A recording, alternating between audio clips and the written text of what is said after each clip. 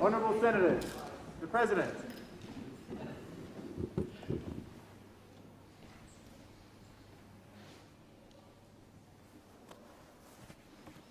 Almighty God, we humbly beseech Thee to vouchsafe Thy special blessing upon this Parliament, and that Thou wouldst be pleased to direct and prosper the work of Thy servants to the advancement of Thy glory and to the true welfare of the people of Australia. Our Father, which art in heaven, hallowed be Thy name. Thy kingdom come, Thy will be done in earth as it is in heaven. Give us this day our daily bread, and forgive us our trespasses as we forgive them that trespass against us. And lead us not into temptation, but deliver us from evil. For Thine is the kingdom, and the power, and the glory, for ever and ever. Amen. I acknowledge the Ngunnawal and Ngambri peoples who are the traditional custodians of the Canberra area, and pay respects to elders past and present of all Australia's Indigenous peoples. Are there any documents to be tabled by the clerk? Mr. President, I table documents pursuant to statute and a return to order as listed on the dynamic red. Are there any proposals for committees to meet during the sitting of the Senate? Call the clerk. Yes, President. Committees have lodged proposals as indicated at item 4 of today's order of business. Senator Roberts. I seek leave to move a motion relating to the attendance of a minister to provide an explanation in relation to foot and mouth disease as circulated in the chamber. Is leave granted? There being no objection, were you seeking the call, Senator Cash? No. There being no objection, Senator Roberts. I move the motion in my name. So the question is, has the motion been circulated? Yes. So the question is that the motion is moved by Senator Roberts be agreed. And seek leave to speak. Is leave granted? Continue to speak, sorry. Thank you. I move the motion in my name. Madam President, foot and mouth disease is a clear and present danger to the Australian livestock industry. If foot and mouth disease enters Australia, our exports will be suspended for several years, which will cost the industry $80 billion.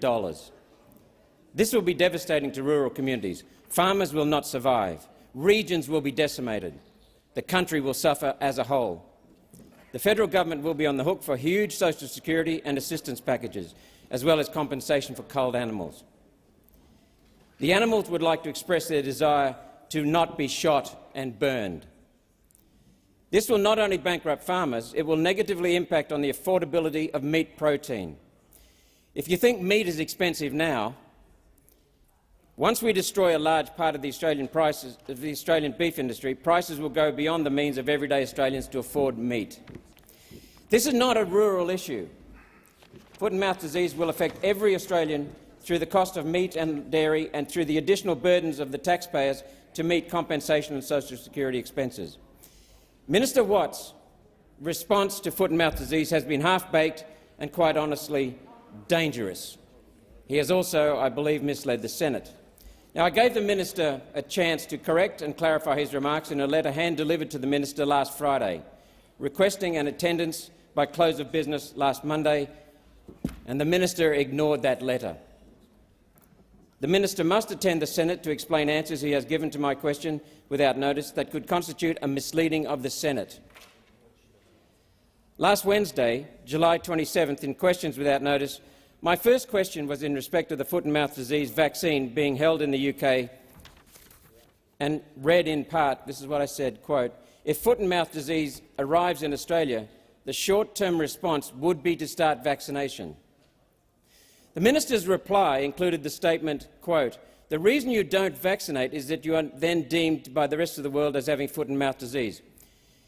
As a result of that misleading reply from Minister Watt, I've had to contend with suggestions on social media I was advocating for a measure that would destroy our beef industry. I said no such thing. The minister was given an opportunity to correct the record, and he has not. Minister Watt also stated that, quote, "What we are actually prioritising in relation to the supply of vaccines at the moment is providing them to Indonesia to keep the disease out, and that is why we want to support the vaccine rollout in Indonesia." I, of course, support assisting Indonesia with their foot and mouth disease response. They're neighbours of ours. We need to support them. On humanitarian reasons, we also need to support them. However, I might make the observation this response presupposes we know the strain in Indonesia and can access that vaccine if suitable. If we know the Bali strain, then why are we not placing the same vaccine we are giving to Indonesia here in Australia right now, in case one of the travellers returning from Bali has brought foot and mouth disease with them? Minister Watt went on and made the statement that, quote, "We don't necessarily know what strain of disease we would have in Australia," and paraphrasing now, "we need to know the strain before we order the vaccine." If we do need to know the strain before making the vaccine, what are the million doses we already have in the UK? What strain do they protect us against? And at what cost? I received a call from the Minister's office last Thursday advising we would receive an answer to the question the Minister took on notice regarding how many vaccines Australia has stored in the UK, to which the Minister gave an indicative answer of 1 million. That answer did not arrive, and it's been a week now. Madam President, why are these vaccines being stored in the UK? How much are we paying to store them in the UK when they should be stored here in Australia? On page 18 of the Foot and Mouth Disease AusVet Plan, Edition 3, it states that vaccination is recommended to start within 48 hours of the first detected case, and this may include protective vaccination of livestock in the area surrounding the infection. Minister Watt suggested in question time the vaccines could be here from the UK in 7 days, and this was sufficient. However, the government's own manual indicates vaccination would be an appropriate response after just 48 hours. Australia is currently holding tens of millions of vaccines for COVID in complete safety. If we are unable to hold foot and mouth disease vaccines in a similar way, why not? It seems to be proving easier to get a human vaccinated in this country than a cow. I'll just consider some other points as well, Mr. Deputy President. I note that the briefing last week by Minister Watt's staff said that the vaccine stays for hours, just hours on surfaces.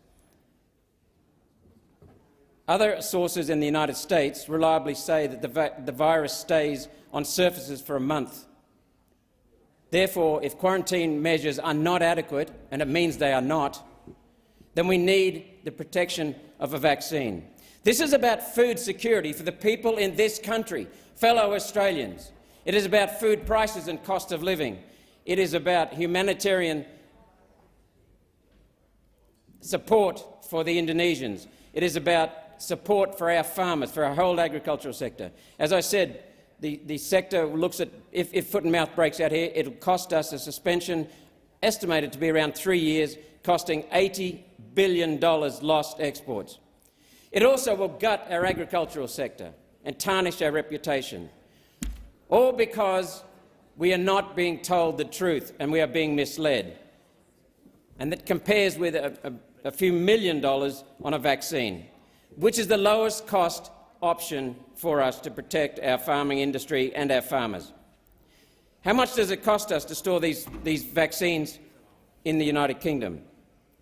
This is about Minister Watt looking good, not doing good. All mouth and no substance. Thank you, Mr. Deputy President. I'll give Senator Mackenzie, and then I'll give the call to Senator Watts. On Wednesday, the 27th of July, in question time, I asked a simple, standard, straightforward question to the new Minister for Agriculture, Senator Murray Watt. It was, can the minister confirm how many passengers have passed through Australian international airports from Indonesia since the foot and mouth outbreak in Bali was reported on the 5th of July 2022, and how many of those have been treated with disinfected foot mats? The minister's reply was, and I quote, 100% of passengers have been walking through sanitised foot mats. The minister's answer was wrong.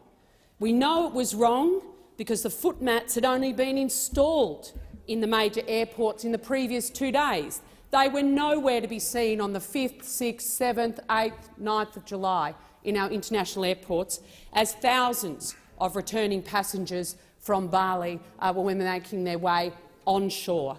The minister knew that and was deliberately avoidant and whether he meant to mislead the Senate or whether it was because he was too cocky by half. The Mats are here. Calm down, hysterical regional Australia. Calm down, hysterical farmers who are incredibly concerned, and we are reflecting their concern in this place. We are actually reflecting their concern, and I am happy for the contributions on this matter from Senator McDonald, who is of herself a beef-producing family. On the record, in this place and elsewhere, Perrin Davey, Matt Canavan, Jacinta Price, the National Party more broadly, David Littleproud, on this substantive issue. We are reflecting the concerns of our constituencies and the industries that underpin our local communities. It's why they sent us here. We wish you all success, Minister, in stopping foot and mouth and lumpy skin disease from arriving here. But you cannot come into this place and deliberately mislead the Senate. That is why Australians were shocked as Channel 9, I think it was on the ground in international airports on a weekend a couple of weeks ago, interviewing returning passengers, saying, what biosecurity measures did you actually have when you landed? Nothing. I told them I'd been on a farm. I got waved through. Footmats? No, the footmats aren't here, despite the minister claiming that he had it all under control. And then he walks into the Senate and tells us that he had it all under control. I wrote to the minister to tell him that I thought he had misled the Senate, and I implored him to do the right thing as a senator of integrity, of a senator that claims to be concerned about accountability and transparency, and to do the right thing by this chamber and come and explain himself. If it was an accident, it was his first question time. I understand people can get excited, say the wrong thing at the wrong time. Come in and explain, please, because you cannot stand up in this place and mislead the Senate and therefore the broader Australian public on an issue of such concern. The convention in this place that if you, as a minister, feel you may have misled the Senate or said the wrong number in question time, that at the earliest opportunity you avail yourself and come into the chamber and correct the record. And we often see ministers stand up after question time and put the right percentage on the record or ask to correct the record now that they've been alerted to the fact that they may have given an incorrect response. This minister, in his arrogance and his contempt for this chamber, chose not to do that. And not just for Senator Roberts and his question, but for me, telling Australians that 100% of passengers had been walking through sanitised footmats since the 5th of July. It's a direct quote to my question. It is a Sorry, Deputy Senator President, Watts, you'll have an opportunity. You'll have an opportunity at the moment. Point of order. Lying as to what I said to this chamber, and I ask that she withdraw that. I don't mind being held accountable for things that I said. I do not want to be held accountable for things that I did not say and for lies that are being said against me. Senator Mackenzie, do you wish to respond? Absolutely, Mr Deputy President. Mine is a direct quote of an answer. I will quote you the question again, and I'll quote you the answer.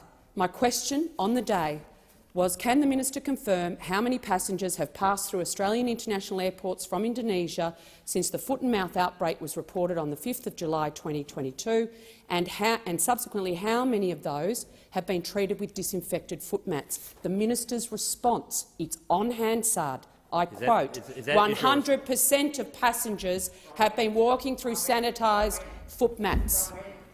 The question was about the 5th of July. So it's not a debate.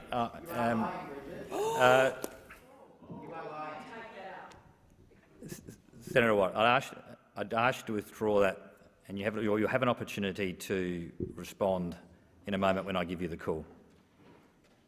Withdraw the word lie, but Senator Mackenzie repeatedly misrepresents what I said to this chamber, and I'm going to pick her up on it every single time. And you'll have the opportunity because you'll next have the call. Thank you, Mr Deputy President.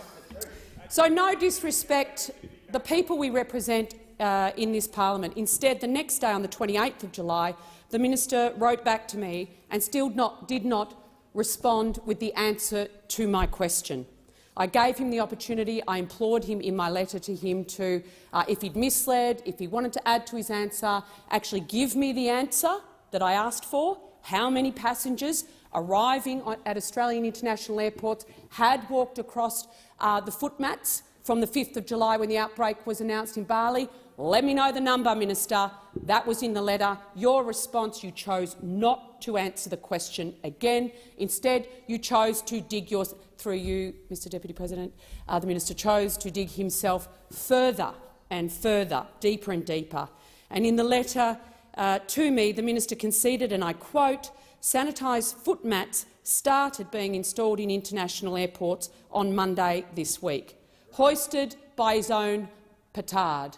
Mr Deputy President, misleading the Senate is a very serious issue. Knowingly giving false information to the Senate, seeking to sidestep your way around being accountable. It's a simple question. You could have said, you know, there's been 1,500 have actually gone, because we got the mats in on Monday, 1,500 have gone through on Sydney and 800 yesterday morning in Melbourne, but you chose not to do it, because it showed how flat-footed you'd been on your response to calls by industry for foot mats for many, many weeks before they actually arrived. I understand the minister is sensitive about tardiness of action and the fact that tens of thousands of passengers had arrived home from Bali without having their shoes, thongs, sandals sanitised. In fact, we don't even know if their luggage is being screened as we speak right now for meat products. I mean, industry has been very clear. The most likely way that this catastrophic disease entering our country will be through meat products being imported, getting into our food supply chain through probably the pork industry. So we need to be vigilant. There is still more to be done. And just because it's not on the front pages of tabloids or the Courier Mail doesn't mean that this minister still does not have work to do, or the Department of Agriculture still does not have more work to do in ensuring this threat is actually dealt with in an appropriate manner. I again invite the minister again to please answer the question, Minister. Please answer the question. How many passengers returning from Bali from the 5th of July have actually walked through a sanitising foot mat? That is the question I asked. You refused to answer it on the day. You chose to sidestep and mislead the Senate instead. I wrote to you requesting you to update the Senate in an appropriate way to answer my question, and in your response to me, you again refused to. So today I stand, and I know you're going to have an opportunity to respond during this debate, to answer the question not just for me, but for every cattle producer and regional community in Australia, every sheep producer, goat, livestock producer that would be impacted and devastated, abattoir worker that would be devastated, the veterinarians that will have to deal with the outbreak. I spoke to veterinarians on the weekend who had flown over to assist the UK in their response. They are still devastated by the magnitude of impact that they had to deal with on the ground in the UK. Decades later, this will have not only an economic impact, as you know, Minister, now, and you are taking it much more seriously, I think, than your earlier comments in the outbreak portrayed in June. But the impacts will be economic, they will be social, they will be emotional for those that will have to deal with this should it reach our shores. We wish you all the best and all strength in dealing with this. We want you to actually succeed, but you actually need to treat this chamber, the people of Australia, the industries you're privileged to represent and work with as minister, with respect. And when you're asked a question, to answer it to the best of your knowledge and not to sidestep. Senator Watt. Thank you, Deputy President. I very much welcome the opportunity to yet again put on the record this government's strong biosecurity response to foot and mouth disease. Now, I will reserve most of my remarks till tomorrow morning when Senator Roberts has asked me to appear in the chamber. I'm glad to see that he is still here. I wasn't sure if he was still here.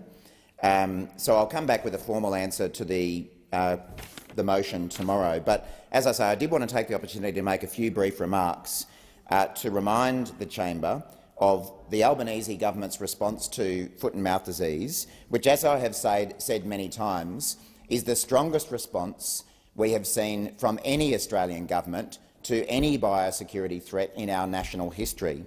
Far stronger than any biosecurity response we saw from the former government, whether it be about the foot and mouth disease, which we might remind them first got to Indonesia when they were still in office. Now, we know that at the latest the former government was advised about the foot and mouth outbreak in Indonesia on the 9th of May, when former Minister Littleproud first tweeted about it.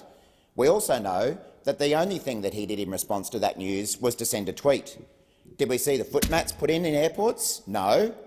Did we see foot mats even ordered for the airports? No. Did we see biosecurity response zones declared in international airports as we have done? No. Did we see an increase to biosecurity officers in airports and mail centres? No.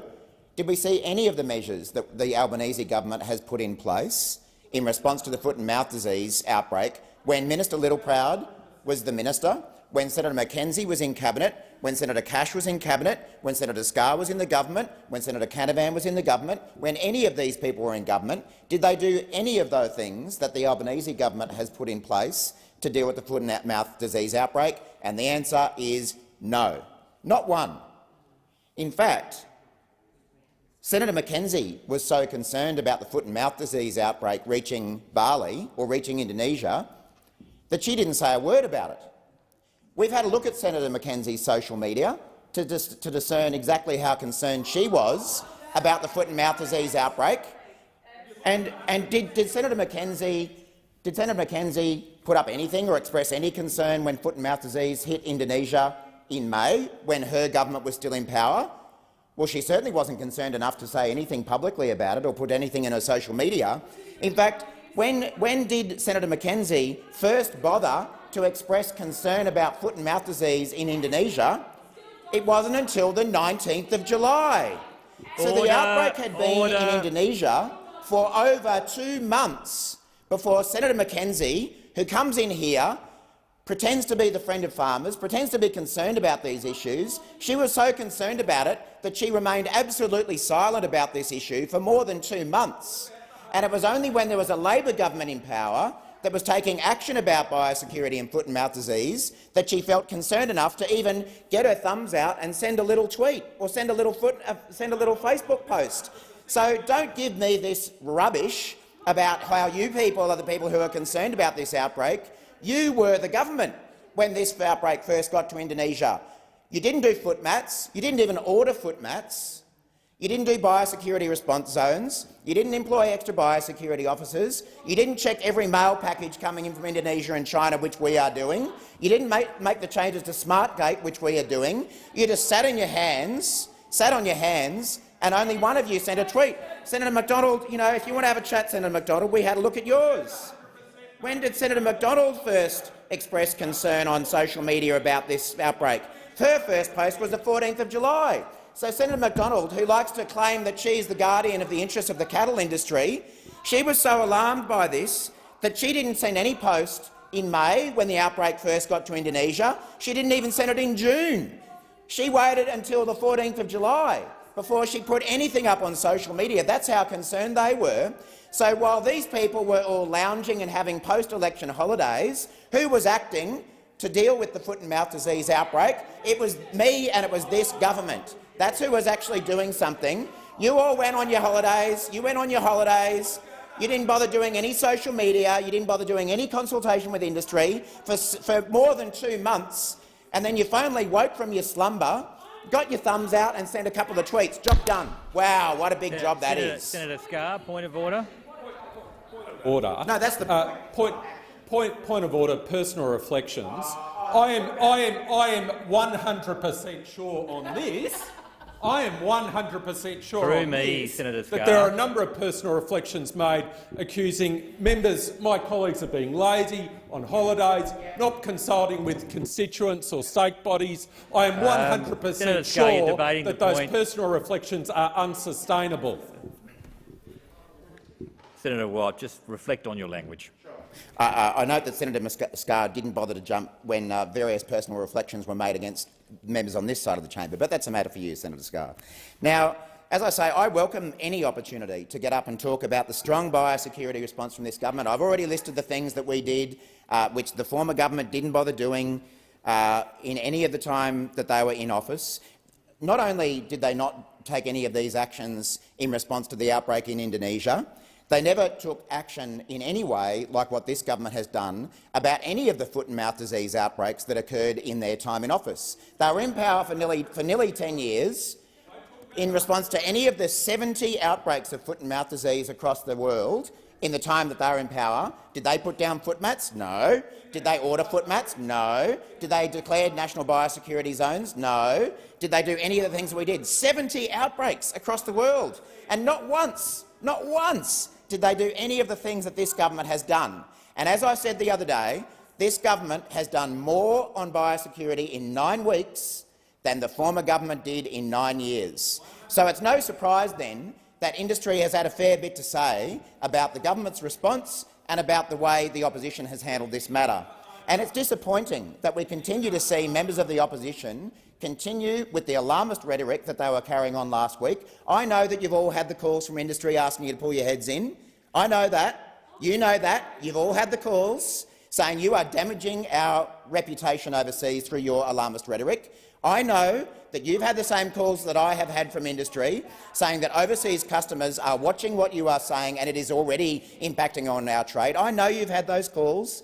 I've had the calls as well.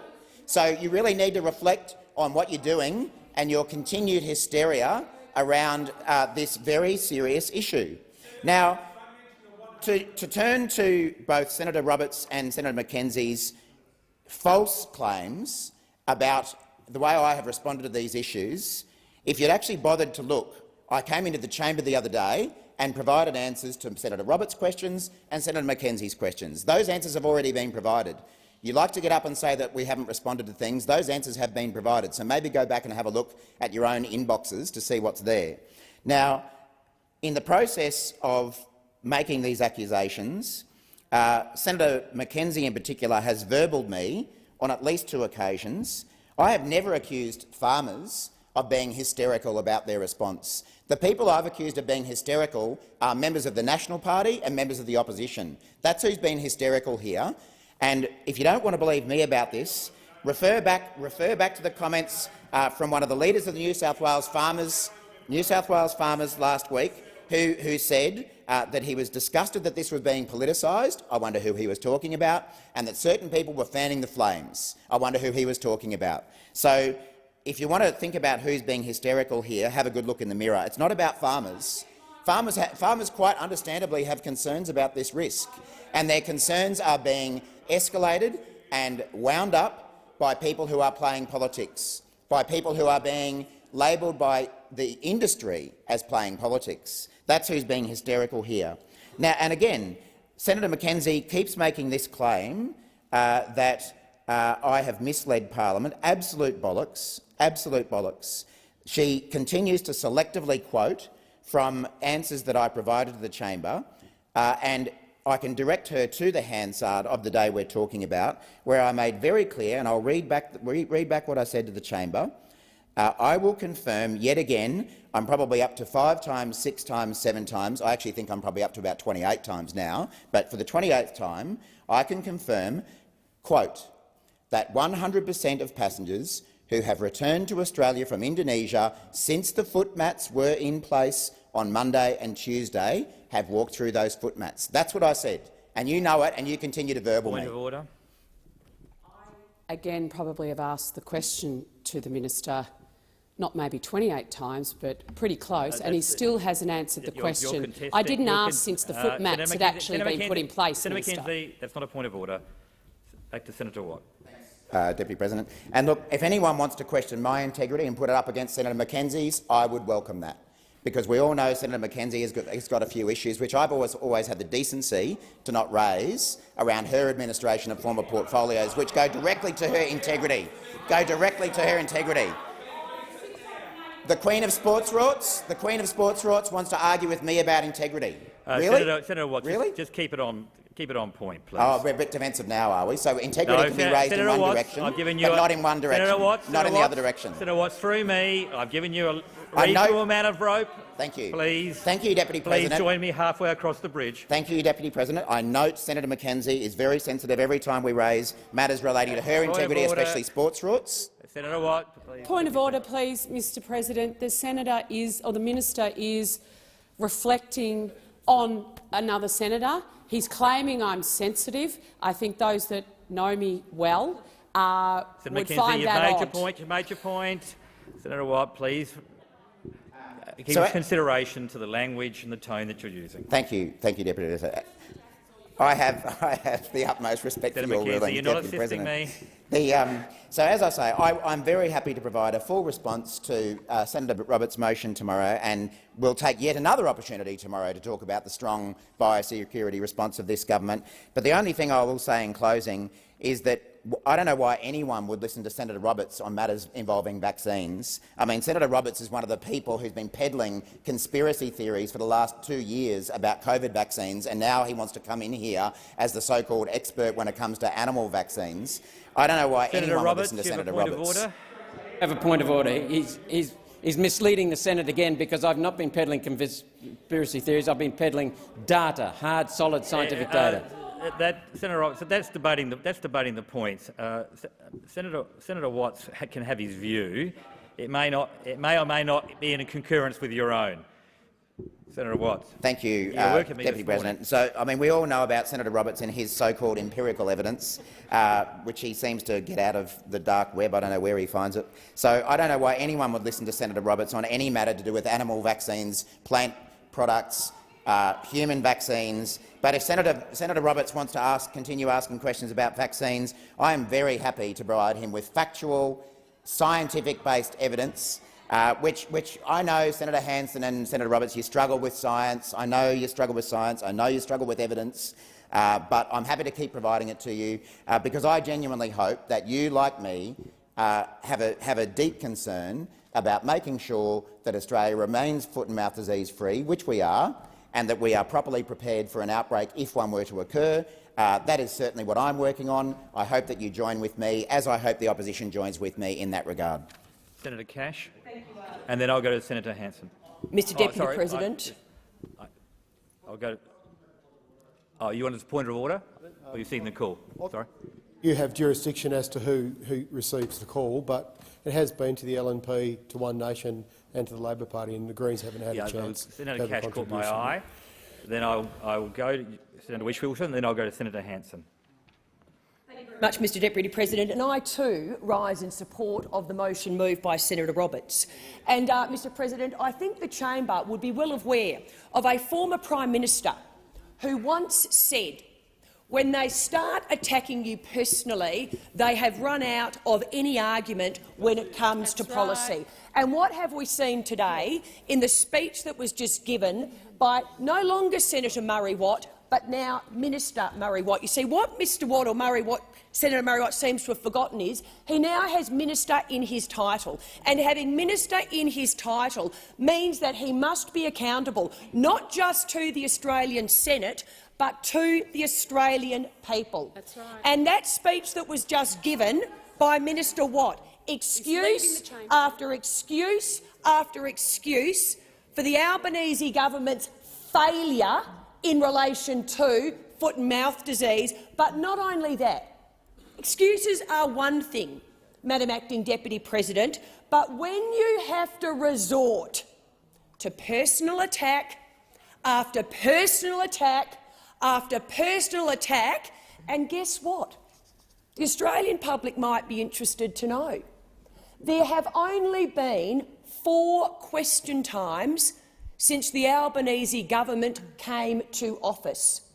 And in those 4 question times, I am aware that Senator Murray Watt, now Minister Murray Watt, has been written to on not one occasion by Senator Roberts, but on a second occasion by Senator Mackenzie, and on a third occasion by myself. And do you know why we had to write those letters, despite the fact that there have only been 4 question times since the Albanese government came to office? Because when Minister Watt stands up and responds to questions, he misleads the chamber.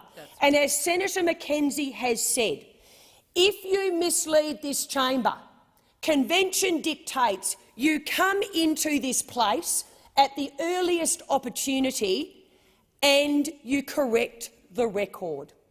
It is little wonder that, again, just 4 question times into the Albanese government's parliamentary foray, those on the other side in government, not on this side of the chamber, I don't believe on the crossbench, it might be the Australian Greens, but they can stand up if it is them, have coined the phrase, I kid you not, misleading Murray. Misleading Murray. A question time last Wednesday, a question time last Thursday, a question time on Monday of this week, a question time on Senator Tuesday Cash, of this week. please resume your seat. Senator Urquhart. Point of order. I would ask the senator opposite to refer to Minister Watt by his correct title, not other terms. Thank you, Senator Urquhart. And it would assist the chamber, Senator Cash, if you could observe that custom in the interest of the standards of the Senate. Thank you very much. And obviously, that is the whole point I am making. It is now Minister Watt. That's right. It is now Minister Watt. But those on the other side seem to have conveniently forgotten that you are now in government. And guess what? When you are in government, you get to assume responsibility. You do not get to come in here in response to questions and mislead the chamber. I don't know in the history of the Australian Parliament if any minister in his first 4 question times from 3 different senators has ever received 3 letters stating that he has misled the Australian Senate and the Australian people. But that is what we have seen. Minister Watt, who is now accountable under the Albanese government's Code of Conduct, and he might want to actually read the Code of Conduct, because at Section 4 responsibility, it actually says this: ministers are expected to be honest in the conduct of public office and take all reasonable steps to ensure they do not mislead the parliament. Well, that is directly as to what Senator Roberts' motion goes to, misleading the Australian parliament, and in this case, misleading the Australian Senate. The Albanese government's Code of Conduct for Ministers then goes on to say this: it is a minister's personal responsibility to ensure that any error or misconception in relation to such a matter is corrected or clarified as soon as practicable and in a manner appropriate to the issues and interests involved. And what do we see from Minister Watt? Well, I'm going to get to the letter that he wrote to me shortly in relation to the issue that I raised on misleading the Australian Senate and the Australian people.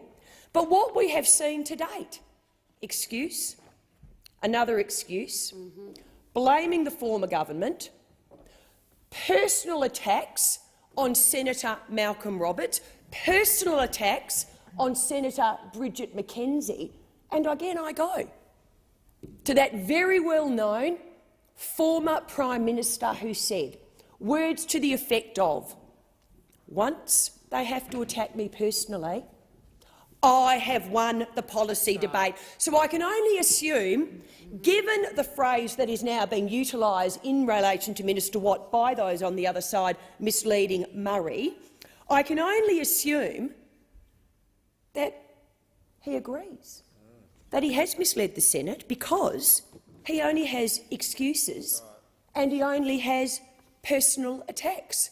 Foot and mouth disease entering this country, on any analysis, is a very, very serious issue.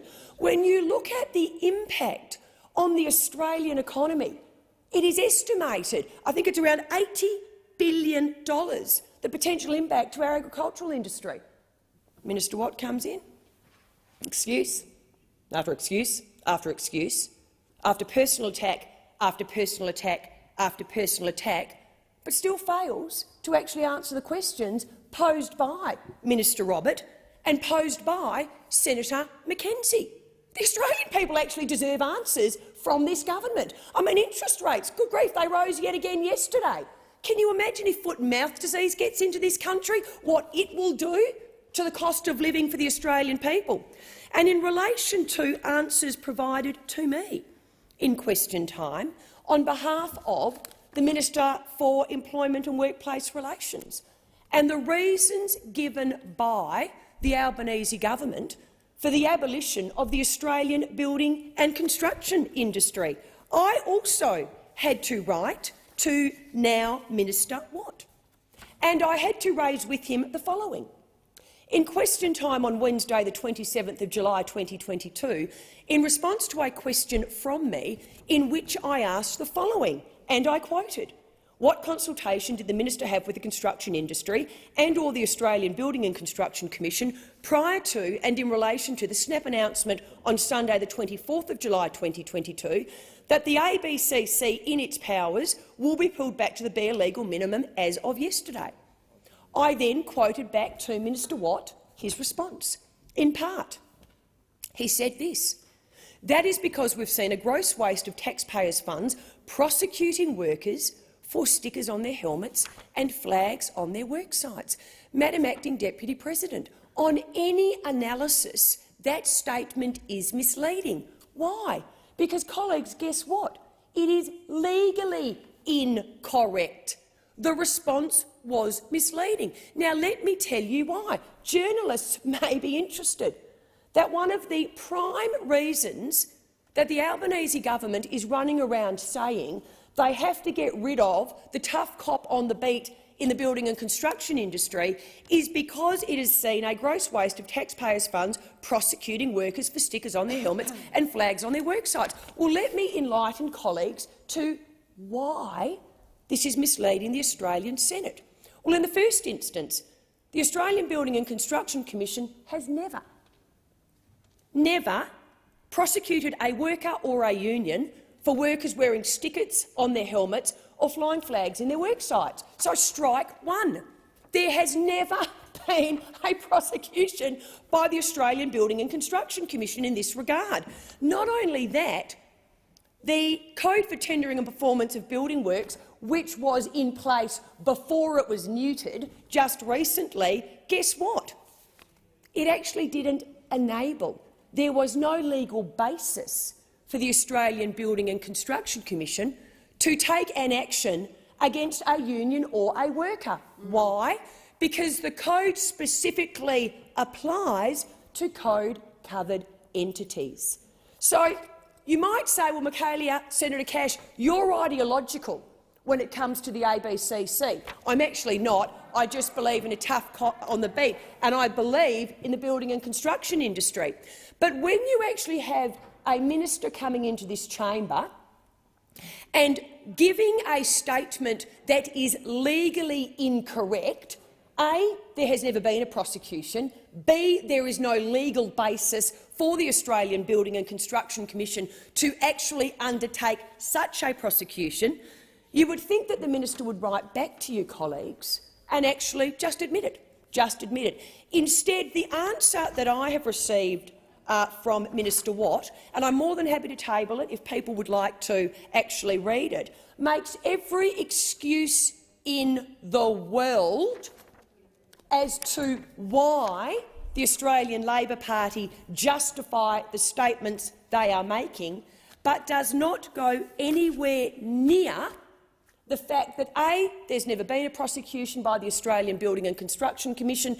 The actual case they keep referring to, the Lend-Lease case, they failed to tell the Australian people was actually bought by Lend-Lease, not the Australian Building and Construction Commission. It was brought by Lend-Lease The union intervened to support Lend-Lease. The ABCC were required to give evidence.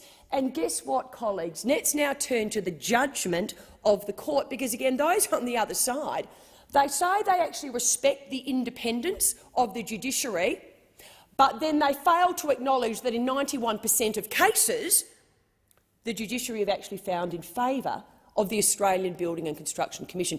And in the Lend-Lease case, guess what? The judiciary found in favour of the Australian Building and Construction Commission. So again, when I look at Senator Roberts' motion, when I look at the fact that there has only in this place been now 4 question times, when I look at the fact that in relation to those 4 question times, as those on the other side have now coined the phrase in relation to Minister Watt, misleading Murray, the fact that Minister Watt has now received 3 Senator Cash, letters— please resume your seat. Senator Urquhart. Point of order. I would again ask the minister, the shadow minister, to withdraw that comment. She was asked before to address Minister Watt by his correct title. Thank you. And she continues Thank you, to Senator use other Urquhart. terms. Senator Cash, you don't have the call yet, but Senator Urquhart, your point is made. I'm sure that Senator Cash has heard that. Senator Cash. And thank you, Madam Deputy President. I was referring to the minister by his correct title. I was then referring to comments that have been made by those on the other side in relation to the nickname that they have now given him. Senator Cash, it would assist the chamber if you would withdraw. And did you seek to ask me to take further action? I would like you to review that ruling in relation to— I did refer to the minister by his correct title, so to Minister progress, Watt. So Senator Cash, to proceed, it would assist the chamber if you would now withdraw. No, let me deal with this matter, Senator McKenzie. Senator Cash, if you would withdraw, that would assist the chamber, and then I'll give you the ruling on the second part. If you would give us the ruling on the second part, I will withdraw, but subject to, obviously— are you providing your ruling now? So I will indicate that I accept your request to review. Thank you. And Thank I will. And in that instance, do you withdraw? I did. Thank you very much. Would you clearly withdraw for me, Senator Cash? I'm just trying to do this in a nice, orderly way because people expect it to be done properly. Senator Cash, please, could you stand and withdraw? Senator Cash, it was pretty messy. Thank you. Now, Senator McKenzie, you have the call. Is it on the same matter? In the ruling— Senator McKenzie, we have already dealt with that matter. It will assist the chamber if we can proceed. If it's on another matter, I'll hear you, but if not, I don't— Well, I'd like you to add the nickname Albo to your ruling as well. Well, no, that is a completely out of order. Please continue with your remarks. Senator Cash. Thank you very much. As I said, in relation to the motion that has been moved by Senator Roberts, it is actually a very, very serious motion, because on day 5 of the actual sittings of the parliament, not the ceremonial sitting that we had on Tuesday, a motion has already been moved in relation to a minister that clearly states comments have been made, responses have been provided which appear to have misled the Senate, as detailed in Senator Roberts' letter hand-delivered to the minister on Friday the 29th of July. I too have had to write to the minister in a similar vein in terms of allegations of misleading the Senate. Senator McKenzie has also written to the minister. One might say there is a pattern of behaviour here. A pattern of behaviour when the minister is asked a question. I'd rather the minister take it on notice, to be honest with you, and actually provide the chamber with the correct answer. But what we saw today in the response to this chamber by Minister Watt to Senator McKenzie's address to Senator Malcolm Roberts, excuse after excuse after excuse. There's one thing to make excuses, but when you then have to move to personal attacks, again, I go to that former, very well-known Prime Minister who, with words to the effect of, used to say, "Once they have to attack me personally, I know I've won the policy debate." Hear, hear. Senator Whish-Wilson. Thank you, Acting Deputy President. If there was ever an example of another famous saying, today a rooster, tomorrow a feather duster, it's this debate that we are experiencing here in the Senate this morning. And great that the school kids can witness how far the Liberal National Party have fallen since they were in government for 9 years. Seriously, we're wasting the Senate's time on a debate about biosecurity. You claim it's biosecurity, Senator. I'll take your interjection. Firstly, two significant things happened last week, where the Senate behaved as it should. We had a briefing. We got together, we requested a briefing from the Agricultural Minister on this very serious issue. And we all, those of us who cared and those of us who had responsibilities in this area, went to the cinema and we had a comprehensive briefing from a number of professionals. And I noticed a lot of things we were told were conveniently ignored by Senator McKenzie in her contribution this morning. The second thing we did as mature adults elected by the Australian people to do our job to scrutinise the minister was got up a Senate inquiry in this place into this exact issue. And we worked together to get that so that the National Party and the Liberal Party could chair that through the Rural and Regional Affairs Committee. And we've begun the process to scrutinise the minister's response to this issue, where we'll be taking comprehensive evidence from witnesses and stakeholders right around the country. That's our job. That's what we're elected to do. It's fascinating for me this morning to see what you have become, but I won't say it's sad, but it's fascinating. But what is sad is seeing you play politics with this issue. Because we were told by the department officials at the briefing that it is dangerous for you to play politics with this issue. It is dangerous for the reputation of the farmers you come in here and purport to represent. It's dangerous on many levels through our trade negotiations and deals that we have with other countries, for our reputation, our image internationally. It's dangerous for you to continue down this road when we're already doing our job to scrutinise the minister. So I will just ask you here this morning to consider what it is you're doing exactly. You are coming in here— Senator Whish-Wilson, can I just remind you to make your remarks to the chair? And the term "you" does change the nature of the debate. So if you could refer to the speakers through me rather than directly, I'm sure that that'll help the tenor of the debate. Thank you. Yep. Thank you, Acting Deputy President. I've shifted to the other side of the chamber, so I used to stare directly at you. I'll have to swivel my hips a little bit to the left. It's all new for us. Yeah. Look, I mean, we are scrutinising this issue. That's our job. The minister has come in and provided responses. The minister has said he will come in tomorrow and provide a response to One Nation. So I would just genuinely ask the Liberal National Party to reflect on their behaviour in this chamber this morning and what it is that they are trying to achieve by coming in here and politicising this issue. I know why One Nation are coming in here to politicise this issue. They're searching for relevance, Acting Deputy President. Senator Hanson was nearly knocked off by the Legalised Marijuana Party, which would have had a delicious irony to it had it happened, and there were many of us glued to the screen. During those final days of the count in Queensland. We would have generally welcomed the Legalised Marijuana Party to this chamber. So we understand why One Nation are doing this. They have no power in this government anymore. Their vote's no longer relevant or necessary to this government in this parliament. So I understand why they're doing it, but I would still say to Senator Hanson that it's very dangerous what you're doing. Reflect also on your behaviour and what you're trying to achieve here. Are you representing the best interests of Australian farmers doing what you're doing now? We all accept the government needs to be scrutinised. We all accept the government needs to be put under pressure. That's how it works in here, but that's exactly what the Senate's doing. The Senate is already having a comprehensive inquiry into this issue and the government's response to it to date and what further and more importantly needs to be done.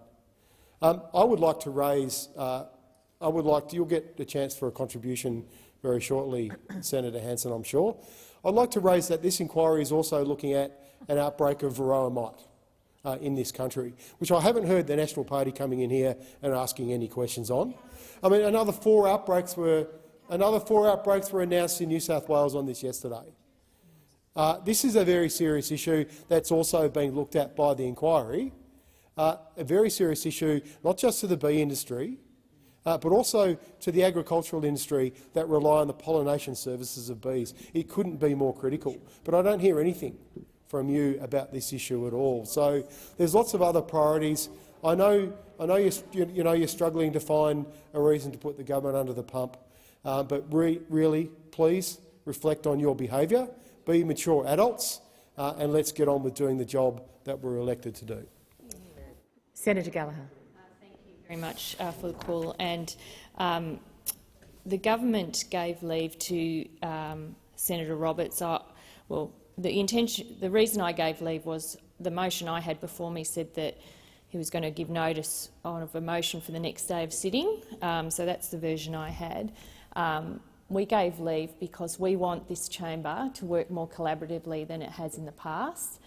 I didn't expect that there would be then an extended political attack and debate, not really about the substance of the motion, which the government is happy to agree to, and the minister has made it clear he is happy to come in and follow the sentiment of the motion or to attend the Senate tomorrow.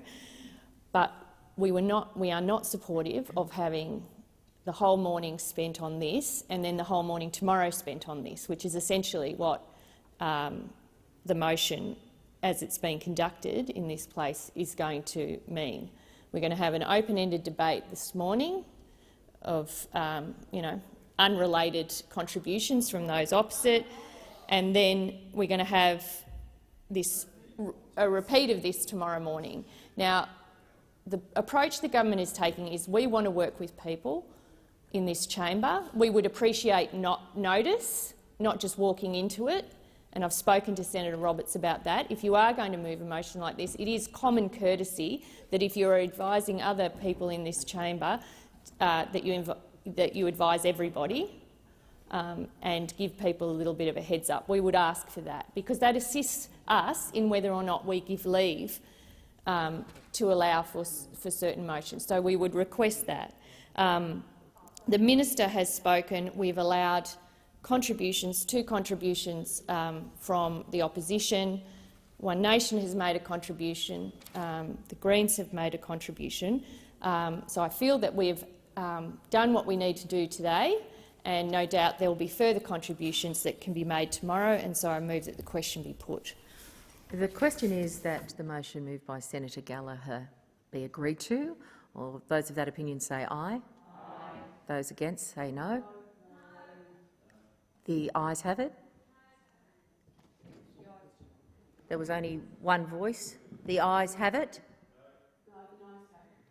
Is there a call for a division? Division is required. Please ring the bells.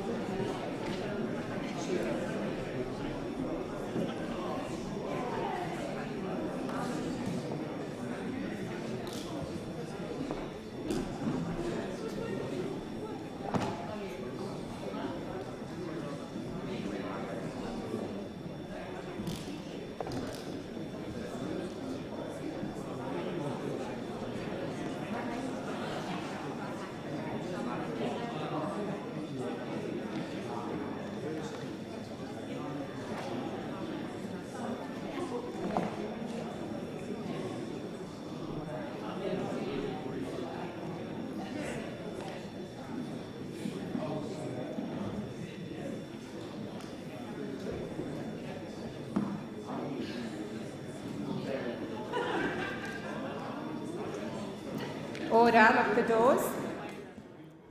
So the question is that the motion is moved by Senator Gallagher that the matter be agreed to. The ayes shall move to the right of the chair, the noes to the left.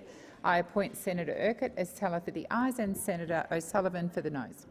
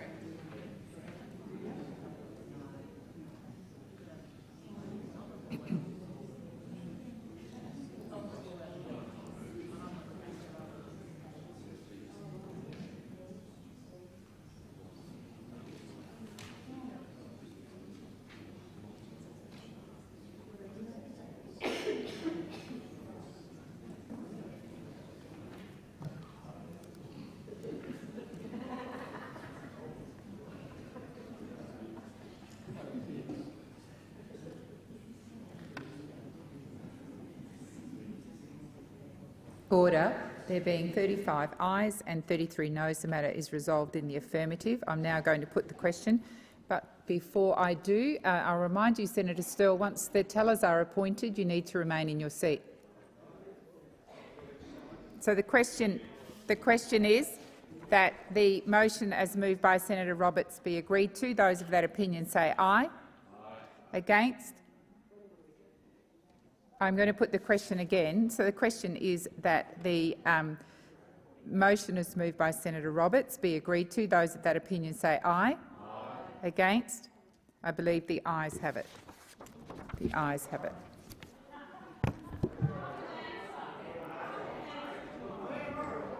Senators, I will ask you to leave the chamber orderly so we can move on with business. I call the clerk.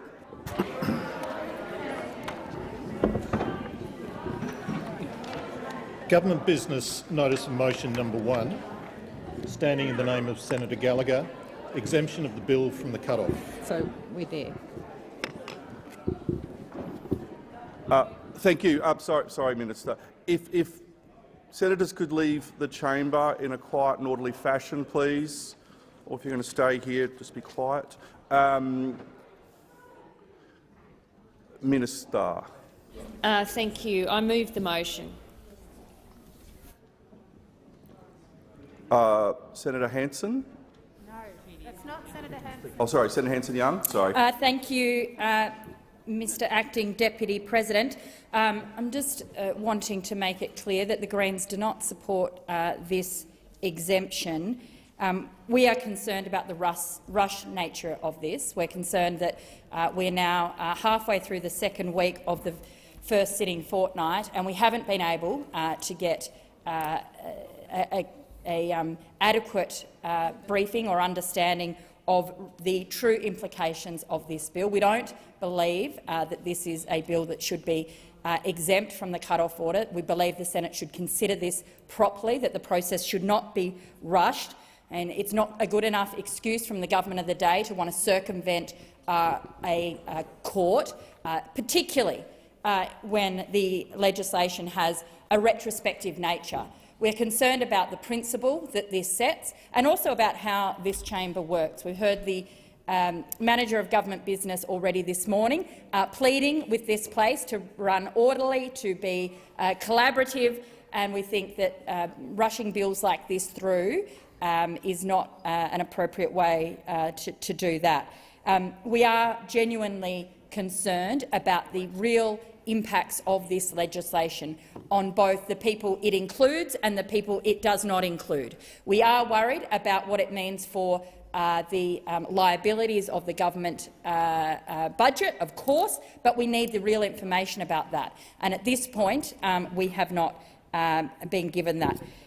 The public service deserve our support, and rushing a piece of legislation like this through really thumbs its nose to the hard-working public servants, particularly those who are here in this very territory of which this wonderful parliament exists.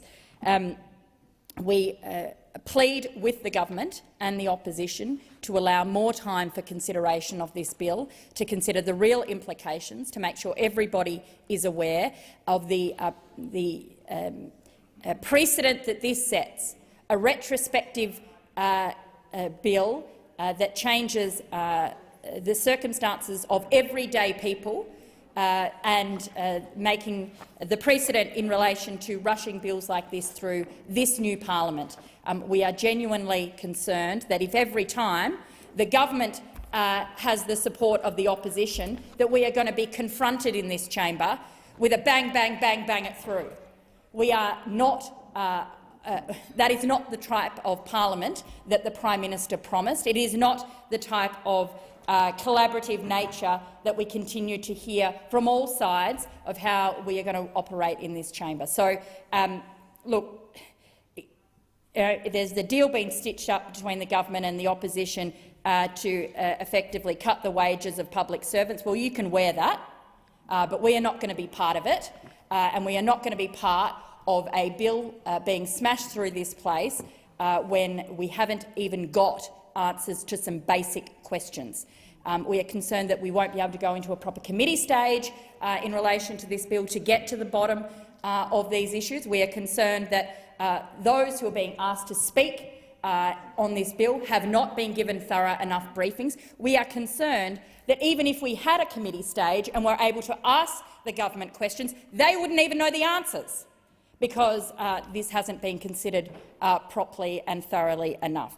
I hope that this is not going to be business as usual for this new parliament, that every time the Labor Party can get the support of the Liberals to gang up, whether it's wage theft, whether it's cuts to superannuation, whether it's attack on the public service, whether it's handing out money to their fossil fuel mates, whatever it might be that they can find agreement on, that this chamber gets upturned and that we can't do our role being the chamber of scrutiny and accountability. So we feel very strongly about this, and we plead with the opposition. This chamber has a job to do, and our job is to hold government to account, to look at the details of legislation, to consider in detail legislation, and to make sure that when things pass this place, we know exactly what it is doing and who it will affect. And no one on either side here today can tell us what the real implications, the real-life implications, or even the financial implications and the precedent implications that rushing this piece of legislation through this place today will mean. And until you can answer that, you don't have the Green support. Thank you.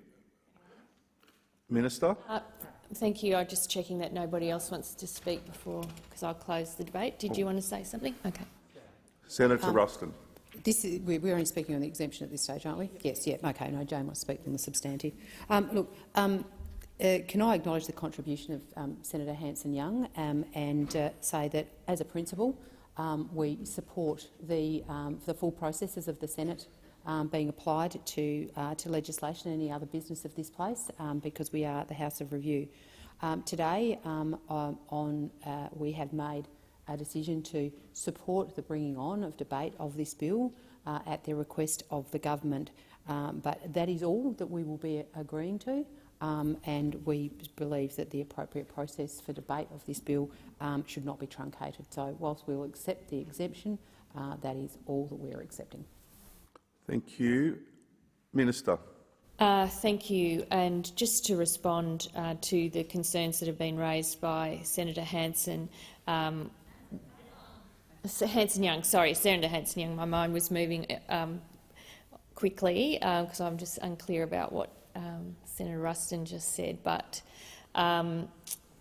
this is not and will not be the normal practice of how we deal with bills. This is an exceptional set of circumstances and an exceptional or an issue that has been compounded by the election and the commencement of the new parliament.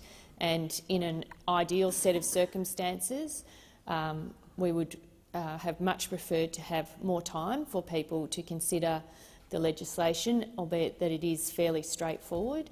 This has been an issue that's been under the attention of the former government for a period of time, and it came to me relatively early in me taking on the role of the Ministry of Finance.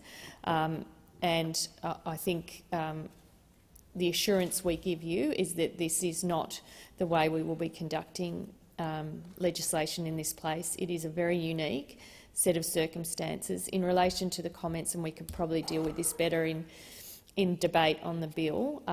But this is not about ripping things away from the public service or being disrespectful to the public service. The bill is about clarifying the administrative practice that has existed for a period of time, since 1986, and ensuring that the legislation basically follows the administrative practice. But we're happy to have that debate during the bill itself. But yes, I can guarantee that this is not the way that we will be proceeding with legislation in this place. It is the exception rather than the rule. Thank you, Minister. The question before the chair is that the motion moved by the Manager of Government Business be agreed to. Those of that opinion say aye. Aye. Those against say no.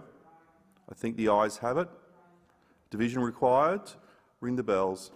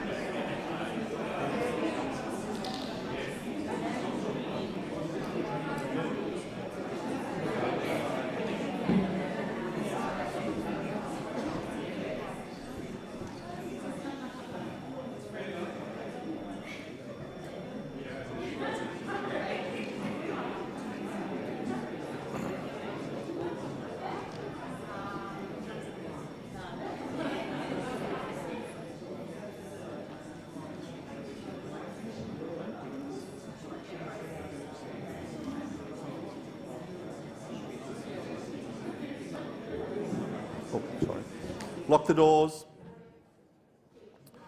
So the question is that the motion moved by the Manager of Government Business be agreed to. I appoint Senator Pratt teller for the ayes and Senator McKim teller for the noes.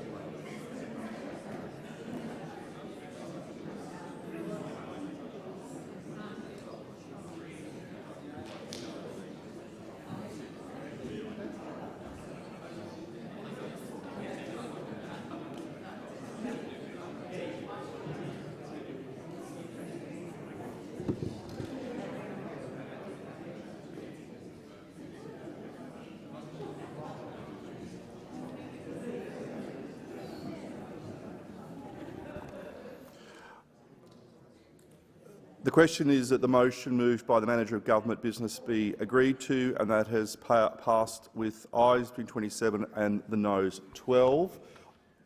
I call the clerk. Government Business Notice of Motion number 2, standing in the name of Senator Gallagher. Introduction of the Public Sector Superannuation Salary Legislation Amendment Bill 2022. I call the Minister. Thank you very much. I move that the following bill be introduced, a bill for an act to amend the law relating to public sector superannuation and for related purposes. The question is that that be agreed to. Those of that opinion say aye. Those against say no. The ayes have it. The ayes have it. Minister. I present the bill and move that this bill may proceed without formalities and be now read a first time. The question is that be agreed to.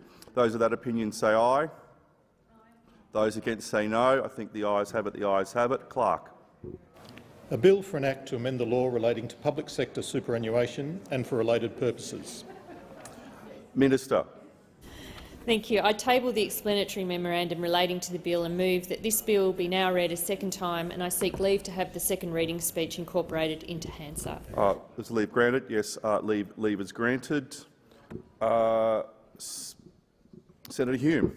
Thank you, Acting Deputy President. I rise to speak on behalf of the government on the Public Sector Superannuation Salary Legislation Amendment Bill of 2022. I note that the provisions that this bill seeks to amend are currently the subject of an action in the Federal Court of Australia, and so I'll limit my remarks out of respect to that process. Schedule 1 of this bill repeals Section 5E of the Superannuation Salary Regulations with effect from July 1st, 1986. This will regularise the past administrative practice of the Commonwealth employers and employees by effectively restoring the position with respect to rent-free housing that all relevant parties have treated as governing the Commonwealth civilian public sector superannuation schemes since 1986. Schedule 2 of this bill contains exemptions which will ensure that individuals where explicit arrangements were in place about the treatment of rent for salary purposes will not be affected by the repealed provisions. Now, I note that the quantum of financial impacts is presently unquantified and that the administrative task involved in quantifying the financial impacts is prohibitive. However, based on the briefing that we have received from government, we accept that the quantum would involve a significant unintended cost to the federal budget, a significant unintended cost to the taxpayer. So in putting on the record the opposition's support for this bill, I would like to note that the government has provided assurances that this is the most preferred option to resolve this unintended anomaly, that it is not a precedent for retrospective legislation or for such legislation to be rushed through the parliament, and that this is the earliest possible that this legislation could be considered, with an urgency that it must pass before we head into a 4-week break between sitting weeks. So I thank the government very much and for making officials from the Department of Finance available to brief the opposition on this legislation and the cooperative way that they have approached this matter, and particularly the minister and her office. And I commend this bill to the chamber. Thank you. Senator Pocock. Thank you. Thank you, Acting Deputy President. This is not my first speech, but I rise to speak on this bill and to make a few comments from the perspective of the Greens. I appreciate the briefing we had yesterday from a group of public servants who attempted to illuminate the complexity that is before us, but it was a very short presentation, less than 30 minutes, 35 minutes, and it illuminated a number of elements in this bill which illustrate its complexity. So I rise to express and reinforce the concerns that my friend Senator Hanson-Young has put before us. This is a very rushed consideration of a complex question. It's one of the first bills that I've had the opportunity as a new senator to deal with, and I'm surprised that we didn't have before us an analysis which showed, as they suggested, that there would be some people benefited from this bill, but others who would be disadvantaged. But the general analysis about how those numbers would fall and what the characteristics were of people affected weren't put before us. So I am surprised that the analysis was thin and inadequate for the complexity of the matter in front of us. Superannuation is complex. The schemes that we are dealing with, several of them, are complex. So I am resisting the notion that this is an urgent question which doesn't allow consideration of the proper facts, the full facts, before us. We don't have adequate information about the bill. We don't know who will be benefited and who will not, who will be disadvantaged. And we need that full analysis for the consideration of bills in this place and certainly on this issue. So a rushed process, lacking a fulsome briefing, is problematic. Secondly, it's not clear to me why this needs to be rushed through with such urgency. What's the reason? We haven't had a full explanation, and I think that setting a precedent for the urgent and very, very quick consideration of this matter is a mistake. We've been here in this parliament in this sitting for a week and a half. To find ourselves suddenly dealing with this at this pace is a mistake. an issue that's been around, certainly in the court, for over 2 years, we heard yesterday. That's long enough for us to have had a proper briefing around, and it hasn't arrived. The bill is retrospective for 30 years. That's a long time. And it's a real concern to us that that will create some retrospectivity and a precedent around an important piece of legislation, one that we still don't understand the negative or unforeseen implications of.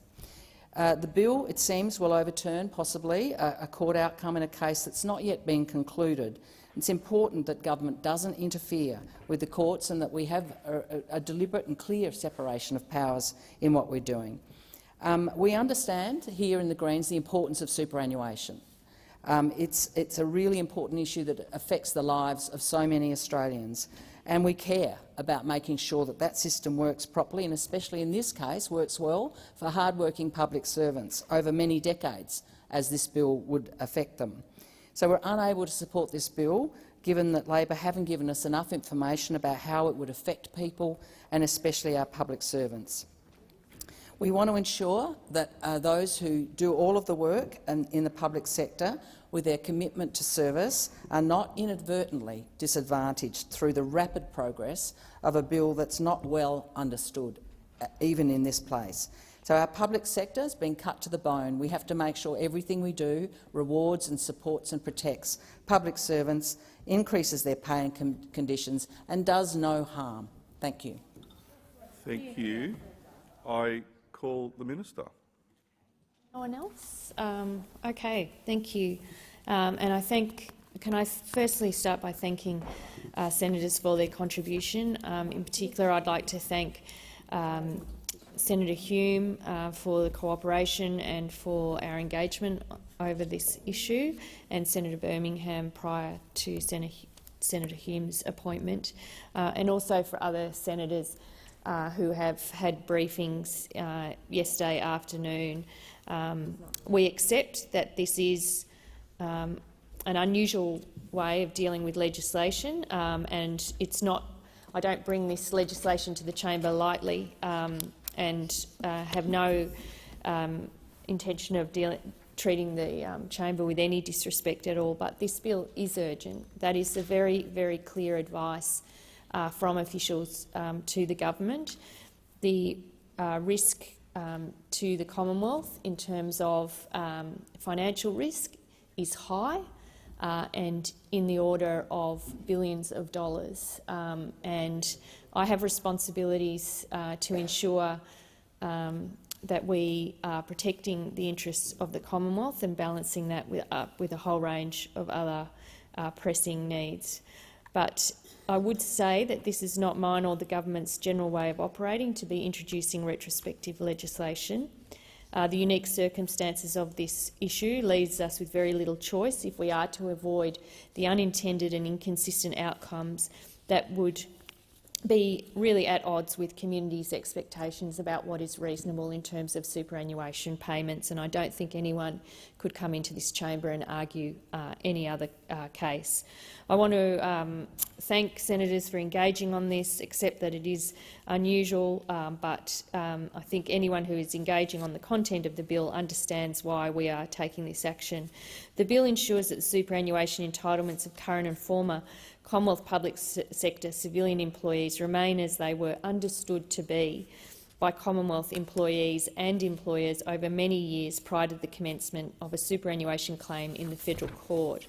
And I think this goes to one of the concerns that Senator Pocock raised around the retrospective nature of the legislation. Prospectively, this issue has been dealt with under Senator Birmingham when it was brought to his attention. The relevant section of the superannuation regulations were repealed prospectively from February, I think, 28th, 2022, but we do have this issue going back to 1986. And the important point for the Senate to understand here is that this bill enshrines, in a sense, the retrospective nature of it enshrines the administrative practice that has been followed since 1986. Employees were not making member contributions, employers were not making employer contributions on rent-free housing that was provided to employees on top of their salary in conditions as free, since the taxpayer pays the rent, the employee gets their salary, super's paid on their salary but not on their rent. This is the issue here. So it's in the rental payment was over and above their salary, and this is the issue that's now in question. But it was administrative practice of the Commonwealth since 1986 to pay super on employees' salary, but not on the rent-free accommodation they were receiving as part of their posting. I want to also go, if I go to the question of urgency, if this matter were not resolved by this week, the differing views about the operation of paragraph 5E of the regulations would not be definitively resolved, and this could perpetuate the possibility of widely variable and inequitable outcomes for different cohorts of employees. And I have been briefed and spent some time looking at this by the department. But, for example, you could have a situation where an employee's lump sum payment of $1.2 million, depending on their posting and their point in their career and a range of other things, which is why it does vary widely, could go from receiving a lump sum payment of $1.2 million to $11.7 million. That is the consequence of not dealing with this. It will also leave other employees with hundreds of thousands of dollars potentially in unpaid member contributions that would need to be dealt with. Another situation, different posting, different stage of the career, receiving an annualised pension in the order of $200,000 could increase to over $1 million a year. Now, I think that is it doesn't pass the pub test. It's out of line with community expectations about the adequacy of superannuation arrangements, and that is why we are dealing with this today. In terms of Senator Pocock's concerns about numbers and how they're affected, and the analysis that she's arguing should have been done, there is some uncertainty about that because if we were to do that level of detail, it would require going back individually from 1986 onwards for everybody who has had a posting to provide that analysis, where the actual, that would take a lot of time and resources, and I'm not sure it's particularly useful when we know that this bill is about ensuring that the administrative practice that has been followed since 1986 is essentially reflected through this legislation. So I'm not sure we need to fully understand every individual circumstance, because every individual will be slightly different based on lengths of service, posting, point in their career, things like that. We do know that we have had thousands of public servants who have served overseas and had a posting overseas in the last 30-odd years. So we know that the potential reach in terms of numbers affected is in the order of 10,000 public servants, but we can't be exact on that. But again, I'm not sure that understanding every individual situation and is relevant to the broader question of this legislation, which is do we need to deal with this? We would argue yes. Is there an issue about I guess the differential impacts and the way the variable and inequitable outcomes that would apply if we left this the way it is now? We would say yes, and that's what this bill does before you today. I think I've covered. I'll just check. I've made that point. Repealing the regulations regularizes the past administrative practice of Commonwealth employers and employees by effectively restoring the position with respect to rent-free housing that all relevant parties have treated as governing the Commonwealth civilian public superannuation scheme since 1986. As the purpose of the repeal of paragraph 5E of the regulations is to regularise the long-standing practice of employees and employer, the bill makes provision for certain cases, if any, in which paragraph 5E was applied historically, in particular employee relationships, in a way that included the value of rent-free housing in superannuation salary. The bill does this by including a limited cohort of individuals, excluding a limited cohort of individuals from the effect of the repeal of paragraph 5E of the regulations where contributions have actually and previously been paid on the basis that a person's super explicitly included the value of rent-free housing. So that is to say that where your employment arrangements did explicitly include rent-free accommodation counting for superannuation purposes, they are not affected by this bill. But I do thank other senators for their contribution to the debate. This is an important piece of legislation, and I thank members for their contribution. Thank you, Minister. The question is the bill now be read a second time. Those of that opinion say aye. Aye. Those against say no. I think the ayes have it. Division required. Ring the bells for 4 minutes.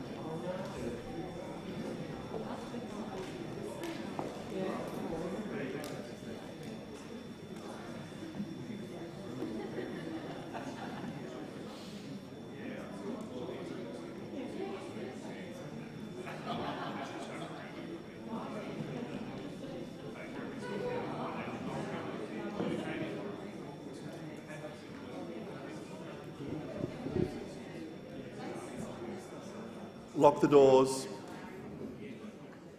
The question is the bill be read a second time. The ayes will move to the right of the chair, the noes to the left. I appoint Senator Pratt teller for the ayes and Senator McKim teller for the noes.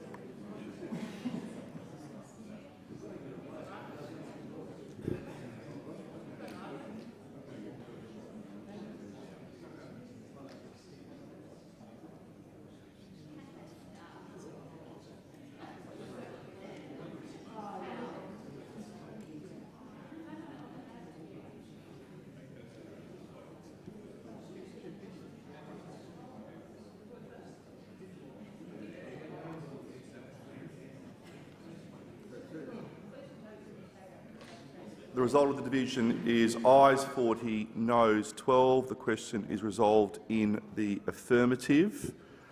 Clark. A bill for an act to amend the law relating to public sector superannuation and for related purposes. No amendments have been circulated. Does any senator require a committee stage?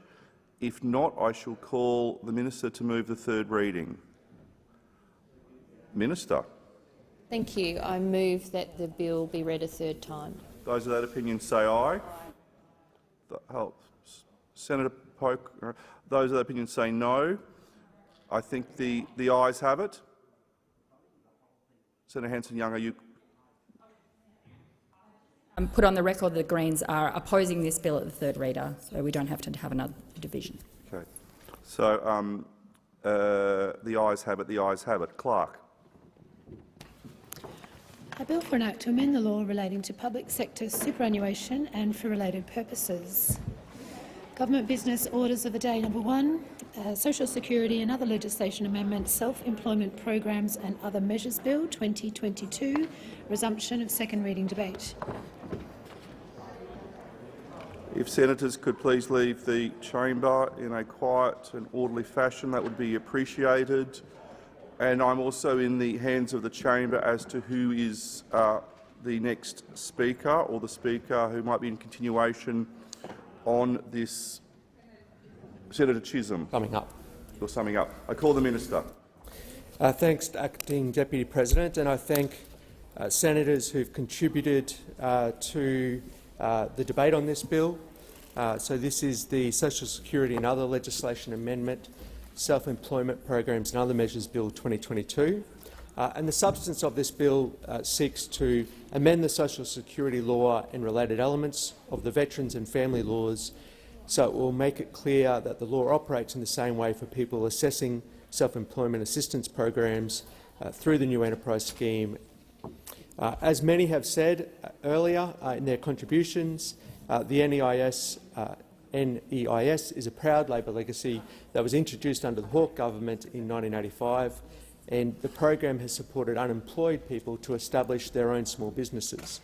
Since the program's inception, it has helped almost 200,000 people to start a small business, and it's testament to its success that it has lasted as long as it has through multiple changes in government. Some of the people who made contributions in the debate shared success stories, and you can appreciate the important contributions this program provides for people who might not be able to find a job in the traditional sense, but have been given the skills and opportunity to take that leap and start a business as a result of this program. The bill makes clear that the provisions for NEIS payments also apply equally to self-employment assistance payments, as has been the policy intent. And I just wanted to finish. I was at a community function in Caboolture on Saturday, and I met Rebecca, who talked to me about her partner, who was a veteran out of the armed forces who was participating in this program, and actually talked to me about this legislation. So I can report, Rebecca, that this legislation is before the Senate this week, and I would again thank senators who contributed on this legislation and commend the bill to the Senate. Thank you. Thank you, Minister. The question is now that the bill be read, bills be read a second time. Those of that opinion say aye. Those against?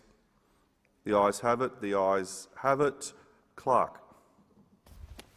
A bill for an act to amend legislation relating to family law, social security and veterans' entitlements and for related purposes. No amendments have been circulated. Does any senator require a committee stage? If not, I shall call the minister to move the third reading. Minister. I move that this bill be read a third time. Those of that opinion say aye. Those against say no. I think the ayes have it. The ayes have it. Clerk. A bill for an act to amend legislation relating to family law, social security and veterans' entitlements and for related purposes.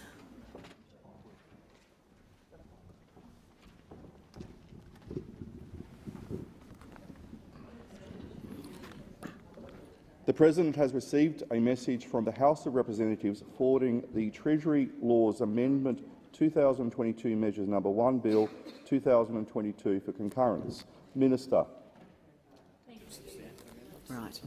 I move that this bill may proceed without formalities and be now read a first time. Those of that opinion say aye. Those against say no. The ayes have it. The ayes have it. Clerk. A bill for an act to amend the law relating to taxation and superannuation to make miscellaneous and technical amendments to the statute law of the Commonwealth and for related purposes. Minister. Thank you. I seek leave to move a motion to exempt this bill from the bill's cut-off order. The motion is that leave be granted. Is leave granted? Leave is granted.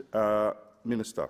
Thank you. I table a statement of reasons justifying the need for this bill to be considered during these sittings and seek leave to have the statement incorporated into Hansard. Is leave granted? Yes, leave is granted. Minister. Thank you. I move that the provisions of paragraphs 5 to 8 of the Standing Order 111 not apply to this bill. And the motion agreed to. Those of that opinion say aye. Those against say no. The ayes have it. The ayes have it. Minister. Thank you. I move that this bill be now read a second time, and I seek leave to have the second reading speech incorporated into Hansard. Is leave granted? Yes, leave is granted. And I call Senator Hume. Thank you, Deputy President. The opposition welcomes this bill to the extent that it extends and implements key measures of the former government's economic plan. This bill delivers key measures of the former coalition government's commitment to provide cost of living relief to disaster-affected communities, to support women's sport and to cut red tape for business. The bill brings together a number of Treasury measures which were included in bills that lapsed at the election, noting that the opposition will be supporting the bill. The bill covers a number of measures from the previous government. Schedule 1 implements important protections around recovery grants for Cyclone Seroja. Schedule 2 supports transitional provisions relating to the repeal of Superannuation Resolution of Complaints Act of 1993. Schedule 3 implements income tax and withholding exemptions for the FIFA Women's World Cup. And Schedule 4 makes a number of minor and technical amendments, including tidying up drafting errors and consequential amendments in previous legislation and extending the automatic commencement date for the Modernising Business Registers Bill.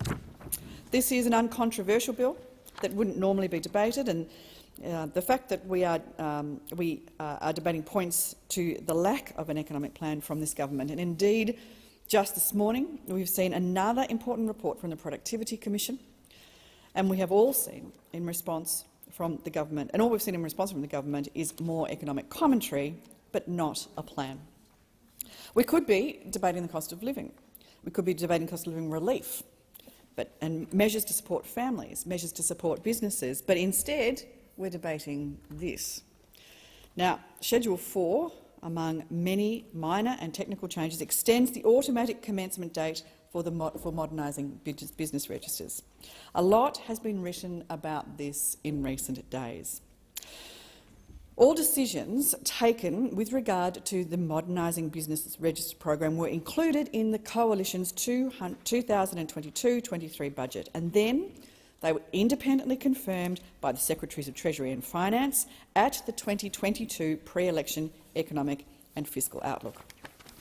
And noting the minister's second reading speech in the other place, I must add that the government's attempt to politicise this would be far more credible if they weren't planning to drive up debt and government spending even further. The fact is that this government went to the election proposing to run bigger deficits, and this was confirmed by the Independent Parliamentary Budget Office, which showed the platform that this government took to the election would actually make the budget bottom line worse. In contrast, the PBO confirmed that the Coalition was the only party that went to the election with a pathway to improve the budget bottom line. So while the opposition will be supporting this bill, the politicisation of this measure by the government, despite their supposed support of it, is a damning example of this government's approach to economic policy. The Modernising Business Registers program is a key deregulation measure that will cut red tape, reduce the compliance burden and support small businesses around Australia to manage their own affairs. It will unify the systems and the data, allowing users to manage their registrations and compliance in one simple location. This will support small businesses and small business owners to save time. It will make it easier to deal with government. It will cut red tape that's a drag on productivity, a drag on business owners' time and a drag on the resources of government. It is a proud initiative of the former coalition government. So, while we welcome the government's commitment to continue the program, it is astounding that the government is seeking to delay this measure further, not to next year, but to kick it into the long grass all the way to 2026. So much for improving productivity. So while we don't oppose the bill, as it continues a lot of good work that the previous coalition government did, we call upon the government now once again to outline a plan to address the challenges facing Australia's economy. The government can make choices to address these pressures, and they can make those choices right now. The opposition can and will hold them to account as to how they respond to it. And the risk for Australia is that this government will make a bad situation worse. Senator McKim.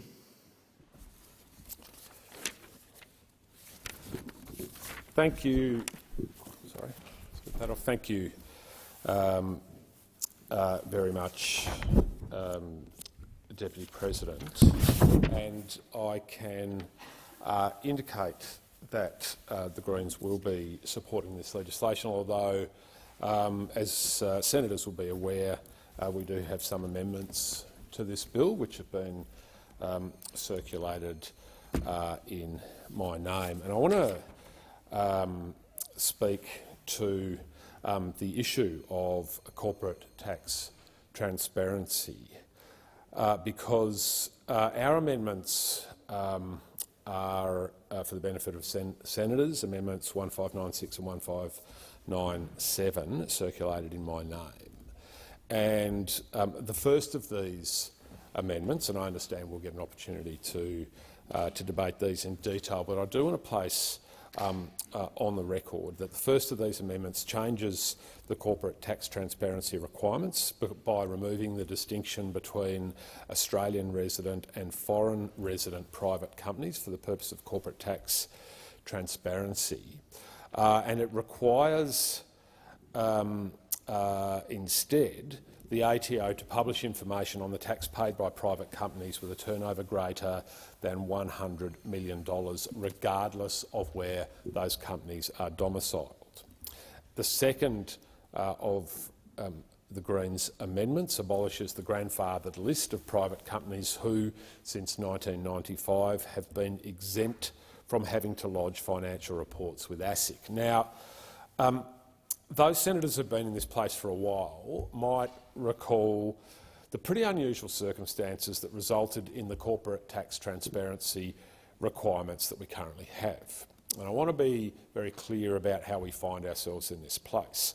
In 2013, the former Labor government, with the support of the Greens, legislated that the ATO would publish the gross revenue, taxable revenue and tax paid by all private companies with a turnover greater than $100 million. So that was legislated in 2013 by Labor with the support of the Australian Greens. But in October 2015, before the first of those transparency reports was released by the Australian Tax Office, the former government, Liberal government, repealed this requirement in relation to Australian resident private companies. Shortly thereafter, the Greens, in the name of my friend and colleague Senator Whish Wilson, moved an amendment to another tax bill to reinstate those requirements that the LNP government repealed in October 2015. And at that time, former Senators Xenophon and Muir reversed their previous support for the abolition of those tax transparency requirements, and so the amendment to reinstate corporate tax transparency requirements passed through the Senate. But the Turnbull government rejected that amendment shortly afterwards in the House. Now, following sustained public and political pressure, in December 2015, the Turnbull government relented and agreed to reinstate the corporate tax transparency requirements for Australian private companies, but at a higher turnover threshold. And that threshold that was agreed to by the Turnbull government was a turnover threshold of $200 million a year. Now, it was the Greens who secured this agreement from Prime Minister Turnbull to partially reinstate corporate tax transparency requirements for large Australian private companies that only 2 months earlier he had repealed. And of course, what we got from Labor at the time was they didn't like it. And what we got from Labor is that they didn't like it that the Greens were being pragmatic. that we didn't let the perfect be the enemy of the good. That's what we got from Labor.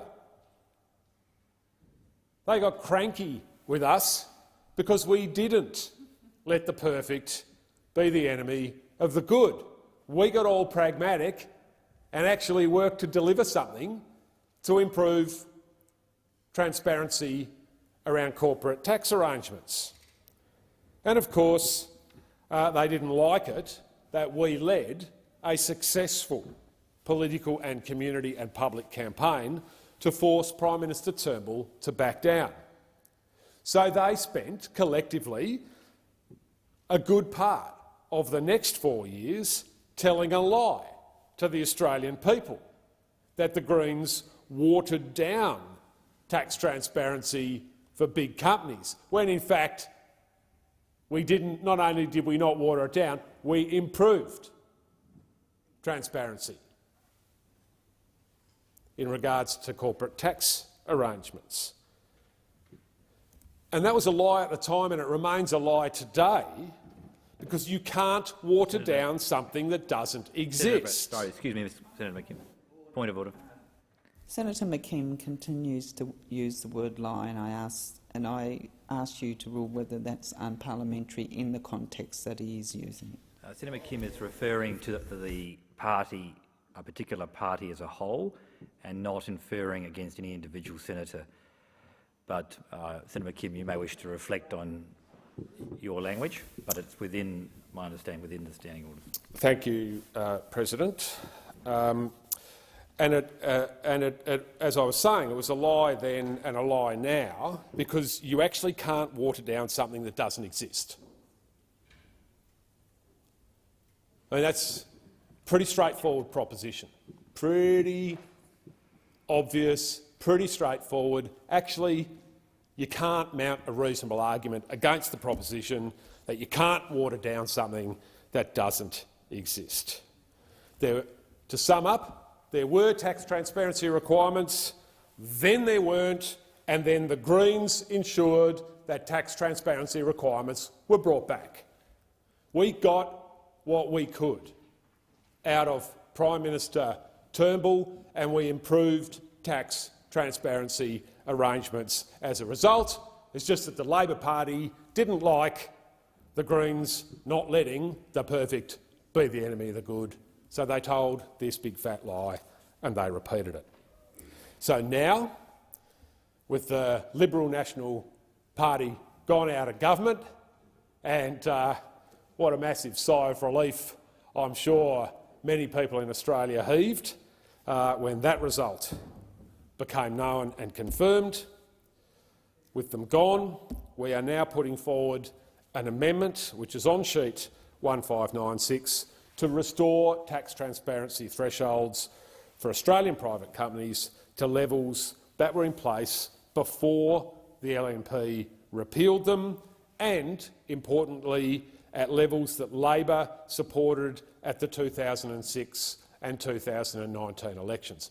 Curiously, I will note that Labor did not take that policy to the election that we've just held. I have no idea why, and perhaps someone from the new government might like to address that question in a future contribution on this legislation. So I do want to be clear about what happened, and I've been clear about what happened, because there's been a lot of misinformation out there spread by the Labor Party about what's happened, and it's important that folks understand the historical record here. As I said, we had tax transparency requirements, then we didn't, and then the Greens ensured they were brought back. We didn't water down anything, because you cannot water down something that does not exist. And just very briefly, Deputy President, to the second of our amendments, during the course of debate surrounding corporate tax transparency, the issue of the 1,500 or so private companies who were exempted from filling financial statements with ASIC gained filing financial statements with ASIC gained prominence. Basically, in very brief terms, at the point at which the Keating government introduced public financial reporting requirements on private companies, a political fix was organised that meant that some of the biggest and oldest private companies were given a free pass. And I'll just pause there to observe that so much of what is wrong with neoliberalism is about the inside track that political donors get and that corporate mates get. And that is because we have a system of institutionalised bribery in this country, where companies, and in many cases some of the biggest corporations in this country, bribe major political parties to get policy outcomes. And that's why, for example, about 1/3 of the top 100 earning companies in this country pay absolutely no tax whatsoever. It's why the robber barons who run the big gas corporations are laughing all the way to the bank as they pocket their multi-million-dollar CEO bonuses, these corporate psychopaths that are cooking the planet. It's why they get away with that stuff, because they bribe the major political parties in this place. It's why the planet's cooking. It's why we're in the 6th mass extinction event in the history of this little ball of rock that circles the sun. It's why people are being reduced to economic units, which the pandemic has ripped away the facade and exposed for all to see, that ultimately people are units of an economy rather than human beings, and that's how neoliberalism views them. And part of the reason that the major parties are so beholden to neoliberalism as a philosophical and economic construct is because they bribe the major parties. And interestingly, I reckon in those corporate boardrooms, when they look at their ROIs, their returns on investment, right up at the top with the highest ROI that they achieve on anything is their political donations. It's the best return on a dollar they ever got, because for every dollar they throw in to the coffers of the Labor and Liberal parties, they're making multi-million, multi-tens of millions, hundreds of millions, and in some cases billions of dollars in return. And those corporate psychopaths don't care that their actions are cooking the planet. They don't care that there is a chance that billions of people will die this century, mostly brown and black-skinned and poor people, I might add, because they'll be right. They'll have their little retreats on little islands in temperate parts of the world.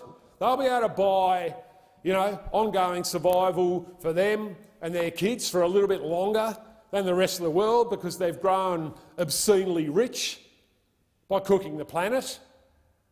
That's the story they tell themselves at night, and the story they tell themselves in their corporate boardrooms is some of the best returns on investment they get are from the institutional bribery of political donations. So, back when the Keating government introduced public financial reporting requirements, the political fix was organised, and that meant some of the biggest and oldest private companies were given a free pass.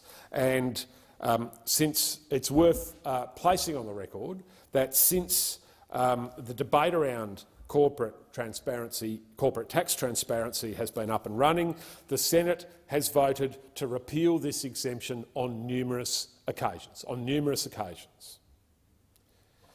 Finally now, we've got Labor with the numbers in the other place, in the House of Representatives.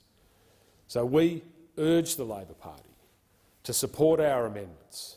They deliver a greater level of corporate tax transparency. They are in line with the way that the Labor Party has repeatedly voted on many occasions in this Senate, and we believe in the Greens this is an opportunity for this new parliament, with a balance of power in the Senate, where Labor plus the Greens plus one other vote can deliver legislation that in this case will improve transparency around corporate tax arrangements, and with Labor with a majority in the House of Representatives. Sorry, I was going back to my old days in the Tasmanian Parliament there, President. I'm sorry about that. Labor with a majority in the House of Representatives. We can make these things a reality. And remember, corporate tax transparency is critical for applying political pressure to make sure the big corporations pay their fair share of tax, so we can invest that revenue in things like dental health into Medicare, mental health into Medicare, and making childcare free, making people's lives better. Senator McKim, I understand that you have a second reading amendment. Would you like to move that? I move both of the amendments standing in my name. Thank you. Deputy President, thank you.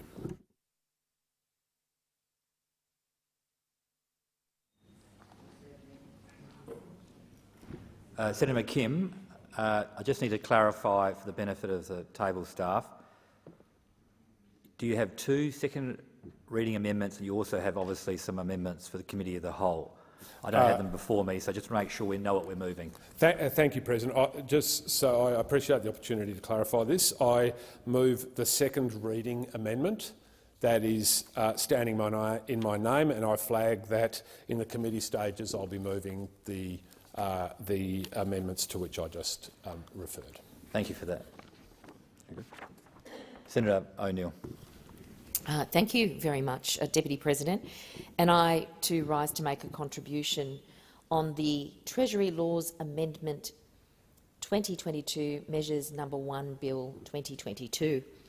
And I've been in this place for a while, but I remember when I first got here, the technical language of all of these can be overwhelming. And we've got lots of new senators in the place, and they're going to try and come up to speed with things quickly. And of course, we have people in the chamber here who are listening, and it's a pleasure to see our fellow citizens come and see democracy in action. So when we say we've got a TLAB bill, which becomes the shorthand contract, people go, what on earth is that? Why does this even matter? And then we have, sadly, and I, as a Labor politician in the government, I would say that there's been an increase in cynicism in the community over the 9 years of the previous government, that the government's actually listening to you and will do what you require it to do. So I am very pleased today to bring my contribution to this debate about legislation that the government has already, the opposition has indicated that they are going to support. They had a little bit of a whinge about some bits in it, and that's kind of normal for this place. Sometimes that's really helpful, sometimes not so. But that's where we are. We're in the middle of a debate about something that's going to change. Now, if you are ever one of those people who thinks that politics doesn't affect you and that you can't make a change and you can't have an impact and it'll all just happen with or without you, I really want to use the opportunity to indicate why this bill is really important. Some of you might be overwhelmed by the level of disasters that have struck this country in recent times. It's overwhelming when you look at the television and the images that come through of disasters that just seem to be coming one after the other. Well, this particular piece of legislation deals with one of those major events that affected the community in Western Australia, and it was a Cyclone Seroja. I've just got an article here that it made the BBC News, but it also is covered by our ABC, and this is some of the sense of what happened with Cyclone Seroja. So it tore through the Western Australian town of Northampton, and one of the school's principals stayed on the telephone to the local priest as the house around the cleric fell apart. Finally, Father Larry Rodillas got out from under his kitchen table and ran for his life to the school next door, sheltering in a classroom until the Category 3 storm had passed the next morning. That's just one story of one incident that happened as a consequence of that storm. You can imagine families left without homes, incredible disaster. Everything that people had worked for, all of a sudden it's all gone. And when the storm blows out and the deafening silence returns, people have to try and pick up the pieces of their life. That article was an ABC article by ABC Midwest Wheatbelt by Cecile O'Connor, and I'm sure that the power of recording that story and putting it on a public record and then the advocacy of people from the region to parliamentarians helps make these processes that we undertake here very, very important, because those stories of what's going on do matter. The actual description that the BBC have is that Cyclone Seroja ripped across a 1,000-kilometre stretch of Western Australia. 1,000 kilometres. Can you imagine how many people, not just houses, and often if we hear this as people who live in cities or in regional towns, you sort of think about the housing. But the impact is massive on the agricultural sector and indeed the mining sector. You know, once you've had things ripped up and thrown around, you've got to replace them and try and make things work. It's very, very difficult for the entire community and the economy of that entire community. Kalbarri resident Debbie Major said the storm, which hit the resort town around 7 p.m, raged through the night. It was absolutely terrifying. You just thought, this is it. I would have thought that when we opened the door, there would be nothing around us except that roof. We're a small town. Half of it has been flattened. So the problem that arises then is how quickly a government can respond. And we've seen very, very different models of how governments choose to respond to the crises that exist. In my home state of New South Wales, we all saw the images of Lismore, just overwhelmed. And we saw a politically timed non-show by the former Prime Minister, an abandonment of that community. You know, leading figures in the community who have some wealth on their side, including some of our foremost entertainers and performers, brought in their own private helicopter to winch people off roofs. That's one way a government can choose not to respond to the reality of its citizens. And then there's the other way, in which I want to applaud the efforts of my newly minted Minister Murray Watt, who's from the great state of Queensland. And of course we know that there's huge problems with insurance because of all these disasters in the northern part of our country. And that problem has been around for the entire time of the previous government and not dealt with. So what can we do, and what is this legislation doing today to help the people of Kalbarri and the people of the Midwest of Western Australia? What are we going to do? Well, currently, the law as it stands says grants provided under Category C of the Disaster Recovery Funding, arrangements 2018 to small business and primary producers with a farm enterprise of any size that were affected by Cyclone Seroja are assessable as income for income tax purposes. Now, let's sort of break that down. You're running a business, you got smashed by the cyclone, you do get some support from the government, and it's going to be taxed. Now, that makes life very tricky, because in addition to the physical tumult, there's a huge emotional burden, and some people just pick up sticks and they move. The ones who stay, the ones who keep their businesses going, the ones who keep showing up to work, we need to support those people, and we need to make it as easy as possible for them to get on and do what they do best. So what we are going to do, and I am hopeful that this legislation will pass the place, is the new law is referring again to grants provided under Category C of the Disaster Recovery Funding, says that arrangements 2018 to small businesses and primary producers with a farm enterprise of any size that were affected by Cyclone Seroja are non-assessable and non-exempt income for income tax purposes, meaning that they are not subject to income tax. And that matters. It matters because it simplifies the way in which a tax return will be prepared for those businesses and those individuals. And I think it also shows to people who have survived Cyclone Seroja that a government can show goodwill, support them in what they do. We all pay our income taxes and we all get the benefit of that in the services that are provided and the roads that we drive on and all the infrastructure that's there. But I don't think any fair-minded Australian wants to see tax coming from somebody who suffered incredible damage physically, financially and emotionally by disaster. So that's what the very first section, the first schedule of this bill will do. Now, there are 4 sections to the bill, and in the time that I have remaining, because we only have limited time to make a contribution, there are 4 sections to the bill. I think I might go to one I think that will be of great interest to people right at this moment. Many Australians will be watching with great joy the incredible success of our sporting people over in Birmingham at the Commonwealth Games. Remarkable performances from individuals and remarkable support from a whole organisation that wraps around it. Well, there are implications for FIFA and the Australian subsidiary from income and withholding tax with regard to from the period of 1 July 2020 to 31st of December 2028. And this is with regard to the FIFA Women's World Cup. So when things aren't organised sufficiently, sometimes there is a cost. And the role of government is to make sure that great organisations like FIFA can do what they need to do and that they can operate in a way that allows us to be successful, and to also enable sporting diplomacy. I mean, there are amazing people who will be travelling to the country for FIFA, and we want to make sure that it's the best possible experience.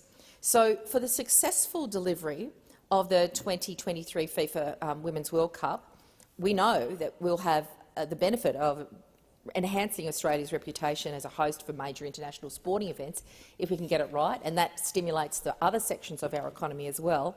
We also want to promote women's sport in a very authentic way, and we've had incredible success with our team, so we want to make sure that we support them. And we also want to make sure that the current uncertainty about the tax arrangements that exists is currently impacting the capacity of the organisers of the FIFA World Cup, the FIFA Women's World Cup.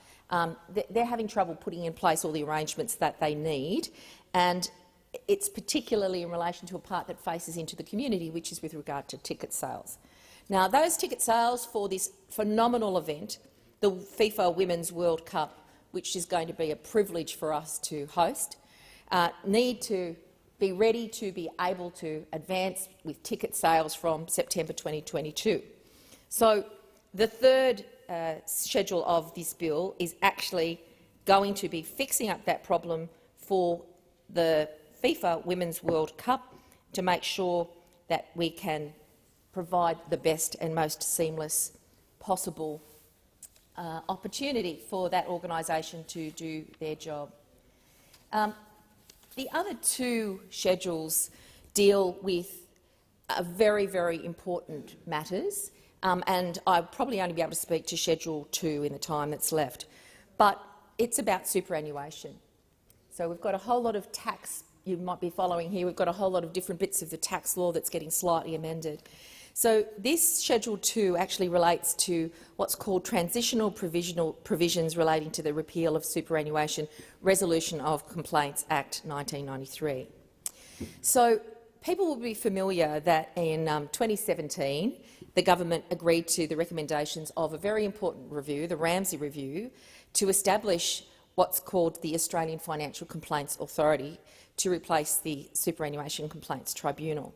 Now, having superannuation is a Labor legacy. It's a fantastic asset for our country to have trillions of dollars in funds, enabling people to plan for their retirement, to anticipate that they can live a great retirement with dignity, and having had the benefit of that saving and it's multiplying through investment through their superannuation to a point where they have a really great nest egg at the end of their life. But sometimes there can be debate amongst a provider and somebody who has that superannuation, and they need somewhere to go. So that is really a very important part of what this particular schedule is going to do. We know that the SCT stopped operating on the 31st of December 2020, At that time, they had 6 remaining cases that they successfully transferred to the new body, the Australian Financial Complaints Authority, and the Superannuation Complaints Tribunal finally closed on the 5th of March this year. Now, what we're seeking to do with the amendments that are embedded in this bill in Schedule 2 of the bill is to ensure that the necessary administrative arrangements are in place, which will allow the Australian Securities Investment Commission, much more commonly known as ASIC, and I note that there were comments on the radio from ASIC this morning about budgeting in this climate. So ASIC talked to us about money, and they are going to have a role in managing people's complaints about superannuation.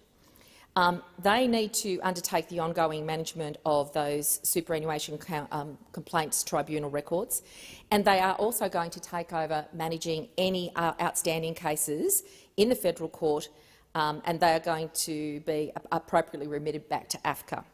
So what's good about this is it's an administrative change in the background to make sure that records are going to be kept. The people who need to be able to do the job are authorised to do the job. Now, the great thing by doing that and putting that in this legislation, doing the job of being a government, taking the careful work seriously, we are going to make sure by this action, this schedule, that complainants are going to benefit from it. They will not be adversely affected, and that AFCA is clearly now the primary external dispute resolution body responsible for handling superannuation-related companies, and that it is appropriately resourced to resolve any outstanding superannuation complaints tribunal matters. So that is the business of government that's going on in the chamber today, and I'm pleased to have been able to make a contribution on the Treasury Laws Amendment Bill. Thank you, Deputy. Senator Davey. Thank you very much. I rise to speak on this bill in my capacity as the Shadow Emergency Management Minister. I note that the Shadow Finance Minister has already put the opposition's perspective on the record, but I rise to talk to this bill because of exactly the case studies that Senator O'Neill was raising. The benefit of the passage of this bill to those communities and businesses that were devastatingly impacted by Cyclone Seroja in April 2021. This was the worst cyclone to hit Western Australia in 22 years.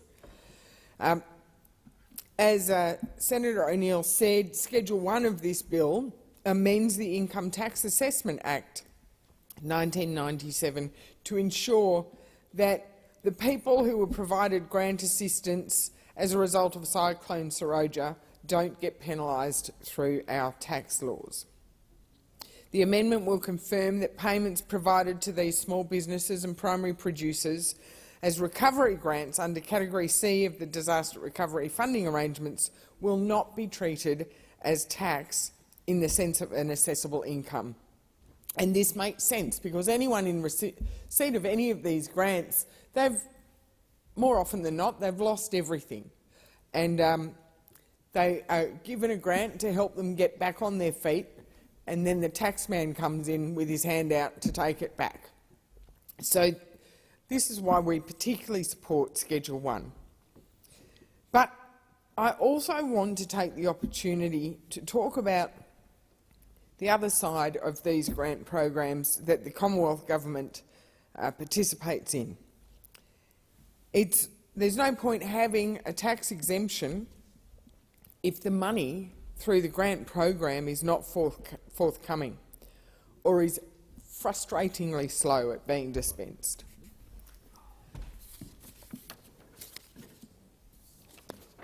I know that we've heard a lot about our major emergency events over the last few years. We've had floods, we've had cyclone events in Queensland, and we've had the bushfires. But Cyclone Seroja was certainly a doozy, and it lived up to its Category 3 classification. But it also hit areas that have never been hit by cyclones, that were just not prepared for cyclones. And therefore, so much of the damage was not just from winds, but also the debris that the winds whipped up and flew around wildly. Cyclone Seroja started on the 7th of April as a relatively weak cyclone. But as it started to move towards the southeast, it intensified, and within 4 days it had increased to Category 3, a severe tropical cyclone. The impact area was estimated to be 133,000 square kilometres, with maximum wind gusts of around 170 kilometres an hour. And there was significant damage to critical infrastructure, including roads, telecommunications and emergency service buildings. Several towns were severely damaged, and it was estimated that in Kalbarri and Northampton, around 70% of homes were seriously affected. A later report found that debris, not just winds, was the main cause of damage, and because the buildings in this region were not built to cyclone standards, it increased the extent and breadth of the damage. So in July last year, our government, the coalition government, in conjunction with the WA state government, announced more than $104 million would be made available under the Commonwealth State Disaster Recovery Funding Arrangements program. This was the largest funding made available in Western Australia's history. The DRFA is a joint funding program which we initiated in 2018, under which the Australian government may contribute up to 75% of the costs of assistance spread across the 4 categories, and it is then delivered through working with the states. The 4 category areas range from Category A, which provides assistance for individuals immediately impacted, Category B, which then also provides assistance for state and local government areas for restoration of essential public assets and counter-disaster operations. It also covers assistance to small business, primary producers, not-for-profits and needy individuals through concessional loans, subsidies or grants. As we build up through the categories, Category C is assistance for severely affected communities, regions or sectors, and includes clean-up and recovery grants for small businesses and primary producers. And then finally, Category D provides exceptional circumstances assistance. But importantly, under this program, while the Commonwealth can fund up to 75%, it is a joint program, and it is the states who assess the type and level of assistance available. It's the states that go out and assess whether it should be Category A or Category D funding. It's also the states that are then responsible for administering these assistance measures and getting the money out the door. After Cyclone Seroja, 16 local government areas were deemed eligible for funding. I'm not certain how many have applied, but I know because of the contact through my office, there is general disappointment and disillusionment at the efficiency of getting the funding out the door. In fact, I have been contacted by many councils who are complaining about the slowness of delivery. They're asking why, when the $104 million was announced, there is still people waiting for funding to come out the door. Now, over the last couple of years, as I said before, we've had a lot of emergency crisis arise. And the now Minister for Emergency Management was very quick to constantly deride and criticise efforts of federal coalition in getting grants assessed and delivered. Yet it was our government that actually implemented schemes through Services Australia to enable money to immediately go to individuals after times of crisis. It's also our government that established the Disaster Recovery Allowance to let small businesses and tradies and employees who are impacted by emergencies have an ongoing allowance for up to 13 weeks so that they can keep food on the table. But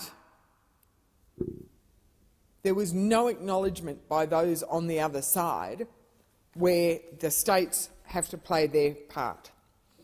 And now, in government, I have not yet heard from the Emergency Management Minister any comments about the slowness of getting these grants out the door.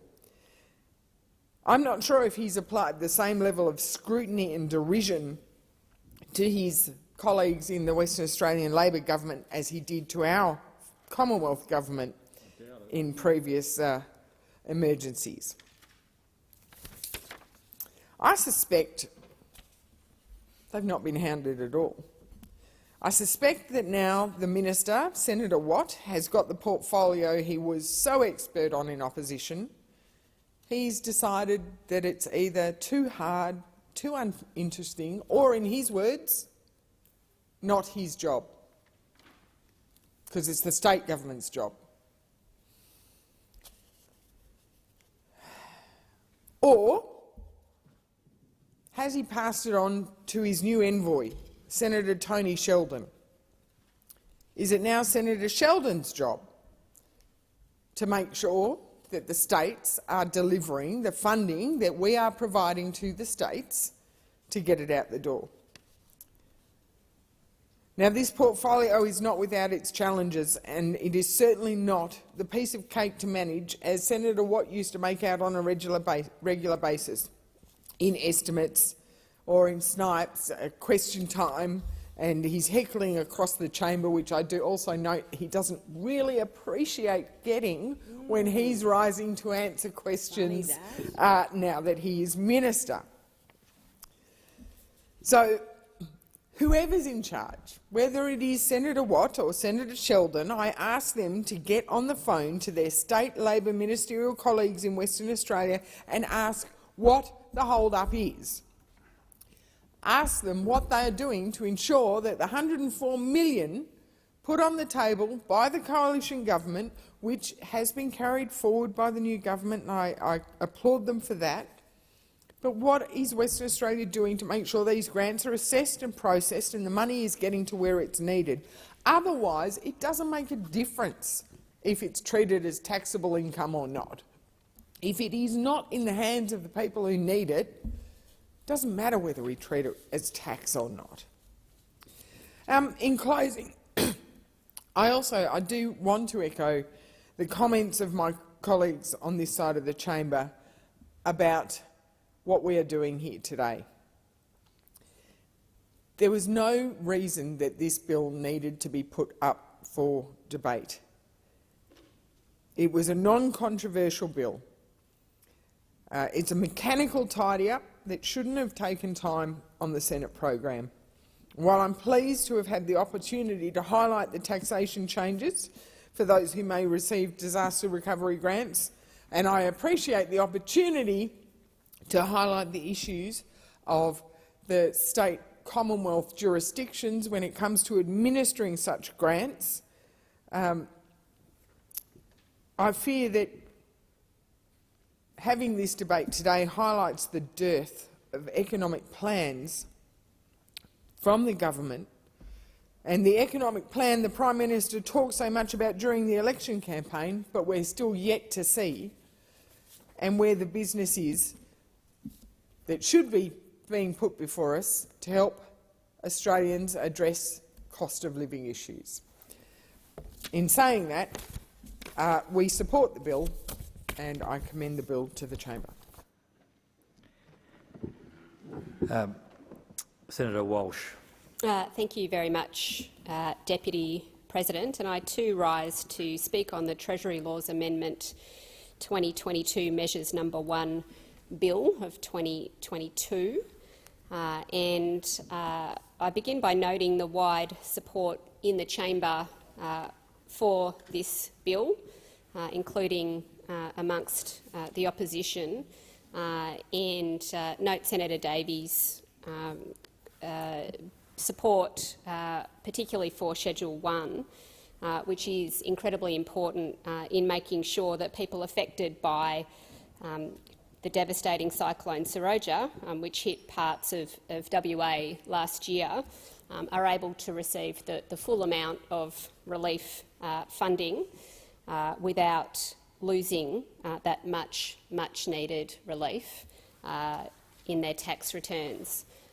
And of course, I would also note some of Senator Davies' comments about the government's emergency services minister, Senator Watt, and I would commend Minister Watt for his work in getting straight out to the flood zones in south-east Queensland and northern New South Wales. And of course commend his work in his portfolio in doing what this government will always do, which is turn up, show up, take responsibility and make sure that people on the ground have exactly what they need in times of crisis Senator Walsh, like this. Standing orders require me to interrupt you. We are now into senators' statements. I note that speaking times have been agreed by the whips. With the concurrence of the chamber, I will ask the clerks to set the clock accordingly. Senator O'Neill. Deputy President, and these contributions where senators are able to actually make a statement about matters of import are really very important parts of the way the chamber functions. And today I'm really pleased to be able to put on the record a small indication of something that happened here in the building just last week. It was a pretty big thing because it involved people coming to fight for fairness, and it was a delegation by the Transport Workers Union who came in to make sure that this parliament understands what's actually going on in the transport sector. And I acknowledge many of my colleagues who have been very active, including Senator Jana Stewart in the Transport Workers Union prior to coming to this place. And they're a vital part. Unions are a vital part of making sure that the voice of those who are so busy working, whether they're driving trucks as owner-drivers, whether they're business owners who own large business companies, or whether they're drivers who are now feeling very, very under the burden of the gig economy and the insecurity that is embedded in that. All of those people were represented in the room. Now, I did say that I felt privileged because there were so many amazing workers there who were speaking for the people that they know and that they work with. The TWU's certainly been at the forefront in the fight against what they call the Amazon model, which is leading to the continued exploitation of workers in the gig economy and in the road transport industry. Now, we all drive on the roads. I recall, and I'm sure, Deputy President, you've probably spent a few hours doing some driver instruction in the car, 120 hours in New South Wales. I've got 3 children. You can do the maths. There were a lot of interesting conversations over the course of that. And now they're out on the roads. I do think that they're safe drivers, but I need everybody on the road to be able to operate the vehicle that they're driving safely. And that doesn't happen when people are under incredible pressure. The transport industry, sadly, is the most dangerous industry in Australia, and it became much more dangerous when the previous government gutted the Road Safety Remuneration Tribunal. And thanks to the action of the coalition, working with dodgy operators, they gutted workers' pay and conditions, and that terrible decision has actually cost lives. Government policy impacts how we live. And when you don't look after the wages, when you don't look after the conditions of people who are on our roads driving for a living, when you allow their conditions to be eroded and risk to be built in, we are all at a disadvantage. Since the removal of the tribunal, there's been over 1,000 truck crash deaths, and the surveys that I was able to be able to see show a shocking pressure, a pressure cooker that many transport workers are trying to eke out a living in. 1 in 4 drivers have been involved in a crash while at work. 55% of owner drivers have delayed repairs because they cannot afford them. 1 in 5 are pressured to illegally speed to meet deadlines. 1 in 4 are pressured to drive past legal hours and skip needed rest breaks. And 52% of drivers have experienced wage theft. Now, they are alarming statistics, and they impact how I feel about driving on the road since I heard them and was reminded of them. Now, what's going on in the sector is fundamentally an unsustainable model, and it's imperative on the sector, both the owners and the workers, to find a way forward together that makes it safer for all of us and our families on the road. We certainly need to do more to protect workers who are the ones who are moving this country and ensuring that our supply chains are intact as much as they can be, because they've been so profoundly impacted and disrupted. We should not allow a system to continue that puts the lives of truckers at risk. We should not allow a system to continue that forces them out of the industry by increasingly intolerable conditions.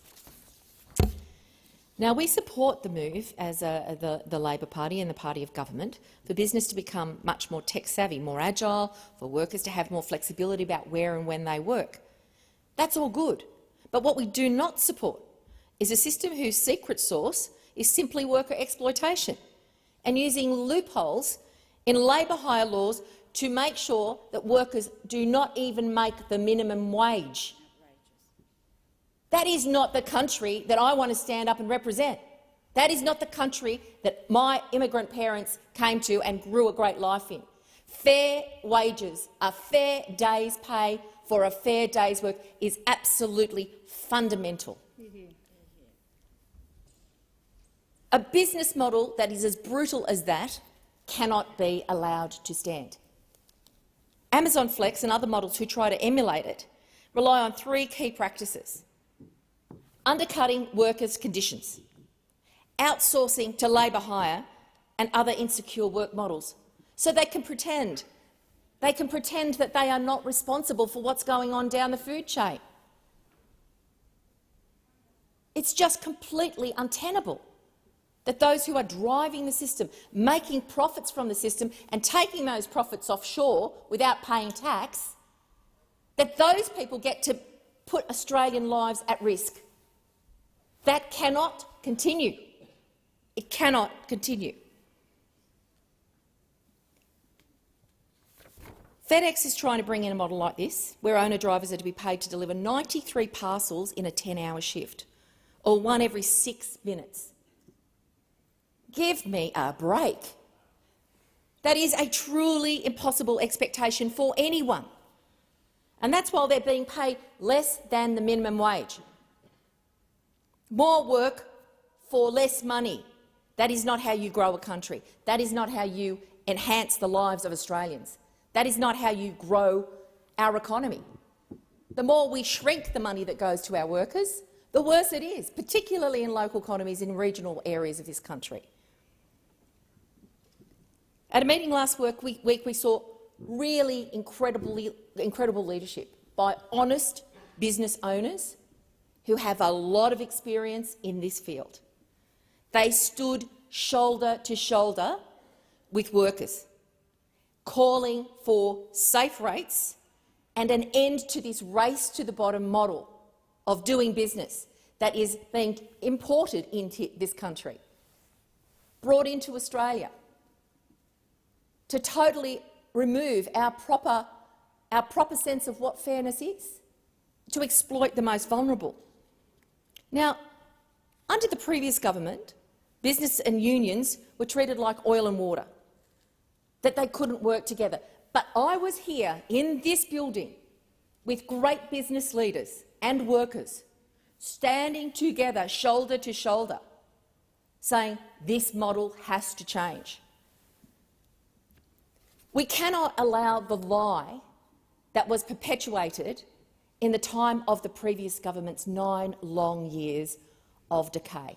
We cannot allow the lie that business and unions can't work together and that unions do not deserve their place in the public conversation. Unions are vital. When you're working every hour that God sends, you need somebody who's doing the job of standing up for you. That's what unions do, and that's what they were doing here last week. The myth has to be broken, and it will be broken in the way that this government responds to it. I just want to put on the record a couple of the quotes that I took down as I was listening from a business owner. I'm here to support reform that allows good business, safe business, to prosper and grow. Why would anybody stand in the way of that? When good businesses prosper and grow, jobs grow, people's lives are enhanced. From Arthur, 1,500 employees who might know a little bit about this sector. There needs to be a positive change to sustainable ways, to primacy of safety. The supply chain is incredibly disrupted, and it's not viable. We are not in the position, he said, in Australia to allow practices in USA, in Asia and some places in Europe to proliferate here. The damage will be devastating. Workers, owner-drivers, employers' union, we share concerns. I share their concerns. I applaud them for their efforts in coming here and raising these issues, and I want those on the opposite side not to stand in the way of the necessary reform for Australian safety on roads. Senator Brockman.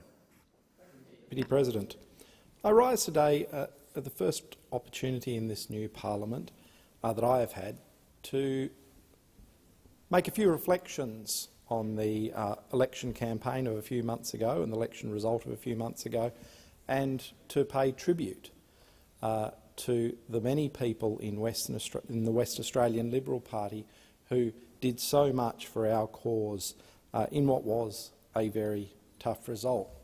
My first political memory is the dismissal in 1975, and I can remember very, very clearly the excitement of my father in the dismissal.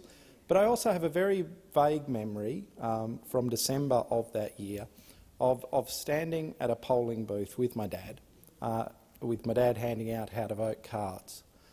And obviously that was a great result for the Liberal Party of Australia, a great result for the nation, I would also contend.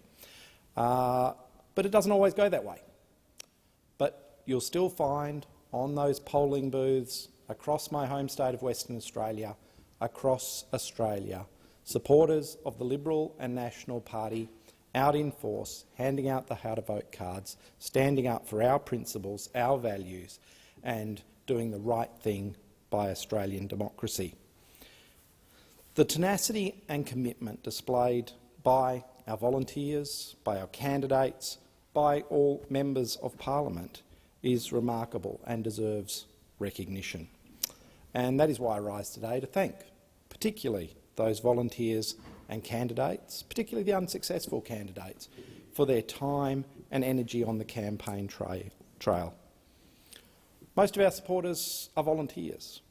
They get little recognition or praise for the work they do, but they deserve recognition and they deserve praise.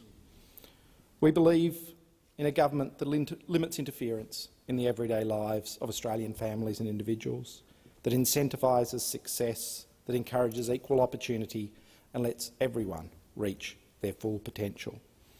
That is what Liberal governments strive to do. And to all Liberal volunteers who support that, I thank you for setting aside your time for fighting for those shared values. It was a tough result for those on this side of the chamber and for all our supporters across Australia. I had the privilege to be involved particularly in two campaigns. One of those was the Swan campaign, where we had an amazing team of volunteers, particularly from the youth wing of our party. The young Liberals stepped up extraordinarily and did an absolute power of work.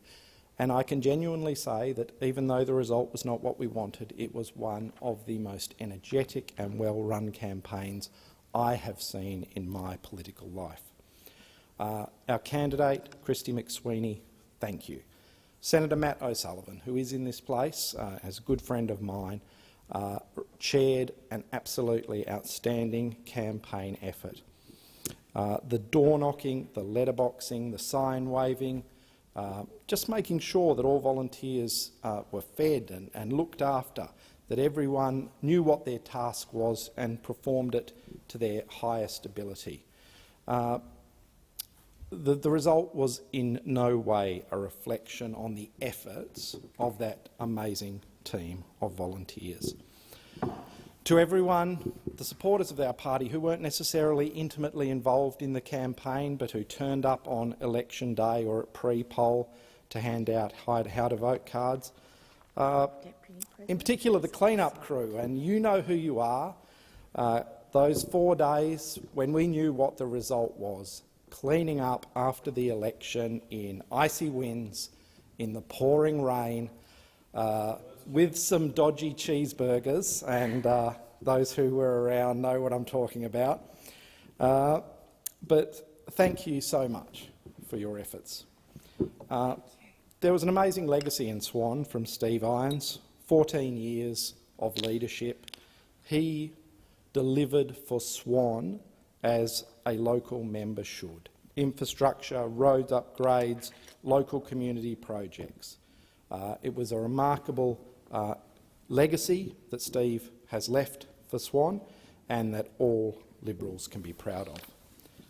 Now, the second campaign I just wish to reflect on briefly is a very different campaign. It's in the seat of Fremantle, which is obviously one in which we do not necessarily perform quite as well. But what we did do is fly the Liberal flag very proudly. The Fremantle campaign was very active and alive, and I particularly wish to thank our candidate, Bill Cool. Bill took time out from his own business to run as a candidate to promote the Liberal cause. Obviously, Bill gets nothing in return for this, but Bill provided somewhere for Liberal supporters to rally, but he also provided endless enthusiasm, optimism. He stood on pre-poll handing out those how-to-vote cards every day, and you never talked to Bill without an optimistic word about the people he had met on pre-poll in Fremantle, the amazing conversations he had had when he was out and about door-knocking, the positive response he was getting from people right across the electorates. So, as Bill said in his congratulatory message to the sitting member, Josh Wilson, democracy demands more than one candidate or one party to run. So right across Australia, right across the nation, we should all thank those candidates who stand in seats where they know they're very, very unlikely to even get close, but where it is vitally important for democracy that we have individuals who are willing to put their hands up. And that's what the constituents of Fremantle received. Bill Cool put his hand up, put in the long hours spent on the hustings, door-knocking, letterboxing, standing in the rain at voting centres, and those unwavering efforts for the duration of the campaign certainly deserve my acknowledgement, and I certainly do so. And to all, again, the Fremantle campaign volunteers, it was an outstanding effort from the division. We put in the work that was needed in Fremantle, and we thank Bill sincerely for all his efforts. So the result was not one we wanted, though I will remind all Liberal and National supporters out there that our primary vote was, in fact, more than the Labor Party's, 36% to 32.5%. Now, there are enough preference flows, and the Labor Party secured enough preference flows to get over the top in terms of the two-party preferred, and that is what is required to form government. We understand that. But there were more people out there who chose our philosophy than chose the Labor Party philosophy, and that is something I would certainly encourage all members and supporters of the Liberal Party, the Liberal National Party, the Country Liberal Party to remember as we take the fight up to the government over the next 3 years. Senator Polley. The 1st of May 2022, Australia voted for a better future. For only the 4th time since the end of the Second World War, they voted for a Labor opposition and in doing so voted for an Albanese Labor government. The people of Australia voted for a future full of hope over division, substance over spin, a future which embraces progress and change, a future which embraces the principles of opportunity for all, not for a few. It was a vote for common sense, compassion and integrity. People voted for a plan to create secure local jobs, to address cost of living pressures, something which all Australians are suffering from right now, to bring manufacturing back to Australia, to strengthen Medicare and access to health services, including affordable prescription medications, to make childcare cheaper, for action on climate change, to ensure dignity in ageing and aged care. That's why I was so proud. Our first piece of legislation was about aged care. Congratulations to our Prime Minister, Anthony Albanese, and to our ministers, to make access to TAFE and skills more accessible and for integrity within our political institutions. An Albanese Labor government will embrace the opportunities of the future, and as our leader, Anthony Albanese, said on election night, our policies and actions over the next 3 years will be embedded by the Uluru Statement from the Heart. History is calling, so I quote, "We invite you to walk with us in a movement of the Australian people for a better future." The Uluru Statement calls for a permanent forum of representation from the First Nations people, so they can advocate for their people to the Parliament and to government. This voice should be enshrined in the Constitution, so it cannot be removed by any government of the day. And I call on those in this Parliament across the country to embrace this reform. It will forge a strong and united future for a better Australia. The election victory was a win for Labor values, which I firmly believe are Australian values. These are the value of hard work, compassion and fairness. But let us not be under any assertion that our politics is not fractured in this country, because it is. Australians voted for conciliation, cooperation and negotiation. We now owe it to the Australian people to do just that. If our politics is to be more effective, if we are to be trusted again by the Australian people, if we are willing to listen to us more than our politics, then we must be kinder, less toxic and less divisive. If we are to restore that faith and commitment to the people and to our nation's discourse, then the nation's starting point must be a National Anti-Corruption Commission. After almost 10 years of inaction from those opposite, and the fact that we drifted, I believe that our nation's conscience can now be restored with all the hope it first had.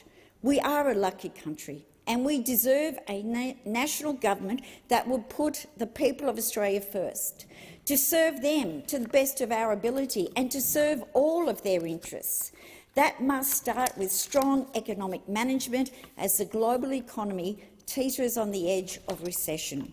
People's wages have been kept low by the former Morrison government by design. That was their strategy.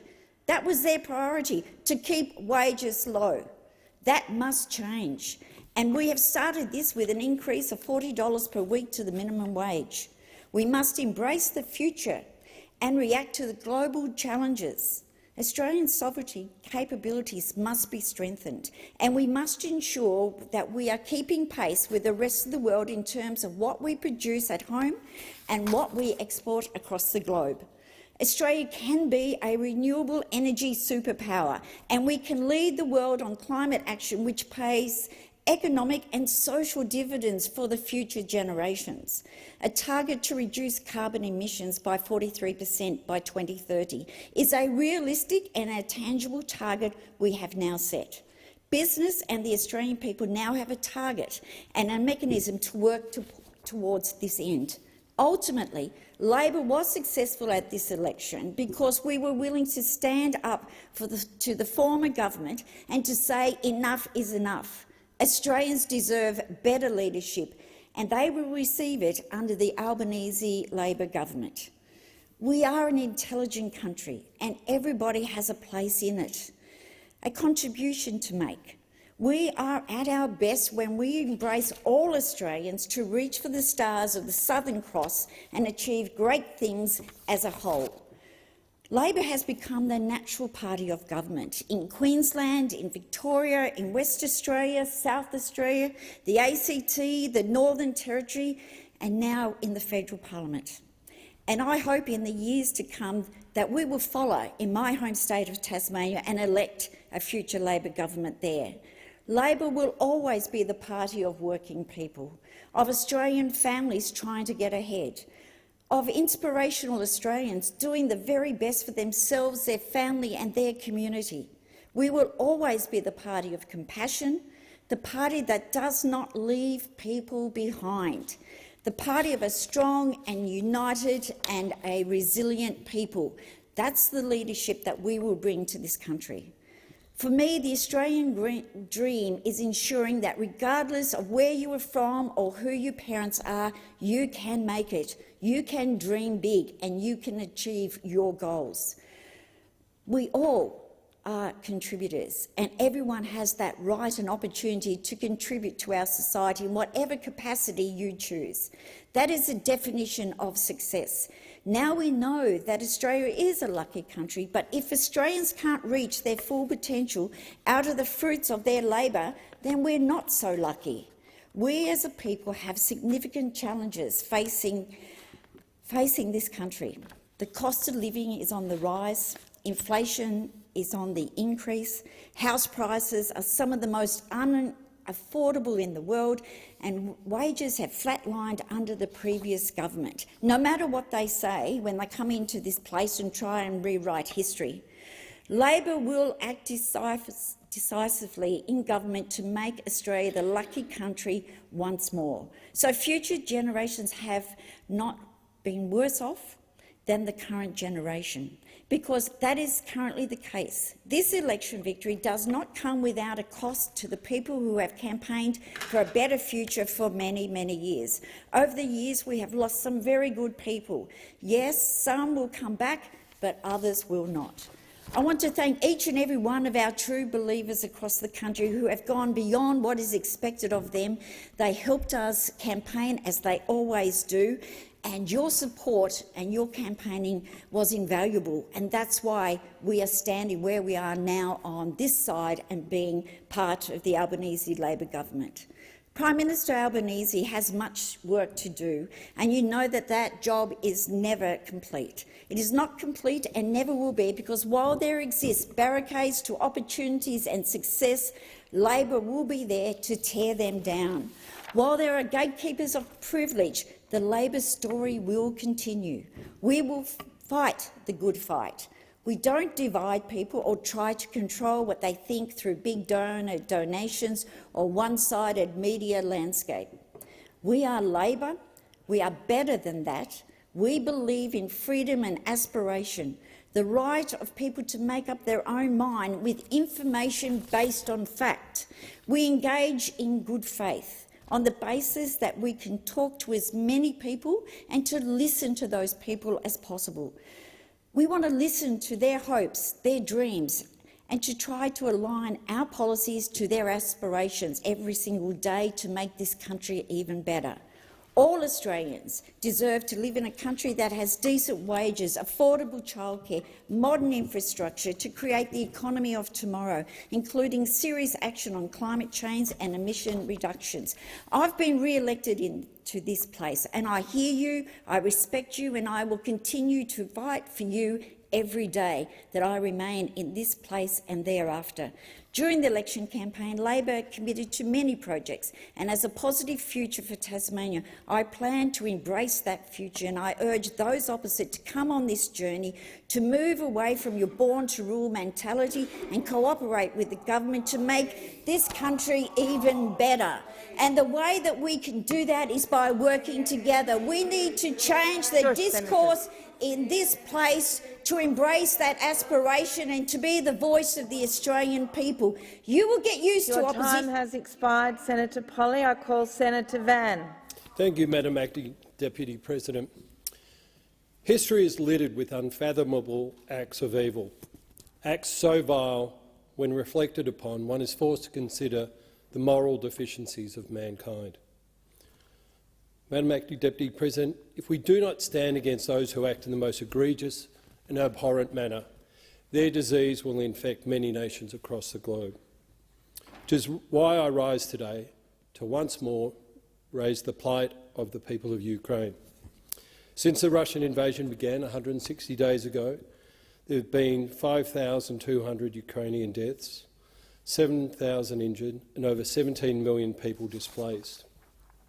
Ukraine is currently on the front line of renewed great power rivalry, one the West has not had to contend with since the Iron Curtain fell in 1991. In the absence of continued support for Ukraine would not only be a moral failure of the highest order, but a strategic and security failure on a magnitude not seen since the policies of appeasement pursued some 85 years ago. On the 24th of February, when the Russian invasion began and Russia sent tanks across the border and rockets hurtling across the sky, it had the aim of denying Ukraine's right to self-determination, but also threatened the order of which the world, with whatever its faults, is supposed to be based on the inviolability of this right. Unable so far to achieve outright success on the battlefield against the Ukrainian military, Russian war doctrine has once again gone to siege warfare, a tactic which has brought about death and destruction to the civilian population.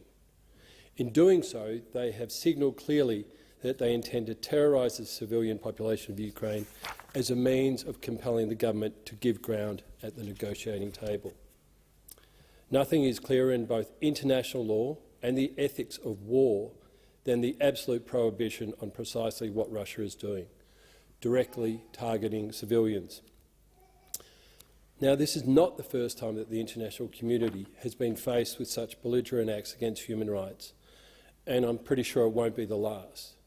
But how we respond to these acts now will shape the future and may prevent violations from occurring again in the future. After the failures of the 1990s to prevent the atrocities that unfolded in the Balkans and Rwanda, the international community engaged in a debate in how to react to gross and systemic violations of human rights. The result was 138 countries agreeing in 2005 to the principle of responsibility to protect. Responsibility to protect, or R2P as it is known, gives the international community a mandate to act against gross injustices such as genocide and crimes against humanity. To quote Plato in the Republic, "Of all things of a man's soul which he has within him, justice is the greatest good, and injustice the greatest evil. It is therefore incumbent on the world to look within and seek justice for the people of Ukraine. The trials and tribulations mankind suffers from is great and will continue to burden the globe unless we stand against the injustice being perpetuated by tyrants and dictators such as President Putin." As English philosopher Thomas Hobbes famously argued in his book Leviathan, without government life would be solitary, poor, nasty, brutish and short. And if Russia gets its way and removes the Ukrainian government, this will be the reality of all in Ukraine, not just on the battlefield. As Foreign Minister Wong argued first in 2017, foreign policy must be based not just on national interests or transactional diplomacy, but on the values that define the country. Freedom, democracy and justice and all values that define Australia. If the government believes so, then our policy towards Ukraine should reflect such commitment. The changed geopolitical conditions and the pressure that Russia now places on the rules-based order is now undeniable. Australia must call on all 138 signatories that their responsibility to protect exists right now. NATO's most recent strategic concept states that the Russian Federation is the most significant and direct threat to security and to peace and stability in the Euro-Atlantic area, and that it seeks to establish spheres of influence and direct controls through coercion, subversion, aggression and annexation. While it is clear that NATO and many other global leaders understand the threat that Russia places on global peace and security, it begs the question why more is not being done to help the people of Ukraine. Europe's, and in fact global human security, is intimately linked to the survival of Ukraine. We are already experiencing higher fuel costs and their flow-on inflationary effects around the globe. However, this is only the beginning. As a major exporter of critical food supplies, we will likely see an increasingly more volatile and unstable world as food shortages increase. One only has to look to Sri Lanka to see the effects that poor economic conditions and food shortages have on a nation's stability. If Putin's war is to continue, economic decline will spread to other and poorer and vulnerable countries, risking further unrest and violence. The world must act, and act now. It is incumbent upon those who believe in the inalienable rights of mankind to stand against the injustice being perpetuated. The most immediate action required is to convince Russia to allow further grain, seed and fertiliser shipments from Ukrainian ports. There's been one this week, and that's it. If the blockade cannot be kept open to food trade at a minimum, then the international community should take appropriate military action. While to many this sounds unpalatable, the cost of inaction now will result in far more disastrous consequences in the future. I make it very clear that I'm not proposing boots on the ground. However, humanitarian no-fly zones established by EU or NATO states could be a powerful response to this problem. Such zones could offer greater protection to civilians fleeing a city under siege, and such zones could also further weaken Russia's military advantage by depriving them of what is now their best negotiating tool, dead and injured Ukrainian civilians. And despite what many say, I believe this is possible. In the first instance, NATO UAVs, or drones, should be used to knock out air defences and command and control centres. This would provide a much safer theatre for NATO air forces to create air superiority, if not air supremacy. If enough nations contributed aircraft and hosted forward bases using traditional formations of strike fighters, airborne early warning and control planes and refuelling tankers, enough pressure could be applied to exclude Russian Air Force from almost all Ukrainian airspace and be able to hold off Russia's S-400 long-range missiles. This would change the risk calculation for Russia and provide Ukraine with an effective, enforceable no-fly zone. This, along with continued supply of NATO weapons, munition, training and maintenance, would provide Ukraine's military with a fighting chance. It would also contain the conflict to Ukraine, reducing the risk of death and destruction in other EU and NATO nations if Putin decides to continue down this path of destruction. Now, I recognise this option is not risk-free and lives may be lost. But what is the alternative? The now depleted military, as we know it is, means a much lower risk environment than it would be if Russia captures Ukraine and has all its resources at its use. Europe nor the world cannot have a do-nothing policy. The costs will increasingly amass, more lives will be lost, and dictators around the globe will continue to be emboldened to act out against the rights of the most vulnerable. The risk of nuclear escalation is the reason given for not doing this action. However, I contend that nothing other than the loss of Ukraine to Russia will reduce this risk. And I think we all agree that this cannot be allowed to occur. The best calculation for the EU, NATO, Ukraine and the world is to take a stand now, before the even more unthinkable happens. Europe and the rest of the international community simply cannot bide its time and wait to pick up the pieces down the road. Slava Ukraini. Senator Whish-Wilson. Acting Deputy President. Well, today, Wednesday, 3rd of August, the Albanese Labor government has introduced its climate legislation. And I can understand why a number of Australians are excited and optimistic that we are seeing some climate legislation in this building after 9 years of not just inaction, but a government that has undermined climate action.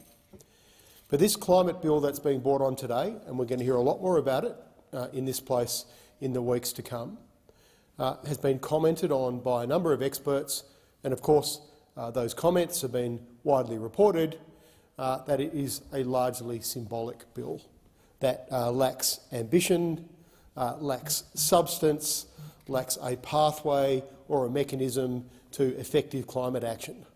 But at least, unlike the CPRS, which was introduced by the Labor Party back in 2009, it doesn't take this country backwards.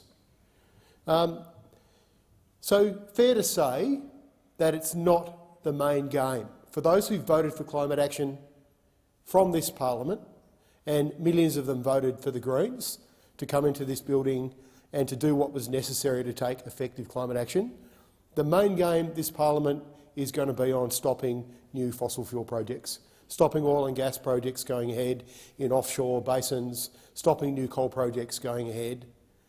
What we know is effective and real climate action. But there are other things we need to do too.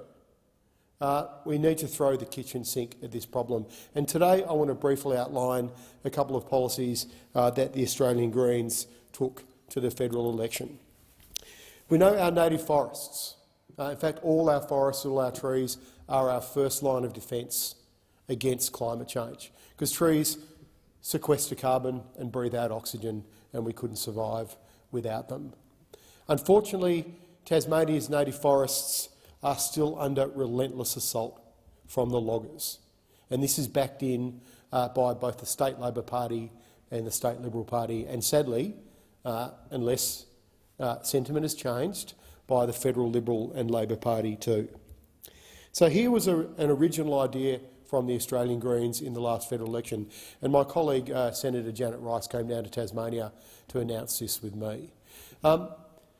Given we know the carbon value of these forests is so significant, and they have been studied in detail, why not have the Commonwealth pay the state government, like the Tasmanian state government or potentially the Victorian state government?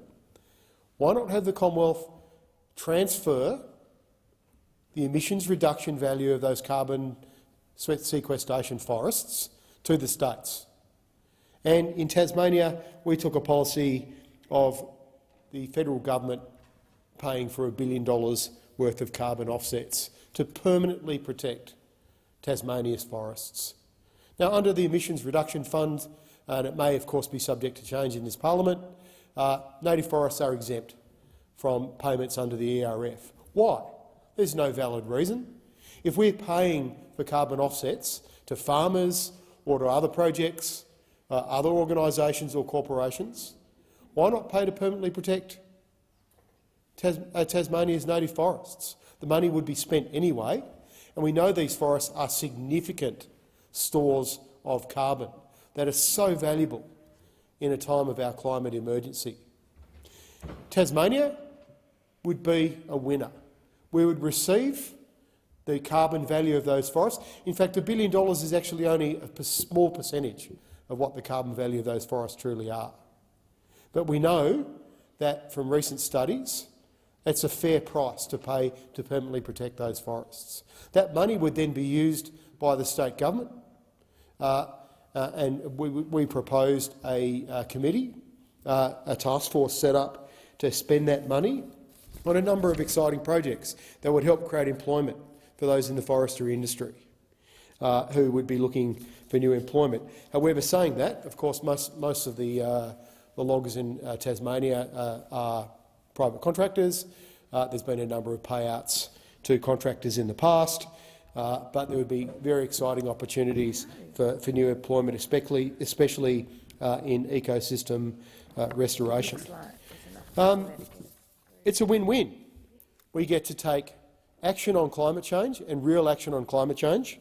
And to give you an idea, a recent report released by Dr. Jen Sanger and other scientists show that native forest logging is the highest emitting sector in Tasmania, emitting 4.65 million tonnes of carbon a year. That's equivalent to the emissions of 1.1 million cars and is 2.5 times the entire Tasmanian transport sector. So here we go.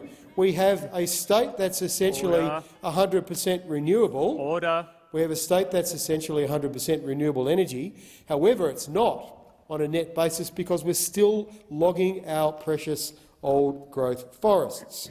So Dr Sanger's report reveals that if all Tasmania's public forests were protected, an additional 75 million tonnes of carbon could be drawn down from the atmosphere by 2050. This is equivalent to $2.6 billion in carbon sequestration services. So, $1 billion transfer from the Commonwealth to the state government is a very fair price to permanently protect these forests, to take effective action on climate change, to protect biodiversity in an extinction crisis, and give Tasmania and the Tasmanian state government, Tasmanian communities, Tasmanian forestry workers and a whole bunch of other people funds that can be reinvested in the industries of the future. There is no future in native forest logging. West Australian government has committed to phase out native forest logging. The Victorian government has committed to phase out native forest logging. New South Wales has a way to go, and so does my home state.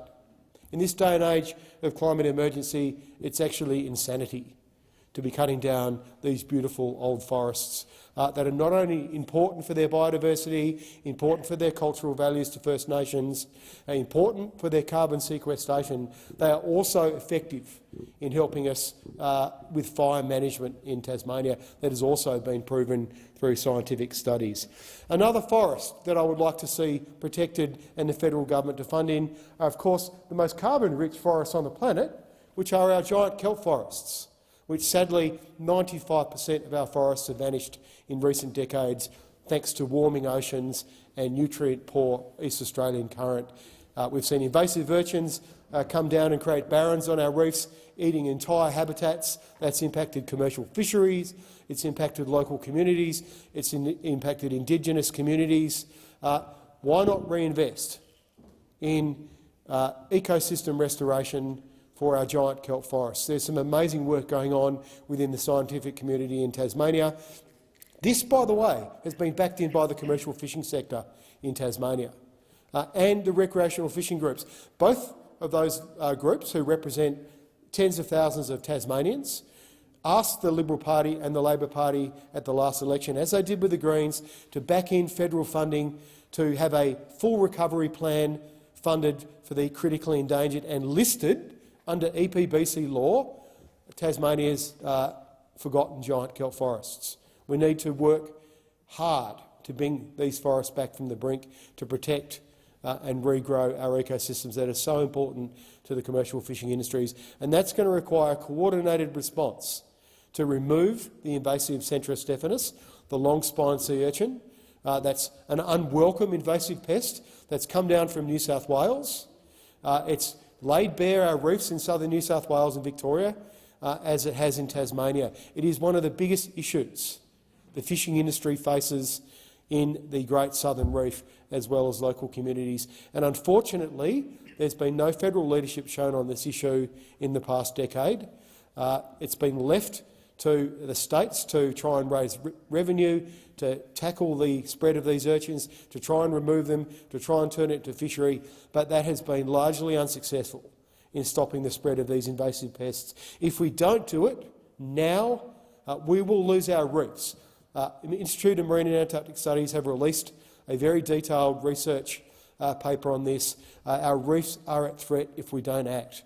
This is the cost of climate inaction, but it's not too late to do something about it. So today, while the media is going to be focused on the issue that we have with all issues around the release of the government's bill and action on climate change, there's so much more that this parliament can do. Here's two good ideas that we could all get behind. You'll be hearing a lot more from me on these issues, as you'd expect, but I'm very proud to represent a party that has these policies. The creation of a voice to Parliament will not, as the Prime Minister would have us believe, be a unifying moment. I've already been contacted by elders on traditional lands who say they do not support the voice and had no say in the Uluru Statement. This will be no different to the Stolen Generation apology. Let me remind you of the reason for this apology. We were told it was necessary for us to move forward together as a united nation. How has that worked out? The Prime Minister's contempt for these dissenting voices, including Aboriginals' voices, is very clear. His contempt for those who rightly and justly request details of the proposed voice, such as its powers, functions and costs, has also been very clear. He is not promoting unity at all. The Prime Minister is deliberately stoking division and stoking it on racial lines. As Senator Price noted in her landmark first speech in this chamber, many Indigenous Australians have not been consulted about the voice and many have no clue what it's about. This is coming from an Aboriginal woman. The Prime Minister has dismissed her comments, saying they don't stack up. No, his comments do not stack up. That's because the Prime Minister is only listening to the Aboriginal industry whose gravy train relies on separating Australians by race and entrenching Indigenous disadvantage. I've been saying this for decades. There is nothing in this proposal which addresses real disadvantage. There is nothing in this proposal that will end the violence, poverty and failure of service delivery in Aboriginal and Torres Strait Islander communities. There is nothing in this proposal which indicates how much this entire exercise will cost Australian taxpayers.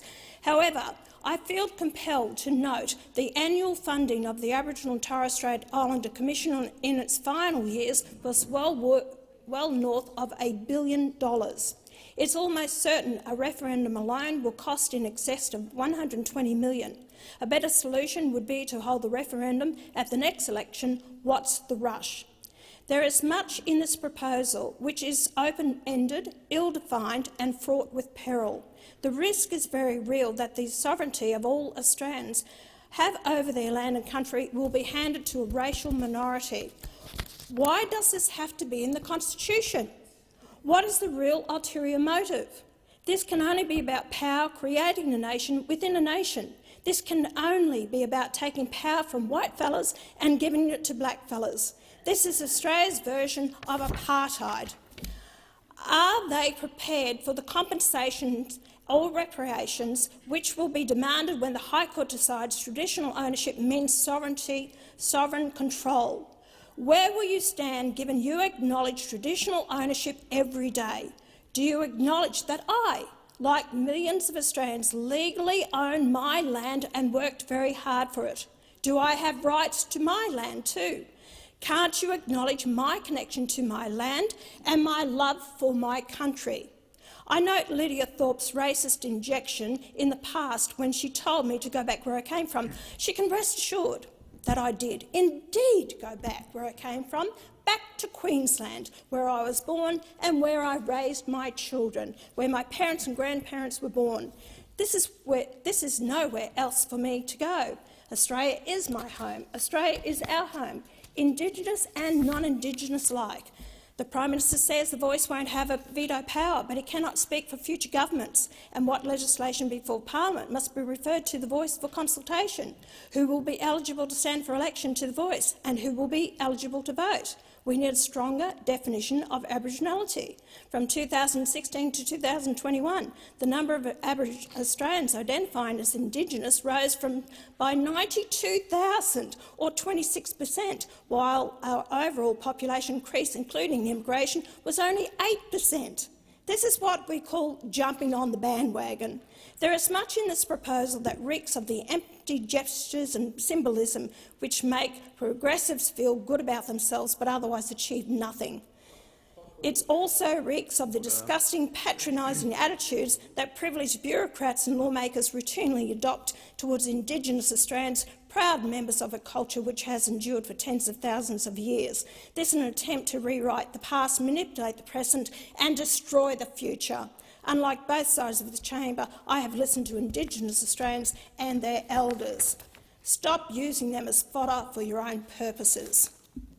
Thank you, Senator Hanson. Can I just remind senators to address members of this chamber and other places by their full title? Senator Stewart. Thank you, Acting Deputy President. What a delight to go on after Senator Hanson. On Thursday, the 28th of July, I had the privilege to meet with a parliamentary delegation led by the Transport Workers Union. The TWU are calling for urgent reform of our transport industry to protect wages and conditions to improve road safety and save lives. In the room, we had employers, associations, owner-drivers, couriers, food delivery drivers, employee drivers and family members affected by road safety accidents. Parliamentarians heard directly about the serious impacts of the evolving Amazon effect and gig economy on eroding pay and safety across the transport sector. The delegation told us about companies at the top of the supply chain squeezing transport contracts, pressuring workers to drive past legal hours, speed in order to meet deadlines, delay vehicle maintenance and ignoring fatigue management measures, all to shamefully put profits before people. Workers also told us about being exploited by unregulated gig mega companies such as Amazon, who undercut traditional transport operators from the bottom. Then we have Amazon Flex and Uber push our workers into precarious and insecure work with low rates of pay and no workplace rights or entitlements.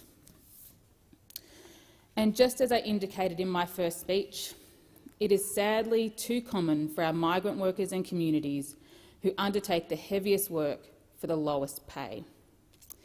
They are the very people and communities who absorb the unfair brunt of these appalling practices. But along with the stories of the wage rip-offs and workplace exploitation, we heard about the devastating impact this exploitation has on real lives. The heavy vehicle and road transport sectors are Australia's deadliest industries, and deadly in the worst way. With an average of 180 deaths per year and many more hospitalisations associated with heavy vehicles, these workplace injuries, traumas and deaths have immense social and economic impacts on drivers, their families, businesses and the broader community. However, rather than take action to stop the devastation, the previous government in 2016 chose to dismantle the Road Safety and Remuneration Tribunal, the very measure designed to keep our roads safe and workers paid fairly. Absolutely shameful. Since this unforgivable decision by the Liberals, there have been over 1,000 associated truck crash deaths on our roads, with 250 of these deaths being truck drivers. How incredibly devastating for each family affected. But we can do better and we must do better. As identified by the Senate Committee inquiry into the viable and safe transport industry, chaired by my good friend Senator Glenn Sterle, there is an immediate need for government intervention to change the practice and culture of an industry that literally carries our entire country. An industry that carried us all through the height of the pandemic, and an industry that will be key as we continue to reopen, recover and rebuild. Along with the inquiry's 10 recommendations, Federal Labor's National 2021 platform pledged to introduce a national system of safe rates to lift standards across the transport sector.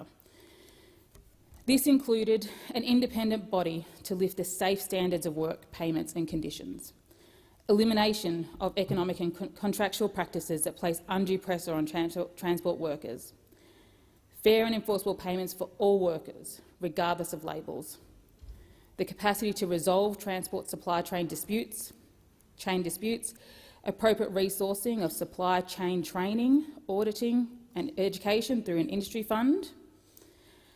And I would like to thank all of the representatives who attended Parliament to tell their personal stories, who took time off work, unpaid, to come up here and advocate for the rights of workers like them who aren't even getting the minimum wage, who can't go to work and expect to be able to come home safely like almost every other worker in this country. I want to thank the TWU representatives, including Michael Caine, Mike McNess and Mem Suleiman, for facilitating the workers attending Parliament. And I'm proud to stand in solidarity with the Transport Workers Union, Order. who are Your fighting time has expired. Senator Scarr. Thank you, Mr Acting Deputy President. This is the first opportunity that I've had to rise in this place in the new Parliament to speak about a very moving meeting. I attended a very moving community event I attended on 25 June 2022 with members of the Queensland Sudanese diaspora, a wonderful community in my home state of Queensland, which contributes so much to our state. And the purpose of the meeting was to consider human rights abuses which have been occurring in the country, the nation of Sudan, since the military coup which occurred on 25 October 2021. And I should note that there were a number of community representatives from a number of different communities present at that get-together, including senior representatives of the South Sudanese community and of the broader Australian African community. On 25 October 2021, there was a military coup executed in the nation of Sudan and the declaration of a state of emergency. A report was done to the Human Rights Commission of the United Nations in relation to what has occurred on the ground between 25 October 2021 and 10 April 2022, and it is extraordinarily disturbing reading. What has occurred on the ground during that period and subsequently includes the excessive use of force and unlawful killings. Dozens and dozens of people have been killed, including children. There have been thousands of people injured, and deaths have occurred through the use of live ammunition against peaceful protesters, the use of tear canisters at short range, again against peaceful protesters, and through other excessive use of force. There's also a recounting of arbitrary arrest and detention, torture and ill-treatment and enforced disappearance of democratic protesters following the military coup, sexual and gender-based violence of the most egregious kind, including events which occurred on the 19th of December last year, where female protesters were actually gang raped by security forces after they'd been dispersed from a peaceful protest. The shutting down of all forms of communication and freedom of expression, and a range of other egregious human rights violations. And the community in Brisbane got together to draw attention to these human rights atrocities, and it needs to be known by those members of the military dictatorship in Sudan that the world is watching. The world is watching. And our Sudanese diaspora is our human bridge between Australia and Sudan. And we are watching what you are doing in Sudan. We are keenly interested. We stand shoulder to shoulder with our Sudanese brothers and sisters in terms of watching what is occurring on the ground. I would like to conclude this statement by reading a few verses from a poem written by an extraordinary young man who was part of the Sudanese diaspora, a gentleman by the name of Mr Osman Garol Nabi. And he wrote a poem called Earth in 2019 following the use of excessive violence against Sudanese protesters. And I want to read this poem. He's doing a few verses. He's doing amazing work working with young people in our Queensland community. And I quote, "I'm learning all the lessons I already know. I've lost a lot of brothers where so many go. The chances of us rising up were very low, but love can free the mind from this mental wall. Love can free the mind from this mental war. You started this war but will never recede. The blood of my brothers are what I wear in my sleeves. See, I didn't come out of the dirt just to die overseas. That's why our spirits will never decease. I said I didn't come out of the dirt just to die overseas, and so our spirits will never decease. But just look how the system made us enemies. They're chaining our brothers up without a reason, and you thought that would never see freedom. Convicting our brothers of treason, how? When the earth is our land, it's because of our people you're breathing." Senator Rice. Thanks, Acting Deputy President. 1 in 3 Australian women experience abuse in their lifetime. That's not just a statistic, it's people's lives. And when this violence intersects with our broken income support system, we see victim survivors of domestic violence be further victimised. Successive governments have designed, implemented and defended a punitive system that not only traps people in poverty, in some cases it traps them in cycles of abuse as well. Domestic violence exists in many forms and, like other forms of abuse, is predominantly about control. It is about social, verbal, emotional and financial manipulation. And it is so much harder to escape this violence and find safety and support when you are financially insecure. The Greens welcome the government's introduction of 10 days of paid leave for people affected by domestic violence. This has been Greens' policy for many years. But domestic violence leave is not enough. It doesn't address the urgent needs of people who are living on income support or who, by escaping domestic violence, will be reliant on income support. The vast majority of people on income support are living below the poverty line, and this means making difficult decisions every single day about what you can afford to buy, how many meals you're going to miss that day. Victim survivors are relentlessly re-traumatised by a system that has been shown time and time again to fail them and to keep the cycle of poverty going. In addition to the 10 days paid leave for domestic violence victim survivors, the National Plan to Reduce Violence Against Women and Their Children was developed specifically to address family and domestic violence on all levels. But sadly, actions to enhance access to income support have been largely missing from the National Plan and its associated action plans. And we know that First Nations women, women from culturally diverse backgrounds, women in regional areas, older women, LGBTIQA+ women and women with disabilities are even more likely to experience violence. We need a plan that protects all Australians, not just the ones that are fortunate enough to be employed. So despite Labor's commitment to supporting domestic abuse survivors through this plan, there has been next to no consideration for survivors on income support. I mean, we've heard from the government that job seeker payments are going to stay at $46 a day.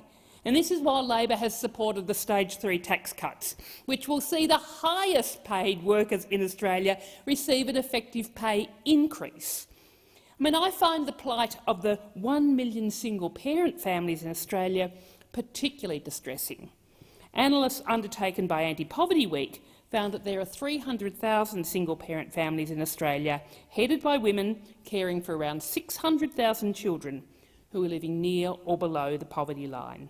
What are the options here if they are facing domestic or family violence? And we've also heard harrowing reports that the income support system has been exploited by perpetrators. The Guardian reported last week about a domestic violence victim survivor and mother of 3 who was left without vital Centrelink payments for 6 weeks after the perpetrator exploited social security rules and the fraud tip-off line. And she was denied family payments for 6 weeks after a false tip-off. In a cost-of-living crisis, no one should be forced to navigate through such uncaring bureaucracy and left to struggle to survive. Neither of the major parties seem to have a plan to tackle domestic violence or the poverty crisis in this country.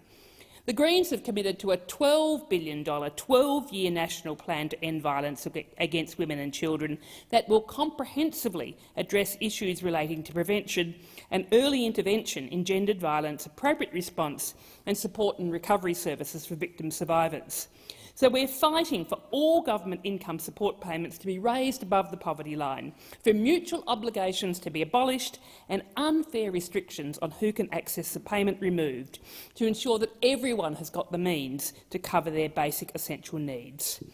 Our social safety net is broken. It is failing to not only support people escaping family violence, but to protect them from facing further harm. So the government must immediately fix our social security system and raise the rate of all income support to above the poverty line. Poverty is a political choice. Enough is enough. We have all clearly and consistently received feedback from victim survivors who have been forced to navigate a brutal system, with many being re-traumatised in the process. Now is the time to listen to what they have to say. Your time has expired. Senator Babet. Thank you, Acting Deputy President. I note this is not my first speech. I rise here today to speak of the disastrous economic situation we now found ourselves in due to high levels of government debt, which is approximately $963 billion, an absolutely massive amount of money. But how much is $1 billion? Well, it's $1,000 million. These numbers are almost incomprehensible. $963 billion. Now, unfortunately, both of the major parties have had a hand to play in racking up this debt and will continue to have a hand in racking up the debt, and it is something that must be dealt with and not just swept under the rug. Now, neither side of politics has discussed a clear plan on how we can pay back this debt, and we cannot keep ignoring the issue. Now, paying back the national debt was a core part of the United Australia Party policies which we took to the election. Now, the increasing interest rates and the inflation that we are now seeing at the moment are a result of the high levels of debt. There is a clear relationship between high levels of public debt and higher interest rates. There was a publication from the European Central Bank which studied the relationship between long-term public debt and increasing interest rates of the economies of Germany, Italy and the USA. Now, this publication set out the relationship between high debt and interest rates in those countries over a 10-year period. It essentially concluded that high levels of debt have little impact on short-term interest rates, but in the years to follow, they start to increase and at a rapid rate. Now, most economists here in Australia agree that interest rates will continue to rise. Now, millions of Australian families are already experiencing mortgage stress, and this is only set to increase.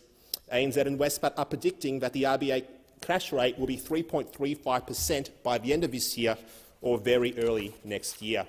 Now, prices for fuel, energy and other basic essentials are increasing, severely impacting Australian families, Australian businesses, and will go on to destroy the independence and freedom of our nation.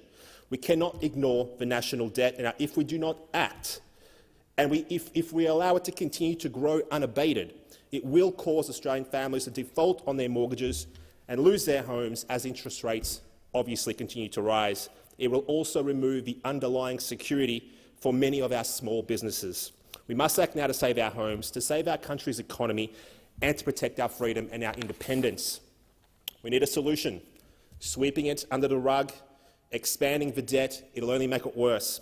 We are simply kicking the problem down the road for future generations that will have to deal with it. The RBA cash rate is currently sitting at 1.85%, up from 0.1% only 4 months ago. That means that compared to 4 months ago, the average $700,000 mortgage will cost around $550 more per month. Many families cannot afford this rise. Current inflation is 6.1%, with real wages growing at only 2.4% over the past 12 months. Essentially, that means that the purchasing power of your money has reduced by 6.1%, and your wages have not kept up. The government has now confirmed that inflation is set to hit 7.75% by the end of this year, making things even worse. Now, the UAP took a plan to the election to help pay down our national debt. We suggested introducing a 15% export licence for all iron ore exports from Australia and pledging the proceeds from such a licence to repay our near $1 trillion debt. Our modelling showed that this export licence and its proceed would help reduce the debt level and, in the process, save Australia from high interest rates. Now, Australia, we supply over 80% of all iron ore export to the Asian manufacturing markets. Tens of trillions of dollars are invested there in manufacturing in China, Japan, Korea and the rest of Asia. Asia achieves its strong position in world trade by using Australian iron ore. Asian economies have no alternative but to purchase our iron ore. Now, we must leverage this position to the maximum benefit of all Australians. In effect, we can have the buyers of our iron ore pay off our debt, thereby taking the burden off the Australian taxpayer.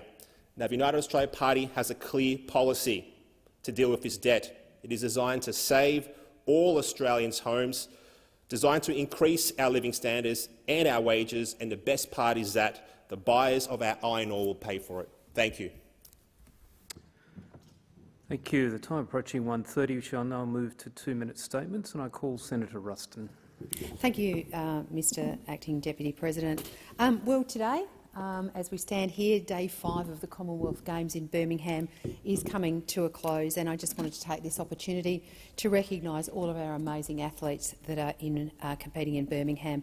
430 Australians are over there, and that includes 76 of our incredible and inspiring para-athletes. So far, we have 106 medals, and 42 of those medals are gold. So that makes us #1 in Birmingham at the moment. But sport is so important to the Australian lifestyle. It is absolutely a quintessential part of the way of life in this country. And so it has been absolutely amazing and inspiring to watch these incredible athletes perform on the international stage, because they demonstrate the importance and the benefits of an active and healthy lifestyle, and the physical and mental benefits of sport and good health, as well as the great community spirit and well-being it generates back here in Australia.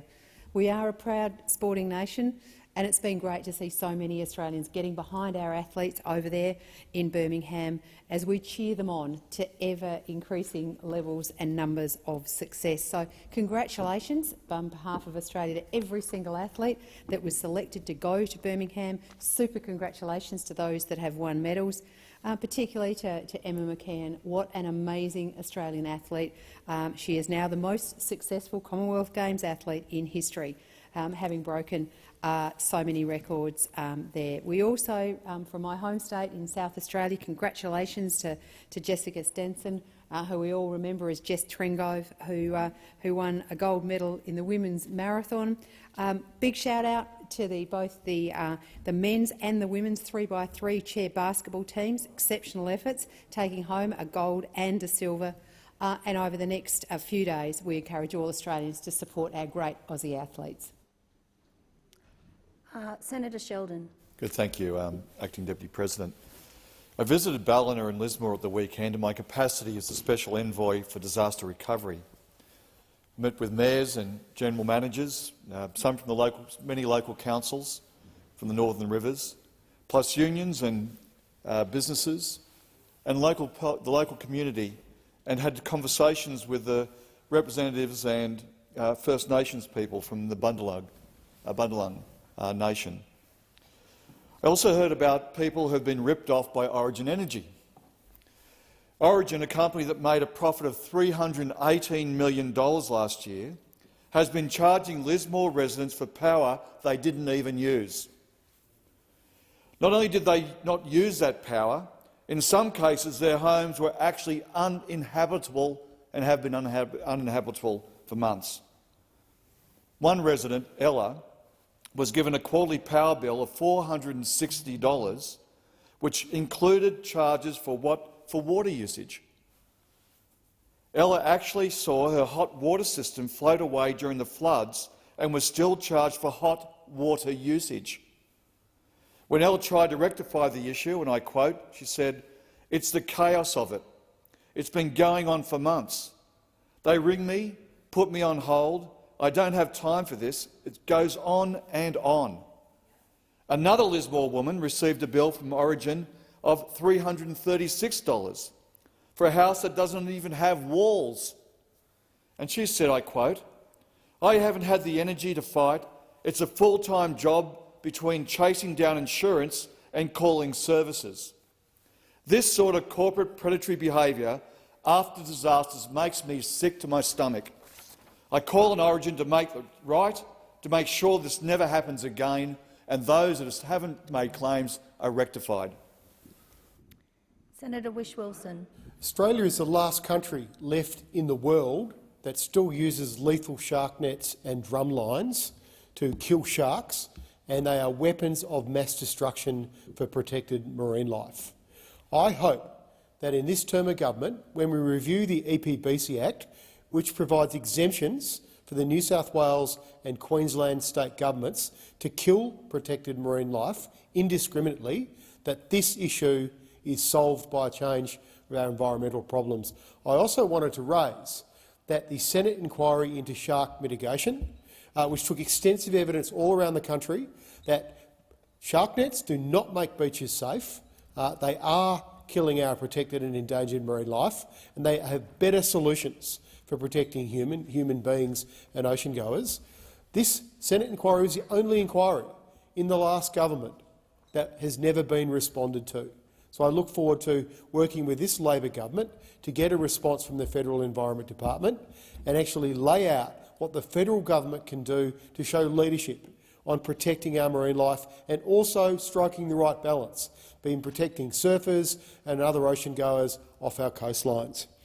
I would also like today to shout out to the over 1,000 parliamentarians around the world now who have started to take action to free Walkley Award-winning journalist Julian Assange. It is a national disgrace and shame that this parliament and this last government has done nothing to intervene actively to free Julian Assange and bring him back to Australia. But let me tell you, there is momentum building all around the world now. This issue is only going to get bigger, and the Albanese government have made the right noises, but now is the time to explain to the Australian people about what you're doing and step up and make sure this Australian hero is freed from a UK hellhole. Senator Wilson, your time has expired.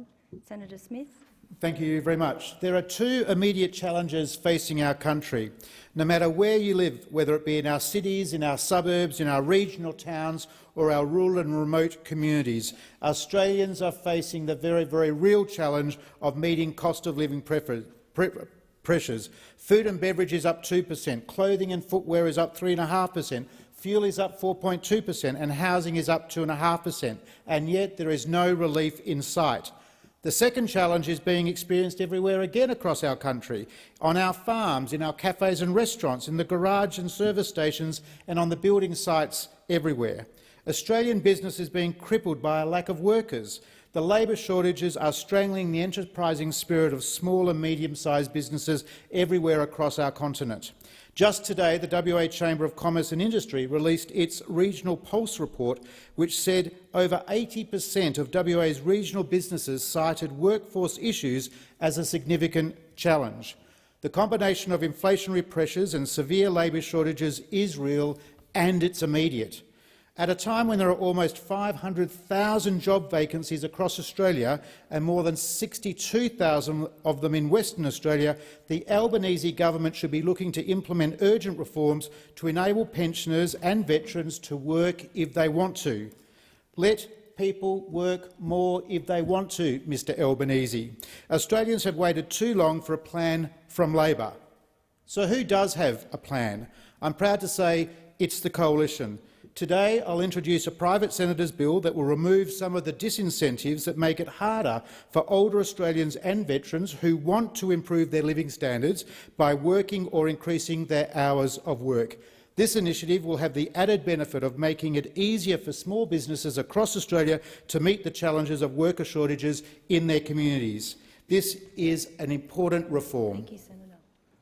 Senator Sterle. Acting Deputy President, and look, I think it's timely. We know the shortages of staff and labour and all that, but I've got to bring this to the attention of the Senate. And this dropped in my lap a couple of days ago, and it's an article from the Big Rigs magazine.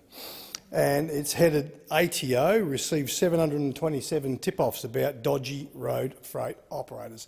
Isn't this amazing? We've got driver shortages. We are about 22,000 drivers short in Seek.com only a month ago. That's before we start talking about Forky's receival staff loaders, before we start talking about diesel mechanics, tyre fitters, spray painters, auto electricians.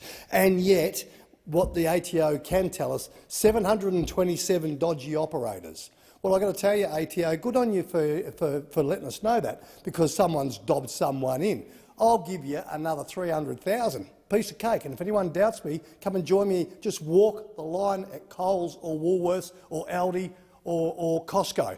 Walk the line with me and ask all these truck drivers who are paid on kilometre rates as they run interstate.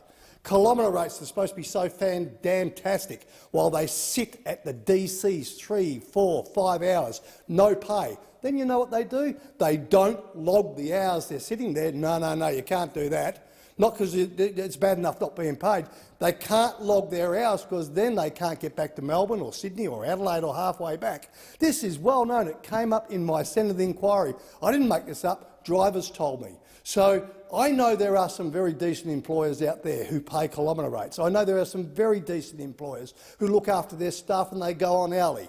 Sadly, they're in the minority. So I'd say to the Australian Truck and the ATO, if you've got a spare day or two, come and walk the line with me, and I'll throw that challenge out or that offer out to any other senator or one from the other side.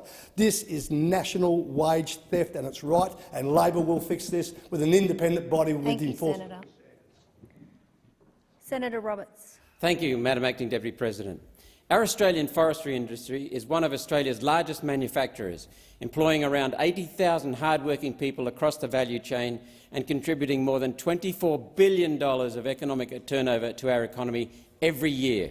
A further 100,000 people are in jobs supported through flow-on economic activity. Yet now the people's wealth is under threat. Green ideology working for globalist predators seeking to control people threatens all this wealth going into the pockets of everyday Australians and regional communities. Timber, look around, is a natural material with great warmth and versatility. In this beautiful building, Australia's seat of government, native hardwoods are used throughout the building, chosen for colour and durability. The Sydney Opera House uses timber in the public areas for the same reason. The use of timbers from all over Australia expresses our national identity. That's probably why the globalist Greens are trying to destroy the Australian timber industry. Under globalist policies, there is no national identity, only unrelenting oppression of individual sovereignty and slavish adherence to a woke agenda that borders on evil. Regional forestry agreements preserve the important principle of competitive federalism and states' rights. Regional forestry agreements protect our timber industry, and One Nation will defend the right of states to defend their timber industry.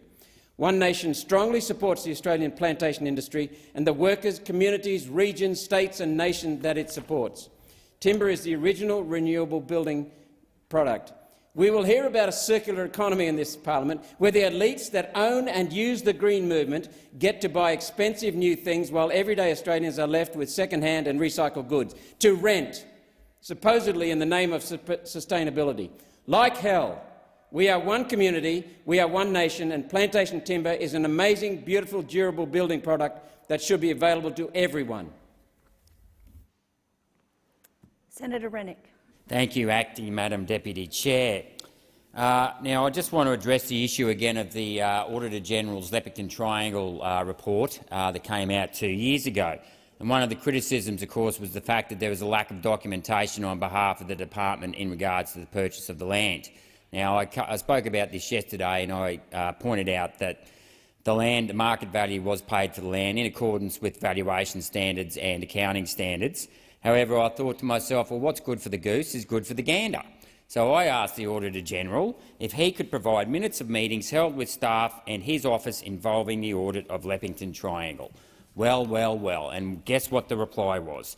The ANAO does not release specific items of audit evidence that were not included in an audit report, as the public interest benefit in the ANAO providing the audit evidence is outweighed by the potential for public interest harm to the operation of the legislative framework for dealing with sensitive information in the Auditor-General Act.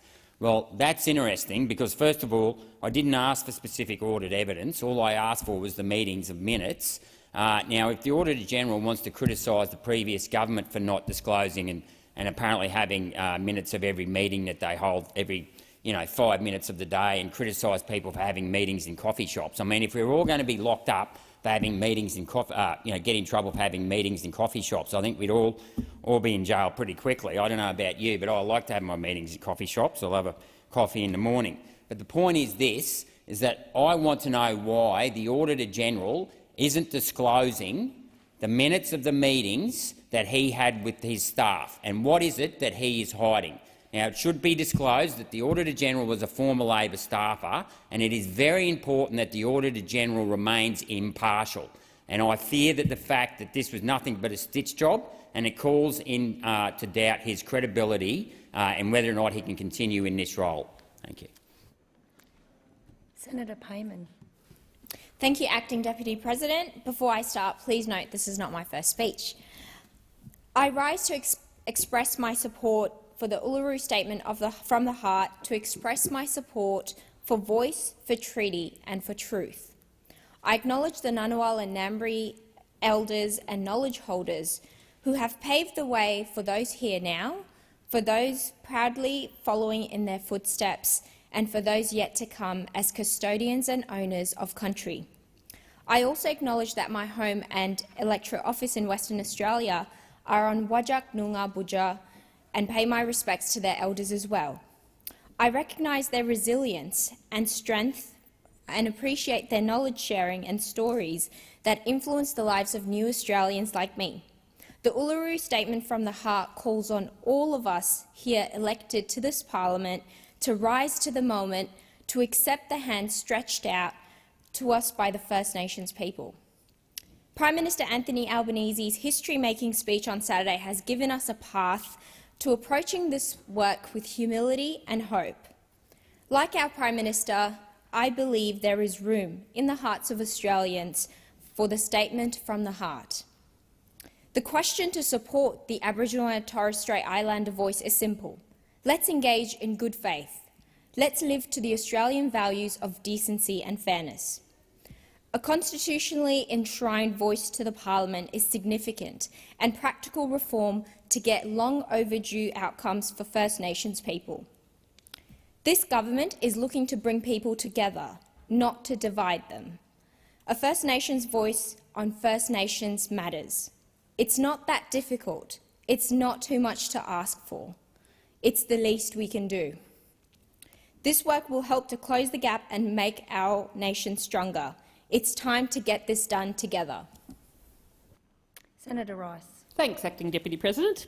There's rightly a lot of talk about workforce shortages. For example, it's estimated that the aged care sector is now facing an annual shortage of 35,000 workers just to meet the basic care needs of older people. Yet we have a potential workforce right here in Australia, people who want to work but are denied the ability to work. These are people seeking asylum who are waiting for an outcome of their application process.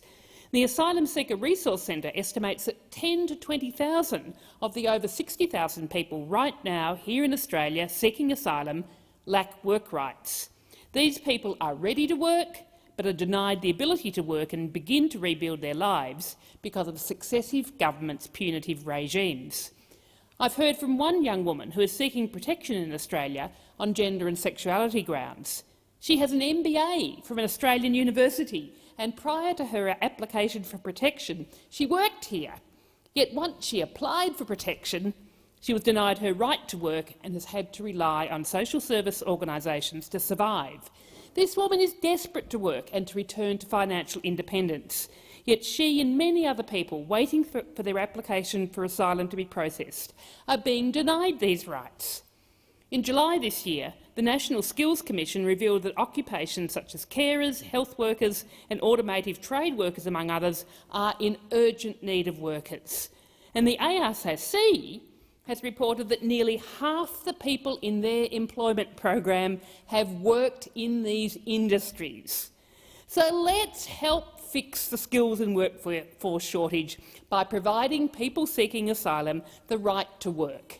It will cost the government nothing and, more significantly, is critical to people's human dignity and their social and economic inclusion.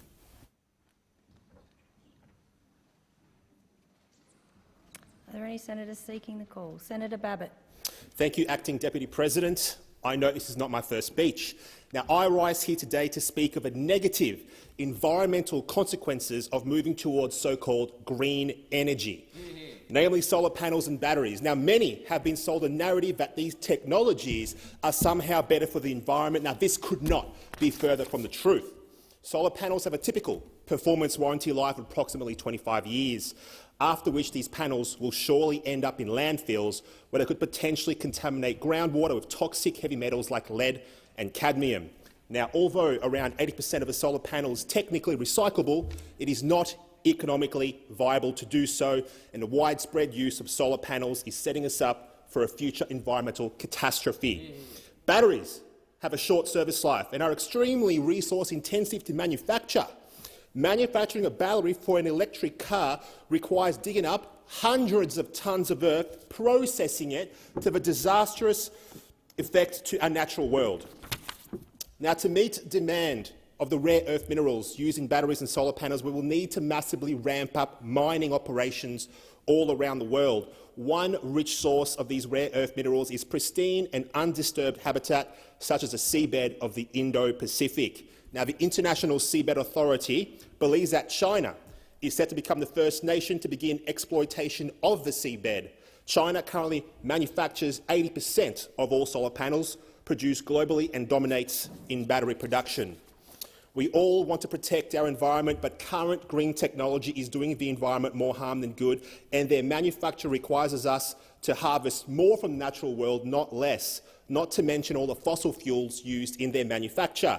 We are in effect transitioning from digging up fossil fuels to digging up rare earth metals. None of this solves any of the issues that we are facing, while at the same time placing us at the mercy of a CCP. We need genuine, well-balanced solutions. Thank you, Senator. Your time has expired. Senator Hughes. Thank you, Acting Madam Deputy President.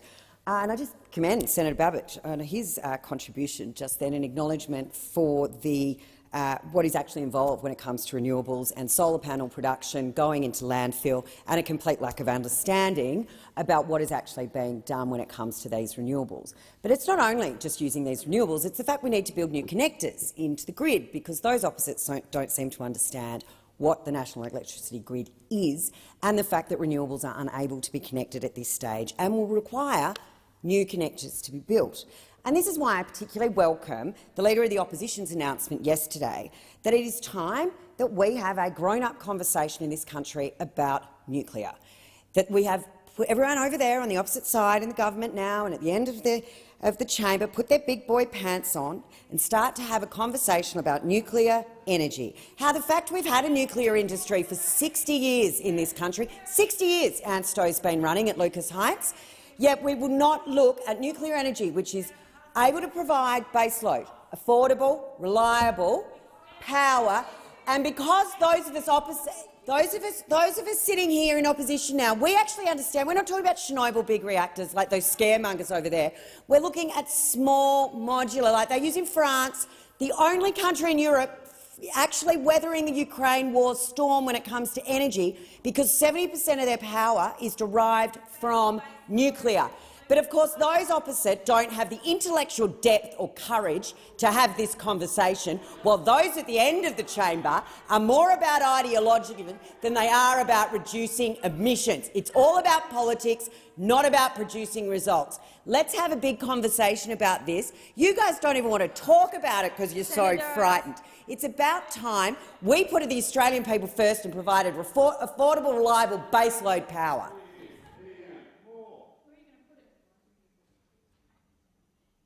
Senator McCarthy. Madam Acting Deputy President, thank you. I take this opportunity in the few minutes I have to thank our health workers and clinicians across the country who still keep us focused on the fact that we are still in a pandemic.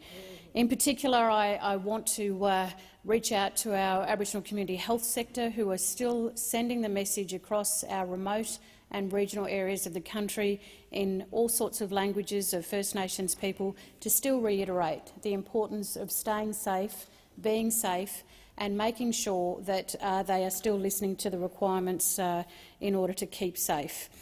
Today, the Albanese government accepted a recommendation from the Australian Technical Advisory Group, ATAGI, to make a Moderna COVID-19 vaccine available to children aged 6 months to under 5 years in certain at-risk population groups. And the primary goal of the Australian COVID-19 vaccine program is to minimise the risk of severe disease, including hospitalisation and death from COVID-19. We are some years now into this pandemic, Madam Acting Deputy President, and one of the things I've certainly heard constantly said from health clinicians is the sense of weariness, tiredness, exhaustion. We still need to keep going, and that's why it's important that here in the Senate and in the House we continue to acknowledge the ongoing work of those clinicians who are still trying to keep Australians safe. Around 70,000 young children at high risk of developing severe illness from COVID-19 will be able to receive a vaccination from the 5th of September this year. The Albanese government has secured 500,000 doses of the specific vaccine for this age group, and initial supplies will be arriving in Australia later this week. Senator Cadell. Acting Deputy President, I note that this is not my first speech. The Hunter region of New South Wales is known for many things. It's wine and agriculture, it's coal and energy generation, its beaches and its lifestyle. But what truly sets us apart is the people, their passion in work and play. In that, I quickly rise to acknowledge the people from the Hunter taking part in the Commonwealth Games in Birmingham. At 17, Jessie Southwell of New Lambton is one of the youngest members of the entire team and will be bringing home gold to the Hunter after winning in the Australian Women's 7 rugby team. She's also a mighty Newcastle Knight. Rose Davies from Newcastle has been running from the age of 12, and boy is she tight now. But she will be competing in the women's 5,000 and 10,000 metres. As someone whose fitness has struggled to drive that far without being a little bit tired, I'm envious of her. Sam Fricker is 20 years old and one of Australia's most exciting divers. After his Olympic debut in Tokyo, the men's 10-metre platform, he's one to watch out for in these games, including his signature dive and inward 3.5 somersault. Maitland girl Natasha Van Eldik has represented Australia in lawn bowls from a club in Raymond Terrace. Also a shout-out to Maitland swimmer Jenna Jones, who completed in the S13 50-metre freestyle, and Merriweather wheelchair athlete Christy Dawes, a 7-time Paralympian who finished 4th in the women's T53 and 54 marathon. These people from the Hunter are doing their very best, playing with passion and doing everything we can to represent Australia. I hope to do the same thing here, and with Australia clocking 106 medals, including 42 gold after day 6, I'm excited to see more competition and success. Thank you.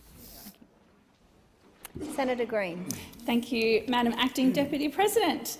Well, a defining moment for the Great Barrier Reef occurred almost a century ago. In 1975, the Gough Whitlam Labor government made the Great Barrier Reef Marine Park an act and was established to protect the Great Barrier Reef for many years to come. This legislation gave it special protection against oil and gas drilling and the biggest threat to its survival at the time. And I stand here today on another day, another defining moment for our Great Barrier Reef. This week, historic legislation reaches this place to enshrine a 43% emissions target in legislation, a week which we can finally see serious climate action getting underway. Almost like half a century ago, Labor is again on the right side of history when it comes to protecting the Great Barrier Reef from climate change. Today, the Great Barrier Reef's biggest threat is climate change, and it will take a Labor government to fight for its future of this magnificent natural asset. Unfortunately, precious time has been wasted fighting the climate wars of the last decade, and it has cost us dearly. No one from this side will ever forget or forgive the former government for putting the reef and the jobs that rely on the Great Barrier Reef at risk at every step of the way. No one will forget that they vetoed renewable energy projects because it was against their energy policy, projects that would have created jobs. No one will forget that they actively supported repealing water quality legislation. They refused to commit to an emissions reduction target, and again today refused to commit to the legislation to reduce these emissions, and they hid power price increases until after the election. The Labor government's Powering Australia plan will reduce emissions, reduce power prices, create jobs in renewable energy, and it will protect the reef and protect our future for many generations to come. Thank you, Senator Green. Senator Askew. Thank you, President. Earlier this week I spoke about the retirement of the Flinders Council Mayor, and today I would like to acknowledge the Mayor of another idyllic Tasmanian island, the King Island Council, Mrs Julie Arnold. Mrs Arnold recently announced that she would not recontest her position as Mayor and Councillor at the October council elections. Julie and her husband Charles have sold their property on the island and plan to build a new home on King Island in the near future. But first they'll spend an extended period travelling Australia and researching alternative construction options like pods or containers for their new home. Elected to King Island Council in 2018, Mrs Arnold was initially appointed as Deputy Mayor. She took on the role of Mayor in 2019 after being elected unopposed and was the first woman to serve as King Island's Mayor. Mrs Arnold's term as Mayor was punctuated by COVID-19 and the impact of this pandemic on the small island community, but she is confident she leaves Council with processes in place for King Island to successfully live with the virus. The aspect Mrs Arnold considers her main achievements is restructuring the committee work of councillors to match their individual strengths. This work was matched to the key issues councillors champion, like shipping, youth, sport or tourism, and she hopes the framework will continue in successive councils. I met with Mrs Arnold in May and she spoke about her desire to see a shipping solution developed for King Island's future, which includes a wharf for roll-on roll-off ships, a direct route to Victoria and a plan for small cruise ships that extend beyond day trips. She's also hopeful of positive results from the reopening of the King Island Scheelite tungsten mine and Council's $830,000 telecommunications investment to improve connection on the island. Enjoy your well-deserved break and travel, Julie. We look forward to welcoming you back to Tasmania to build your new King Island home soon. Thank you. Thank you, Senator Askew. Now being 2 p.m, we'll move to questions, and I call Senator Askew. My question is to the Minister representing the Treasurer, Senator Gallagher. How much extra will an average mortgage holder be paying in monthly repayments as a result of the recent interest rate increases? Minister. Thank you, Madam President. No, we went to this yesterday, I think, in question time, but I'm happy to repeat it. Essentially, depending on the loan, the size of the loan, people will be paying a couple of $100 extra a month in payments. Well, I can go exactly to it if you want to break it down. And of course, these increases that they'll be paying are on top of the increases that have occurred over recent months when the RBA started increasing interest rates on the 1st of May. If you'd like it by state or by size of mortgage, I can give it to you. But essentially the cumulative increase in monthly repayments for average mortgage holder in New South Wales is, I think, about $330 extra per month. But there is significant impact on households, no doubt. And we know this stings households, absolutely. But we are living in a high inflationary environment, and the RBA is increasing interest rates. They are increasing interest rates to deal with higher inflationary costs across the economy. And the factors that led to this have occurred prior to the last election. Prior to the last election, the factors that are leading to this, we inherited an economy with an inflation issue and rising interest rates. Right. And these are hitting mortgage holders, without a doubt. And that's why our economic plan is more important than ever, to invest in the productive side of the economy to put downward pressure on cost of living impacts for households. Thank you, Minister. Senator Askew, first supplementary. Minister, on top of the cost of interest rate increases, how much extra will it cost a family to fill a 60-litre tank of petrol once the government ends the reduction in fuel excise? Minister. So, Order. Senator Wong. Senator Searle. Senator Searle and Senator Wong. Minister. thank you, President. And talk about leading with your chin again. This is a policy that the former government put in place to expire. The former Treasurer saying it was targeted and temporary and made it very clear because of the significant cost to a budget that is already heaving with $1 trillion in Liberal debt. Senator Askew. Order on relevance. It was actually a question about a dollar figure. It wasn't asking about consideration of previous policy. Thank you, Senator Askew. The minister is being relevant to the question, but I'll continue to listen and ensure that relevance continues. Minister. Thank you. And the former government, at the time when they designed the policy to be a 6-month exemption, noted the significant cost to the budget, $3 billion over a 6-month period, which I've heard Senator Hume talking about the need to be fiscally responsible, while on the other side, and depending on who you're talking to in the coalition, it's all about spending more and adding more to the budget problems that we have inherited. The petrol excise changes were for 6 months. The budget cannot afford to continue these concessions at a time when we are dealing with the increasing cost of— Senator Askew, second supplementary. Senator Sterle. Senator Sterle. Senator Askew. Thank you. The Albanese government was elected on grand promises to fix the cost of living. What precisely is the government's plan to help senior Australians, young Australians and Australian families, including the majority who do not have children in childcare, with the cost of living? What's the plan? Thank you, Senator Askew. Minister. Thank you, and I welcome the opportunity to talk about Labor's economic plan. Our plan is a comprehensive plan. A comprehensive plan that does include cheaper childcare for 1.2 million please families. resume your seat. Order. Order. Minister Wong. Minister Wong. I'm waiting for quiet from both sides of the chamber. Minister, please resume. Thank you, President. Labor's economic plan is about making sensible investments into the productive capacity of the economy, including cheaper childcare for 1.2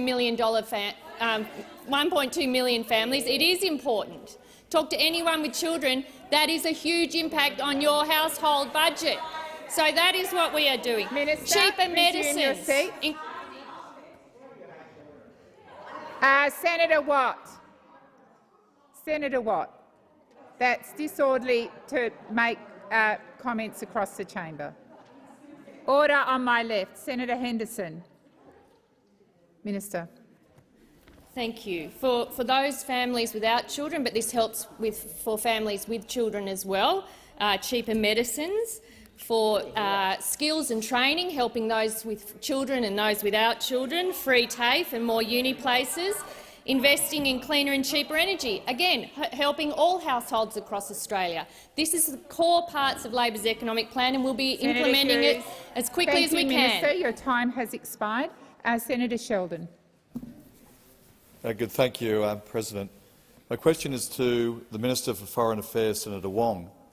Can the minister outline steps the government is taking to assure Australia's security? Minister.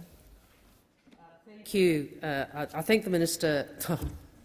I thank the senator for his question and for his interest in international relations and foreign affairs and security. And today, the Prime Minister and the Defence Minister announced details of the Defence Strategic Review. In 2020, the Defence Strategic Update identified that changes in Australia's strategic environment were accelerating far more rapidly than was predicted in the 2012 Force Posture Review. So to meet these challenges, the Defence Strategic Review, which was announced today, will examine force structure, force posture and preparedness. It will also examine investment prioritisation. And the objective, which I would hope is shared across the chamber, is to ensure that the Defence Force, Australian Defence Force, has the right capabilities to meet the growing strategic needs Australia faces. The government has appointed 2 eminent leads to conduct the review, the former Minister for Defence and for Foreign Affairs, Professor the Honourable Stephen Smith, and the former CDF, Air Chief Marshal Sir Angus Houston, retired. This work will help ensure that the ADF is well positioned to meet the security challenges we face over the next decade and beyond. You see, the Albanese government understands well that Australia's security in a more complex and contested world means we have to use all elements of state power, and we have to ensure all elements of state power are fit for purpose, that is strategic, economic, social and diplomatic. And the purpose, of course, is always the advancement of Australian interest and Australian values. Unfortunately, we do know there was a great deal of damage done to Australia's international relationships by the previous government, but we have made a strong start. We have made a strong start. Order. We have made a strong start since the change of government. Minister, your time has expired. Senator Sheldon, first supplementary. Good. Thank you, Minister, for a comprehensive answer. Can the Minister outline the government's engagement with regional partners, including ASEAN? Minister. Thank you, and I again thank the senator for a very important question. And of course, Southeast Asia and the focus on Southeast Asia is just so important for Australia's security, and something that we on this side of the chamber have always understood. We have always understood, and which is why, if you look at the history of government in this country, it is Labor governments which have brought such a strong focus to Southeast Asia. We recognise on this side of the chamber that our future is tied to the future of the region we share. So deepening our partnership with ASEAN is one of my top priorities as Foreign Minister.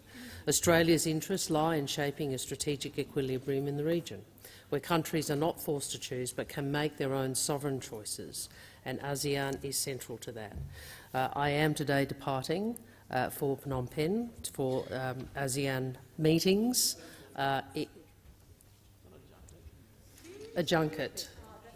Well, I'll take that interjection. It shows the disrespect for ASEAN and the importance of security in our region from the other side. And I suggest you should speak to Senator Birmingham about that interjection. Order. Your time has expired, Minister.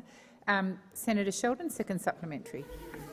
How is the government working to shape a region that is peaceful and predictable, and where disputes are not simply guided by power and size? Minister. Thank you to the senator for the supplementary, and he phrases the question in a way that is really important. Others have described it differently. We want a region that is non-hegemonic. We want a region where sovereignty is protected. But it is in Australia's interest, and this I do think is a bipartisan objective, even if how we get there we may differ on. We want a region where disputes are not simply guided by power and size. And central to that is working with the countries of our region, including ASEAN, as well as the Pacific, ensuring we have relationships that are deep and trusting, and relationships where we are able to be a partner of choice. Partnerships matter because it's how we build the kind of region we want. It's how we build the kind of region that serves, that is in accordance with the interests of the Australian people and the interests of the nation, a region at peace, not in conflict, which is why we will continue to work with partners to promote peace and stability across the Taiwan Strait. Thank you, Minister. Senator Dean Smith. Thank you very much, Madam President. My question is to the Minister representing the Treasurer, Senator Gallagher. Will the level of government spending in the Albanese government's first budget be higher or lower than was projected in the pre-election fiscal outlook? Minister. You'll have to wait and see. Order. Order. Thank you. Order. Thank you. I'm going to wait for quiet on both sides. Order. Minister. Thank you, President. The short answer to the question from Senator Smith, and I thank him for the question, is you'll have to wait and see. That's what happens when you're in opposition. The budget will be published. The budget will be published, and you will be able to see. Well, I think anybody who followed Labor's very comprehensive fiscal Senator plan, McGrath and Hughes. Labor's plan for a better budget, better future, better budget, better future. Minister, please resume your seat. Order. Order. I'm aware that you're standing, Senator Smith. I'm waiting for quiet. Senator Smith. Point of order, Madam President. Standing Order 211. I'm just wondering whether Senator Gallagher could let us know how many pages are in the plan. I think how many pages? That might be a supplementary question you may wish to pursue, Senator Smith. Minister, please continue. Thank you, Senator Smith. That was tried in the campaign. It didn't go very far, I must say. It's more about the content, I think, than the number of pages. And this is a very successful plan that we outlined. Very successful, as evidenced by this. That's how successful this plan was. The budget will be released in the normal way with the papers that accompany it. And I would say, in respect to, because I do respect Senator Smith, we are going through a process which we've been quite clear about of looking at previous budget measures from the March budget about which ones of those should go ahead, which ones might not need to go ahead. We're looking at savings where they can be sensibly found. We're implementing our savings on consultants and contractors. The audit of waste and rorts, indeed, that we are looking at, and we're going through it program by program with a big red pen. And we are looking. Well, we are going to be fiscally responsible. We are not going to be the vandals that you were, where you would just get huge billions of dollars and go, you know what? Barnaby Joyce wants some money somewhere, so here we go. We'll chuck it over there. We'll chuck it over here. We're building better regions funds. Oh, sorry, Barnaby. Here's some more money. Minister, we're not going to do that. Minister, we're not going to do it. It's not right. Resume your seat. Senator Henderson. Madam President, on a point of order, could I ask just a moment. Thank you, Senator Henderson. Thank you, Senator Henderson. Madam President, on a point of order, could I ask the minister to refer to members by their proper name? Thank you. I will draw that to the minister's attention. Thank you, Senator Henderson. I remind all senators that people in this chamber and the other chamber need to be referred to by their correct titles. Minister. Thank you, Madam Speaker. And the point I was making is that we will be fiscally responsible. We want to build a budget for a better future for Australia. Your time has expired. Senator Smith, first supplementary. Thank you very much, Madam President. Will decisions of the Albanese government in its first budget add, in net terms, to government spending and debt, or reduce government spending and debt? Thank you, Senator Smith. Minister. Thank you. Well, as we've been clear. Order.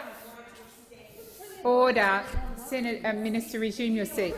Minister Wong, Senator Wong and Senator Henderson, exchanges across the chamber are disorderly. And I beg your pardon if it wasn't you, but it is very hard with the level of noise to work out who is making the noise. But comments across the chamber are disorderly. Minister. Thank you. The answer to that question is contingent on a number of decisions that are yet to be made. But through the budget. Well, what do you expect? Well, I'm being honest with you. Minister, I'm being honest. Resume your seat, please. Senator Bilyk. Huge trouble hearing Senator Gallagher's wonderful response. So could you? Thank you, Senator Bilyk. I'm trying my very best, which is why I keep sitting the minister down, sadly. Order.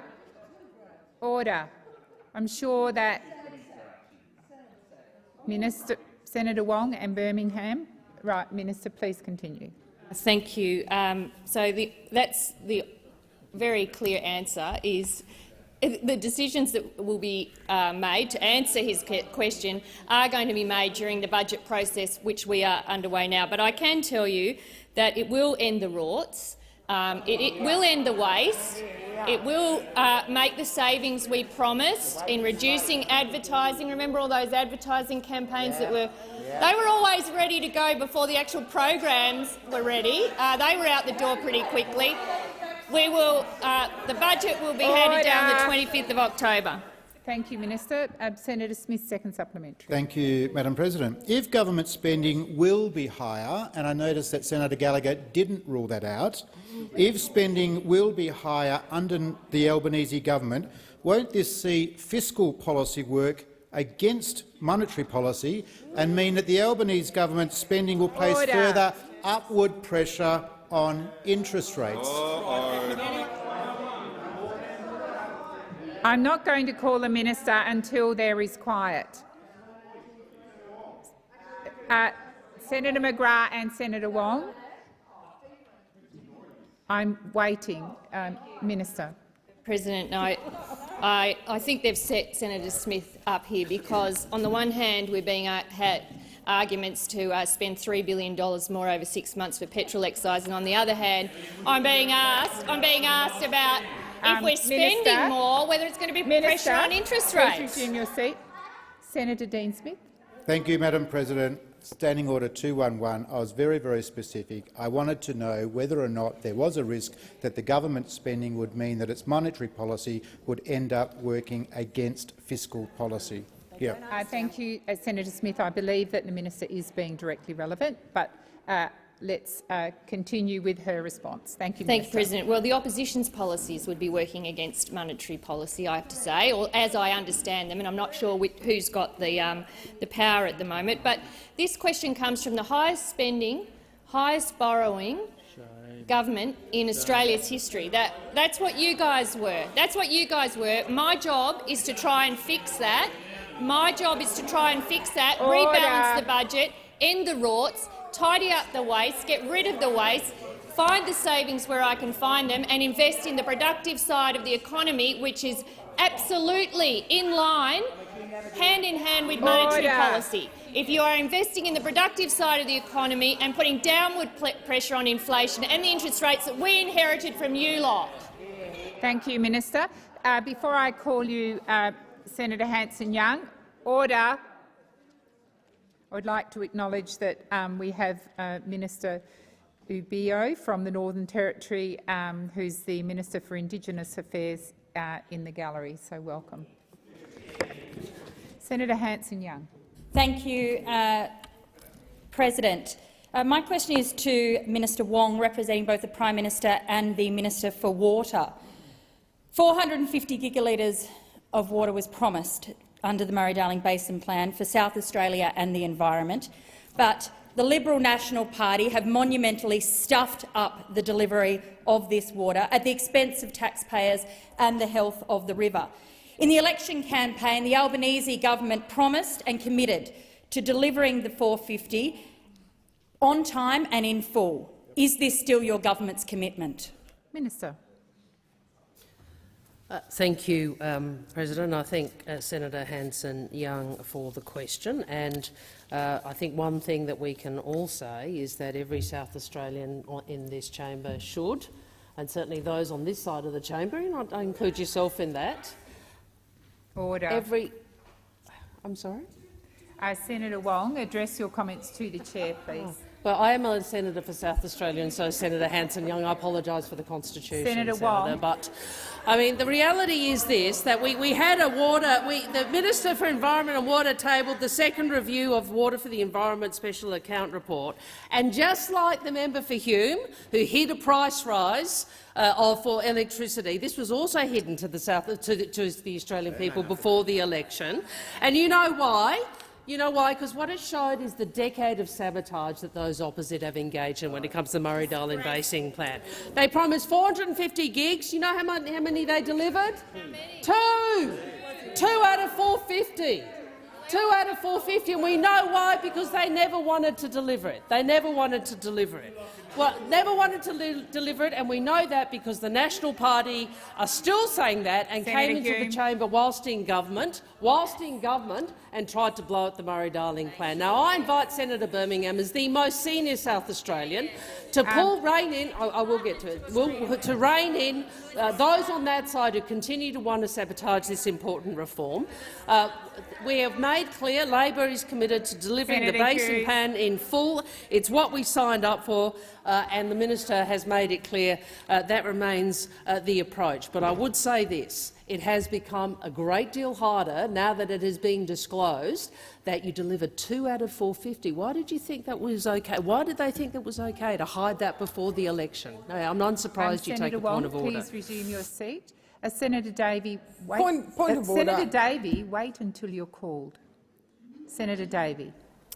Thank you, Madam President. Point of order. Senator Wong is actually misleading the chamber with her claims that only 2 gigalitres was recovered. Thank you, Senator Davey. Please resume your seat. Minister. The State of the Environment report makes it clear that 2 out of 450 was delivered. Senator Hanson-Young, first supplementary. Thank you, Madam President. I note that the minister did not answer the question about on time. Given the legal requirement to deliver the 450, given the promise to South Australians, what is the government's plan to make sure that 450 gigalitres is delivered, is used to save the river and not stolen by those upstream? Thank you, Senator Hanson-Young. Minister.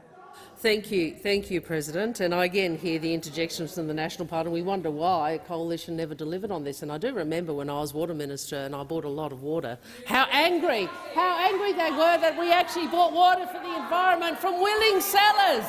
Order. Oh my goodness, isn't it dreadful to use a market to deliver an environmental and a social outcome?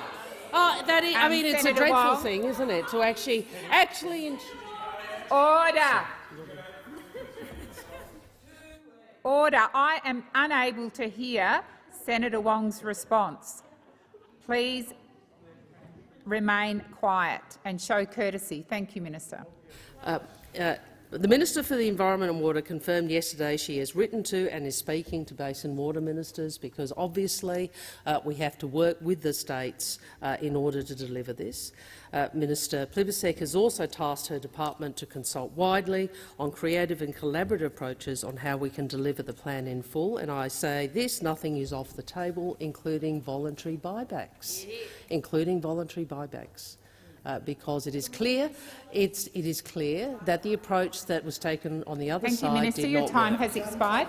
Senator Hanson-Young, second supplementary. Thank you, Madam President. I'm very pleased to hear that voluntary buybacks are on the table, because it is clear from the government's own report that this is the only way 450 gigalitres will be returned to the river.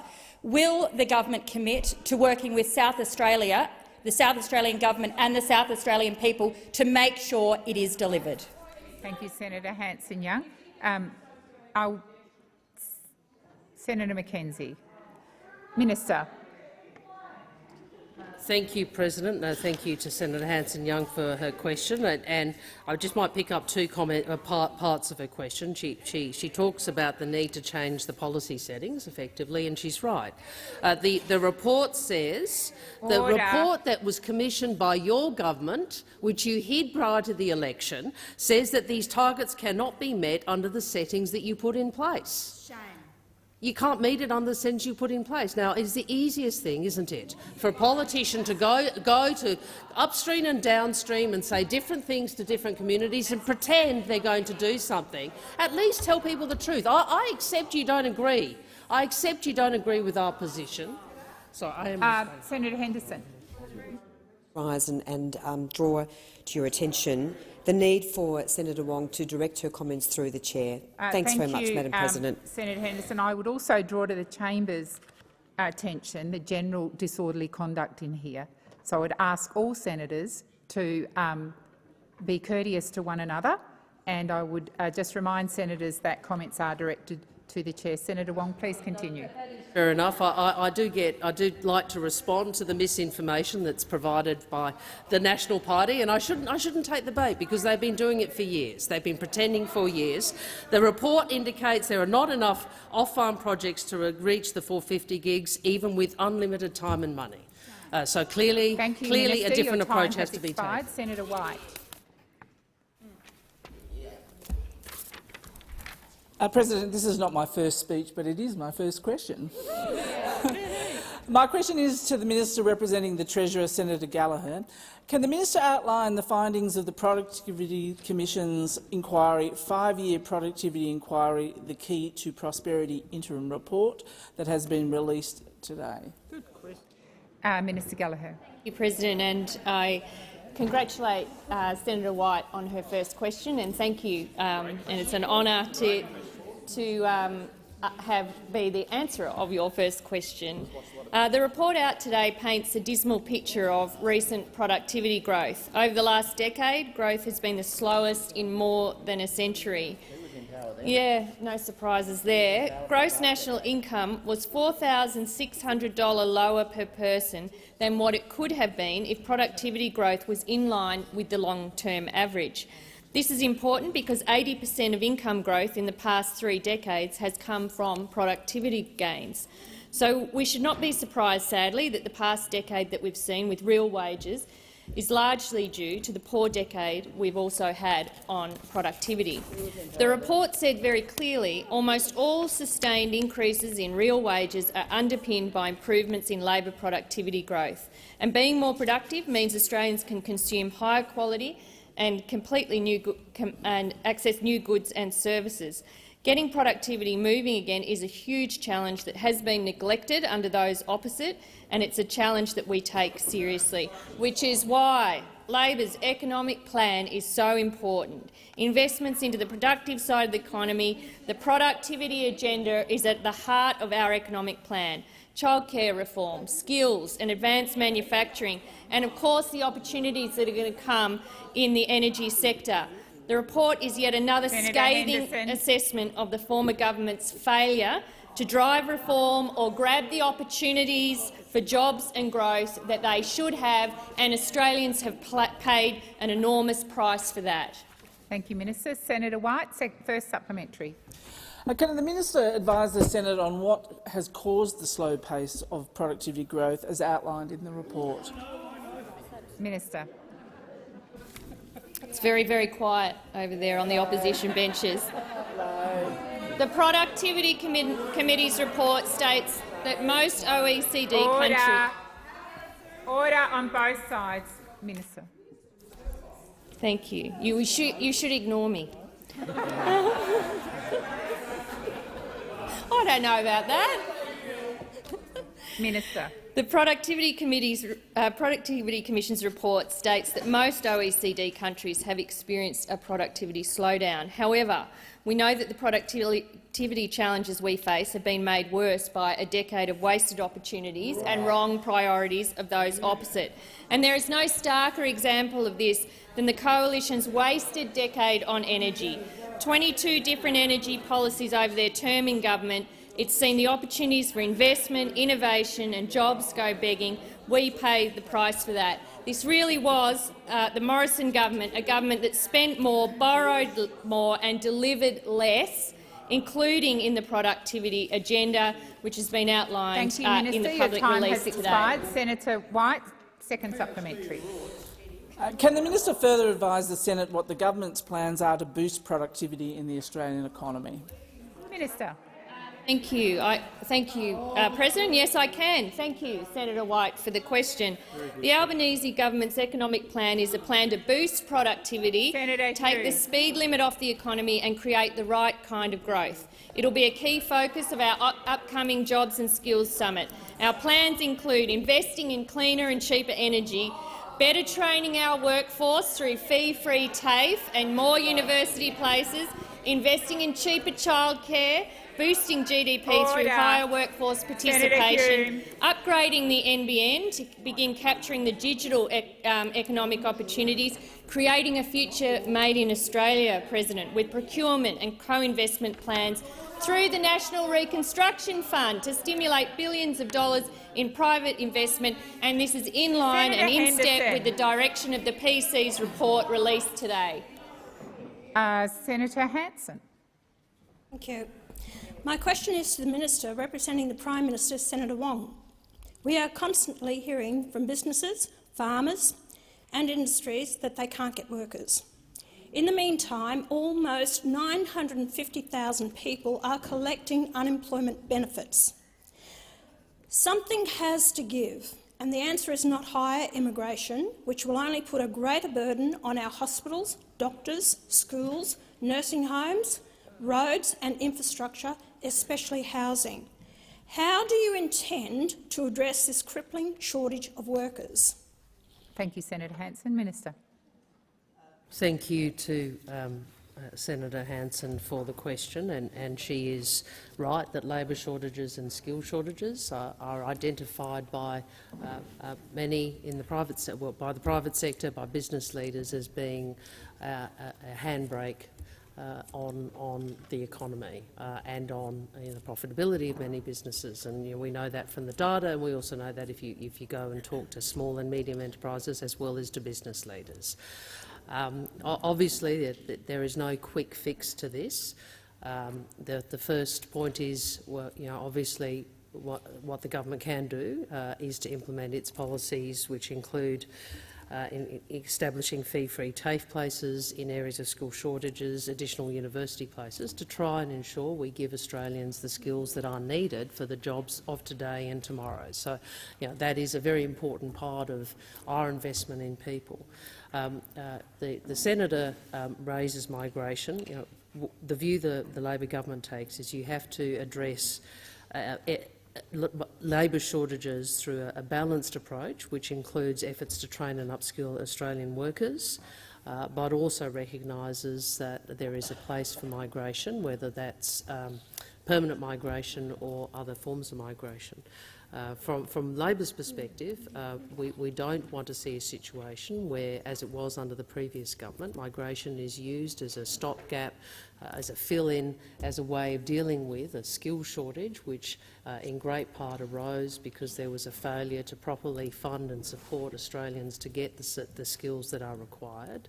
Equally, with the Labor Party, we don't want workers being exploited, and you might recall in the previous parliament there was quite a lot of focus on the exploitation of migrant workers, particularly in the agricultural and other areas. So my answer is a balanced approach. Obviously, our priority Thank you, Minister. is to invest in the skills of Senator Hanson, first supplementary. Thank you.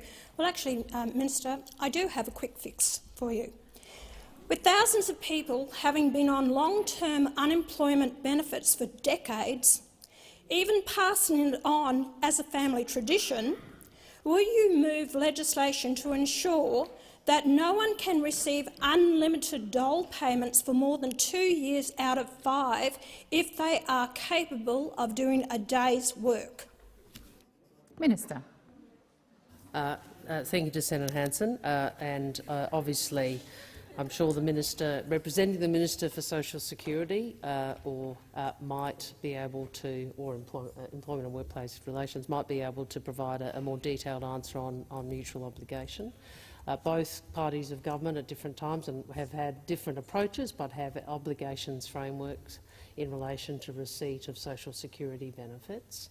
That is obviously an approach that is taken, bearing in mind the need to be sensible and balanced and responsible through that. I would make the point that actually at the moment we do have a participation rate that is quite high. So the participation rate is at 66.8% and the employment to population ratio is at 64.4%. So actually there are a great many Australians who are participating in the economy and are participating in the labour market. Thank you, Senator. Thank you, Minister. Senator Hanson, second supplementary. Minister, that's why I've asked the question of the Prime Minister. In the lead-up to the election, he said he had answers for these problems with Australian people. So this is why I want a direct answer from the Prime Minister with regards to this through you. We have a vast untapped workforce of older Australians on the age pension with more than willing to work to supplement their income in these difficult times. Will you legislate for aged pensioners to be able to take on more work without penalty to their benefits and give independent retirees who are no burden on the taxpayer the same opportunities to fill our critical work shortages? Thank you, Senator Hanson. Minister. Thank you, Senator Hanson. Well, I will ensure I'll answer what I can, and I'll ensure that if there is more information that can be provided to you, that it is provided to you.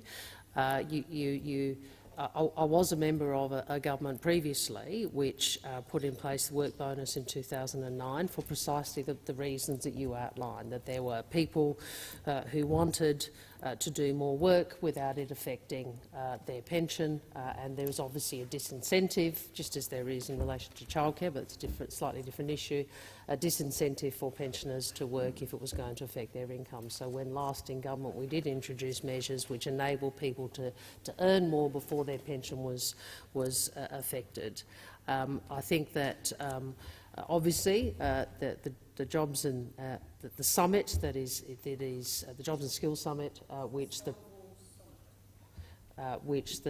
well, so actually having people talk to each other sometimes isn't a bad idea. I know that seems Minister, unusual. your time has expired. Thank you. Senator Henderson. Thank you, Madam President. My question is to the Minister representing the Treasurer, Senator Gallagher. I refer to the Treasurer's statement that you will be going through the budget line by line and making sure that spending is about building value and not buying votes. In light of this, will the government be honouring its pre-election promise to spend $20,000 building a frog bog at Malmesbury Primary School, announced in the Labor electorate of Bendigo just 15 days before the election? Minister. Thank you, President. I'm trying to drop the madam, and I thank Senator Henderson for the question, and I thank her. Minister, please resume your seat. Senator Henderson has asked a specific question which the minister has stood to answer, and there's disorderly calling out on both sides of the chamber. Senator Sterle. Order. Minister. Thank you, President, and I thank Senator Henderson for the question and for reminding the chamber of the fiscally responsible way that we are going about managing a broken budget, heaving with $1 trillion in Liberal debt after we inherited a budget from a government that had spent more, borrowed more and delivered less than any other government. Minister, please resume your seat. I'm waiting for your own side, Senator Henderson, to be quiet so I can ask you your— I'm assuming it's a point of order? Yes, it is. I'm waiting for you to give me the call. Yeah, I'm waiting. Yes, Senator Henderson. Thank you very much, Madam President. On a point of order, direct relevance, it was a very specific question relating to a pre-election promise to spend $20,000 building a frog bog. Yes or no? Will that be delivered? Thank you, and Senator including, Henderson. is it fiscally responsible? Thank you, Senator Henderson. Order. Order. Order. Senator McGrath. Minister, please resume your seat.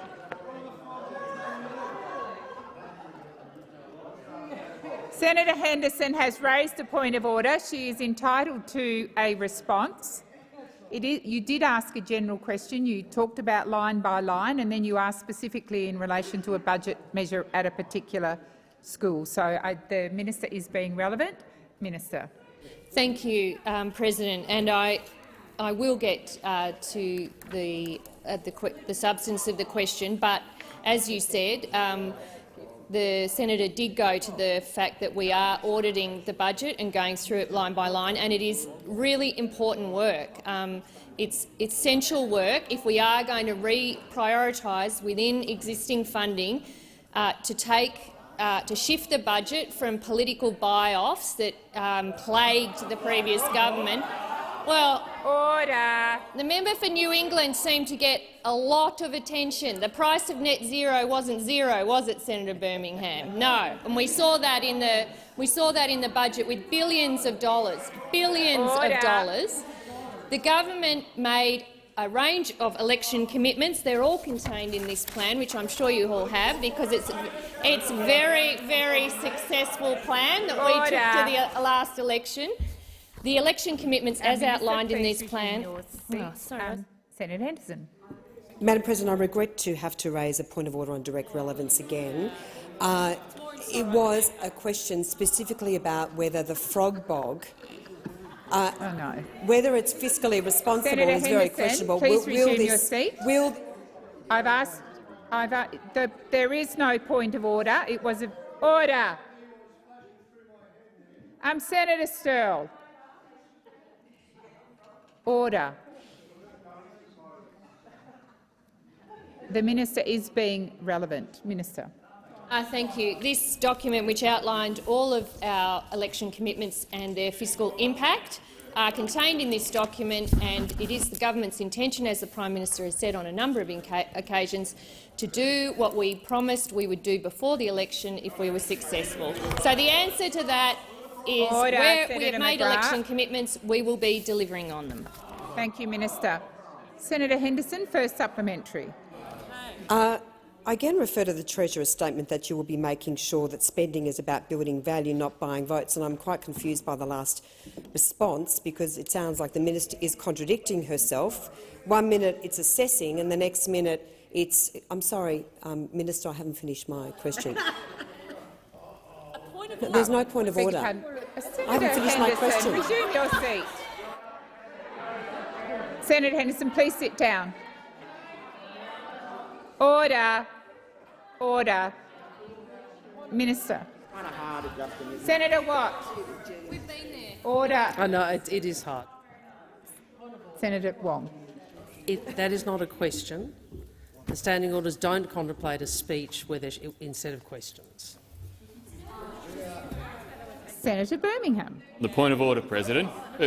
Earlier this week, President, you provided some advice to the chamber in relation to supplementary questions, having been asked to do so by Senator Wong and those opposite. In that advice, you did encourage those making supplementary questions to ensure their supplementary question drew a link to the answer that was provided previously, which is precisely what Senator Henderson was just doing.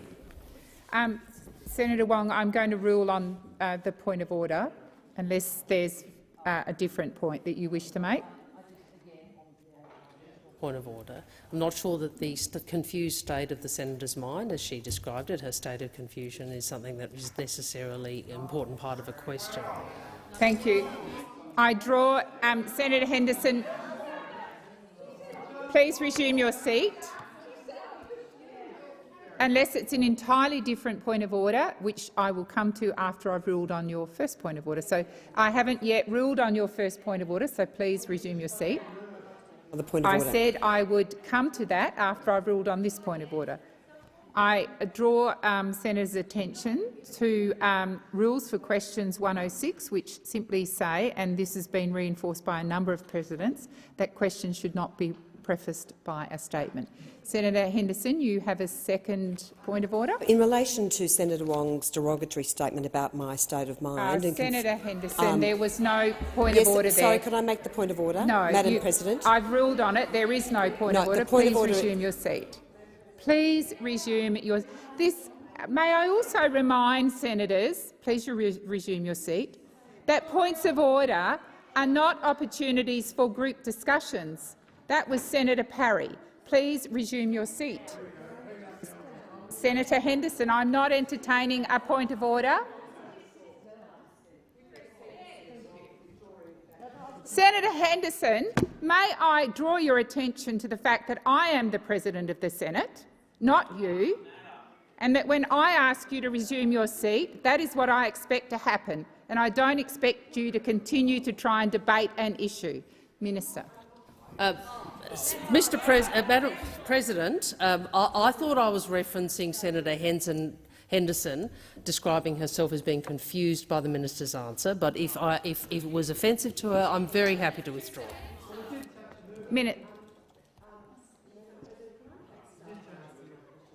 No. Thank you, Senator Henderson. Please resume your seat. Senator Henderson, I've just drawn to your attention that it's not a debating point. The question is live. Please resume your seat. Minister. She was only halfway through it. Yeah. So, order. Order. My apologies, Senator Henderson. There's been so much disruption that I was confused. I thought the minister was answering. Could I just get some clarification? Could I start the question again? Yes, certainly. And start the clock at the top? Yep. Thank you. I again refer to the Treasurer's statement that you will be making sure that spending is about building value, not buying votes. In light of this, will the government be honouring its pre-election promise to spend $11,000 painting a mural at the Kingsway markets, announced in the now Labor electorate of Pearce just 7 days before the election? Minister. President, and thank you, Minister. Please resume your seat. Order. Order. Senator Birmingham, Senator Wong. Order. Senator Henderson has asked a question to which the minister rose, and she's entitled to give her response in silence. Minister.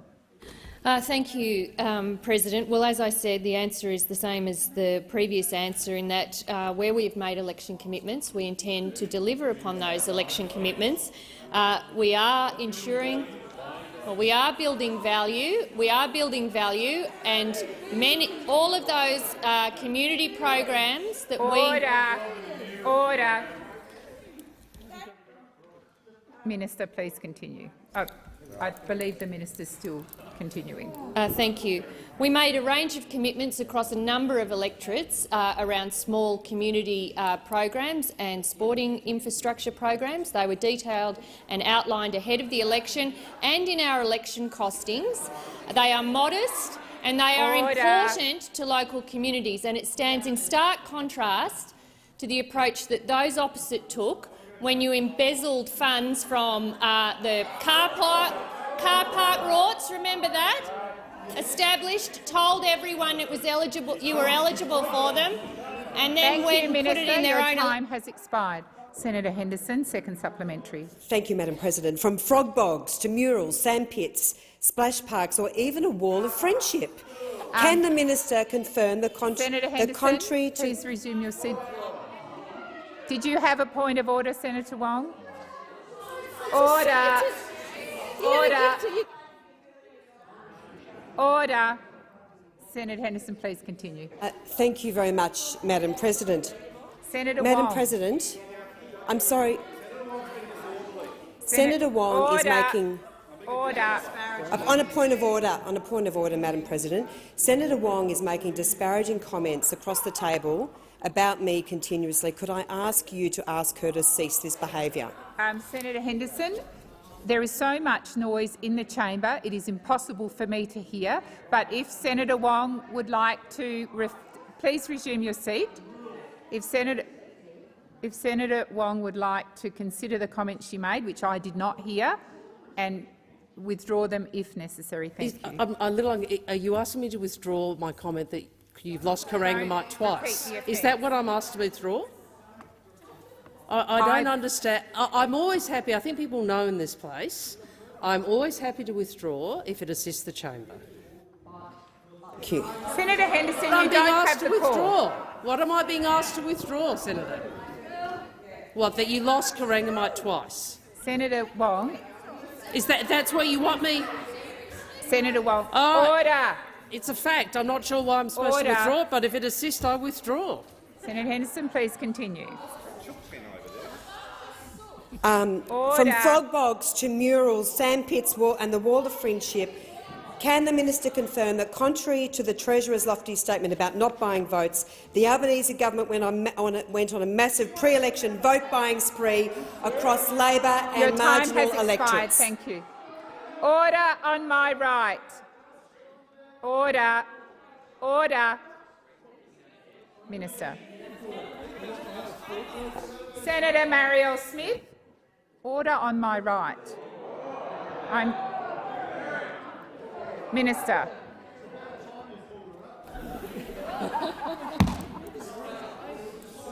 I have the call? Order. Minister, please. Thank you. Well, the first point I'd make, President, is I will not be lectured about buying votes from a former government that spent 9 years and billions of dollars doing exactly that in every single budget. Where we made local commitments, important community investments in local infrastructure and sport that was supported by local communities at the election, very modest program. We made those commitments before the election. In case you didn't notice, we won the election, and we will be delivering on those election commitments in full. In full. Thank you, Minister. Senator Waters. Thanks very much, President. My question is to the Minister for Women, also representing the Minister for Health, Minister Gallagher. Polling released today by Fair Agenda confirms that there's strong public support for improving abortion access, with 72% of Australians agreeing that governments should make abortions more readily accessible. Fair Agenda, Marie Stopes and Children by Choice have all proposed solutions, including expanding Medicare coverage, nurse-led abortion care and better access to long-acting reversible contraceptives. Will the Health Minister support including medical and surgical abortions as an MBS item number to ensure that no one is denied the procedure because they can't afford it? Thank you, Senator Waters. Minister. Thank you, President. I thank Senator Waters for her question on this very important subject. In terms of the work that is underway at the moment, and this is work that the Assistant Minister for Health, Minister Kearney, will be doing alongside the Minister for Health, is looking at essentially access to health services for women and putting together a plan around that. And I've had some discussions with her already about this. We also had discussions at the first meeting of women's and women's safety ministers a fortnight ago, where there was some discussion about looking at whether legislation that regulates access to termination of pregnancy services around states and territories could be aligned better, harmonised, and that's work that we'll leave to the states and territories, as that's the appropriate place.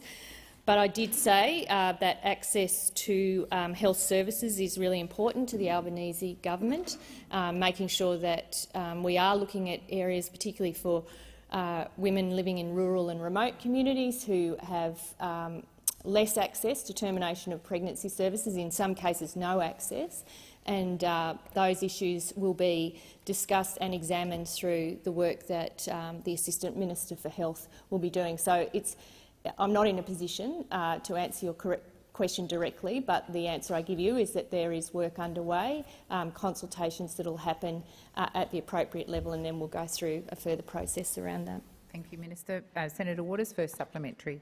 Thanks, President. The polling also showed that 69% of Australians agree that the government should address barriers to access in rural and regional areas. As few as 1% of GPs in rural and regional areas are currently registered to prescribe medical abortions. What is the government doing to increase the number of GPs who are able to prescribe medical abortions? And do you support nurse-led models of care to increase access? Thank you, Senator Waters. Minister.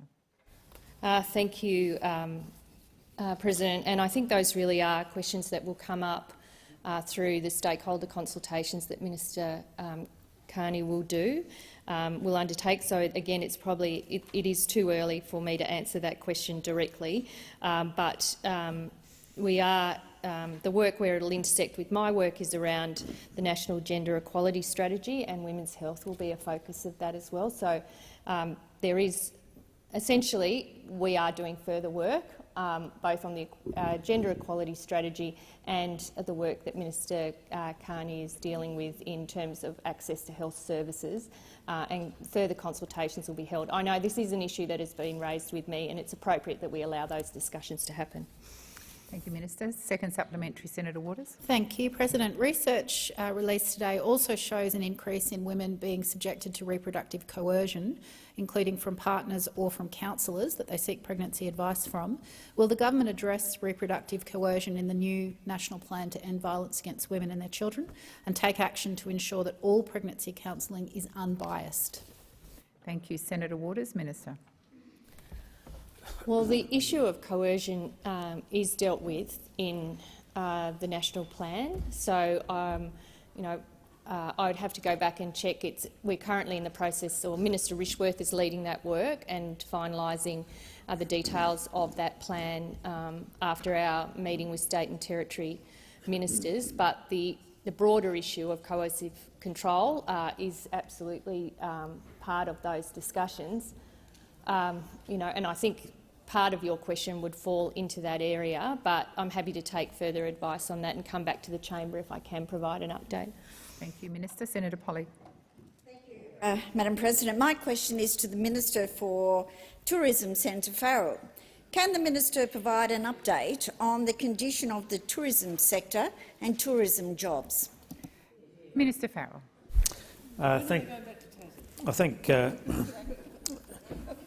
Thanks, Senator Polley, an excellent senator from the great state of Tasmania, and always asks very, very good questions. Look, Senator McKenzie.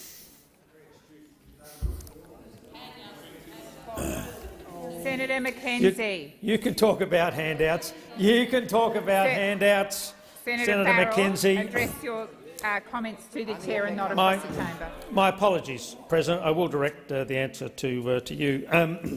Look, the tourism sector has suffered terribly over the last 2.5 years, and I regret to say a lot of that that suffering was brought about and exacerbated by the actions of the former government. Just one example. Just one example. Sorry. Just one example, President. Right when closings and outbreaks were underway in a whole range of key tourist areas, what did this government do? Former government do? It took away the JobKeeper. Now, the JobKeeper, Minister, resume your seat. Order. Minister. No, you should have spent. You should have spent better. You should have. Minister, please resume your seat.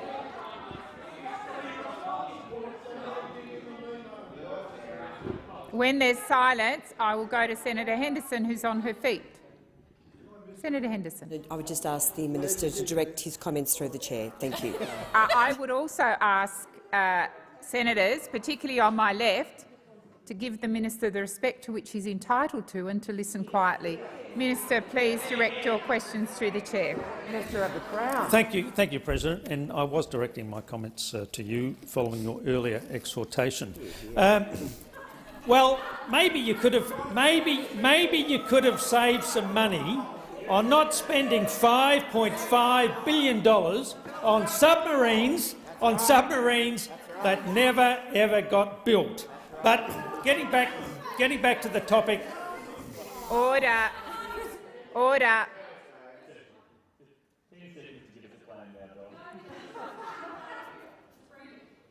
You've got one of your own senators on their feet. Wait for the call, Senator Henderson. Senator Henderson. That are on their training wheels, but I would again remind them to direct their comments through you.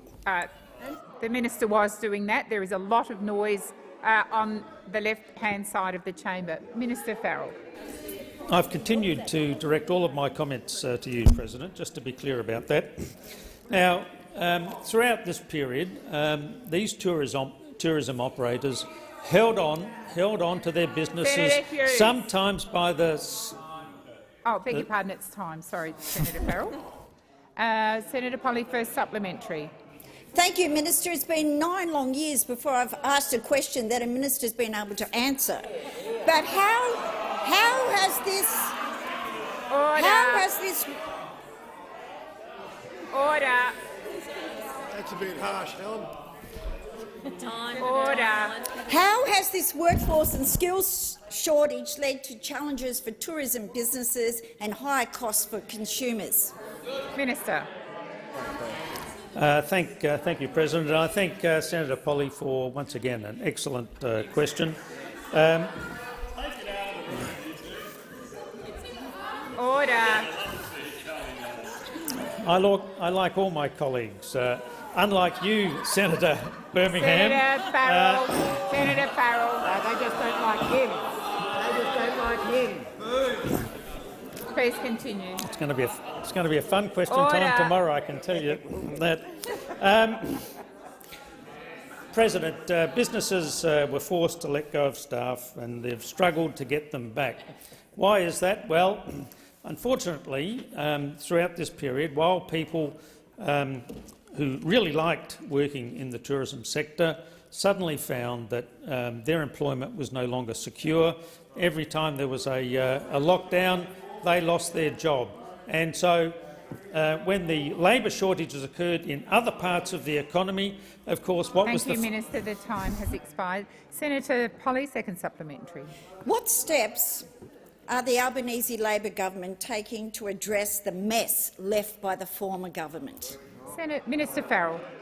Thank you, President. And another excellent question from Senator Polley. Minister, please resume your seat. Senator McKenzie. I am looking for the answer, along with Senator Polley, to probably her last two questions. But point of order is I am, having listened very carefully to Senator Polley's supplementary, I don't know how it's related to her first question on Tasmanian tourism. I haven't. I believe it's relevant. I will just double-check with the clerk.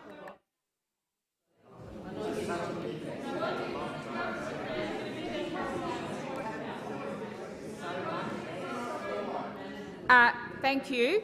I am advised that it is irrelevant as long as Senator Farrell restricts his comments to the tourism area, which he actually has been doing. Minister. Thank you, President. Look, I know you don't like. I know you don't like hearing these answers, but I've got 49 seconds to do it. Order. We are committed. The Labor Party is committed to working with the tourism sector to address these skills shortages. The Albanese government will put real money on the table to support the industry, including money, yes, promises that we took to the last election to support this industry, which you failed to do for the previous. Minister Farrell. Senator Henderson. Madam President, you didn't fail to do anything. I would ask the minister to again make his comments through the chair. Thank you, Senator and to be Henderson. mindful of the error that he's making continually. The minister is making his comments to the chair. There is a fair amount of order. There is a fair amount of joking going back and forward across the chamber. I believe generally the minister is making his comments through the chair, and I would invite him to continue his remarks. President, and thank you for that protection. Now, we're prioritising the backlog of migrant working visas to increase labour supply. We're opening up, as Minister Wong previously said, new fee-free TAFE places to skill up workers, and that'll include 45,000 places across. Thank you, Minister Farrell. Your time has expired. Senator Wong. I'm tempted, President, to move an extension of time, but I do. I ask that further questions be placed on notice and wish everyone well for the question time. I won't be out tomorrow. Minister Farrell. President, yesterday in question time, in response to a question from Senator Pocock, I undertook to provide some further information in response to his question on housing and homelessness. I understand the senator is due to meet with the minister, where he will be able to raise the matters directly. In line with my commitment yesterday, I've also written to Senator Pocock to provide some additional information regarding the government's priorities on housing and homelessness, and I now table my response to him.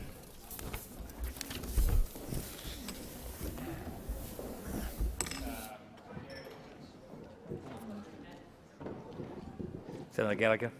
Thank you, Deputy President. I also have two matters to follow up from question time this week. On the 1st of August, I undertook during question time to come back and provide further detail to Senator Ruston in relation to questions asked to the Minister for Health. I'm pleased to be able to provide the further detail to the Senate now.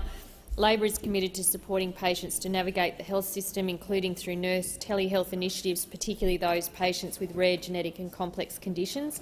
We recognise the role of telehealth nurses in assisting patients who are facing enormous life challenges in navigating the web of complex health services. That's why the Albanese government committed to providing $2.47 million to address this through the next budget. The government remains committed to implementing the election commitment to fund a program of supports for patients with rare and complex diseases to better navigate the health system, and Minister Butler has directed the Department of Health to identify the best way to deliver these services, working directly with the range of organisations supporting people with rare genetic and complex conditions. I have one other matter which yesterday I undertook during question time to come back and provide further detail to Senator Lambie in relation to questions the senator asked to the Assistant Treasurer and the Minister for Financial Services. I'm pleased to provide the further detail to Senator Lambie and the chamber now. The government is currently in the process of considering and consulting on draft regulations related to superannuation annual members' meeting notices. Superannuation funds are required to provide certain information in AMM notices to members to support them in effectively engaging with trustees during the meeting. The question and answer process during the meeting remains the primary mechanism for members to obtain information from their fund that is directly relevant to their interests. The government's aim is to promote a high level of meaningful transparency for superannuation members by streamlining disclosure requirements for superannuation's annual members' meeting notices. Regulations issued by the previous government did not align with the national accounting standards and led to double counting and other misleading information. Under the draft regulations, funds will still be required to provide written notice to members which detail fund performance, their outcomes for the period, the total payments they make to industrial bodies, employer or employees, marketing and advocacy. There is no proposed change to the disclosure remuneration details. Thank you. Are there any motions to take note of answers? Senator Bragg. Thank you, Mr Deputy President. I rise to take note of the answers given by Ministers Gallagher and Watt. No, sorry, not Watt. Farrell. Now, very important that I remember people's names. So what we've heard today in question time is a good opportunity to reflect upon the economic management of the nation, the statements that were made in the last parliament about expenditure and where we go from here. Now, there were questions about certain components of the government's commitments to spend taxpayers' funds, and of course, in the last parliament, people who have a short or even a medium-term memory would recall that it was the then opposition that was wanting JobKeeper to be paid to foreign nationals, foreign students, foreign corporations, and of course had a range of other expenditure proposals around paying Australians to go and get vaccinations, even though we were in fact the most vaccinated nation on earth, pretty much. So I understand that people like to make these statements when they're in opposition. I try and restrain myself while I'm here, but certainly it is a matter of public record that the Labor Party wanted to spend too much money, and look, there will be analysis done over this period of time, and we have gone through a historically high period of public expenditure. And as someone who values intergenerational equity. I would say that we spent perhaps more money than we should have, but it was a very significant crisis. It was a very significant economic shock, and the idea that the talking points you hear from the government that there's a X number of Liberal debt or whatever else they say ignores the fact that every reasonable person expected that the government of the day would have put its hand in its pocket to protect and preserve the economy in large part as we knew it, as we tried to address the significant health and economic shock. So yes, there was money spent. There may have been some wasteful spending on the margins, but certainly the now government, I think, is in a very weak position to lecture the Liberal Party and the National Party, which is now the opposition, on expenditure, given its attempted expenditure of funds to foreign students, foreign corporations and the like in the last parliament. And of course, I think we will long remember the idea that we should, of course, pay Australians, the most vaccinated people on earth, effectively, to go and get a shot. Now, that's on the expenditure side, and what we need to do in this parliament and future parliaments is to improve the budget position. I don't think it's a fair approach for future generations that we are going to have a significant level of debt that will make it harder for us to prepare for future shocks. Now, one of the issues we have in this place, I think, is that we have too few young people in the parliament, and I think if we had some more younger people in the parliament, I'm not casting aspersions here or saying anyone should try and solve this problem today, I think we would take a longer view on the build-up of debt that has occurred over the past decade, because at 30%, 35% of GDP, debt to GDP, it is a historically high position for the country, and we do need to find a way to get that down, because if we do go above 50%, it would be very difficult for us to do the same, deploy the same economic measures that were deployed in the last parliament. And I say that many of those measures were deployed with bipartisan support. So it is a challenge for us to try and look at the intergenerational report's findings, that we have a significant issue with the tax base, a pretty adverse dependency ratio, and so we do want to try and improve that over the long term. Now, the other thing that was said today that I think was important was in relation to the tax side of the budget. We also want to, over the medium term, have a good look at how we can improve the sustainability of the tax base. We, of course, are too reliant upon direct taxation. We should, over the long run, look at how we can have a more sustainable approach and a more competitive approach to taxation. Senator Green. And thanks for the opportunity to contribute to talk about the answers given by Senator Gallagher and Farrell, although we asked Senator Farrell that question. But I'm a big fan of tourism, so glad to be able to have that opportunity. Thank you, Senator Bragg. And I'll remind the Senator it would be good to have more young people in Parliament, and I congratulate Senator Payman on her election at 27 years old. She's going to make a fantastic senator, hopefully for many years to come. The answers given by Minister Gallagher around our cost of living issues are important, and we know that people in this country are hurting. And we know that this is a difficult economic time, and it is a difficult economic set of books that we inherited from the previous government. But it gave Minister Gallagher another opportunity to update the Senate on the economic situation that we are facing. And it is very important that Australians understand, and I believe that they do understand, and I believe that's why the members opposite are sitting on those benches now, because we did inherit $1 trillion of Liberal debt, $1 trillion of debt, and we are committed to fiscal responsibility, unlike those opposite. Now they'll tell you that that debt was incurred at a time where they couldn't possibly have not spent that money. But we know that they doubled the debt before COVID-19. They had doubled the debt before the COVID-19 crisis. We've inherited high inflation and rising interest rates and historically low wages because those opposite were not invested in lifting real wages, not interested in making sure that the minimum wage would rise, and that's why we've got a situation now where we've got high inflation and low wages. They were the highest spending and highest borrowing government in Australia, and this is the really important point that Senator Gallagher made today.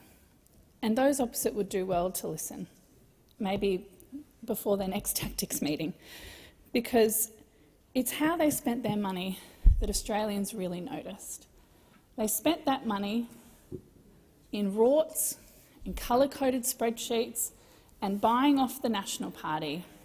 And they did that in a systematic way to make sure that all they cared about was themselves and not delivering for all Australians. But that's not what the Albanese Labor government will be doing. We've already started the really hard work of dealing with the cost of living crisis. The Albanese Labor government secured an increase to the minimum wage.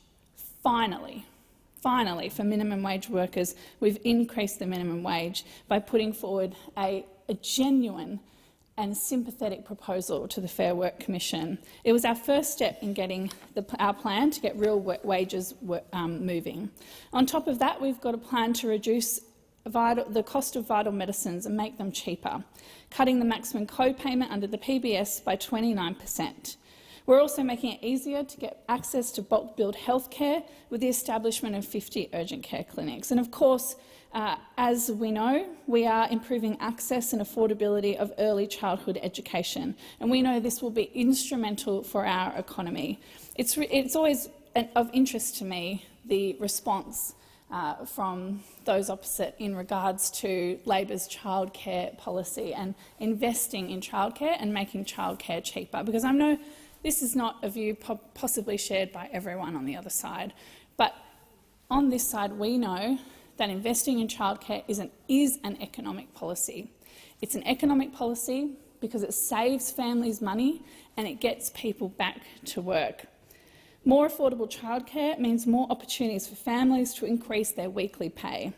And as Prime Minister Anthony Albanese said, this is a plan for reform that will deliver economic potential. It just makes sense. Australians can also be assured that we are addressing the skills crisis, and Senator Farrell addressed this crisis, the skills crisis we have in our tourism industry right now, something that the former government refused to acknowledge or address in their time. The very first piece of legislation we introduced was to create Jobs and Skills Australia, so that we can get on with the work of getting Australians into work. And Jobs and Skills Australia will be pivotal for the economy and our economic recovery as we recover from 10 years of neglect, from mistakes and from mess, from $1 trillion of debt, from rorts and waste that the previous government left behind for every Australian. Senator Rennick.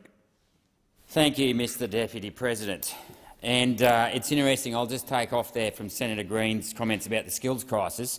The former coalition government spent $100 million on subsidising TAFE apprenticeships by 50%. That was a fantastic scheme, and it just goes to show that this is the party of the battlers now. Don't kid yourself. This is the party that wants to throw money at the big end of town. Make no mistake about that. If you want, and what's interesting about question time is, whenever questions were put to the Senator Gallagher, she had absolutely no answers for the way forward. Absolutely no answers for the way forward. And I tell you what, you won't see anything from Senator Wong either. I well remember when she turned up to RAT, when she was talking about trying to have a crack at the Leppington Triangle and claim that we'd paid $30 million for a $3 million block of land, and Senator Sterle couldn't understand why I was being so quiet. And of course I just sat back there and let Senator Wong show how little she understood about finance, because had she actually understood accounting standards and valuation standards and prior case law, she would have known that you pay the best use. Okay, AASB 13, paragraphs 29 and 30 And if Senator Wong or anyone else on that side of the chamber would like a lesson in finance, I'm more than happy to help. And I won't just sit here and bag you out. I'll actually give you some free solutions. First of all, you've got to identify the problem. And of course, the problem was none other than Paul J. Keating, who basically, under the Hawke government, basically ripped the guts out of the manufacturing sector in Victoria with the Button Plan, commoditised higher education with the Dawkins Plan, where suddenly education was just treated like another commodity. Anyone who wants a degree can get a degree, and of course that gutted the TAFE sector. So we've thrown all this money into the university sector at the expense of the TAFE sector. Now, let me get this very straight, and I want this on record. This country was built by the battlers. It wasn't built by the blowhards. And you've got to put your primary industries in front of your secondary industries, in front of your tertiary industries. And we've got to get people back in those workshops, back in the manufacturing sector, back on the farms, and value-adding our primary production. That's where we've got to go back to. And the way to do that is to cut taxes, and that is something that the coalition government has a proud record on. I tell you, and also not shut the economy down. And you know they like to bag us out, the former coalition government, for the so-called money that we spent. Well, let me assure you that before the COVID crisis had broken out, we had balanced the budget. In 2018-19, the budget was balanced for the first time in a number of decades, since actually the prior coalition government. But what happened was, what we had were the state premiers, just wrecking the economy. Now, I disagreed with the former Prime Minister on this, but he tried to set up a national cabinet in the best interests of the country. And the country was sabotaged by Labor premiers who continually locked down, who continually ran a fear program, who continually wanted to throw more money. Even when we pulled JobSeeker, the Labor opposition at the time, the now Labor government, wanted to keep spending money, keep it going. And this is the sad thing, and they're still going to pursue spending more money. They're going to drop $20 billion on building transmission lines for all these unreliables that aren't going to go, 24 hours a day when they're not going to work when the sun isn't shining, anything like that. If you want to get this country back on track, we need to invest in baseload energy, and that's why I'm so pleased that the opposition leader, the member for Dixon, has now looked at, has now said the coalition will also look into nuclear as well, and that's a fantastic idea. We can have coal as well as nuclear as well as gas, because with cheap, reliable energy, that is how we will power this country. But going forward, I'm still yet to hear anything about what the RBA does as well. And this was another big stuff-up by the former Prime Minister Paul Keating when he actually gave RBA the independence. Anyone that has followed monetary policy as closely as I have for the last 30 years would know that all the RBA governors basically graduated from university and started work at the RBA. They are hoodwinked by RBA groupthink. They are more focused on inflation, and it is the tail that wags the dog. Because let me tell you this, if you got washed up on a desert island, would you either A, go to the bank, or B, look to control the means of production? And I'll tell you what you'd look to do. You'd look to control the means of production. You wouldn't go, oh, well, we can't build any infrastructure because we might have too much inflation. No. What we would do is we would go out, we would develop, and we would actually start building, which is what we need to do. You should be listening to this, Senator Wong. I'm happy to walk you through it because I know it's a bit of baby steps with you at the moment. But I'm more than happy. We have to build. You guys have got to build if you want to get this economy back on track. Well, would you like me to get him to withdraw? Senator Gregory. Thank you. I also rise to respond to the answers from Senators Gallagher and Farrell. I find it interesting the constant referral to the fact that the questions aren't being answered, when just a brief cursory glance at the transcript shows quite clearly that there are plenty of answers coming, just maybe not sufficient listening occurring to understand those answers and then perhaps ask some further questions that may have a bit more relevance than what we have maybe seen today. Now, I will say that Labor has a comprehensive fiscal plan. The Albanese Labor government has come forward with a comprehensive plan in a time of extreme uncertainty. We come in on the back of 9 long years of rorts and wrecking, and our plan will start to give the country hope and start to turn that around into a productive economy and into further and better opportunities for the people of Australia. We have been clear with our approach to the October budget. We have been clear about the work that is going to be undertaken to review the waste and the rorts that have been occurring over the last 9 years and that are evident in the March budget. And we will trawl through that to find those rorts, to find that waste and to get rid of them. And we will deliver on savings and we will invest then in the productive side of the economy. We will actually look to build things for the future, to build a pathway for the future in our manufacturing, in other industries that we know are critical to the future of Australia. Rather than what we have seen from the current opposition when they were in government, where they borrowed more, they oversaw a significant decline in productivity, they spent more, they taxed more, and we've seen this over the last almost decade. But our plan to invest in the productive side of the economy will show that hope and will show that future pathway. We will address the skills and training shortages, and that is going to start right now. Those conversations are on foot right now. And the Jobs and Skills Summit in September, 1st and 2nd of September, will see that conversation, that open, transparent and clear conversation, consulting with the critical people for whom this impacts and for whom we'll take it forward. That includes the community, that includes business, that includes the unions, that includes the skills and training providers, the people who will make a difference as we build a productive future for Australia. We have procurement and co-investment strategies that will help business invest in those industries of the future that will build a better future for everyone in Australia. And we have a clear plan for cheaper, better energy. Yes, we will indeed look at the transmission lines. And no, it is not a waste. These are the things that are going to ensure that we have an efficient and effective energy system into the future. We will look at developing further renewable energy because that is the way of the future, and it is cheaper. We just need to stop having these attacks on areas where we know that renewables are cheaper. We know that for a fact, and we know that there is a pathway to get them fully implemented into the system.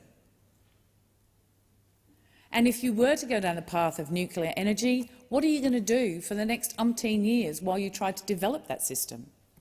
We don't need those things. We need to look at what we have on hand right now, and that is renewable energy as the cheapest, best way forward for the country. And we have a plan to pursue that. In addition, we care deeply about the people of this country. We care deeply about the economic future of this country, and the budget that will be delivered in October will chart that pathway. We are in a really, really difficult situation created by the opposition, the previous government, over 9 long, wasteful, rotting years. Thank you. Senator McDonald. Thank you very much. And look, it is fascinating to understand in greater detail each day the difference between those on the other side and those on this side, and their understanding of what makes an economy work, what makes cost of living pressures work, what makes cost of electricity work, what are the levers of government that you can pull that make an economy successful. And it doesn't matter how many times those opposites say words, it doesn't make them true. It just makes them tediously repetitive. What I want to talk to you about is what it's really like to run a business and run a nation, and how proud I am of the legacy that we have left of the last 9 years. One of only 9 nations in the world to maintain a AAA credit rating following COVID, the greatest economic impact financial shock in the globe since the 1920s. How proud I am of the lowest unemployment rate in 50 years. That means that people are at work in purposeful, meaningful work. That is incredibly important. We have left an economy that is ready to take advantage of the resources boom, the demand for Australia's agricultural industry. We are poised to take advantage of all of that, and we'll just have to see what Labor is going to do with the good fortune that they have been left with. Because the Treasurer has said that the point of his statement was to paint a picture of the economy.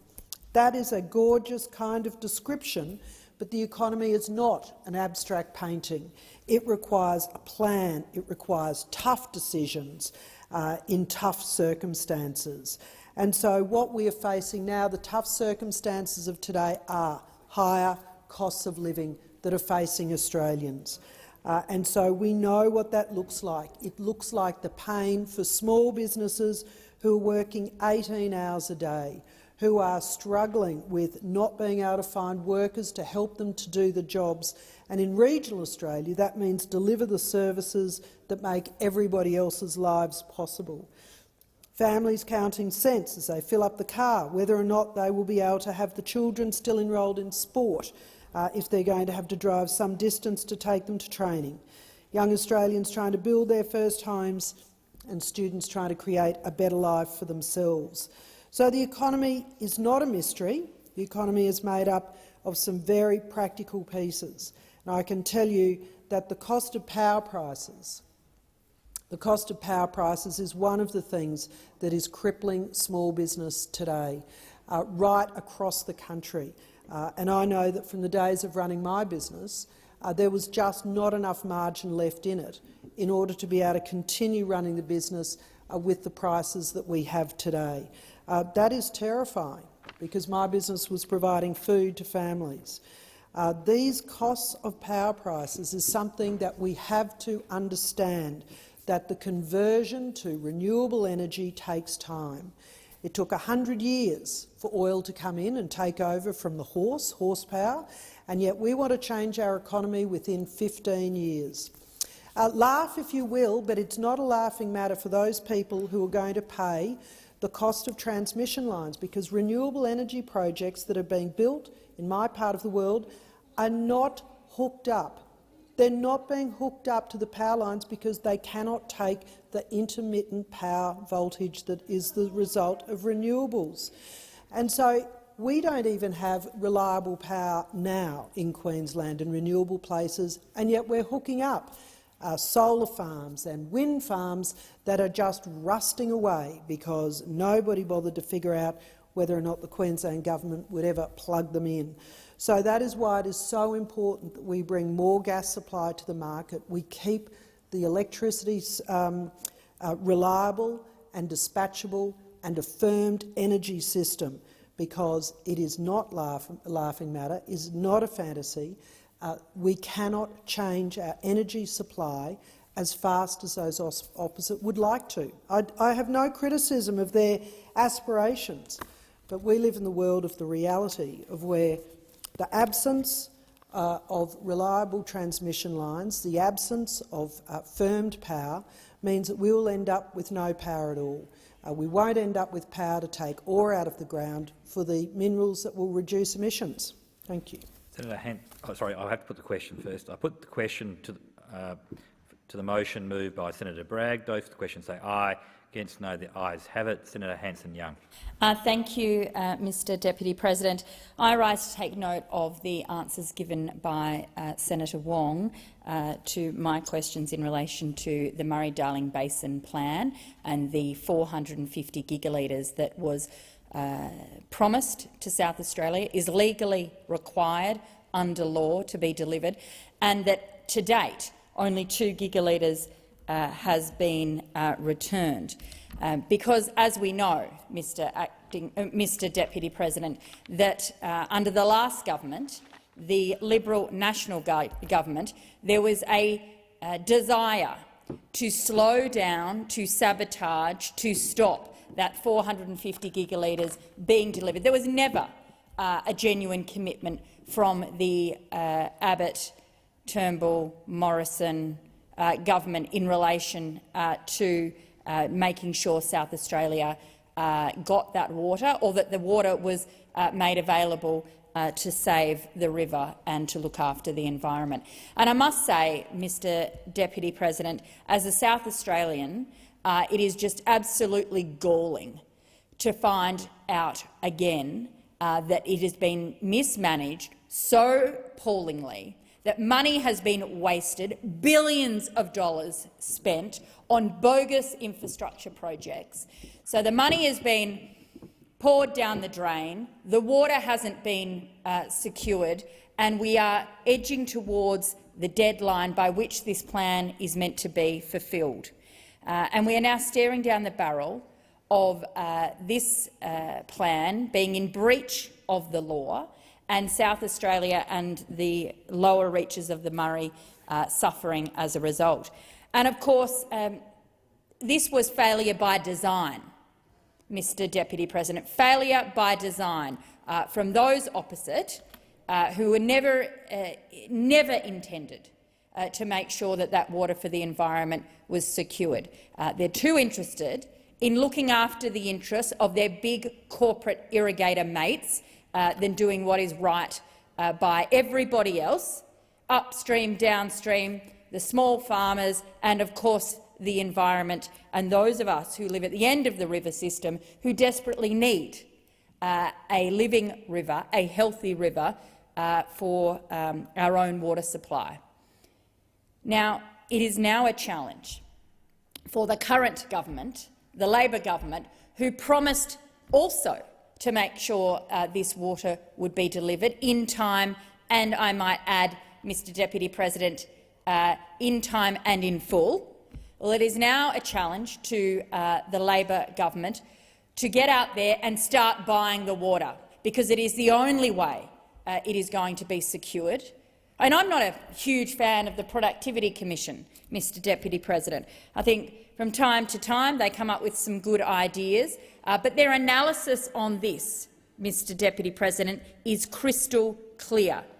The Productivity Commission themselves have said over and over again that the most economically efficient, environmentally effective way to ensure this water is secured for South Australia and the survival of the river is to buy it. But despite that advice, we still have, after a decade of minister after minister sitting on their hands and refusing to go into the market to buy off willing sellers and to return that water to the river. Well, the challenge is now on. After a decade of mismanagement and failure by design, water thieving, scratching the backs of their big corporate mates from the Liberal National Party, and let's not forget when Mr Barnaby Joyce was Water Minister, it was his great big idea to make sure that this plan would fail. We now have a challenge to the current government that they have a responsibility to fix it, and the clock is ticking. So I've heard the response from the minister today, and I welcome it, that voluntary buybacks are on the table. Well, don't wait any longer. Get out there now and start buying the water, because we are running out of time. We need the water bought, secured and delivered, because our River Murray is the lifeblood of our nation's food bowl. It is the lifeblood, particularly in South Australia. And if the Labor Party wish to continue to hold that new seat that they have in South Australia, the seat of Boothby, then bet your bottom dollar they're going to have to make sure they secure that water for South Australia, and they secure it now. I'm going to put the motion. It's moved by Senator Hanson-Young. Those for the question say aye. Against, no. The ayes have it. Are there any notices of motion to be given for another day?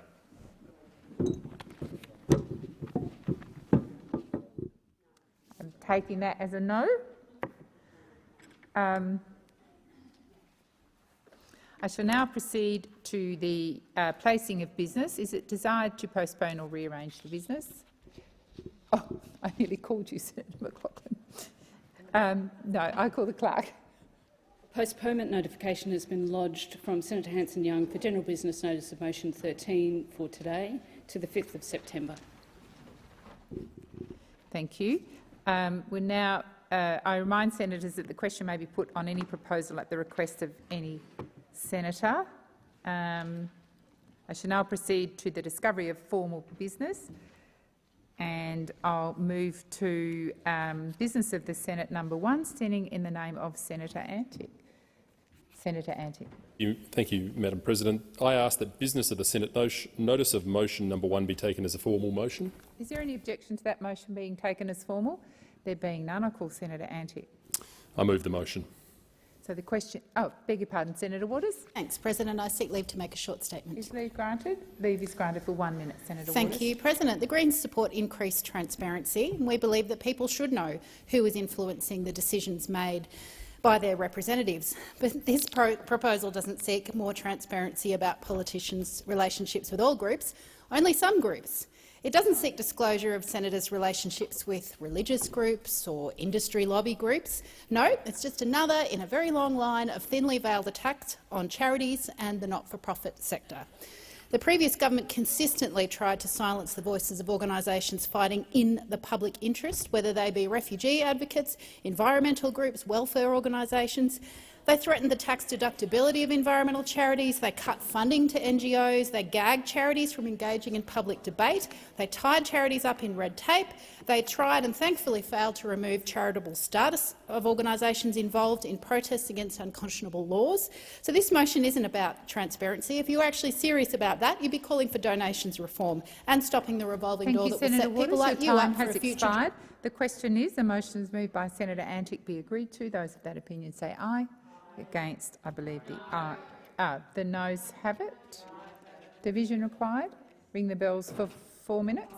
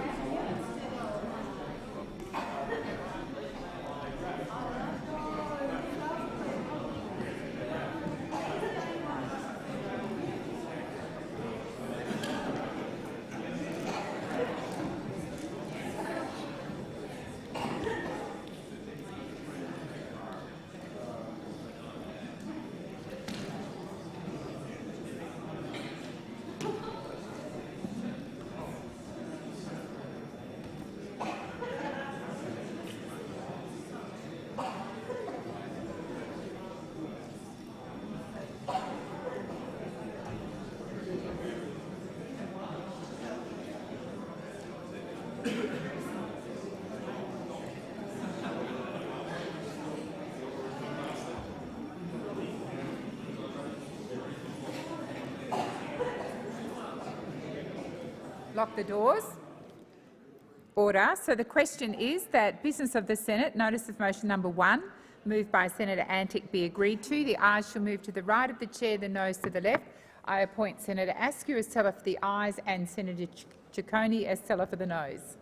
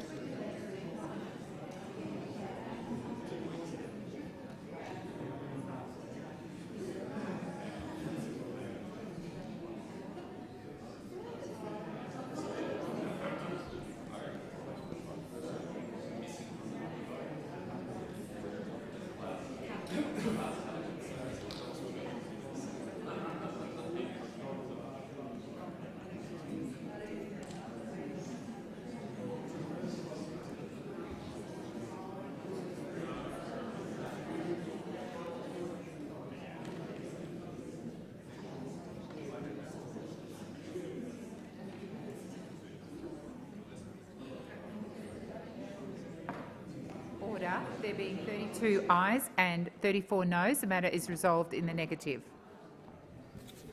I believe our business of the Senate number 2 is to be debated later. So I'll now move to government business 3 to 5 and call Senator Gallagher. Thank you, President. I ask that government business notice of motions number 3 to 5 proposing the reference of public works to the Parliamentary Standing Committee on Public Works be taken together as formal. Is there any objection to that motion being taken as formal? There being none, I call Senator Gallagher. Thank you, President. I move the motions and I table statements in relation to the works.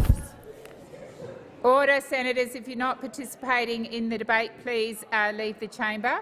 So the question is that the motion is moved by Senator Gallagher be agreed to. Those of that opinion say aye. Against? I believe the ayes have it. We'll now move to general business notice of motion number 6, standing in the name of Senator Gallagher. Thank you, President. I ask that government business notice of motion number 6 be taken as formal. Is there any objection to that motion being taken as formal? There being none, I call Senator Gallagher. Thank you, President. I move that the following bill be introduced, a bill for an act to amend the law relating to health and for related purposes. So the question is, the motion is moved by the minister be agreed to. Those of that opinion say aye. Against? I believe the ayes have it. Minister. Thank you. I present the bill and move that this bill may proceed without formalities and be now read a first time. So the question is that the motion is moved by the minister be agreed to. Those of that opinion say aye. Against? I believe the ayes have it. I call the clerk.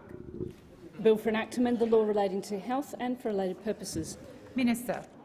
Thank you. I table the explanatory memorandum relating to the bill and move that this bill be now read a second time, and I seek leave to have the second reading speech incorporated into Hansard. Is leave granted? There being no objection, leave is granted. In accordance with Standing Order 111, further consideration of this bill is now adjourned to the 5th of September 2022. We now move to general business. We'll start with general business notice of motion number 10, standing in the name of Senator McDonald. Senator McDonald. I inform the chamber that Senators Green, McGrath, Roberts and Dean Smith will also sponsor the motion. I seek leave to amend general business notice of motion number 10 relating to the establishment of a joint select committee on Northern Australia before asking that it be taken as a formal motion. Is leave granted? There being no objection, leave is granted. Senator McDonald. I amend the motion in the terms circulated in the chamber and I ask that it be taken as formal.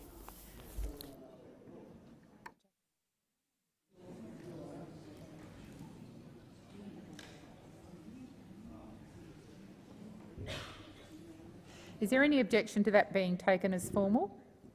There being none, we'll now move the Senator McDonald. The motion as amended. So the question is that the motion as moved by Senator McDonald and others be agreed to. Those of that opinion say aye. Against? I believe the ayes have it. We'll now move to general business notice of motion number 13, standing in the name of Senator Hanson-Young. Postpone. It's postponed. Oh yes, of course, sorry. We'll now move to general business notice of motion number 14, standing in the name of Senator Rennick. Senator Rennick. I ask that general business notice of motion number 14 be taken as a formal motion. Is there any objection to that motion being taken as formal? There being none, I call Senator Rennick. I move the motion. So the question is that the motion is moved by Senator Rennick be agreed to. Those of that opinion say aye. Against? I believe the noes have it. The noes have it. Senator Rennick, if you want... OK, we'll put it again. So the question is that general business notice of motion number 14, standing in the name of Senator Rennick, be agreed to. Those of that opinion say aye. Against? I believe the ayes have it. The ayes have it.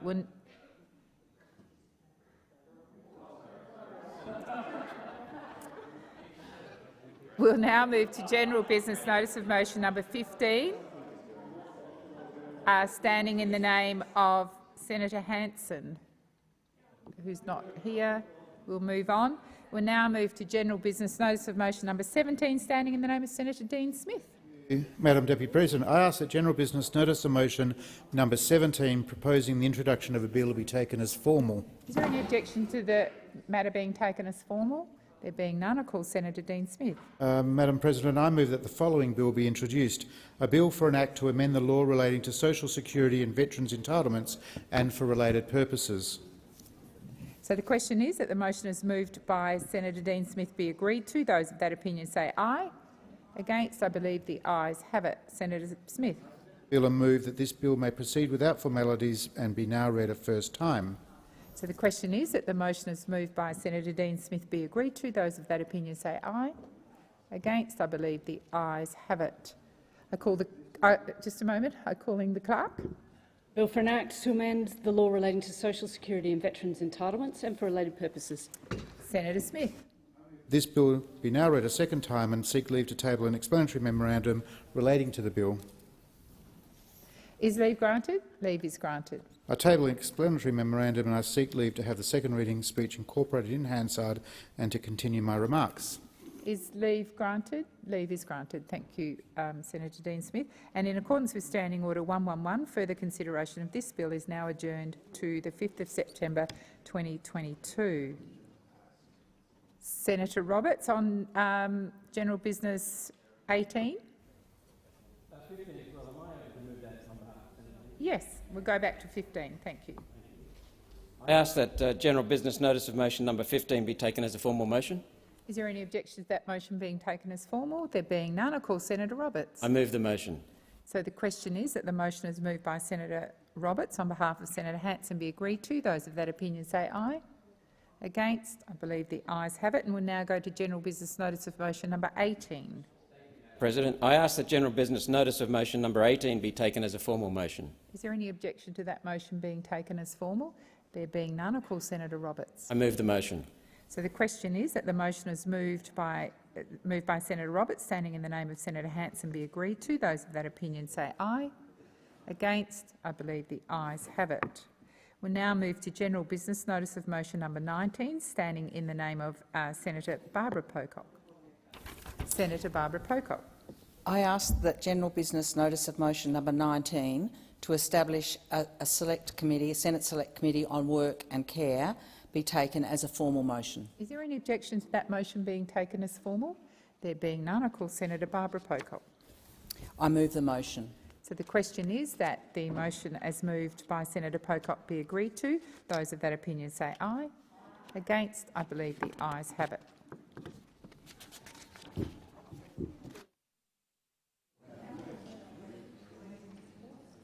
We'll now move to the matter of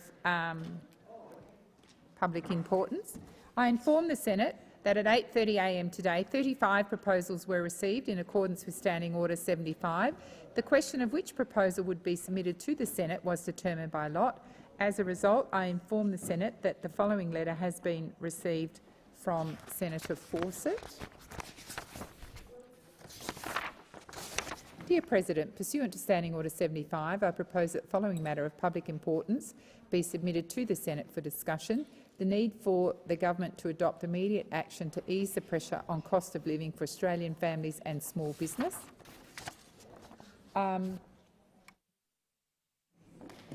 I understand that informal arrangements have been made to allocate specific times to each of the speakers for today's discussion. With the concurrence of the Senate, I ask the clerks to set the clocks accordingly, and I call— Oh yes, beg your pardon. Yes, it's supported. Thank you. And I'm calling Senator Fawcett for 5 minutes, I believe. Senator Fawcett. Thank you, Madam President.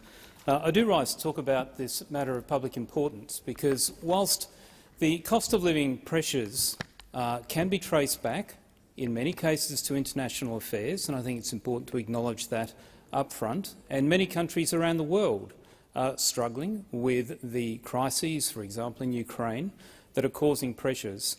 There are two important things that people should consider when they look at the response of a government. Part of that goes to how governments design their economy, the long-term frameworks and measures they put in place. But the other question that people should ask is, what are the governments doing in the short term that will ease pressures in terms of cost of living? So the Coalition, in its time in government, took a number of actions, and people have seen those with cost of living support for pensioners and veterans and others, easing things like the cost of fuel, a number of measures, particularly around employment and training, because one of the clear indicators is that people who have a job, who have the skills, find it easier to cope with the pressures of cost of living.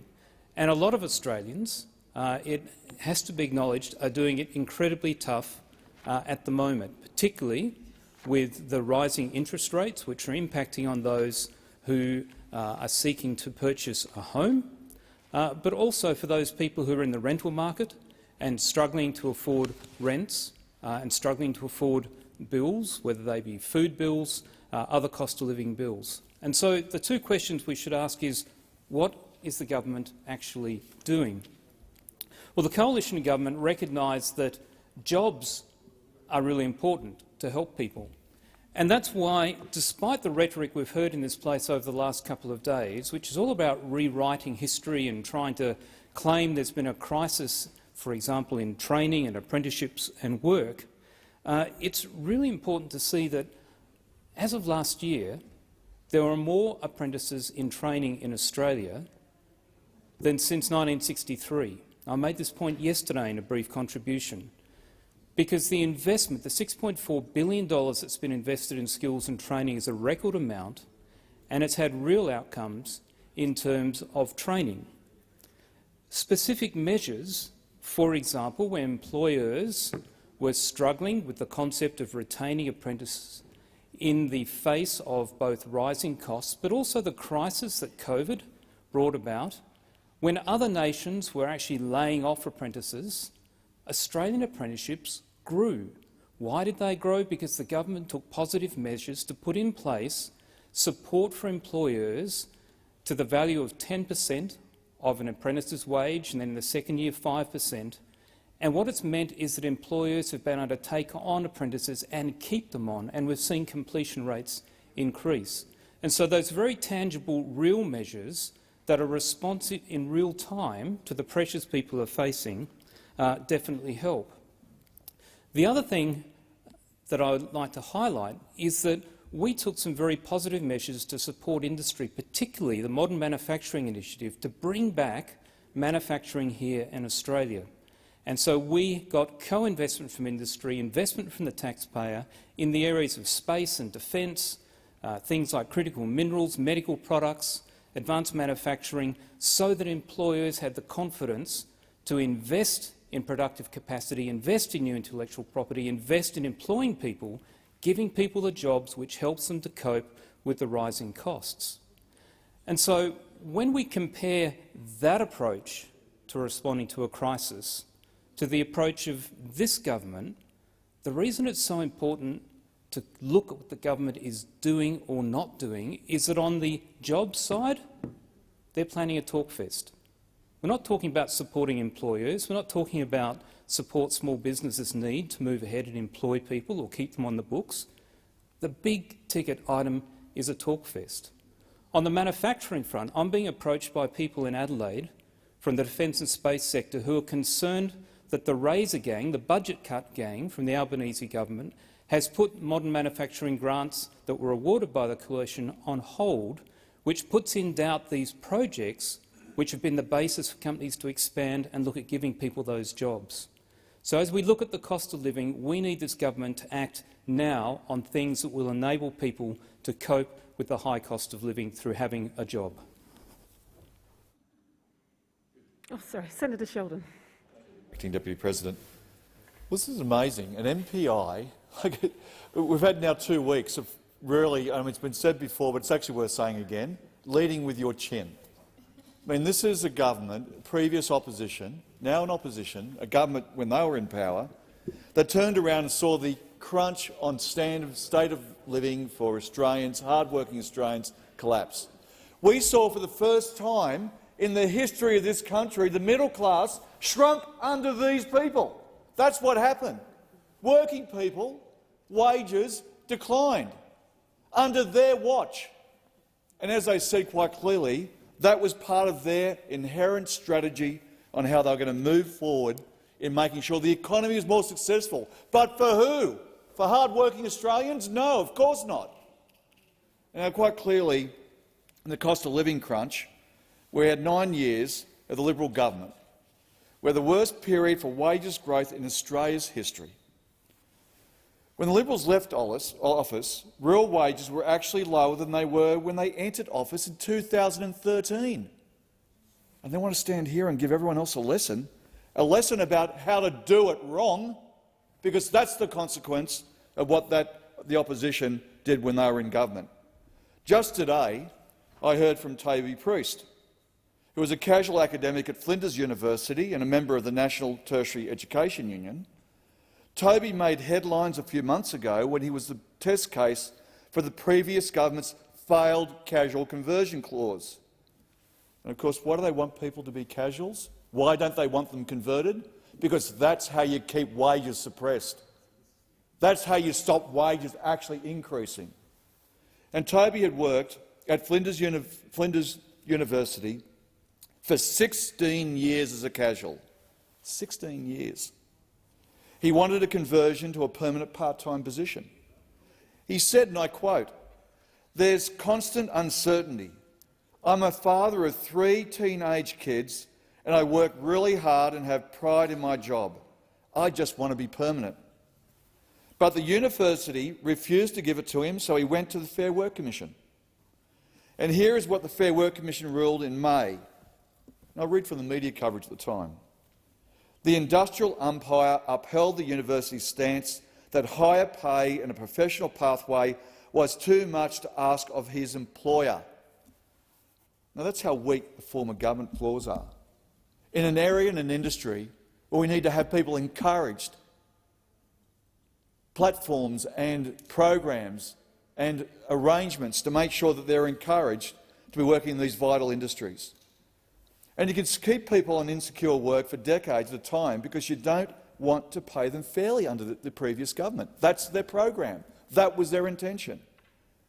And you wonder why we've had record low wages growth under the former government.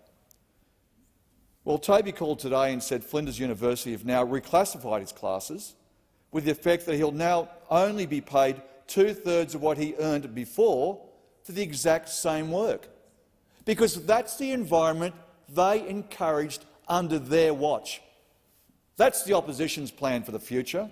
That's the opposition's plan for the last 9 years, and it hasn't changed. 1/3 of his pay gone, just months after he was locked into casual work forever by the last government. That sums up the problem we have in this economy. And I've got a message for Flinders University. Under the Liberals, you're allowed to cut wages and keep people forever casual contracts. In fact, the Liberals encouraged it, as we've seen. But this is a new government and we expect better from our universities. You are funded through federal funding, and we'll be looking very closely at the way federally funded entities behave towards their workers. That's essential. Now let's move to another area of high exploitation under this government's watch, where they did nothing: the gig economy. Now we know that the Select Committee on Job Security heard that gig workers earn as little as $6.67 an hour. No workers' comp, no sick leave, no annual leave, and providing all their own tools of trade with no compensation. Former Attorney-General Christian Porter said it was too complicated to provide those workers with minimum standards. Surprise, surprise, surprise. Another recipe for driving wages down. But the real kicker was the former Attorney-General, Senator Stoker, went even further. And she said if people only earn $6.67 an hour, then that's okay. Because what she said, that's what they signed up for. And let's just go back to the 1800s. Let's just take this whole thing and just stop pretending. Because that's what the government was doing, and that's what they're trying to do, the previous government, what they tried to do, enhance under the gig economy. But even Uber and DoorDash now have come out and said that we need minimum standards, signing agreements with the Transport Workers Union supporting Labor policy. A food delivery worker, Esteban Salazar, told the Job Security Inquiry, "I don't have a minimum wage for an hour," which meant that at the end of the day, I have earned $15 after 6 hours of standing outside in the cold and rain. Now let's look at some other areas. Feminised industries like the care industry. 90% of aged care workers are on casual or part-time contracts with little or no guaranteed hours. Worse still, gig platform workers like Mabel are infiltrating aged care and the NDIS, paying below the minimum award wage. The previous government turned around and funded Mabel to have their exploitive model further enhanced through the NDIS and the aged care system. Now, just today I spoke to 2 aged care workers with the United Workers Union who shared their stories about the horrid conditions of work they endure.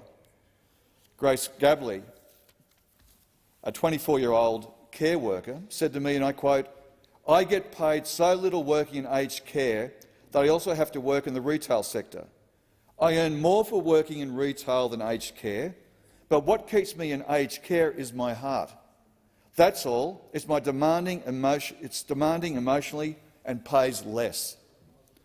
It's also clear, she went on to say, the management just doesn't care and the aged care system is broken. I don't know that this is sustainable for me. I get very emotional even talking about it. And Glenda Jensen, another aged care worker, told me earlier today, and I quote, "Most people I know are stuck doing low minimum hour contracts, but then they constantly work excessively long days, day after day after day, to make up the shortfall in numbers. Because less and less people want to work in aged care, you end up having to perform a range of roles outside of your main job of being a carer. It's all just piles up. It's too much." Now, the experience of these workers in aged care, in higher education, in the gig economy, are emblematic examples of the problems faced by workers across the economy. Like Renee McBride, a TAFE nursing teacher I met with earlier today as well, who told me, "I worked for 8.5 years as a casual teacher. I won a scholarship." This is the real clanger. "I won a scholarship from the New South Wales Premier, Gladys Berejiklian, for the quality of my work, and yet I had all of my hours taken away from me when I had finished my arrangements for that scholarship." "We are in the sector," she said, "where 70% of the workforce is casual. That means people can't get mortgages, can't get home loans. I've recently got permanent work, but now I have to spend hours each day driving to get to my job. I'm a single parent with 2 kids. It's exhausting." And it's exhausting because the previous government allowed a culture of the bottom was always the best. Wages suppressed, casual jobs, no job security, can't get home loans, can't look after your family, can't look after yourself, and it was all part of the model that they encouraged in this economy. One thing's very clear, that we're going to make a change to that. Now, I just want to say, it's in some areas where this sort of money's rolling, frankly, and it's literally rolling, in the casino in Canberra. Brian Kidman said to me earlier today, "I was disciplined for raising concerns about workers' rights at the casino in a newspaper interview. I was speaking as a union delegate during a prospective sale of the casino, and I should not have been targeted the way I was. I went to the Human Rights Commission and the Civil and Administrative Appeals Tribunal, which found in my favour, but it was a terrible thing to go through." He later told me that the company in the negotiations for an enterprise bargaining agreement Senator Sheldon, your time has expired. Senator McKim. Thank you, Acting Deputy President. Well, we are indeed in a cost of living crisis in Australia, and it's worth pointing out that that crisis is making life much, much harder for an ever-increasing number of Australians. And there are many reasons for this crisis, and inflation is certainly one of those reasons, and the Greens absolutely accept that some of the reasons that we are seeing such a spike in inflation in Australia are international issues. But it is worth pointing out that one of the international reasons, or the global reasons, that we are seeing pressure come onto prices is because of climate change. And this government, this Labor government, is one of the most fossil fuel addicted governments in the world. They want to open up 114 new coal or gas developments in Australia, and the Greens will fight them all the way on every single one of those proposals. But domestically, in terms of pressures on inflation, we cannot have this discussion without accepting the role that corporate profiteering is having on driving prices up in this country. And it's worth everyone in this place understanding that when you overlay climate change on top of 40 years plus of turbocharged neoliberalism in this country, you are starting to see our very social fabric being torn. And the social contract that keeps us in the main as a peaceful and coherent society is starting to crack. And if you can't feel it cracking under your feet now, colleagues, I can only say to you, you are not paying it enough attention, because that social contract is starting to crack. And unless we actually take action on things like the breakdown of our climate, unless we take action on things like the 6th mass extinction event in the history of our planet, unless we start to reverse the turbocharged neoliberalism in this country, where people who are deliberately left without work in an attempt to suppress wages are forced into poverty and starvation in some cases. Unless we address those things, the social fabric will continue to crumble, because there used to be an understanding in this country that if you worked hard, got yourself a good education and a job, a reasonable job, that you could actually prosper and get ahead and make a good life for yourself and your family. Through collective bargaining, through industrial action, workers demanded and won better pay and conditions. Governments built public housing, and they provided a roof over the heads of people who could not afford homes of their own. But that understanding, that social contract between the people and the government, is being taken apart piece by the neoliberal parties in this place. And for young people in particular, hard work matters far, far less than the wealth of their parents. And we are seeing the new class divisions in this country. And those class divisions are whether or not you own property. You own property, you're doing very nicely, thank you very much, and you have been for decades. If you don't own property, or your parents don't own enough property to bequeath to you at some stage in your life, you are condemned. That's the new class divide in this country. We've got wages flatlining. We've got the Treasurer up in the House just last week saying to Australians, brace for your real wages to fall. And the cost of renting is skyrocketing. The cost of buying a new home is skyrocketing. This is a rigged game, and it's rigged in favour of the super wealthy, the billionaires and those who profit from the big corporations. What governments have done is design a system where the only hope of social advancement is through property investment, and now that ladder is being pulled away as well by rampant interest rate rises from an RBA governor who told people that rates wouldn't rise until 2024, and know those people who believed him and bought a home are getting smashed because they believed the RBA governor. Senator Cash. Thank you very much, Acting Deputy President. And I too rise to make a contribution on the MPI today, the need for the government to adopt immediate action to ease pressure on cost of living for Australian families and small businesses. And, Deputy President, it is a little ironic that if you Google the Australian Labor Party's website, the first 3 words that you'll see as it pops up on the screen are actually a better future. If you then explore it a little further, this is what it says. Anthony Albanese and Labor have a plan for a better future. Australians deserve a leader who is not afraid to roll up their sleeves and do the hard work needed to get things done. It then says this. The Anthony Albanese government is focused on tackling the spiralling cost of living that is making life tough for too many Australians.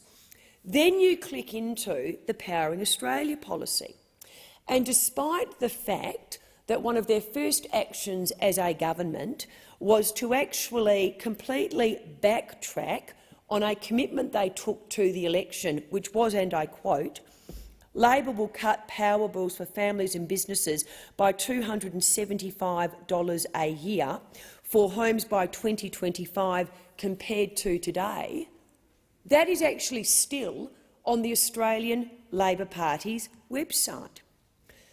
It's a little strange because what they state is they are focused on tackling the spiralling cost of living that is making life tough for far too many Australians. So what you have is an admission by the Labor government that there is a spiralling cost of living. You have an admission by the Labor government that it is making life tough for Australians, but then you have a failure to actually back these admissions in with any sort of plan. And what we saw yesterday just adds to the increasing cost of living pressures that Australian families and small businesses are now facing. Without a doubt, it was a tough day yesterday for the around 3.5 million families that have a mortgage. And we saw the minister representing the Treasurer today, when asked how much more the average family would be paying on the average mortgage, was quite dismissive, a couple of $100. Well, a couple of $100 actually means a lot for families across Australia. A couple of $100 actually means a lot for small businesses out there, in particular when that figure is not just a couple of $100, it's a couple of $100 month after month after month. In fact, Australians with an average mortgage of $610,000, they will soon pay over $500 more per month on their repayments than they were since May. So when you look at what the Australian Labor Party under Anthony Albanese says, they have a plan for a better future. They acknowledge that there is a spiralling cost of living. They acknowledge that this spiralling cost of living is making life tough for Australians. You would actually think that when asked a question in the Australian Parliament, they would be able to clearly articulate what their plan is to tackle these spiralling costs of living. And yet there isn't one. The government actually has no plan, despite being in opposition for 9 years. They come into government and they have no plan to address the cost of living pressures. That should disappoint all Australians who, if you've got a mortgage, you're going to be paying more.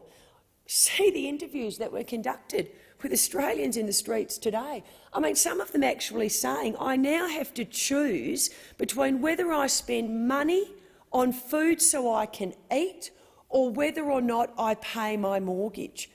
And what does the Australian Labor Party say? Well, in the first instance, they blame the former government. Well, the bad news is you are now in office. They walk away from their election commitment to actually cut power bills by $275 compared to what they were when they came into office. People actually listened to that promise. They listened to it and they said, I actually like it and I'm going to vote for it. And Labor have already broken that promise to the Australian people. They also have no plan, as I've said, to address the immediate cost of living pressures. One of the ways that you could address the immediate cost of living pressures has been put forward by the opposition leader in Peter Dutton, and he's been very, very upfront.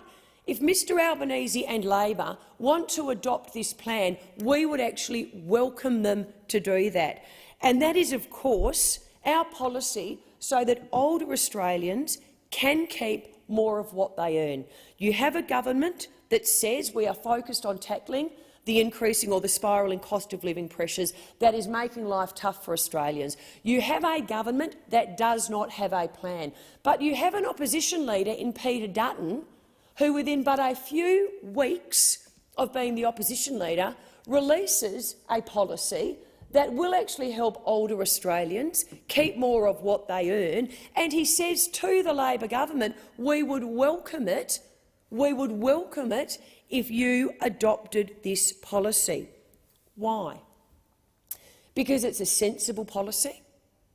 It's been welcomed by stakeholders, in particular those stakeholders, small businesses, who are facing a battle to get more people to work at the moment with the skills shortage. The change itself, of course, would make it more worthwhile for older Australians to pick up an extra shift or work extra hours. It is a plan that would help small businesses and regional businesses deal with labour shortages, and we know, in particular in certain industries, employers in small businesses, in fact in all businesses, but in particular in small businesses, they cannot find staff. If Mr Albanese and Labor were to adopt the policy put forward by opposition leader Peter Dutton, this would ensure that thousands of jobs across hospitality, agriculture, tourism and the retail market, they remained open. And as I've said, Peter Dutton, the opposition leader, has been very, very upfront. He is more than happy for Mr Albanese to adopt this problem, because we actually want Labor. We actually want Labor to have a plan. They have a recognition that there is the spiralling cost of living pressures. They have a recognition that Australians are doing it tough. We only saw yesterday the increase in the interest rates, and as I said, average mortgage $610,000. It means the average family, month after month, you are now going to be paying $500 more. And then you have a policy that you could adopt that would actually go directly to ensuring that you do have a plan, or at least part of a plan, that would address the spiralling cost of living and that would address, in particular, what is making life tough at the moment for so many Australians. This is a well-targeted policy. It is a well-targeted policy that is designed to increase labour supply. It is designed to ease workplace shortages, and we all know there are workplace shortages, but also to put downward pressure on inflation and interest rates.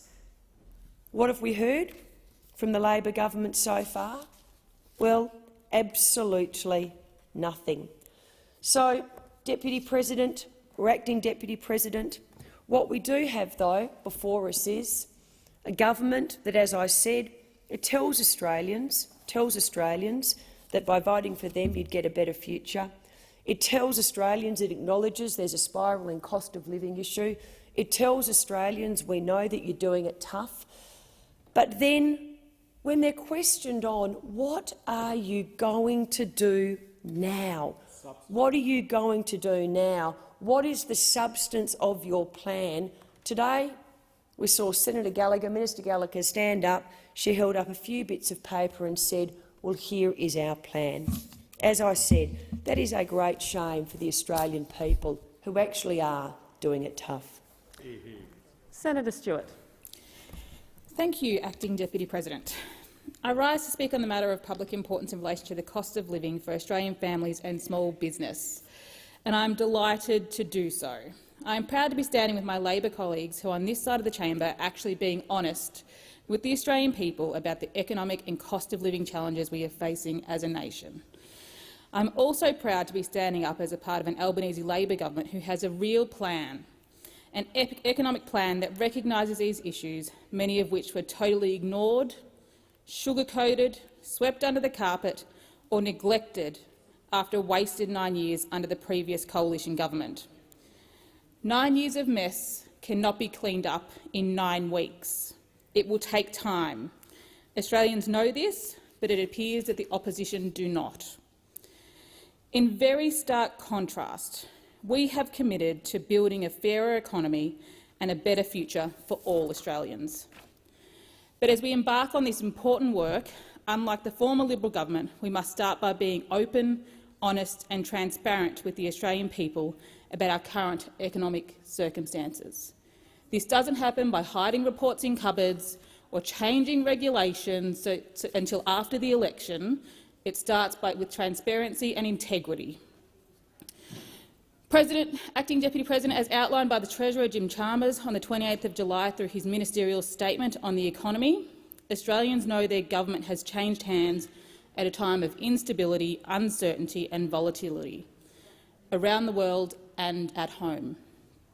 However, Australians also know that the former government's approach has already given our country a wasted decade of missed opportunities and messed up priorities, and everyday Australians are picking up the bill. Australians are already paying too much for that in the form of high and rising inflation, falling real wages, $1 trillion of debt that will take generations to pay off without a generational dividend to accompany it. And as Australia continues to outperform much of the world, we know that this doesn't make it any easier for families to pay the bills at home. But whether it be in relation to inflation or real wages, the Albanese Labor government's economic plan will respond to the growing pressures left by our predecessors on the economy. We acknowledge the impact that high inflation is having on people's living standards. Families see this every day, whether it be at the supermarket, in pay packets, through interest rates, or when the electricity bill arrives. In an environment where workers for many years have not been getting the wage rises sufficient to match price rises, the Albanese Labor government is proud to stand with workers to secure better wages. But in contrast, during their wasted 9 years, what did the Coalition do while in office when it came to prudent spending and financial management to help keep inflation contained? What did they do to actually help? The fact is the previous government have a lot to answer for when it comes to inflation. The Coalition left us with a legacy of $1 trillion in debt, with literally nothing to show for it. The Coalition wasted over $2 billion of taxpayer funding on French submarines that will now never be built, let alone delivered. And they treat the Australian people with such contempt, but I think if they had actually got back into government, they would have told them that they were the super high-tech, invisible kind of submarines that we can expect to have delivered in our shores.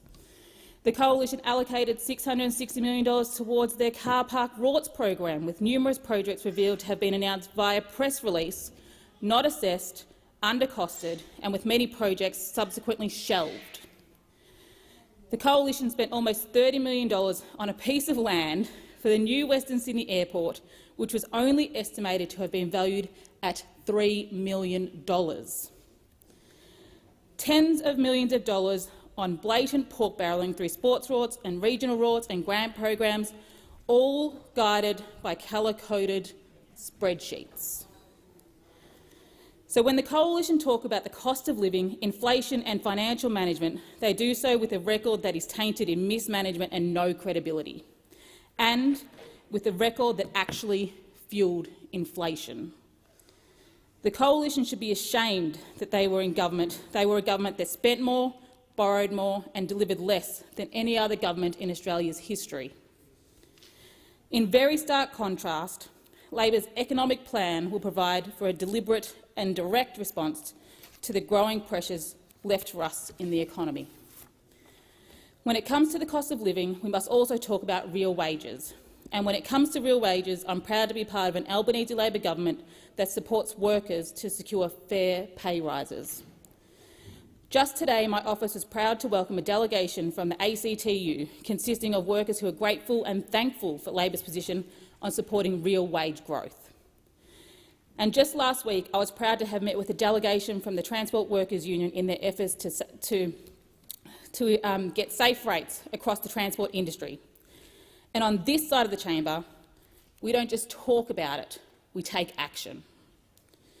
Many of you may recall the pre-election commitment made by Anthony Albanese, who committed to our government making a submission to the Fair Work Commission to support a rise in the minimum wage. I'm sure it sticks in everyone's mind because everyone can remember that dollar coin that he held up at almost every press conference. An announcement that was met with absolute opposition and outrage by the Liberals, who never have and never will stand on the side of working people. Yet they have the gall to move an MPI in this chamber calling on the Labor government to take immediate action to ease the cost of living. while at the same time they oppose and continue to oppose every effort to rise wages for real working people. This is particularly the case for the transport sector. Rather than stand with the transport workers to maintain good wages, conditions and road safety measures, the Liberal National Coalition government in 2016 chose to dismantle the Road Safety Remuneration Tribunal, the very measure designed to keep our roads safe and workers paid fairly. Shame, hypocrisy and disgrace from those opposite. Every time they're in government, they attack workers. Whether it be work choices under John Howard, abandoning our proud Victoria automotive manufacturing sector under Tony Abbott, or excluding denied transport workers from JobKeeper, workers are always under attack by the Liberals. And when it comes to real wages, the former coalition government also did nothing to help workers secure fair pay rises. Under the coalition government, real wages growth over the past decade has averaged just 0.1%. Under the last 12 months of the Morrison government, real wages went substantially backwards. Any grade prep can tell you that when you've got a cost of living rising by 3.5% in 2021 and wages rising just by 2.3%, that's a pay cut. Good, secure work should pay the bills, but for too many it's simply not the reality. There are 1.7 million Australians either unemployed or looking for more hours. Real wage growth relies on moderating inflation and getting wages moving again. Based on current forecasts, real wages are expected to start growing again in 2023-2024. And there is a key difference now. Australian workers now have a Labor government with an economic plan to boost wages, not to deliberately undermine them. Another issue Labor is serious about tackling, which the Liberals did nothing about, is the gender pay gap for women. Our country has a gender pay gap that sits at 13.8%. And for First Nations women, when you compare that to non-Aboriginal men, it sits at 32.7%. This government, an Albanese Labor government, will lead a national push to help close the gender pay gap and increase the pay for women workers, particularly in caring jobs, by strengthening the ability and capacity of the Fair Work Commission to order pay increases for workers in low-paid, female-dominated industries, legislating so large companies will have to report their gender pay gap publicly, prohibiting pay secrecy clauses and giving employees the right to disclose their pay if they want to, taking action to address the gender pay gap in the Australian public service.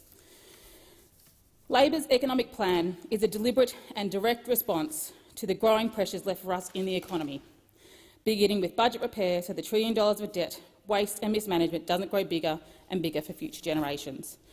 The PM says we've got 2 ears and 1 mouth for a reason. So maybe those opposites should listen a little bit more when I say this. We're going to strengthen Medicare, create secure jobs, we're going to make childcare cheaper, we're going to make more things here in Australia, because that's how you start to ease the cost of living pressures for Australian workers.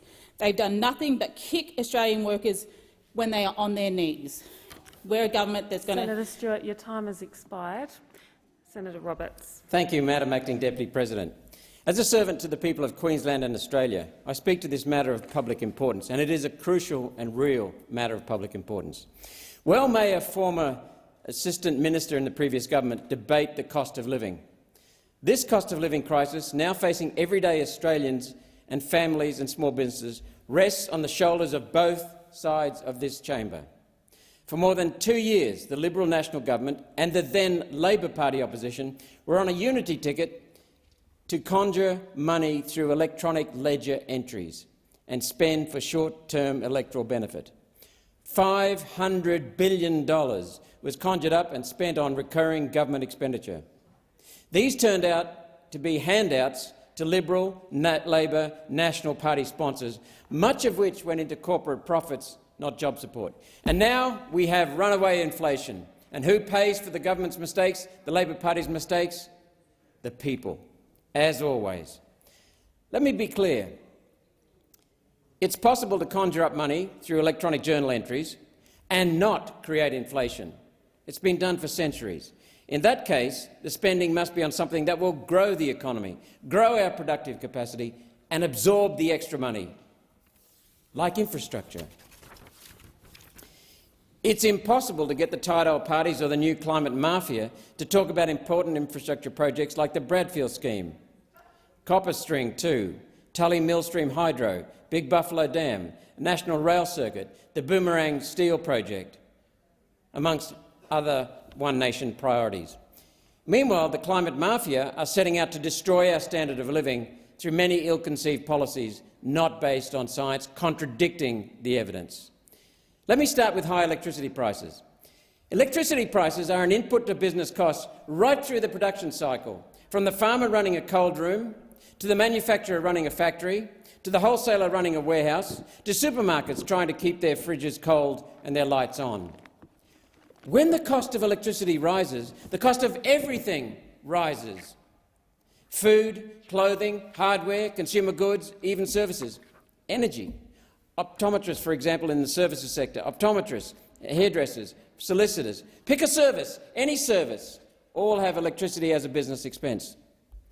The cost of living is going up because the price of electricity is going up. Australian wholesale electricity prices are up 300% in the last year. And the reason? Unsustainable, unreliable wind and solar, paying subsidies to billionaires and the Chinese Communist Party who are running these things.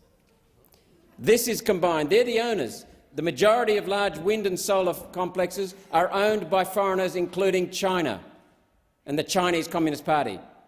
Those who laugh are ignorant and condemned to suffer more. This is combined with manipulation of the energy market from unscrupulous energy companies that should never have been allowed to buy important infrastructure. National electricity market is actually a national electricity racket run by bureaucrats. It's not a market at all. The third element of higher electricity prices is the cost of transmission lines, poles and wires, to bring power from where the industrial solar and wind blights complexes are located to where the electricity is needed. Our immigration rate affects prices. The more new Australians that arrive, the more electricity, water, medical care and education they consume. These things are supply and demand. The more demand, the higher the price. Of course, governments can plan ahead and build out extra power generation, extra hospitals, extra dams and schools, but we don't. Long-term planning in Australian politics means the next election, or nowadays, in the last decade or so, it means the next budget. This is no way to run a country. When One Nation talks about reducing immigration to net zero, we mean bringing in around 100,000 new arrivals each year to balance out the 100,000 that left. Net zero is zero total immigration, easing the strain on infrastructure. This takes the pressure off our economy, reducing demand, inflation and making the essentials of life cheaper. The climate mafia do not want to allow new dams and new electricity generation to be built, while at the same time wanting to bring in half the world as immigrants. Talk about inflation. You haven't seen anything yet. Agriculture is under threat. A 43% carbon dioxide reduction means culling livestock and shutting down cropping, returning that land to nature in a process called rewilding. What they call rewilding, One Nation calls starving people. The less food that gets grown, the higher the price will be. One Nation will stop the madness and return Australia to good government. We are one community, we are one nation. Senator Roberts, your time has expired. Senator Canavan. Thank you, Madam Acting Deputy President. Well, this is the most pressing and important issue facing the country today. When I travelled around during the election and since, the most important issue facing Australians is the cost of living, is the crushing increases in living costs that have occurred over the past year. We've obviously seen this week interest rates going up further. That is doing it very tough for those homeowners seeking to pay back their mortgages. And we have seen electricity prices go through the roof in the last few months, although most of that yet hasn't actually flown through to people's power bills. That will hit their fridge magnets later this year. It is very, very tough for Australians. We've seen stories of people having to bring in charcoal barbecues into their houses to heat their homes and end up in hospital from carbon monoxide. Because of that, I've heard stories of families living in their cars because they can't afford their rent. There has to be action here to bring down the nation's living costs. Now, when the Albanese government was elected, when they were elected, I and all of us in Australia, and I'm sure those Australians who voted for them, thought they had a plan to bring down the cost of living. They were loudly and proudly saying, we're going to bring down your electricity bills, we're going to help you with your living costs. Anthony Albanese said many times, the now Prime Minister said many times on the election trail that he was going to slash people's power bills by $275 a year. He said it. Indeed, there was a bit of scepticism whether he'd be able to deliver that. It was such a very bold and very precise promise, $275 a year. He was very confident about it. The media did question him on it, said, how do you know that? And he said, I don't think I'm going to deliver it. I know I'm going to deliver it. He said that. He said that. He proudly put that on his Facebook page. You can go back and have a look on Anthony Albanese's Facebook page. He put up a post saying, I know that I'm going to save all Australians $275 a year off their electricity bills. Well, we learnt just weeks after the election that the Labor Party had dumped that promise, and they don't repeat it ever again. They're not mentioning that figure.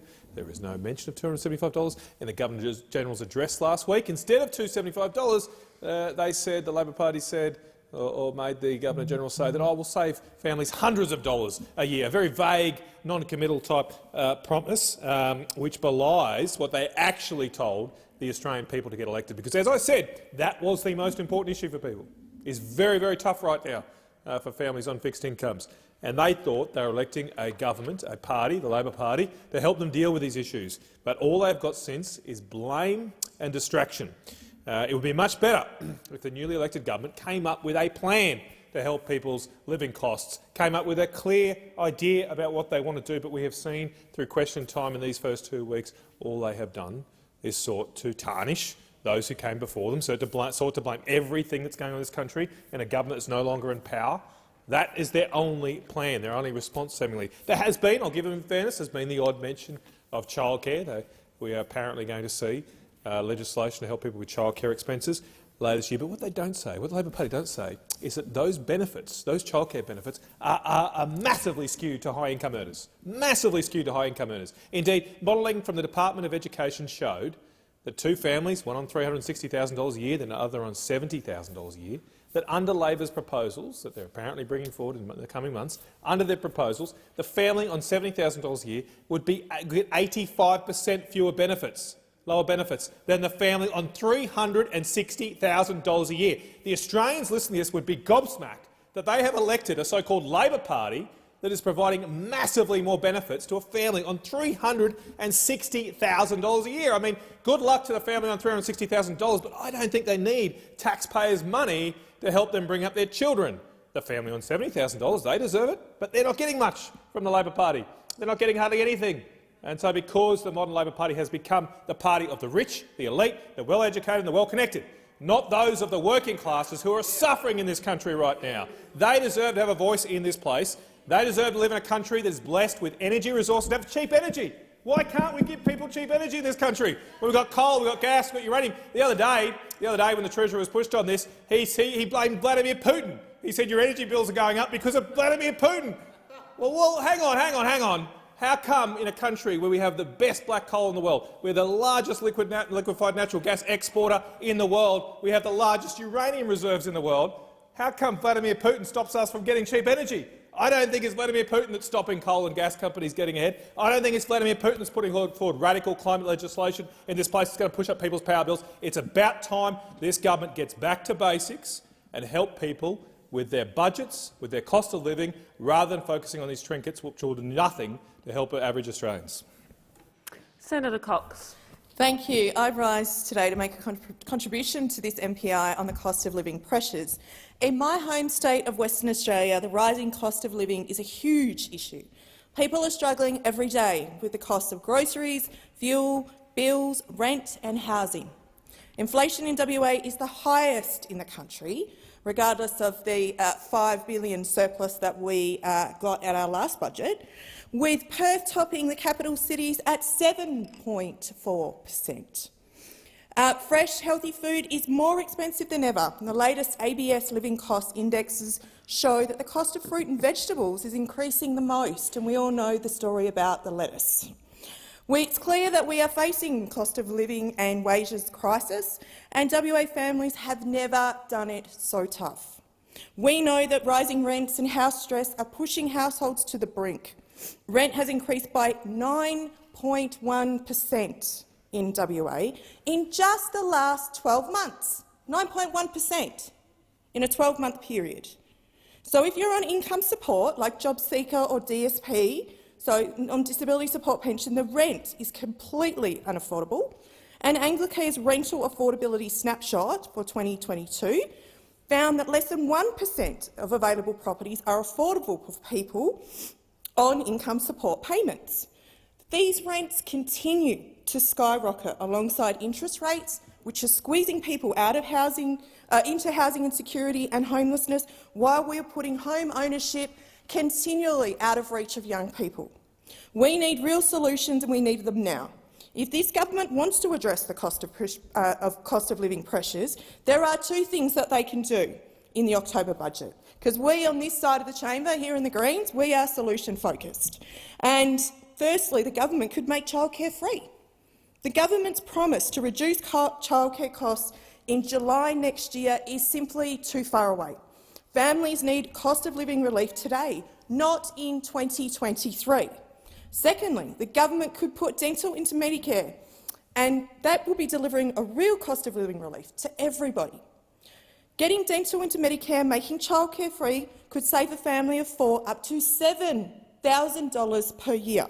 This would deliver real and immediate cost of living relief.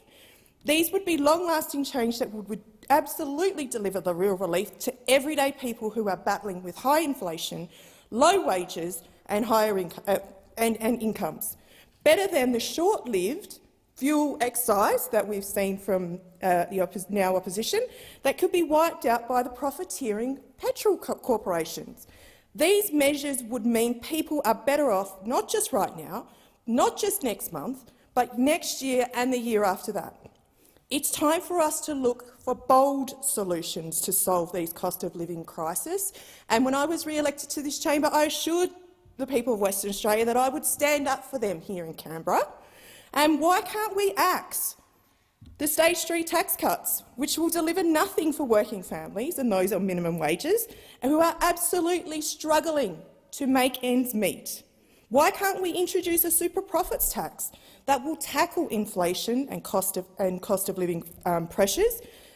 Because the oil and gas companies of this place are making record profits. 96% of the gas industry is foreign-owned. These corporations don't even pay royalties for the gas that they produce and export. So they're getting their produce for free. And I don't know any business in this country that gets their produce for free and sells it on and makes a profit from it. But these gas companies do, all the while wrecking the planet. So these are the solutions that are going to relieve the cost of living crisis, and we need a government that are going to be bold enough to put this vision into practice. Thank you. Senator Steele, John. Hello. Hello. Thank you, Deputy President. Thank you, Deputy President. Times right now, they are bloody tough. Cost of living pressures are unprecedented at the moment. Inflation is soaring at a rate we have not experienced in decades, and wages are stagnant and unlivable. Healthcare, education, housing, fuel, basic groceries, all are increasingly out of reach for so many in our community. Now, for people of my generation, we have seen opportunities get scarcer and scarcer, life get harder, and our entire worth determined by how much we can contribute to a capitalist system that does not work for us. And we are now in real time watching as things get worse while people get richer than us and sit back in their mortgage-free houses chastising us for eating avo on toast. I've heard during the election campaign and for my entire time here in this place from so many people in WA who feel increasingly despondent, particularly young people, about what lies ahead of us. The decisions that are made in this place are setting young people up to fail. Young people are paying higher rent on average than ever before. and that is if we are even able to secure a rental in a ridiculously competitive market with fewer and fewer options for low-income earners every year. Many young people are staying in their family homes for much longer than we would like.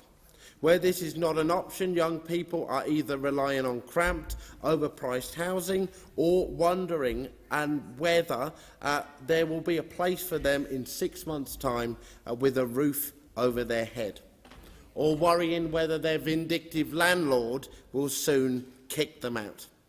Young people are experiencing negative mental health impacts at higher rates than ever before, at higher rates than any other age demographic.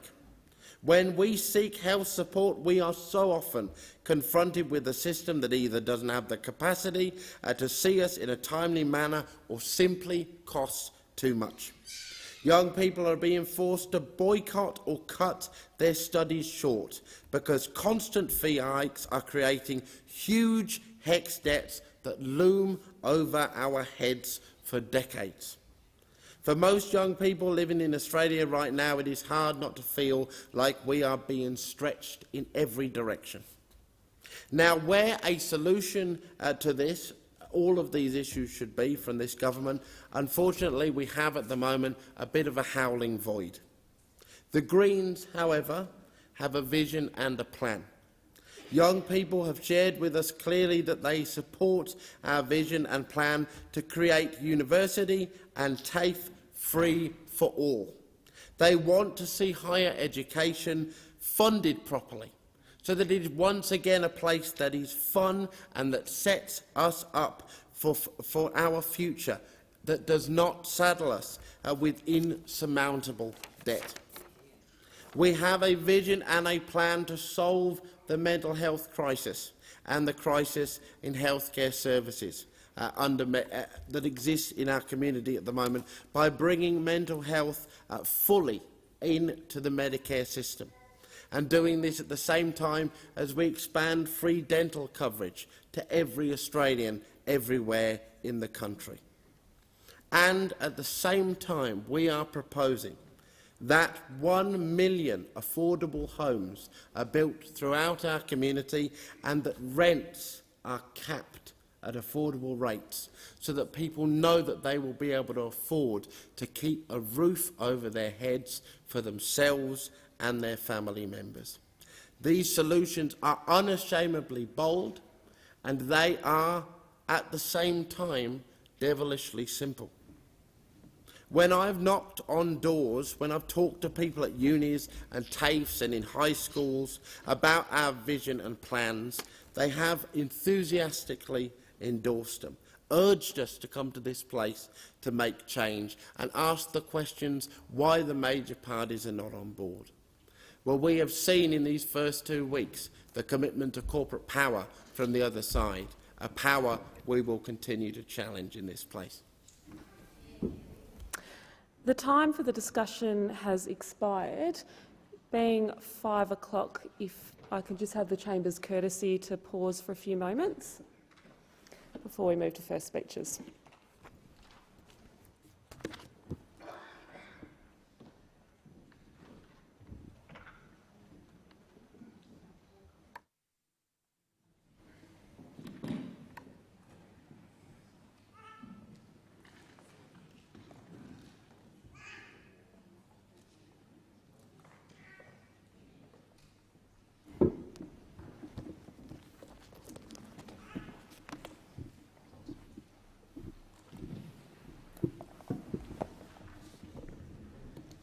Pursuant to order, I now call Senator Barbara Pocock to make her first speech and to ask senators that the usual courtesies be extended to her.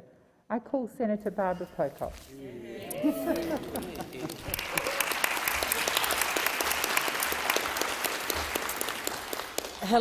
Hello everybody. It's wonderful to be here.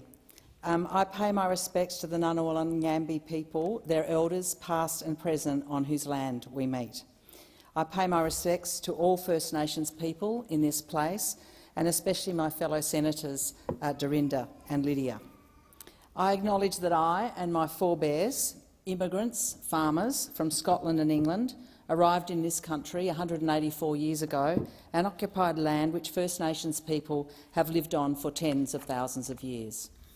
I grew up in the beautiful sandy paddocks, clay flats and scrub of Narkat country, 200 kilometres directly east of Adelaide, on a Mallee sheep and grain farm near Lameroo.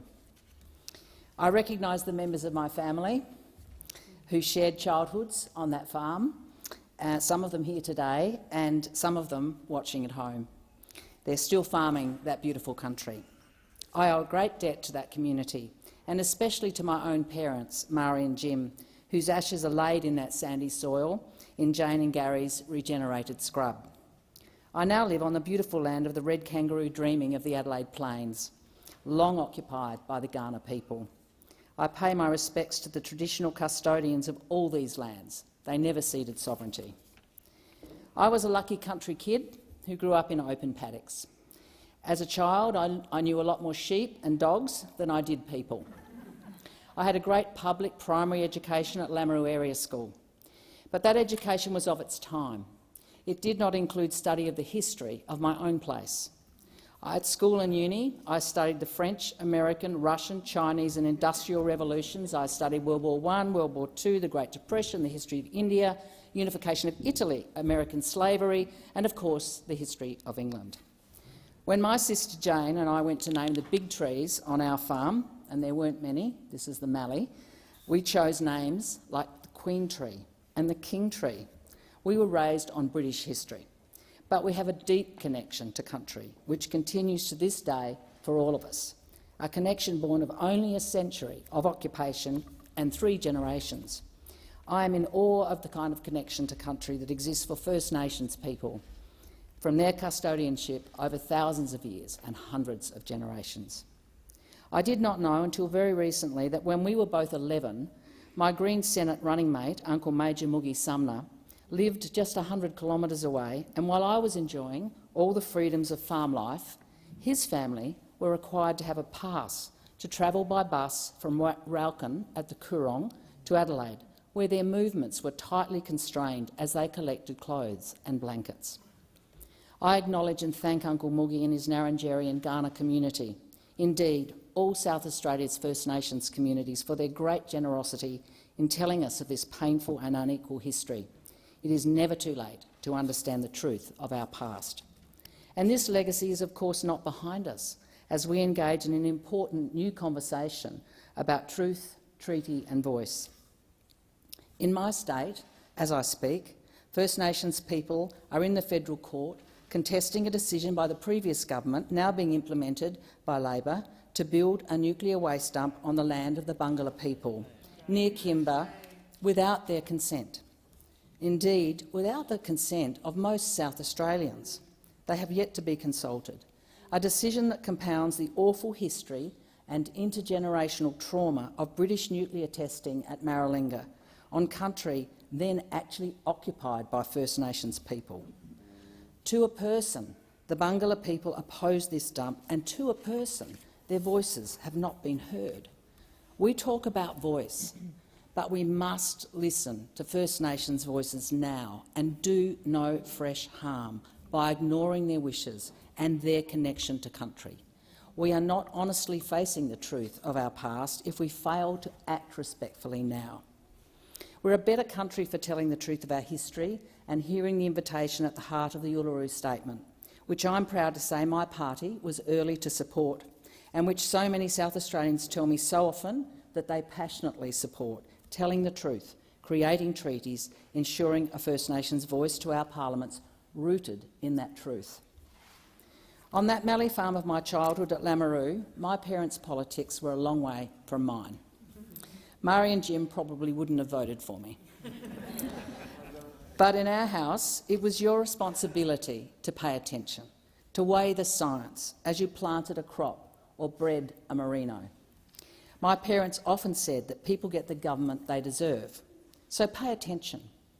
When I was small, less than 10, I asked Mum why everyone in South Australia didn't put all their money in the middle and share it out so that everyone had enough.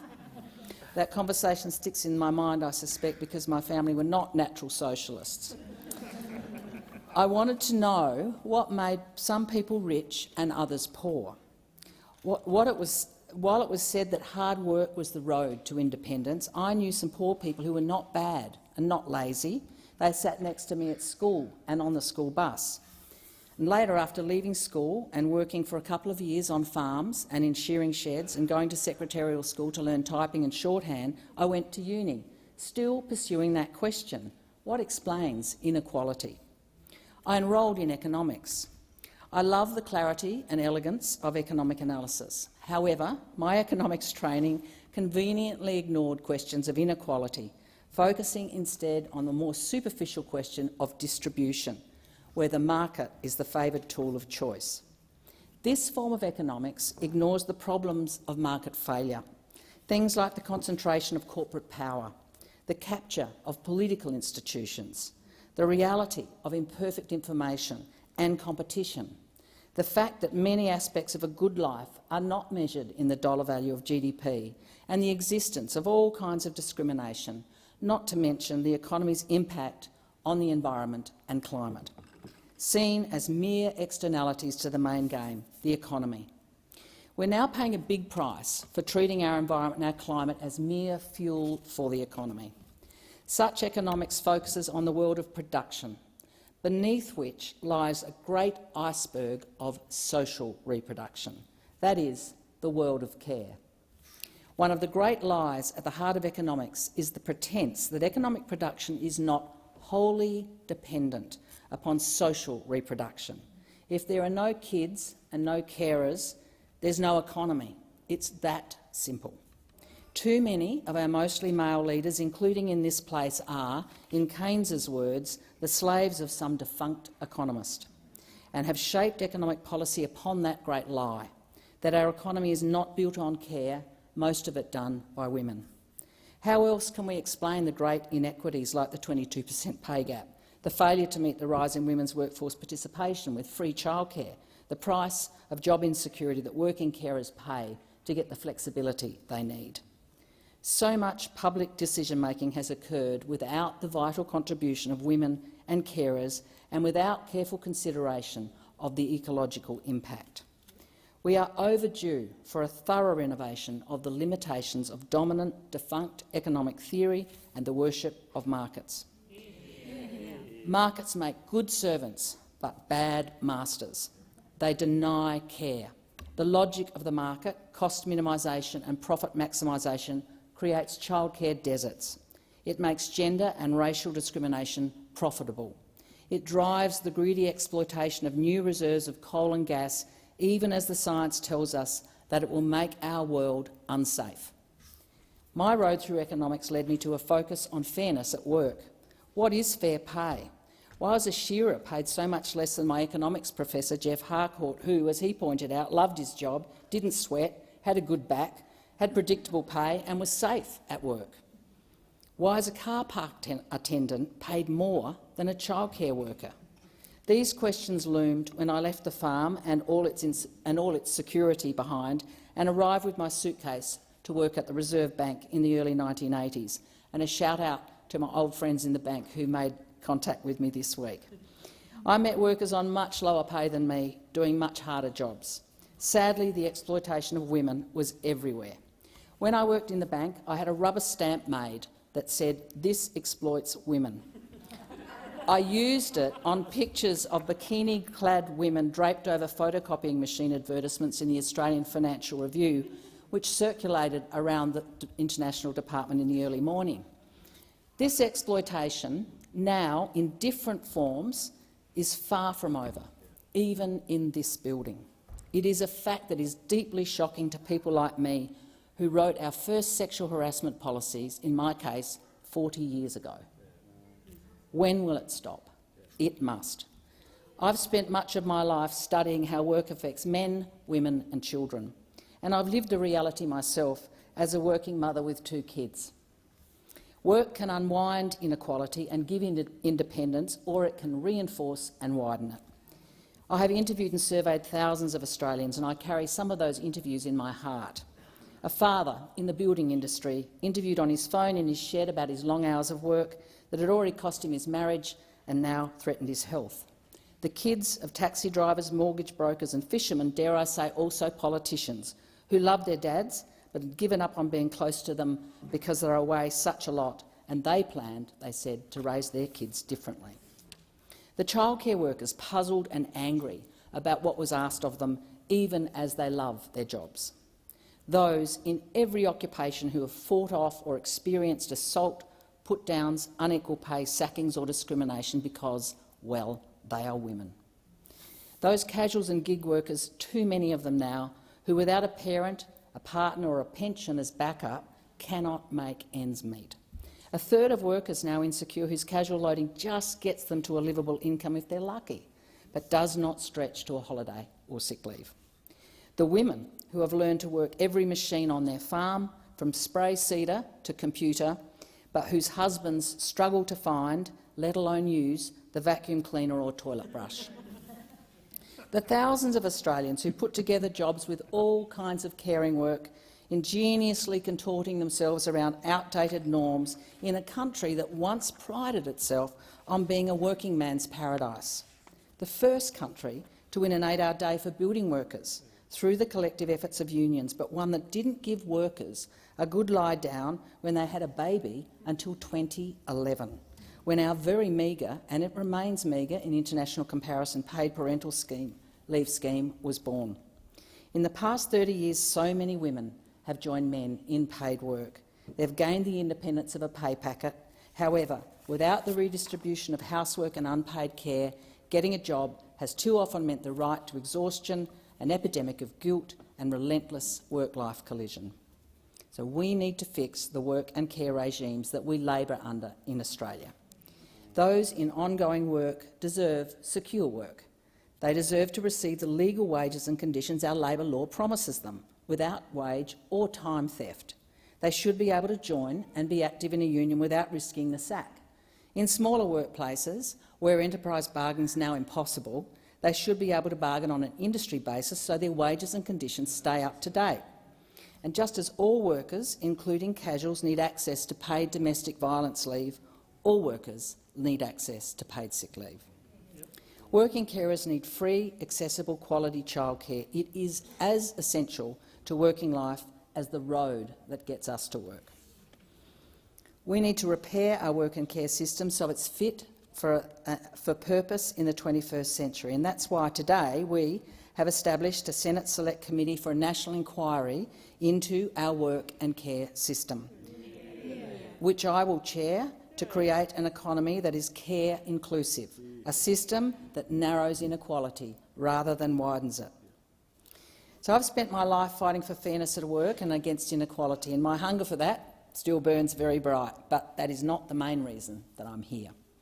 I'm here because I made the mistake of reading the 2018 IPCC report and listening to the scientists studying climate change just as I was asked to think about running for parliament.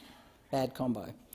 This is the greatest challenge of our time. My generation have had the great privilege of living on a safe planet.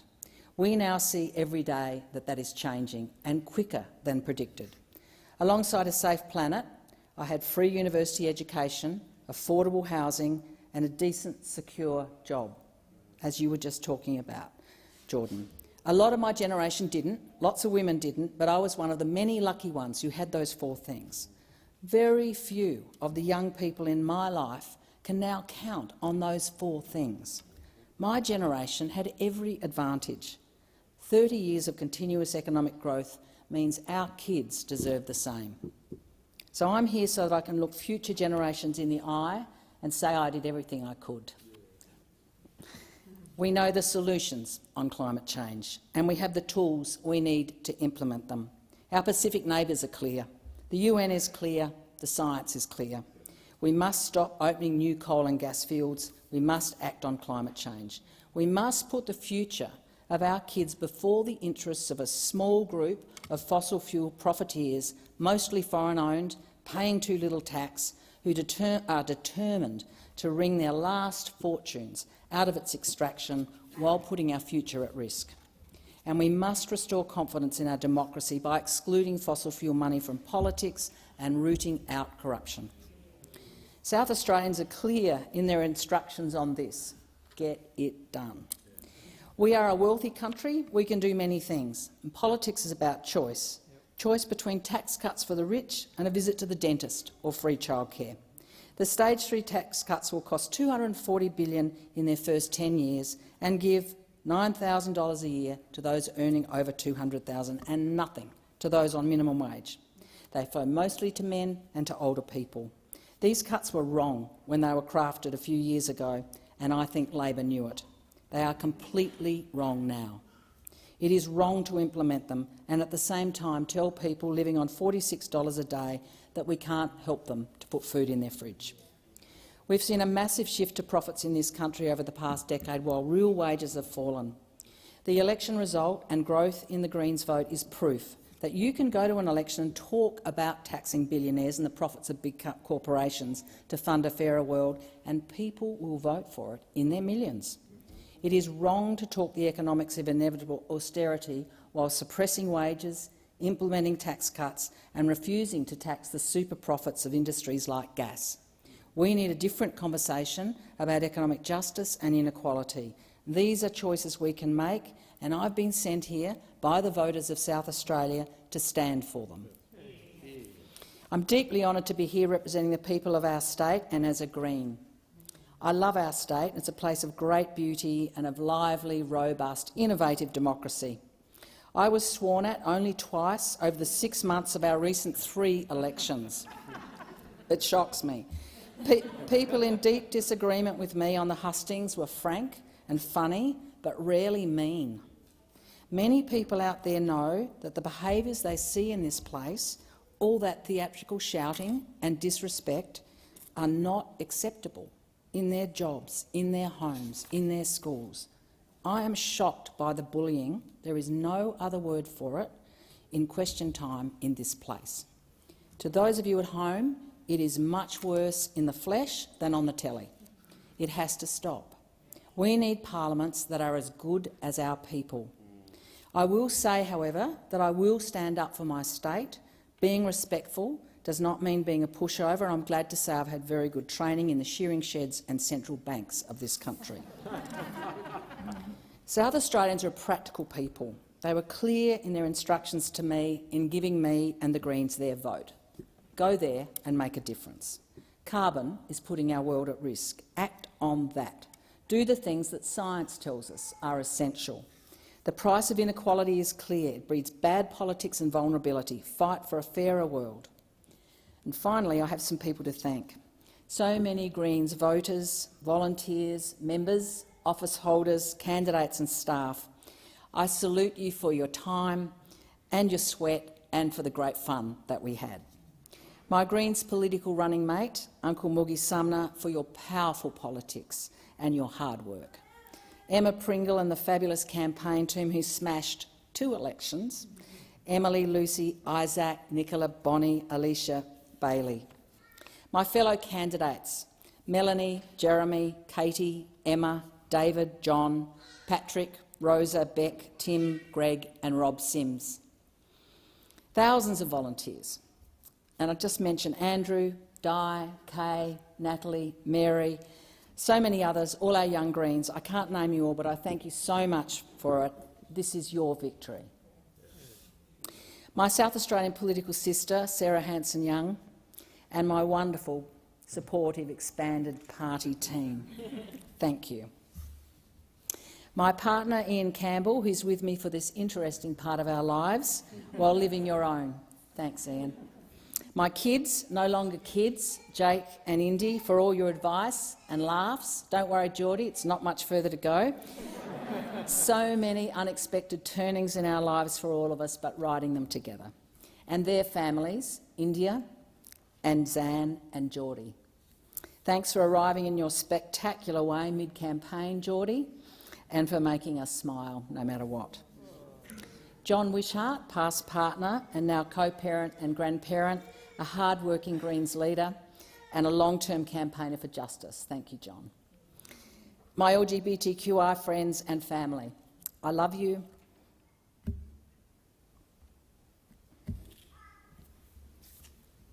I thank you for your courageous example of being fully the people you really are. strong love, especially to our trans mob, especially in the face of the recent campaign by elements of the Morrison government that attempted to whip up hatred and fear in the election for political gain.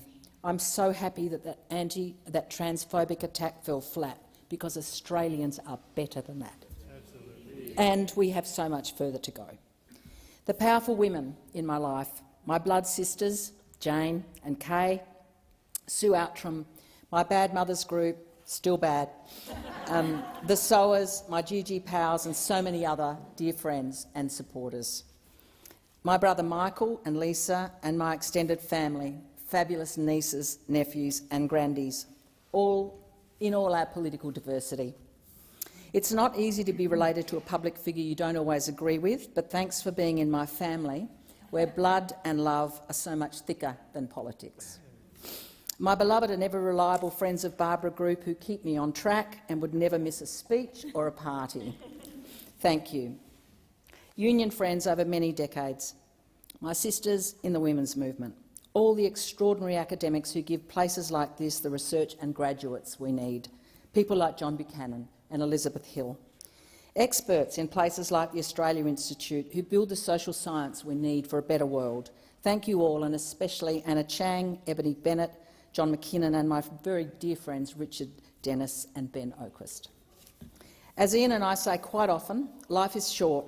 Let's have fun and let's change the world along the way. This is what I'm here to help do. South Australians voted in historic numbers for a politics of hope. People who grew up in the Mallee are extreme optimists. Those watching this will know that is true. They have to be ready for drought, hard work, extreme heat and the many assaults that can arrive in that country that is beautiful but demanding. I'm a proud child of the Mallee in these ways, and I want to offer hope to all the people who put me here to fight for our planet and for economic justice.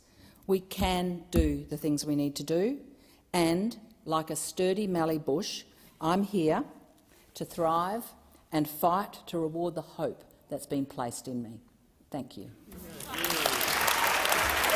I've got to blow my nut.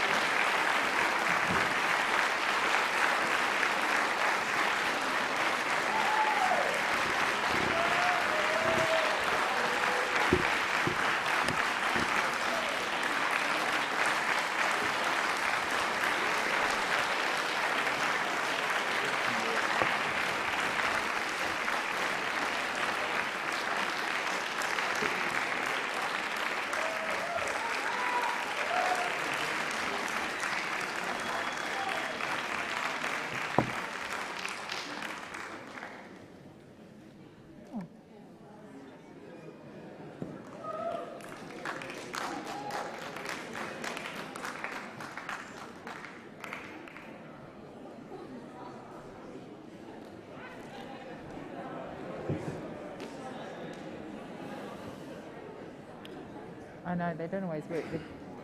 Yeah, thank you.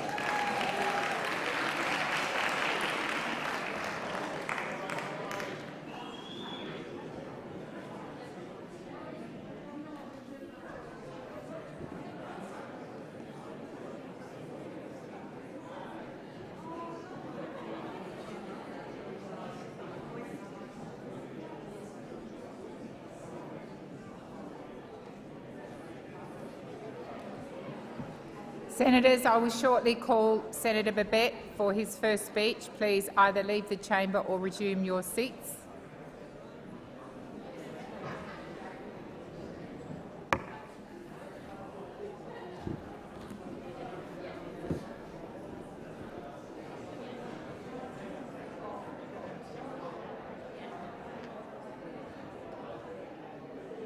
Order, Senators.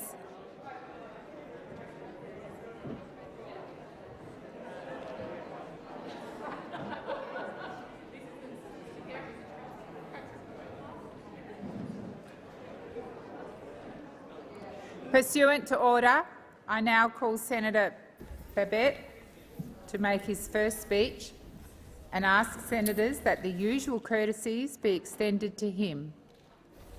I call Senator Babet. Thank you, President. I'm proud to say this is my first speech, and it feels damn good. President, I stand here in this great place honoured and humbled to have been given an opportunity by the people of Victoria to represent them and to be their voice here in our nation's capital. I'm most grateful, very grateful, and I will serve with further passion and an unwavering commitment to them and our great nation. I'm proud of our country. I'm proud of our flag. I'm proud of our traditions. And most importantly, President, I am proud to be Australian. Victoria, thank you. Now, I stand here as someone who has not been groomed in the political machine. I was not a staffer. I was not a long-term member of a major political party. What I am, President, what I am, is a regular Australian who decided it was time to put my hand up and have a go. A regular Australian who felt like I needed to do something to have my voice heard. I'm a staunch patriot. I love our country. I love our freedoms. I love that in Australia you can be anything that you want to be. There is nothing and no one stopping you from achieving your hopes, your aspirations and your dreams. If you only put in the work, if you only roll up your sleeves, if you only come in early and you leave late. We live in a country where effort leads to opportunity, it leads to reward, and it leads to success. President, I want to give thanks to the brave young Australians who have sacrificed so much, many of whom have made the ultimate sacrifice in the conflicts around the world, both recent and past, so that we can all stand here today in a safe, prosperous, sovereign, independent and plentiful country where we want for nothing. Now, when our diggers went overseas to defend our country, to defend our way of life, to defend the values that we hold dear, they did so as Australians, not as the left, not as the right, just Aussies. To our diggers, I salute you, now and forever. You are better men and women than what we could ever hope to be here in this place. My family and I arrived in Australia in 1990. I was only 7 years of age. I was born on a small island of Rodrigues, which is part of the Mascarene Islands. It is to the east of Mauritius, which is itself to the east of Madagascar. It's a beautiful island. It's approximately 108 square kilometres in size. Now, to put that into perspective, Greater Melbourne, well, that's about 10,000 square kilometres in size, and Greater Sydney about 12,400 square kilometres in size. So why did my parents decide to come here to Australia? Why here? Why not somewhere else? Well, they decided that with 2 young children, they needed to do something to give their boys the opportunities which they knew that Australia could provide. The opportunity to grow up, have a decent life, and most importantly, to pursue their dreams and their goals, no matter what those might end up to be in the future. When we arrived here in Australia, my parents said nothing, not a thing. Like many others who have come before, my parents worked hard for everything they had. Now, this is a story which is not dissimilar to the many other migrants from all over the world who now proudly call Australia home. Proudly call Australia home. Now, back in Rodrigues, my father, he worked in a hospital, and my mother in a government office in administration on the island.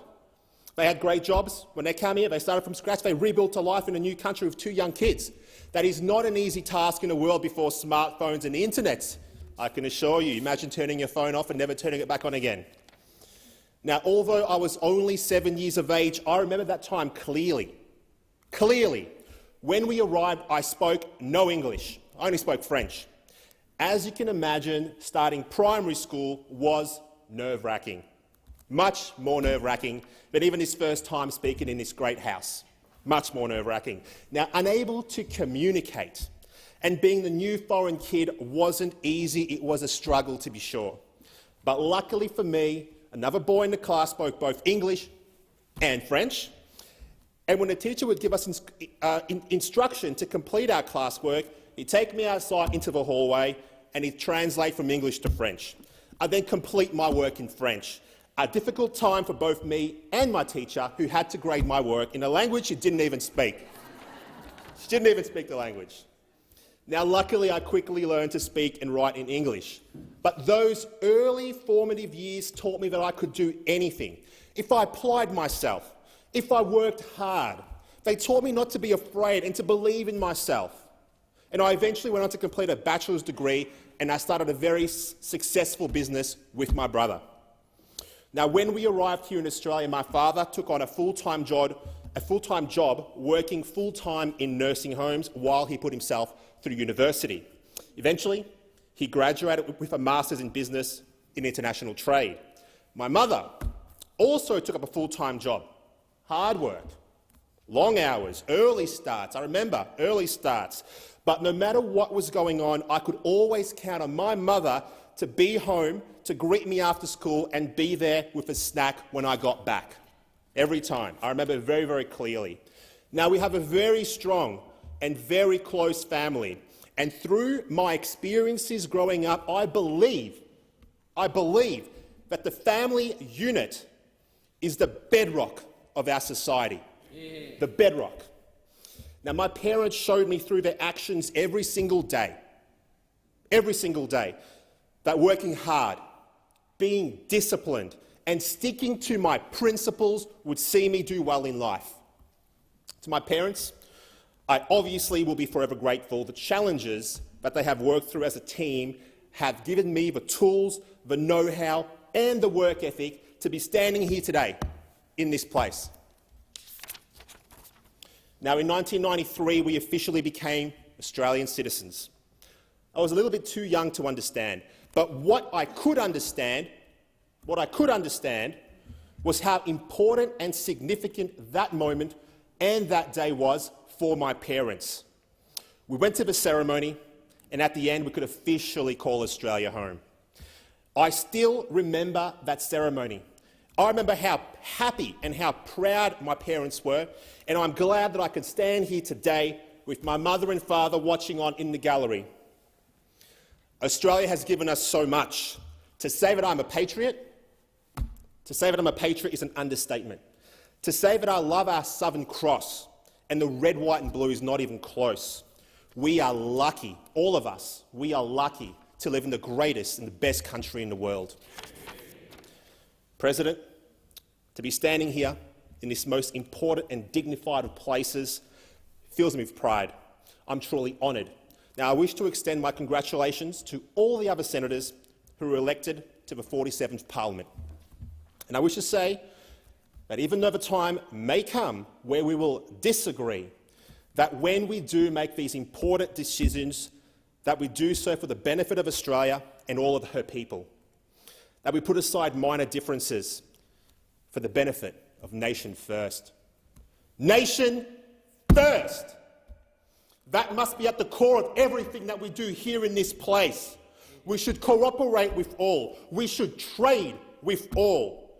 But we should avoid entanglements which do not benefit Australia or her people. We live in a world where powers beyond our shores seek ever-increasing levels of control and influence over the direction of our country and our people.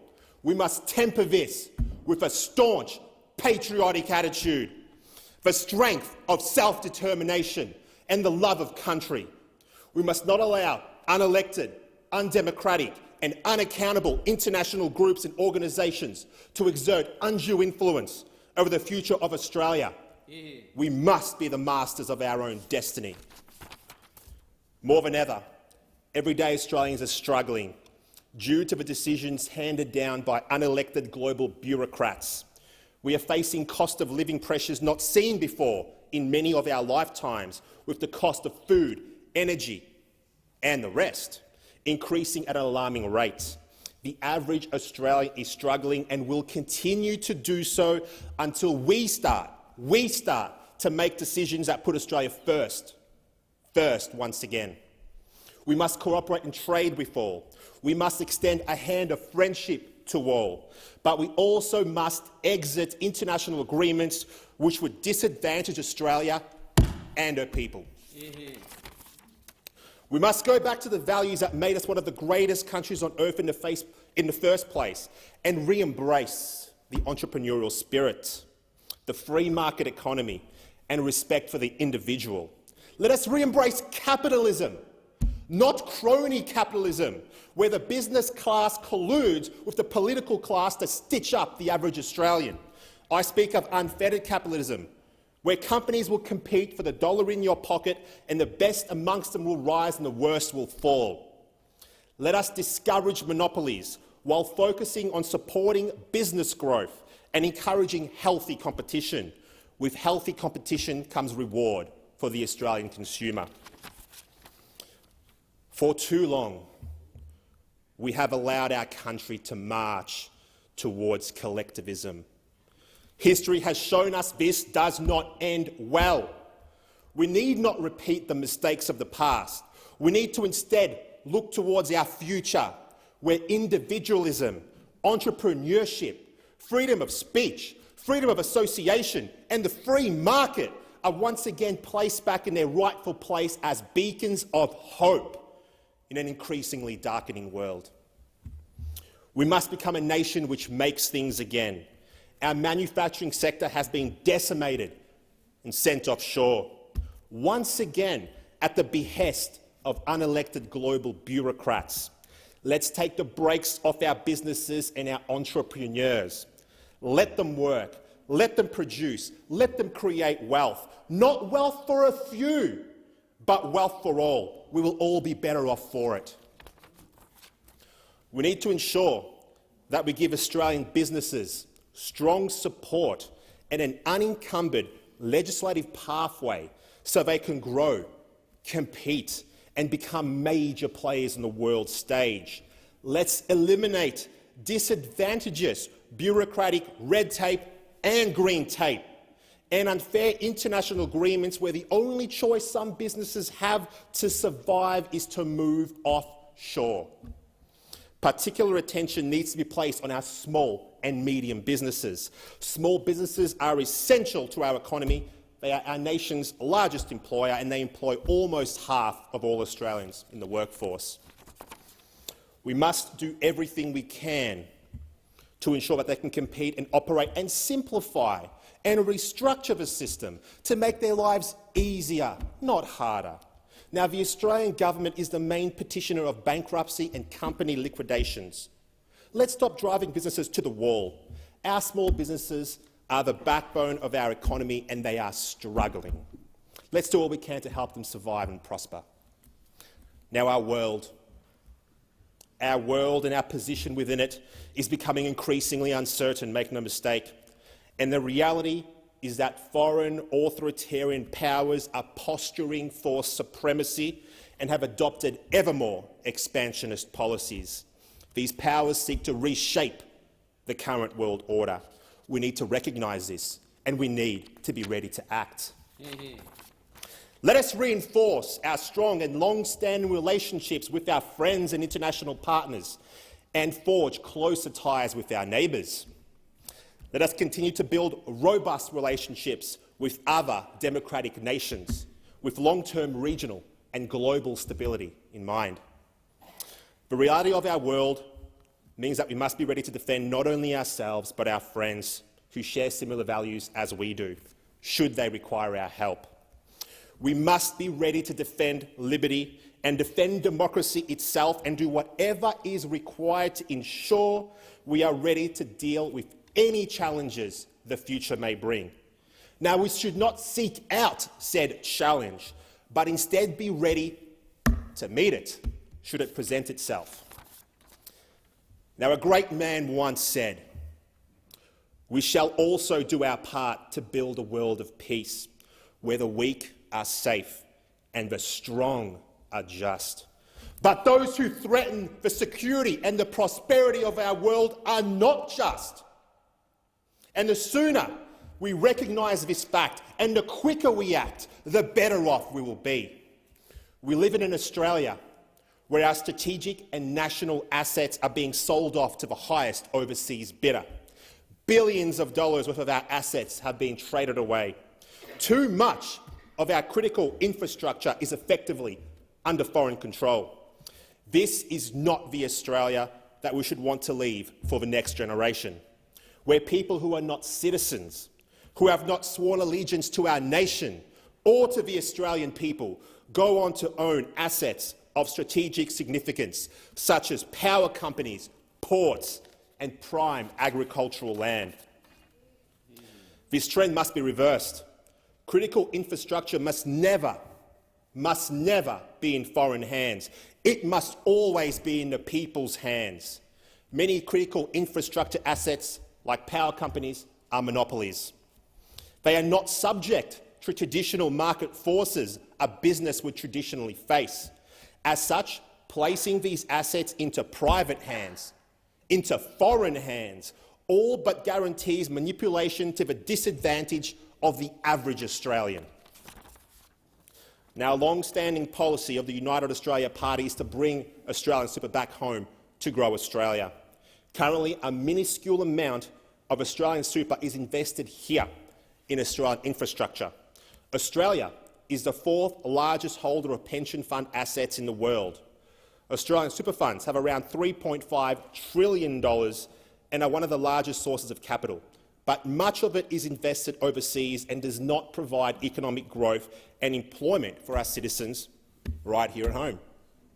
Now, this super can be deployed to benefit our country and our people. We do not need to sell off our infrastructure assets to the highest bidder, and we do not need to rely on foreign capital for our infrastructure requirements. We are at war. Make no mistake.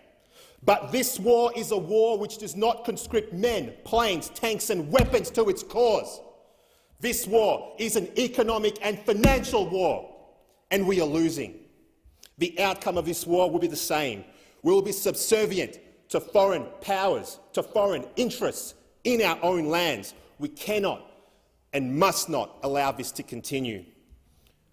We are witnessing the steady decline of our traditional institutions, such as family, marriage, religion, the sanctity of life, patriotism, borders and education, to name a few. This is not an accident, but rather by design. Radical Marxist ideology has been marching through our institutions for some time.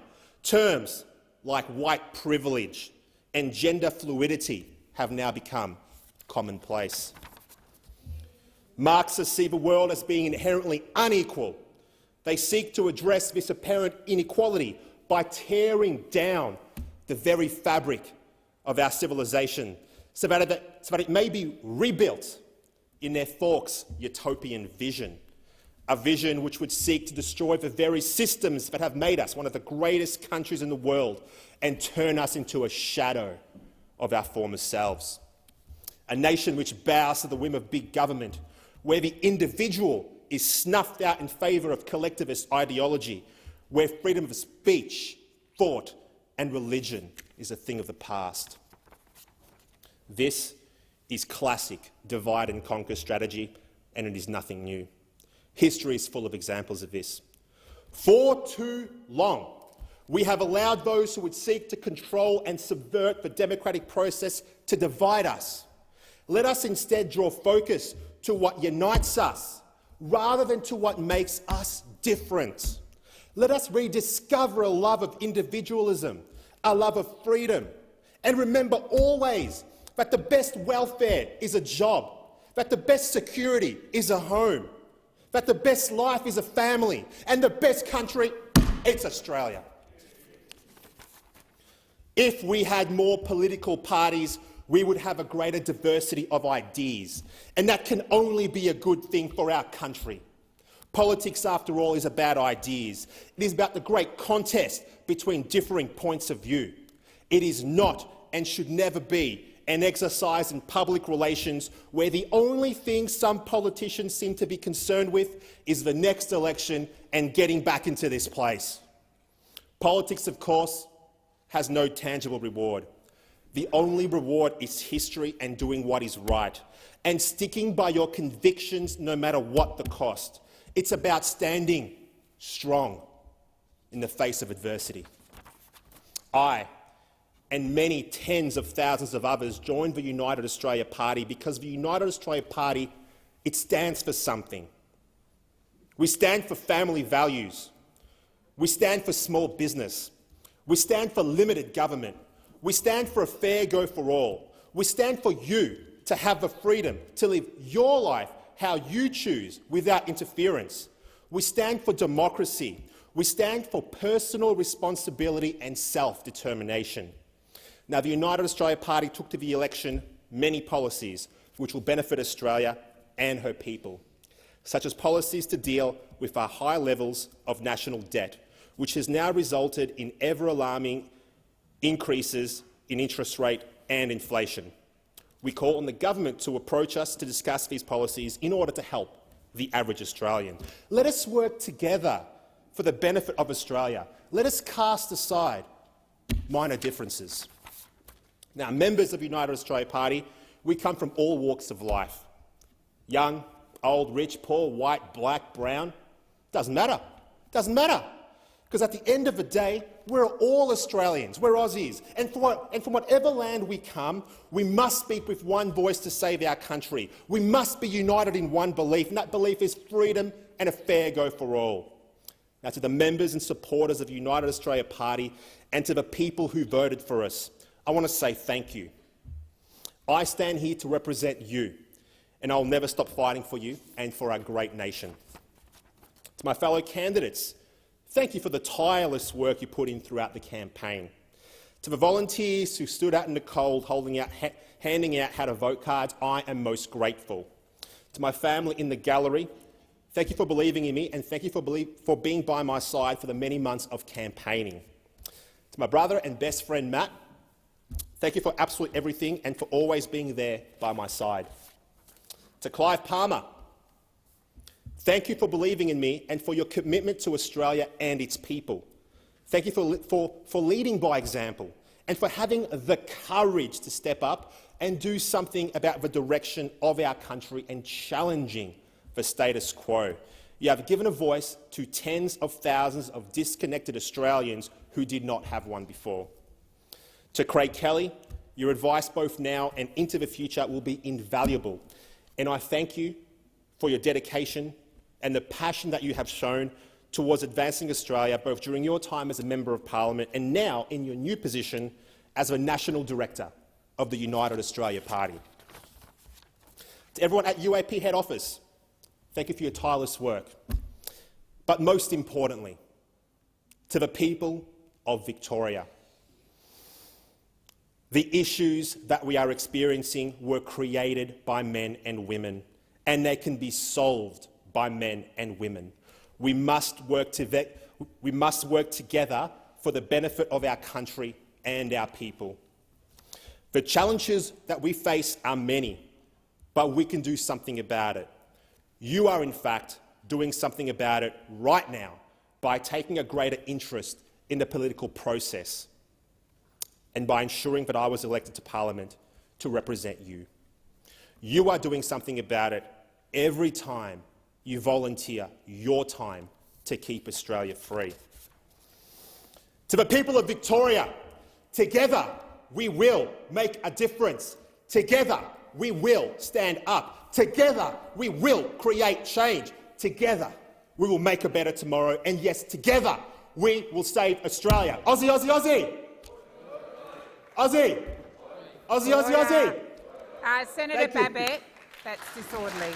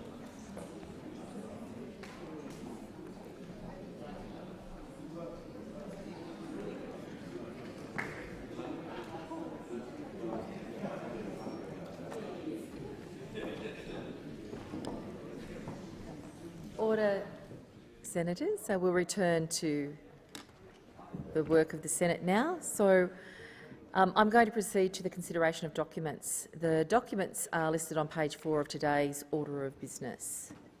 Senator Urquhart. Thank you, Acting Deputy President. I just want to deal with a non-conforming petition which I need to table here, so I need to seek leave to table. I've discussed it with the whips and it's been approved to table. Right. So before we move to consideration of documents then, is leave granted? Leave is granted. Senator Urquhart. I table the document. Thank you. Thanks. And now we proceed to documents as listed on page 4 of the order of business. Senator Davey. Thank you very much, Madam Acting Deputy President. I would like to take note of the Murray-Darling Basin Authority Basin Plan Report 2020-21, as listed in the Senate Order of Business. Despite what we've been hearing for the last number of weeks about the failure of the coalition government on delivery of the Basin Plan, this report categorically proves that wrong. This report shows that under the coalition government, We have continued water recovery despite the focus of the last few weeks on one clause in one section of the Basin Plan.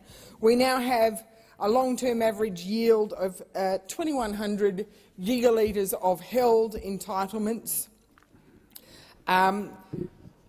We have ensured that when sustainable diversion limits came into play in 2019, the first year of monitoring of those sustainable diversion limits, this is before even all water recovery targets and additional targets have been met. This report shows that we are 97% compliant with the sustainable diversion limits.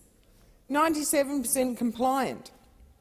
There were 3 zones or 3 valleys which were found to be non-compliant, but 2 of which had valid, reasonable excuses, and all 3 have implemented make good actions to bring that back into line. Now, I do pose the question, if we are already compliant with sustainable diversion limits, why do we need to race forth and pursue continued water recovery at the expense of the social and economic stability of our communities? That's not to say that we shouldn't continue to consider sound, strategic and ecologically sustainable projects that will deliver environmental outcomes. We are 30 of the 37 supply measures or SDL adjustment mechanism projects are on track. Our government was investing in new knowledge to understand the risks of the basin, including risks associated with climate change. We invested in this new knowledge. We were working with the CSIRO. I note and I applaud the new government's commitment to continue to look at new science under the Basin Plan. 98% of the surface water recovery targets under the Basin Plan have been recovered if we meet all of our obligations. 98%. That is a lot different to the view that has been pursued over the last couple of weeks that the coalition government turned its back on the Basin Plan. Far from it. What we did do, however, was turn our faces to the communities in the Murray-Darling Basin, and we listened to those communities, and we adjusted our programs in response to what the communities were telling us. They were telling us that buyback hurts. Open tender buyback hurts communities. So we moved away from that. We focused on, at first, on-farm efficiency measures and then off-farm efficiency measures. And we delivered an awful lot of water entitlements to the Commonwealth Environmental Water Holder as a result of that. And in the last year's reporting from the Commonwealth Environmental Water Holder, I mean, we saw in the same period that this report covers 10 years of continuous connection between the Murray Lower Lakes and the Coorong. 10 years, despite going back into a very significant drought that saw New South Wales General Security irrigators on 0 water allocations, that's 0, no access to water, for 2 years running. Yet the Coorong and the Lower Lakes remain connected. So far beyond what has been asserted, that the Basin Plan's failing because our government failed on the Basin Plan, I assert that the Basin Plan and this report shows that the Basin Plan is achieving good outcomes. The Commonwealth Environmental Water Holders reports also show that, and that our pathway, listening to communities, was the right pathway to be on. Thank you. Thank you, Senator Davies. Senator Roberts. Madam Acting Deputy President, I join the senator in moving that the Senate take note of document number 2, Murray-Darling Basin Authority, and I seek leave to continue my remarks. Thank you, Senator Roberts. Senator Waters.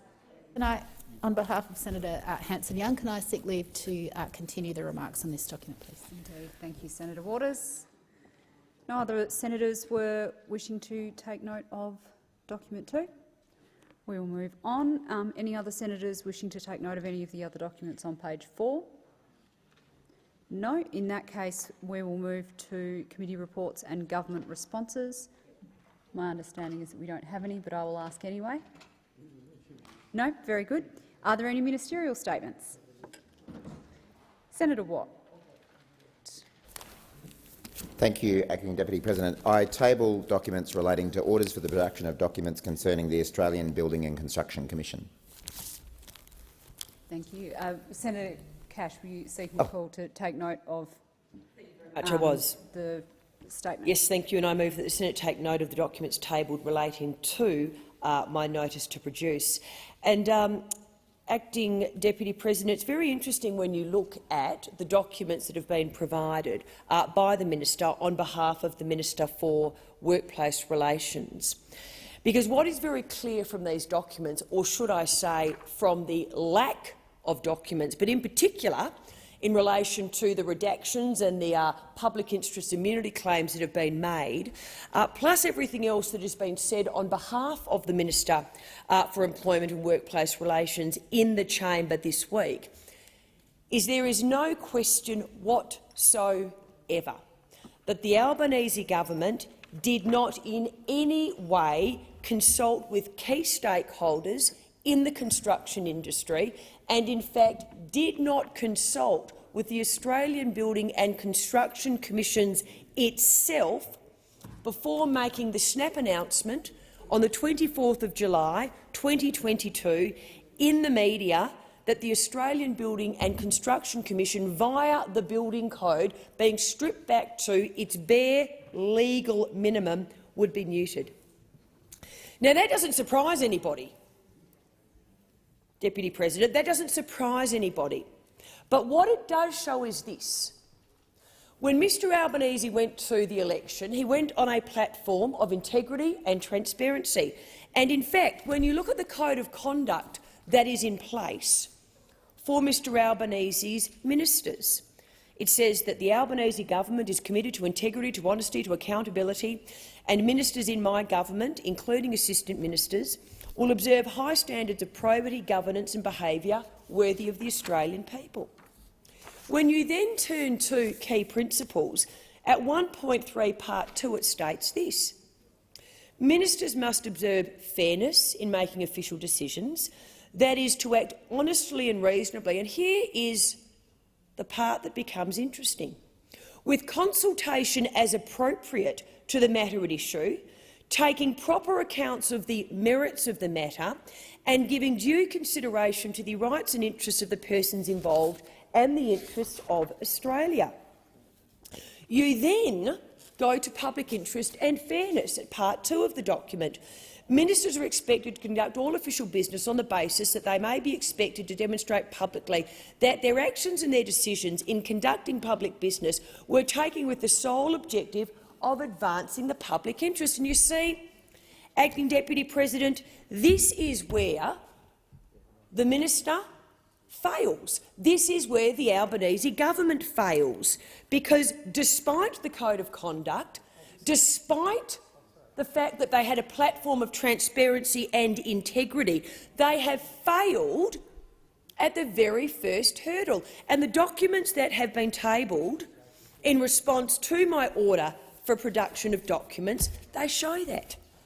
Because despite Mr Albanese saying, my ministers, I expect them to consult, the only consultation that took place, and this was confirmed by Minister Watt, who represents the Minister for Workplace Relations in this place, this was confirmed by Minister Watt in response to a question during Senate question time that I asked. Minister Watt confirmed on behalf of the minister that no consultation had occurred with the actual regulator, the Australian Building and Construction Commission. That, quite frankly, shows a complete lack of respect, regardless of whether or not you ideologically are opposed to the building regulator. The fact that you do not consult with them and the 150 employees that are employed by the regulator, and they instead have to find out that they are effectively being neutered and are being pulled back to their bare legal minimum, gutted, I like that word, gutted, on a media show, on Insiders.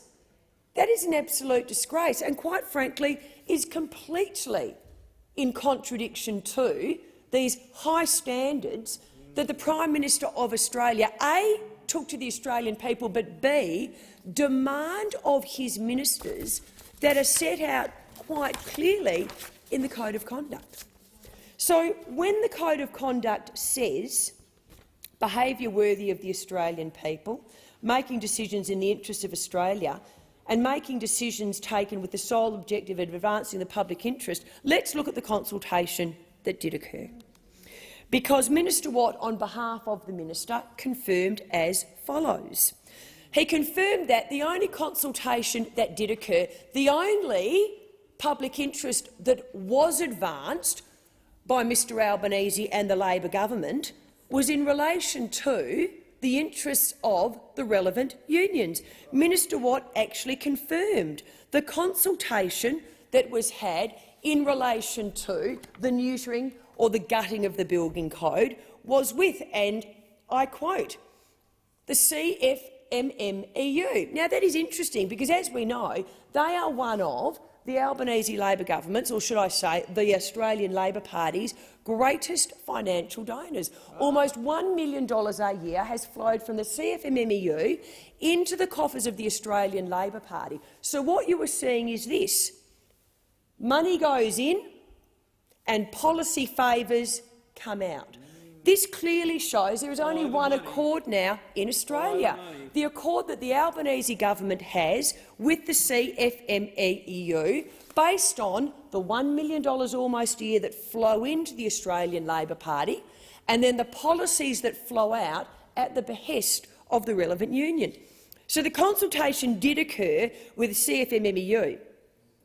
The consultation, though, didn't stop there, as Minister Watt confirmed. There was also consultation with the AWU and with the ACTU. Again, consultation with unions. Again, I go back to the Code of Conduct for Ministers, because it clearly does state public interest and fairness, that decisions are to be taken with the sole objective of advancing the public interest. Well, the public interest, I hate to tell Mr Albanese now as Prime Minister of Australia, is not just the public interest for the CFMMEU, it is not just the public interest for the AWU, and it is certainly not just the public interest for the ACTU. I think that any objective observer would say, how about the construction industry? How about the in excess of, I don't know, 1.1 million employees that the construction industry employs? How about the relevant stakeholders in the construction industry that are not unions? And what about, just even as a matter of courtesy, nothing more and nothing less, because that's what the Code of Conduct talks about. As a matter of courtesy, do you think maybe even a call before you went on Insiders and made the announcement, so that 150 employees, and those on the other side, they always talk about the rights of employees. Well, what about the common decency in relation to the around 150 employees employed by the Australian Building and Construction Commission who are effectively told by this Labor government, you don't have a job, and they found out when they watched a media program on Sunday? But, Deputy President, Acting Deputy President, another irony in relation to the consultation is this. One of the meetings that Minister Watt put on the record on behalf of the minister from the other place happened on the same day, get this, the same day the most militant union in Australia, and that's not me saying that, that's court after court, and Minister Watt did say in response to a question to me that he does, and the Labor Party does, respect the independence of the judiciary. So that is the judiciary in Australia saying the most militant union in Australia. But get this, the consultation that the Albanese government and the minister had with the CFMMEU occurred on the same day as the most militant union in Australia received a record fine, this is a fine by the courts, of $840,000 for threatening unlawful strikes on Brisbane construction sites. So what we see is they talk big on integrity, they talk big on transparency, they wave around their conduct, their code of conduct for ministers, and guess what? When they are asked about consultation with relevant stakeholders, when they have to produce documents, and I do want to just say to the chamber, over the break I will be going through these documents very carefully, because you see it's often not what the documents say, it's what the documents don't say that is actually a reflection on the government. The amount of redaction in these documents is actually astounding for a government that went to the Australian people on the basis of a platform of integrity and transparency. Well, guess what? When it comes to the Australian Building and Construction Commission, when it comes to the construction industry, there is none. Thank you, Senator Cash. Senator Scarr. Thank you very much, Madam Deputy. I saw Senator Scarr first, so I'll give the call to him. Thank you, Madam Acting Deputy President. Consultation. Do you know who I think should have been consulted? I think the safety inspectors who were scared off work sites by CFMEU violence. I think maybe they should have been consulted, because what an irony. What an absolute irony. The situation got so bad on Queensland construction sites because the activities of the CFMEU in my home state of Queensland, in Senator Watt's home state of Queensland, the situation got so bad that the Together Union had to take protected industrial action so that their members, workplace health and safety inspectors, did not have to attend 17 construction sites in Queensland because of the violence, the intimidation, the bullying, the thuggish behaviour of the CFMEU construction division. That's how bad it got. That's how bad it got in Queensland. The union representing the workplace health and safety inspectors had to take action to protect the workplace health and safety inspectors. That is how bad it got. Maybe they should have been, Senator Watt, maybe they should have been consulted. Maybe what they've gone through, they should have been allowed to put on record in public what they've gone through in terms of dealing with this thuggish, brutish, bullying behaviour of the CFMEU. But of course, when the minister put out his media release on 24 July 2022, he didn't even mention the CFMEU. It's not even mentioned. In 3 pages, he couldn't even bring himself to mention the CFMEU because they're an embarrassment. They're an embarrassment for the Australian Labor Party because the ALP is institutionally incapable of dealing with their thuggish behaviour. Unlike former Prime Minister Bob Hawke, who dealt with the BLF, the current-day Labor Party is institutionally incapable of dealing with the construction division of the CFMEU. I asked the minister representing the relevant minister this week some questions arising out of what's referred to as the Bogger Road Cross River Rail case. Now, for senators who don't come from my home state of Queensland, one of the most significant infrastructure projects occurring in Queensland at the moment, a multi-billion-dollar construction project, is the Cross River Rail case. And on 28 July 2022, the federal court brought down a judgment last week in relation to the CFMEU. And this is what the judge said. These aren't my words. These aren't a politician's words. This is a member of the independent judiciary. I've taken into account both the circumstances of the contravention itself and of each of the contraveners. There is clearly a persistent adherence to a strategy of non-compliance by all 3 respondents. A persistent adherence to a strategy of non-compliance. His Honour then quotes the High Court in the Patterson case, which I've referred to in this place last week, and I quote, "Greater financial incentive will be necessary to persuade a well-resourced contravener, i.e. the CFMEU, to abide by the law rather than to adhere to its preferred policy, and will be necessary to persuade a poorly resourced CFMEU that his unlawful policy preference is not sustainable. The more determined a contravener is to have its way in the workplace and the more deliberate its contravention is, the greater will be the financial incentive necessary to make the contravener accept that the price of having its way is not sustainable. That's what our High Court said. Maybe those opposite should have consulted the High Court, or at the very least, consulted the decisions of the High Court and the decisions of the Federal Court. When I look at the history of these decisions, I've got pages and pages of this stuff in relation to contraventions of the CFMEU. Pages and pages. It's actually had an impact in relation to, and I'm going to read just some of the Queensland infrastructure projects which have been impacted by unlawful behaviour of the CFMEU. And if those opposite had engaged in that reasonable consultation of the court decisions, they could read it, and they still can. They still can. The Enoggera Army Barracks, QUT Kelvin Grove Campus, Lady Salento's Children's Hospital, Queensland's Institute of Medical Research, the Bruce Highway Caloundra to Sunshine Coast Upgrade, Legacy Way, Port Connect, Cairns Performing Arts Centre, the Queensland Performing Arts Centre, Ronald McDonald House, even Ronald McDonald House, for goodness sake. Can it get exactly, Senator Cash? It can't. How do you defend this sort of stuff? I know that those opposite, and I've said this before, I know those opposite have amongst their number are people who have held senior positions in the trade union movement.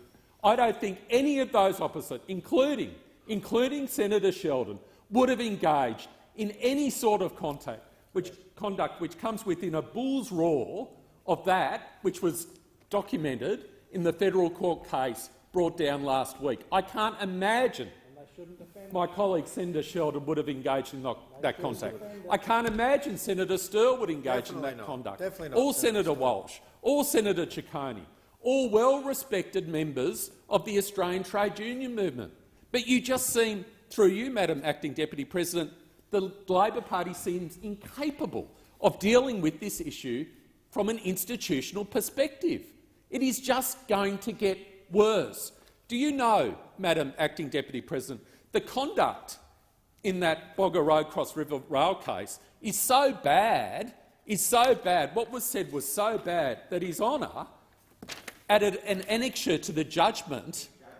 His Honour, Judge Vasta, added an annexure to the judgment. He added an annexure to. Order. Sorry, Senator Watt. Are you making an interjection? It was Judge Vasta. It was. Order. Do you have anything to say about Judge Vasta? Order. Senator Scarr, please take your seat. Order. Senators, this shouting across the chamber at each other is disorderly. I will instruct senators to direct their questions through the chair. Senator Scarr, please resume your contribution. Yes, Senator Brockman. Minister Watt is very close to making a reflection on the judiciary. Senator Scarr made it very clear which justice he was talking about. Senator Scarr made it very clear which justice he was talking about. He kept repeating his name 3 or 4 times, Senator Brockman, and you kept asking. Senator Brockman. You kept asking. Senator Brockman. Senator Watt, is this on the point of order that Senator Brockman has just raised, or on a new point of order? It's on Senator Brockman's. You would like to respond to the point of order? Yes. Thank you.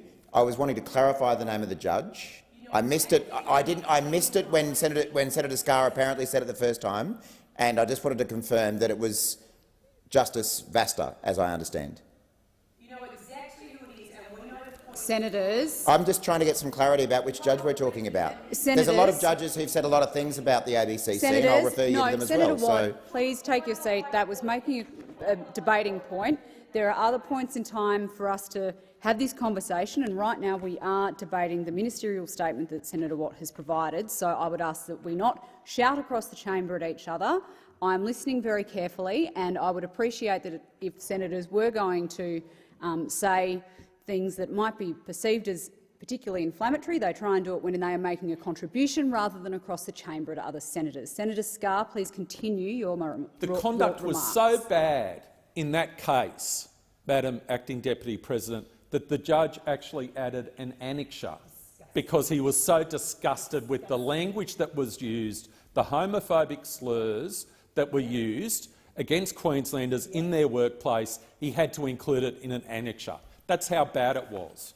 But feel free. I've got dozens of cases here. How about Justice Logan? How about Justice Logan in the case of the Australian Building and Construction Commissioner versus the CFMEU, the Titan Cranes case? How about that case? And this is what Justice Logan said, Senator Watt. The time has come when enough is enough in relation to compliance with the law of the land by this union.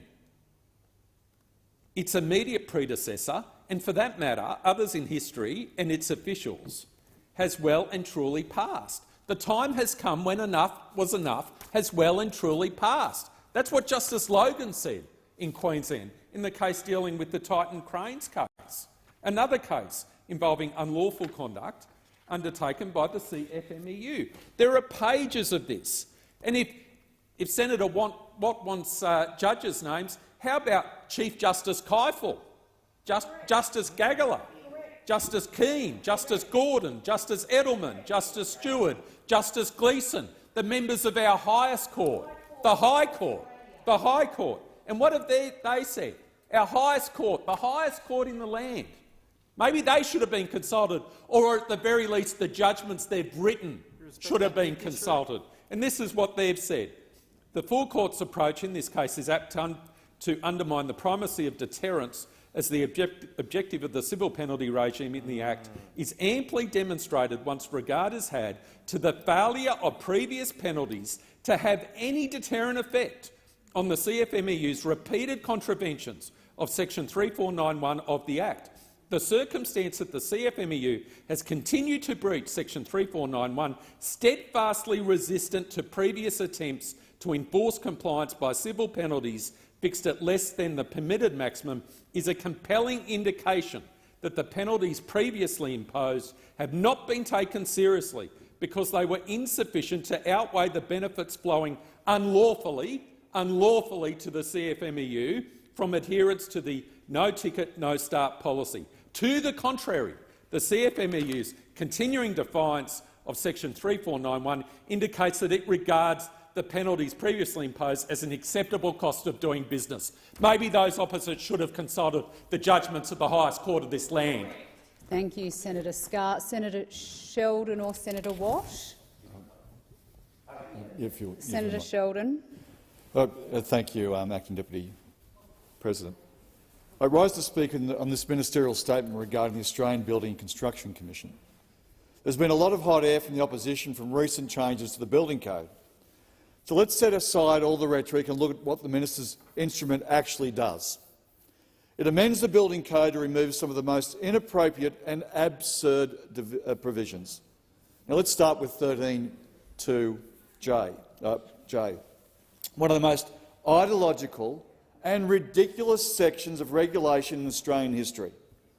That section has been used by the ABCC to run hugely expensive High Court cases about flags and stickers. Let's start with the Eureka flag case, where the ABCC spent $500,000 on a case to stop the Eureka flag being displayed on a crane at a building site. And where do I even start? Where do I start on this one? Because how about the fact that the ABCC was prosecuting this case on behalf of no one? No one. There was no one complaining to the ABCC about the Eureka flag being displayed. The developer of the site, Lendlease, was actually on the same side as the CFMEU in this dispute. Lendlease either didn't care about the flag or, more likely, actually recognised that the workers on the site have a little thing called freedom of speech. So the ABCC spent $500,000 to obtain an ideological outcome that no one, not the union, not the employers, not the workers, actually called for or supported. I think that it's the very definition of a waste of money. And it doesn't stop there. The ABCC applies the same ridiculous section to other materials. For example, COVID-19 safety posters in break rooms on work sites. Now, you might think that during the pandemic, when construction sites were kept open to support our economy, that the construction regulators should be focused on keeping workers safe. But no, rather than support employers and unions to keep worksites COVID safe, the ABCC was investigating the COVID-19 safety posters in break rooms. Not because there was any issue with the content of the poster, but because employer associations and union logos were both displayed in the bottom corner of the poster. Now, it is just absurd that anyone can come to this building and say that. Just when we are fighting against COVID-19 safety posters, just incredible. $500,000 on this nonsense, then there's the women's bathrooms case. It's not enough to spend $500,000 fighting about flags and stickers. Even the standards by the former government that that's a colossal waste of money. So the ABCC is fiercely opposed to COVID-19 safety posters and to women's safety, because they opposed and spent $500,000 to trying to stop a women's toilet being installed at a work site in Melbourne. $500,000.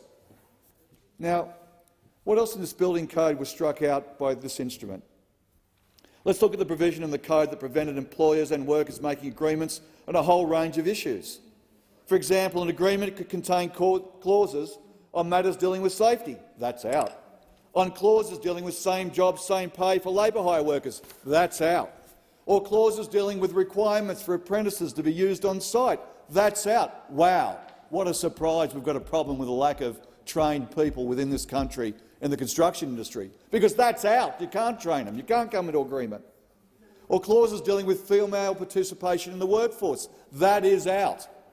Or clauses dealing with sham contracting. Of course, that's out. And the favourite thing is that they talk about labour productivity. In the construction sector, declined every year since the ABCC was established and before the pandemic. In 2017 to 18, the first full year of the ABCC, productivity was down 2.4%. In 18-19, productivity was down 2.6%. And in 2019-20, productivity was down 2.6%. And here's the kicker, the real kicker. In the period between when the ABCC was abolished by the former Labor government and when it was re-established, productivity was actually better. Surprise, surprise, surprise. That's what happens when you interfere with the processes there. And of course, when you see such things as sham contracting, no money, no prosecution was done on sham contracting. This is clearly an abuse of power and time by this previous government. It's laughable. Their incapacity to turn around and deal with wage theft and inappropriate payments that haven't been paid to workers, absolutely deplorable. Thank you very much, Deputy President. Senator Sheldon. Senator Watt. Thanks, Acting Deputy President, and thank you, Senator Sheldon. I know that there's much more that you would have liked to have said about the ABCC, but I did want to just get a couple of things on the record, specifically about the motion that we're dealing with here and regarding the order to produce documents. We will obviously be speaking further tonight about the disallowance motion on the same matters that Senator Cash has lodged, and I'll have a bit more to say there. But specifically on the order to produce documents, I just want to make the point that the Minister for Employment and Workplace Relations has identified documents that were in scope for the Senate's order to produce documents that was moved by Senator Cash last week. And he presented those documents to me for tabling. Senator Cash asked for correspondence between the Minister for Employment and Workplace Relations with the ABCC and the Fair Work Ombudsman. Those documents have been provided by the Minister, except where they reflect deliberations of Cabinet, refer to legal advice that is subject to legal professional privilege, or refer to current proceedings before a court. Senator Cash also asked for briefings from the Department of Employment and Workplace Relations in relation to the changes to the Building Code and the potential abolition of the ABCC. In-scope briefings on the approach to amending the Building Code and abolishing the ABCC were provided by the Minister and have been tabled, except where they reflect deliberations of Cabinet, refer to legal advice that is subject to legal professional privilege, or refer to current proceedings before a court. Information that is unrelated to the specifics of the Senate order was either redacted or not provided if it was a full page, and personal information and contact details that are not public have also been redacted. I don't know whether there were any other speakers, particularly on the OPD, but in the 50 seconds I have left, I might just respond very briefly to a couple of things that have been said in this debate by members of the government. I mean, as I said the other day, the irony of Senator Cash, of all people, lecturing anyone about the need to consult or show courtesy. I'd like Senator Cash to advise us whether she or her office ever consulted the AWU before her office leaked a police raid on the AWU. Did they show courtesy to the AFP before their office leaked information about the police raid on the AWU? And we have consulted the Australian population, the entire Australian population, about our plans to abolish the ABCC. It's called an election. We took this policy to an election. We won the election, and we now have every intention of delivering on that promise that we took to the election. Thank you, Senator Watt. The time for the debate has expired. Therefore, I'll put the question. The question is that the Senate take note of the statement as provided by Senator Watt. All those of that opinion say aye. Those against say no. I think the ayes have it. We have no updates to committee memberships, but we do have messages from the House of Representatives. The President has received a message from the House of Representatives forwarding the Australian Human Rights Commission Legislation Amendment Selection and Appointment Bill 2022 for concurrence. I call the Minister. I move that this bill may proceed without formalities and be now read a first time. The question is that the bill may proceed without formalities and be read a first time. All those of that opinion say aye. Those against say no. I think the ayes have it. I call the clerk. A bill for an act to amend the law relating to the appointment of members of the Australian Human Rights Commission and for related purposes. I call the Minister. I seek leave to move a motion to exempt this bill from the bill's cut-off order. Is leave granted? Yes, leave is granted. Minister. I table a statement of reasons justifying the need for this bill to be considered during these sittings and seek leave to have the statement incorporated in Hansard. Is leave granted? Leave is granted. Minister. I move that the provisions of paragraphs 5 to 8 of Standing Order 111 not apply to this bill. The question is that the motion moved by the Minister be agreed to. All those of that opinion say aye. Those against say no. I think the ayes have it. Minister.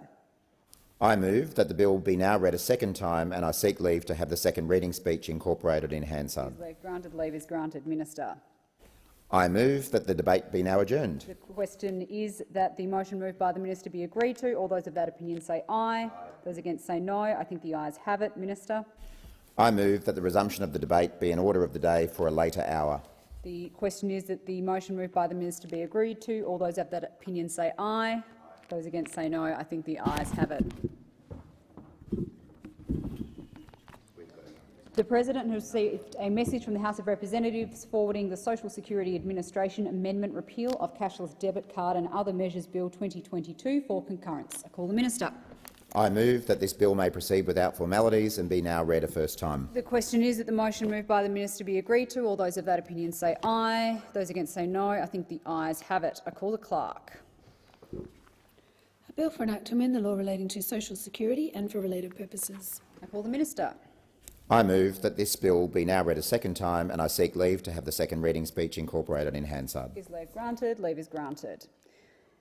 In accordance with Standing Order 111, further consideration of this bill is now adjourned to the 5th of September 2022.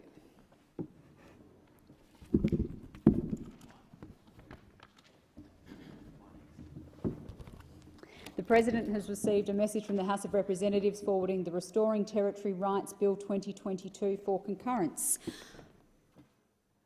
Senator Ciccone.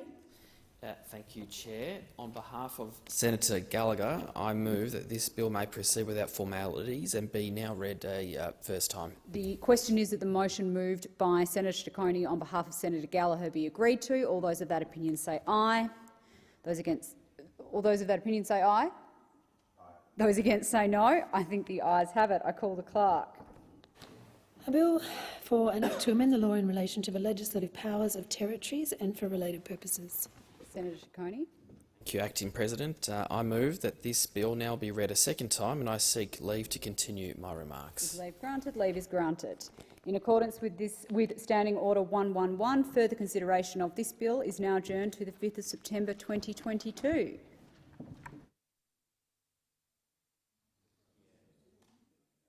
Good. I call the clerk to call on business.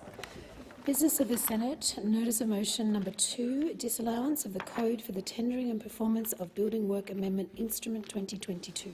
Senator Cash. Thank you. And I move this motion and also now will speak on the disallowance of the code for tendering and performance of Building Work Amendment Instrument 2022. Acting Deputy President, one may want to ask, with rising inflation, with rising interest rates, with Australians under pressure from the cost of living increases, you have to ask yourself, why would the Albanese Labor government move to abolish the Australian Building and Construction Commission? We all know the answer to that question. It's because they're beholden to the CFMEU. As we've said, donations come in to the Australian Labor Party and the CFMEU's policy wants are then delivered to them. But given the current economic situation, given the importance of the construction industry to the Australian economy, given the fact that in May of this year what we saw with economy-wide modelling undertaken by EY, what that actually showed was this. There could be an overall economic cost over the next decade should the ABCC be abolished. Why would any government, given their current economic circumstances, given the continuing global headwinds, given the interest rate rises that we saw yesterday, given rising inflation, wouldn't you pause for just one moment and say, is handing over Australia's construction industry to the most militant union in Australia, as said by the independent judiciary time and time again, is that actually the right move to make? Is that actually in the interests or the best interests of the Australian people? No. Acting Deputy President, I just want to share with you, because this is very important, this economic modelling was undertaken by EY and handed down in May of this year. So let's just have a look at it. Key economic costs. This is to the Australian people. Ultimately, it's to mum and dad. It's the Australian taxpayer. This is what EY have said. Output in the construction industry could fall by around $35.4 billion by 2030, as higher cost inflation makes fewer projects possible and capital is reallocated to other economic activities. Overall economic activity could decline by $47.5 billion by 2030, as higher costs and lower productivity act as a handbrake on other sectors. And then this is the reality for Australians who currently have a job in the construction industry. Lower economic growth could see, Acting Deputy President, the loss of around 4,000 full-time jobs across the economy. So you need to ask yourself again, despite, yes, the ideological hatred of the tough cop on the beat, and we all accept that, because the Labor Party's position in relation to the Australian Building and Construction Commission is clear. But why would you disregard modelling done by EY that tells you that the whole of economy cost between now and 2030 could be $47.5 billion, but not only that, the lower economic growth that Australia will go through because of the impact on the construction industry will mean 4,000 Australians won't have full-time jobs. Every time those on the other side say that they stand up for the worker, say that they need to be doing more to get Australians into jobs, well, you're about to take out, according to the modelling undertaken by EY, 4,000 Australians that won't have a job. And why? Because you are beholden to the most militant and thuggish union in Australia. And of course, then there is the employment and the labour cost impact. And again, this is modelling undertaken by the respected firm EY. The construction industry, as we know, is without a doubt one of the largest employers in Australia. It employs around 1.15 million people. But what we also know is that the construction industry directly supports jobs in other Australian industries. For example, the timber industry, the cement industry, the steel industry. manufacturing. So when you actually hand over the construction industry to the most militant union in Australia, when you actually take into account the whole of economic impacts that EY has said, those 4,000 jobs are just the start.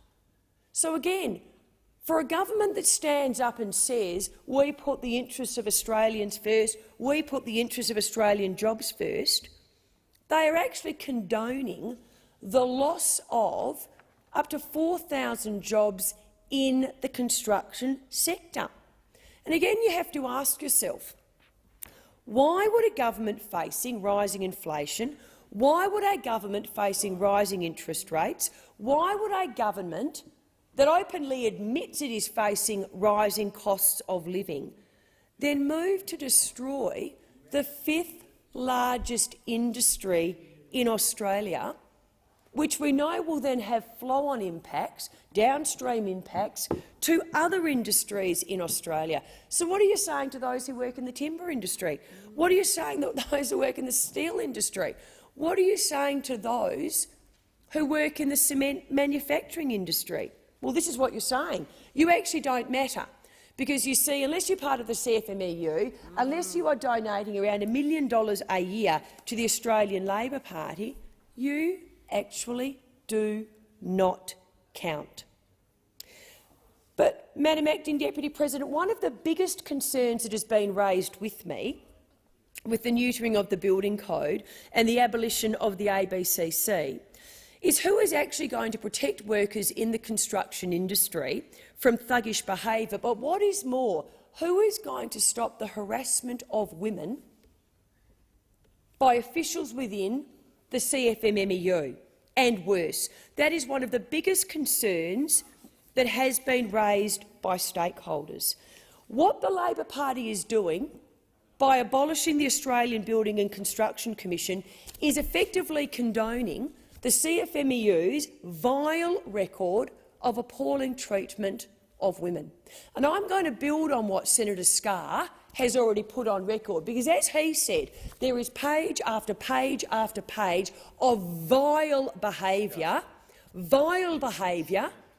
that CFMEU officials have been found guilty of when it comes to the harassment of women on building sites in this country. What does the ABCC do? Well, it's dismissed by those on the other side. It actually takes action. It takes court action to protect the rights of women in the construction industry. And what does the Australian Labor Party say? We don't care what the Australian courts say. All we care is about the CFMEU. And that is the same John Setka that has been found guilty of domestic violence on multiple occasions, including incidents where he bashed his partner's head against a table repeatedly and another where he pushed her down a staircase. But let's also go to some of the behaviour that the courts have found repulsive, but those on the other side are effectively condoning by abolishing the ABCC. These are just a few examples. A CFMMEU official jailed for assault once told a female inspector she was an effing slut, asking her if she had brought knee pads, as, I quote, "You are going to be sucking off these effing dogs all day." The Australian Labor Party effectively condones that behaviour. The Courier Mail revealed a CFMEU official allegedly barked like a dog at a female health and safety consultant on a Gold Coast construction site and said this: "Go on, off you go, you effing dog, see? Go get your police." He then allegedly called her an effing dog, see, twice more that day. Some of the sexist incidents recorded in the files of the Australian Building and Construction Commission include a CFMEU official threatening to gang rape a woman after she inspected their site. One of the union officials also spat at a female workplace inspector during one visit. A female workplace inspector, someone who was just doing their job. They said this: they were called an effing slut and a dog by the union officials. And do you know what they were doing, Acting Deputy President? They were just doing their job. Gets worse.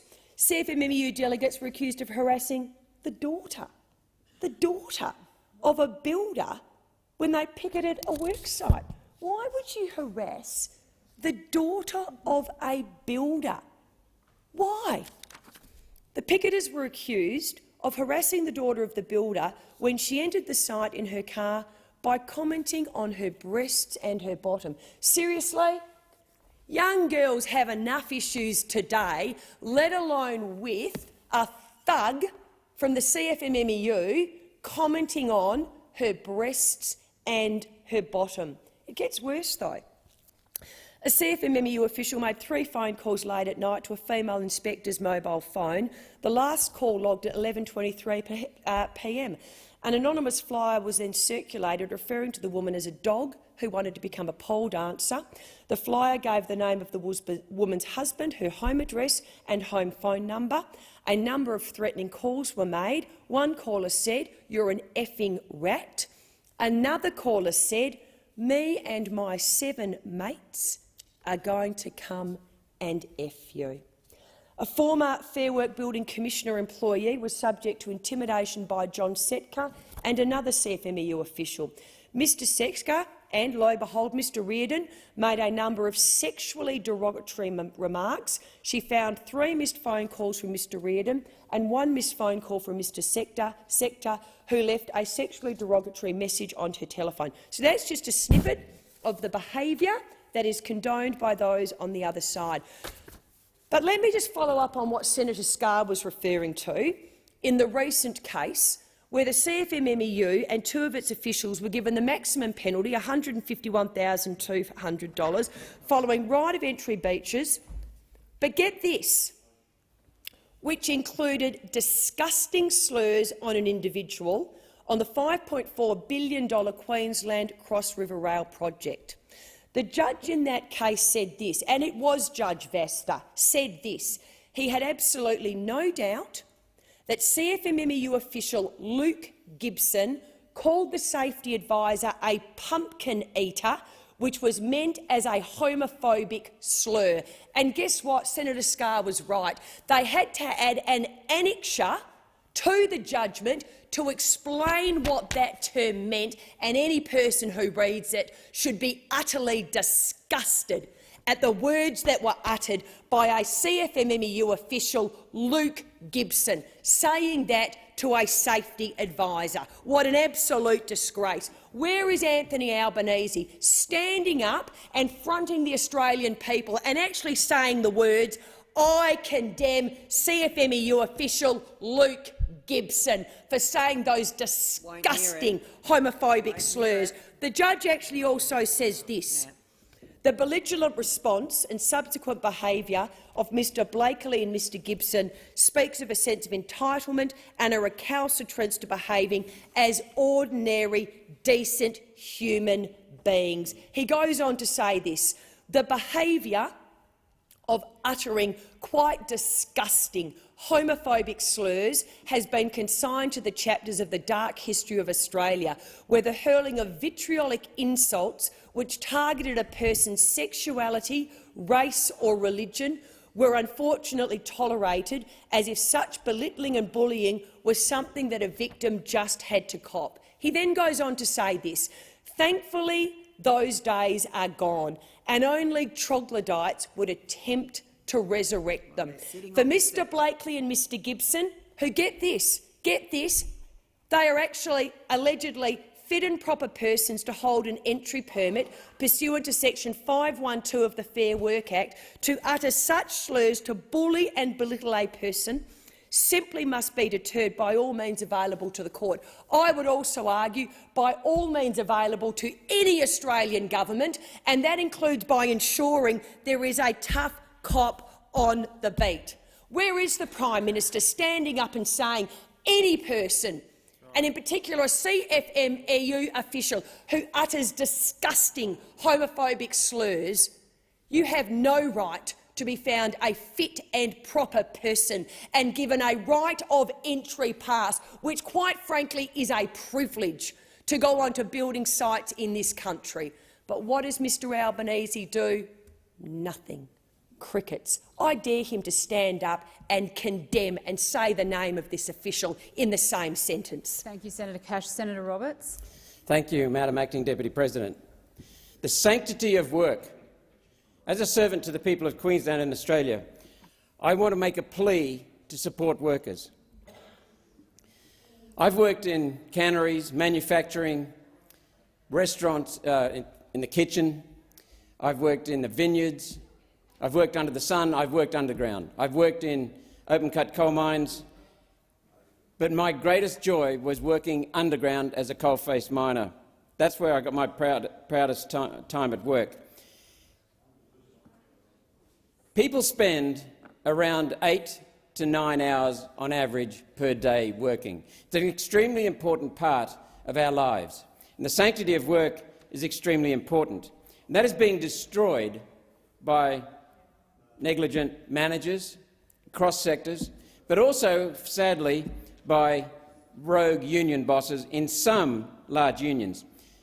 I've been a member of the Coal Mine Union, the predecessor to the CFMEU. I've dealt with them as a manager. Not only was I a member as a coal-face worker underground for 3 years, I also dealt with them later and enjoyed dealing with them because they treated miners with respect back in the 70s and 80s. And I've dealt with the CFMEU later as a general manager when they took over the Coal Mining Union. But sadly today, many union bosses do not look after workers. Miners, I found, were great people, are great people, and I love that work underground. But I have become disgusted with some union bosses in some very large companies.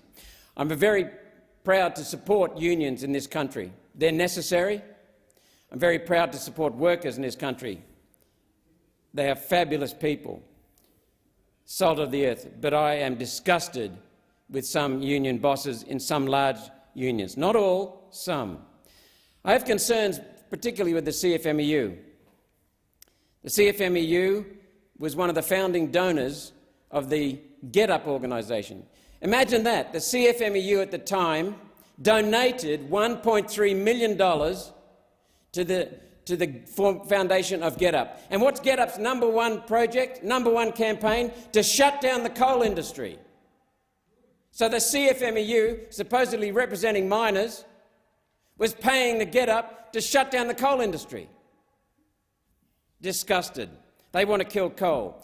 And then I became aware of the Hunter Valley CFMEU, what it was doing to miners, not for miners, working against miners. I've spoken about that in the last almost 3 years now. Well, it is 3 years now.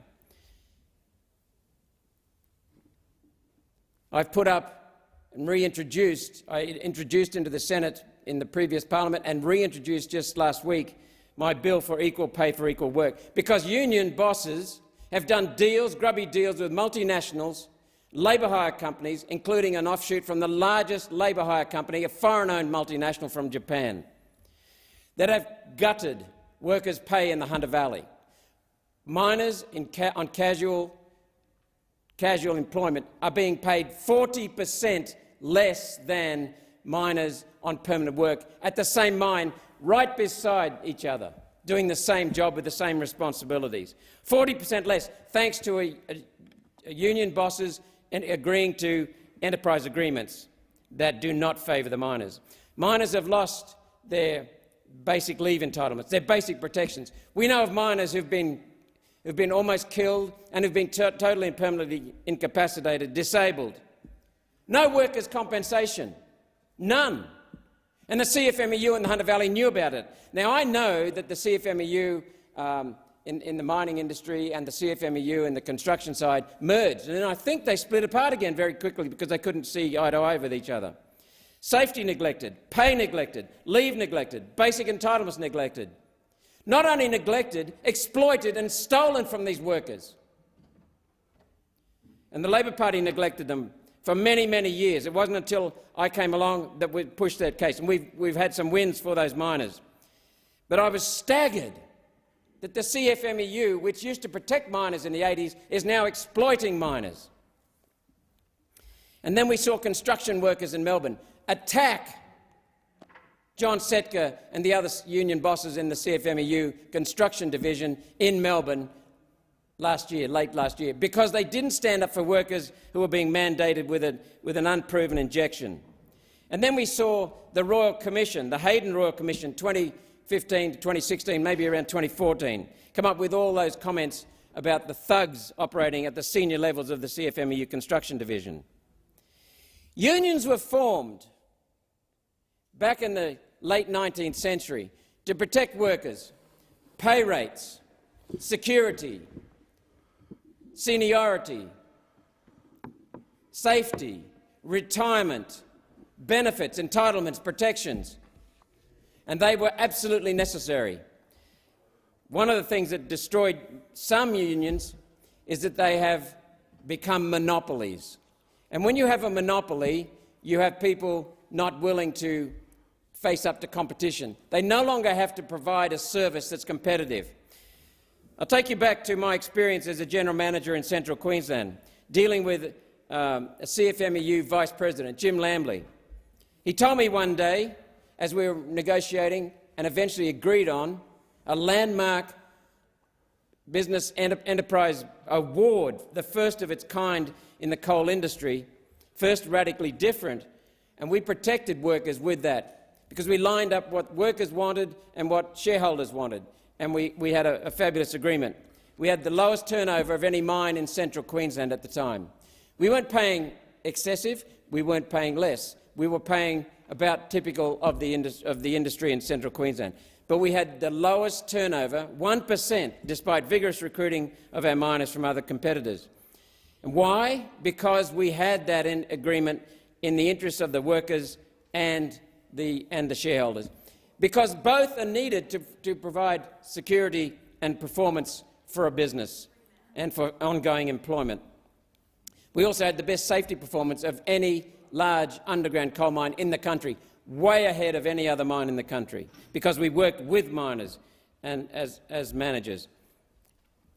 It's no longer, as Jim Lambley told me back then, this was back in the 90s, that the CFMEU had lost sight of the workers, and the CFMEU needed to get back to providing a service. But it doesn't have to provide a service when it's a monopoly, and that's what's hurting workers in this country. Workers are being shafted because union bosses in some large organisations, including the CFMEU, are looking after their own interests. They're feathering their own nest, their political ambitions, their control of money, the control of a whole industry sector. We know that's what's going on with the construction division of the CFMEU, and it is disgusting. And I've been told by miners in the CFMEU, I've been told by construction workers in the CFMEU, that they are tired of giving their money to the union to give to the Labor Party, because the Labor Party doesn't stand for workers anymore. The CFMEU doesn't stand for workers anymore. The CFMEU stands for control. The Labor Party has lost sight of workers. The Labor Party is against workers. I had to beg and plead with the Labor Party in the Hunter Valley, and all they did was misrepresent what I was doing. But we persisted and persisted and persisted. They weren't interested in supporting the workers. I look across at Senator Sterle, and I'm in admiration of his genuine concern for workers, his genuine service to workers, his genuine support for workers. I really am. Senator Sheldon, the late Alec Gallagher, impressive people, doing their job. But some other unions are not doing theirs.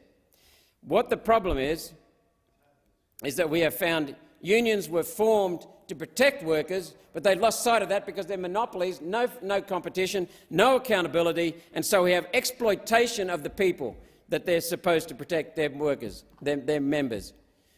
I'm very strongly in support of unions and union members, very strongly in support of workers, whether or not they are union members. But I'm against thugs that run intimidation rackets and control rackets, and that's why we need the ABCC to remain. I also point again to the Labor Party's lack of consultation in this topic. They just abolished it with minimal consultation. Well, I've listened to small companies in the construction field. I've listened to workers in the construction field. They don't want to go back to the lawless jungle. They do not want that. They want some protections and some security. I serve the people of Queensland and Australia and thousands of workers all over this country. That's who I serve, and that's why I want to retain the ABCC. Thank you, Mr Acting Deputy President. Thank you, Senator Roberts. Senator Watt. Thank you, Acting Deputy President. There's a lot I could say, but out of consideration for the other speakers that I know want to speak on this, I'll keep my remarks quite brief. I won't go on at length, as I could, about the utter shamelessness of Senator Cash, of all people, coming in and lecturing anyone about consultation, about lawlessness, about courtesy, or, for that matter, anyone from the former government wanting to lecture anyone about sexist behaviour and homophobia. I mean, I think everyone understands the utter shamelessness of anyone from the government, the former government, lecturing anyone about those matters. There are any number of judicial comments I could refer to, and I referred to some in question time yesterday, which point out the trivial nature of so much of the activity of the ABCC run up at taxpayers' expense. Yeah, I do think it's trivial. I do think it's trivial to pursue building companies over the fact that they allow their workers to put on stickers on their helmets. I think that is pretty trivial. I think it's a waste of taxpayers' money to spend $500,000 pursuing construction companies over matters like that, or about flags that they display. Now, as I said in question time yesterday, and I repeat now, there is no place for thuggish or sexist or homophobic behaviour in a workplace, whether it be a parliament, something that certain people might need to reflect on, or it be on a construction site. There is no place for that kind of behaviour on any workplace. But that is not what this motion is about, as much as the opposition might try to make it about that. Let's be very clear what this motion is about. With this motion, Senator Cash and her coalition colleagues seek to lock in low productivity in our construction industry, more red tape for employers and workers, and remove freedom of expression, things that I thought were actually hallmarks of the modern Liberal Party. So they want to bring down productivity, because anyone who looks at the statistics about labour productivity since the ABCC was introduced can see that it's actually fallen in the construction sector. It's about tying firms up with more red tape, such as things about whether posters can be displayed, union posters, whether stickers can be put up, whether flags can be put up. It's about banning companies from coming to agreements with their own workers about the employment of apprentices. And we hear this chorus yet again from the opposition, who all of a sudden, despite everything that we know happened before the election, have this confected outrage about the position of women in workplaces. Well, what this code seeks to do, this code that the opposition wants to keep in place, what it does is stop employers and employees reaching agreements about things like women's participation in the workplace. So if you want to be serious about how women are treated in workplaces, why would you not get rid of a code that tries to stop employers and employees coming to arrangements with their unions about how women are treated on a workplace?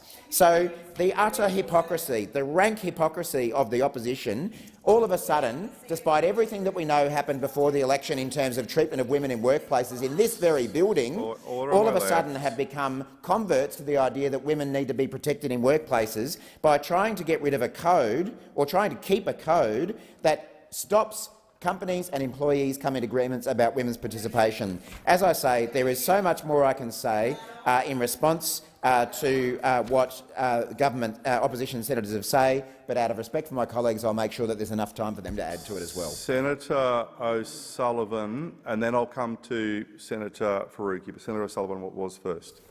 Senator O'Sullivan. Thank you very much, Acting Deputy President.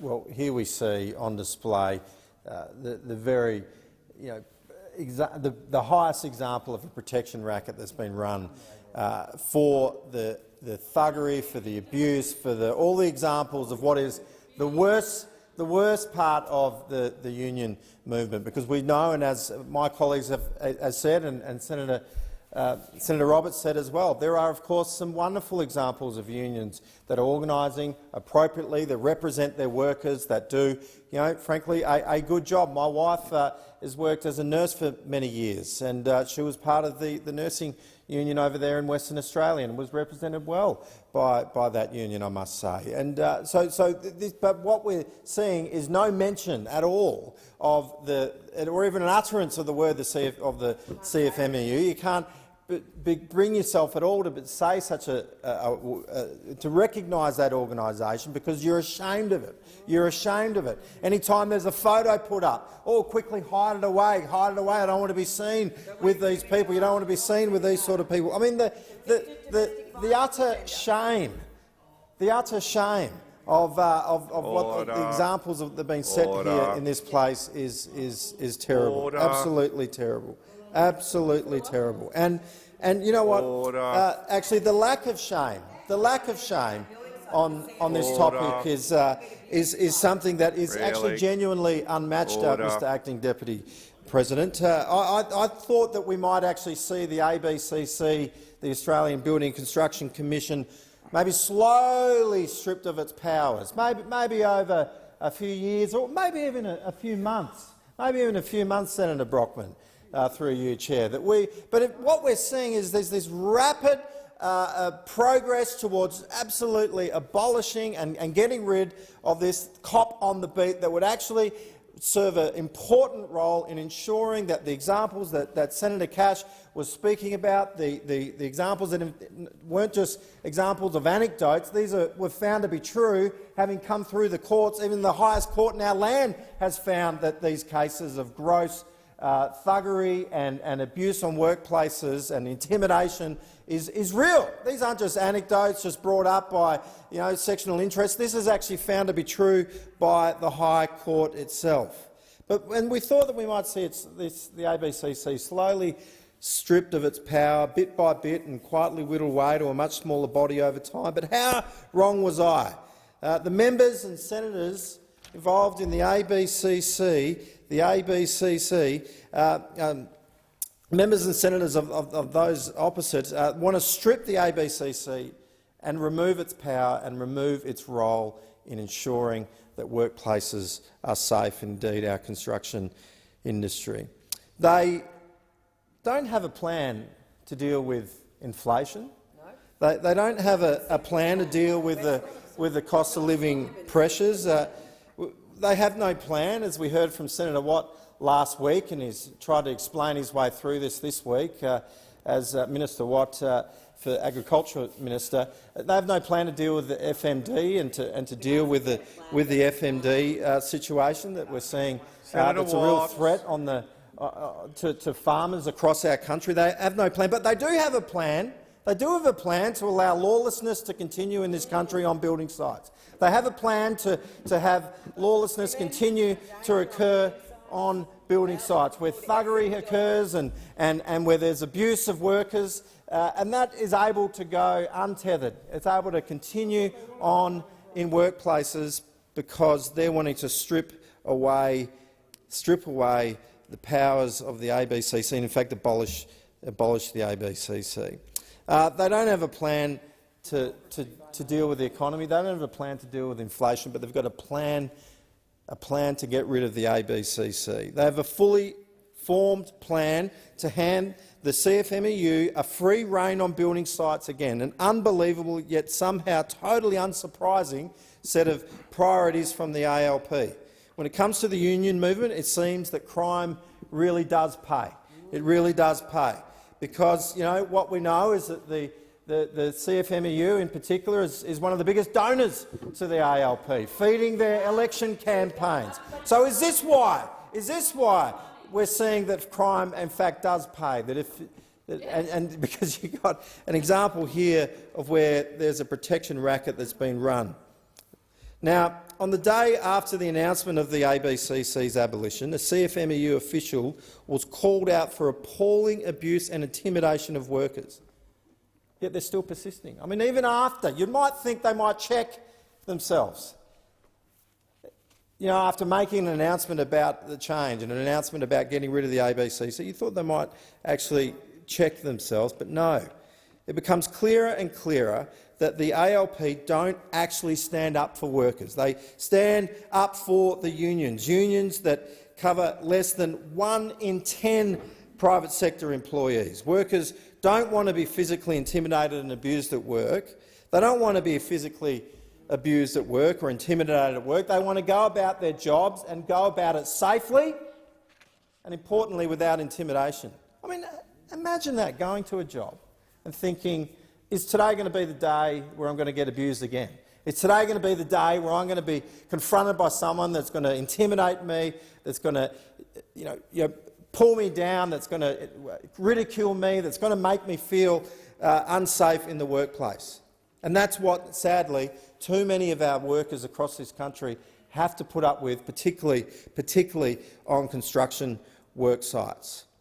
The Labor Party is stripping back the very watchdog that is working to prevent this thuggery, that is working to prevent these shameful acts that occur on these work sites. But you know who is standing up for the workers? It's actually the ABCC. While the unions run around racking up fines and disrupting workplaces, the ABCC has, since 2016, when it was re-established, recovered over $5 million in unpaid wages and entitlements for construction workers. Funny, you'd think that it was that's something that actually the union would be doing. But no, it's actually the ABCC who's done this. And this is only since 2019, over $13.5 million in progress claims for subcontractors have been recovered. Since 2019, over $13.5 million. Now, Prime Minister Albanese and Labor talk a big game. They come in here and talk about wage theft.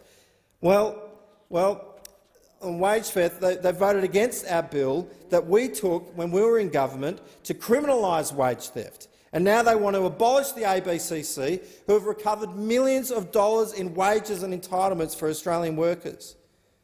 Now, I don't actually have time here today to go through every example, all the egregious examples of the CFMEU's abuse of power and abuse of people. Even if I only focused on the last few weeks, I wouldn't have enough time to actually uncover all that and reveal and take it. I'd have to come in here with volumes, indeed, to be able to cover the full extent of what we're seeing.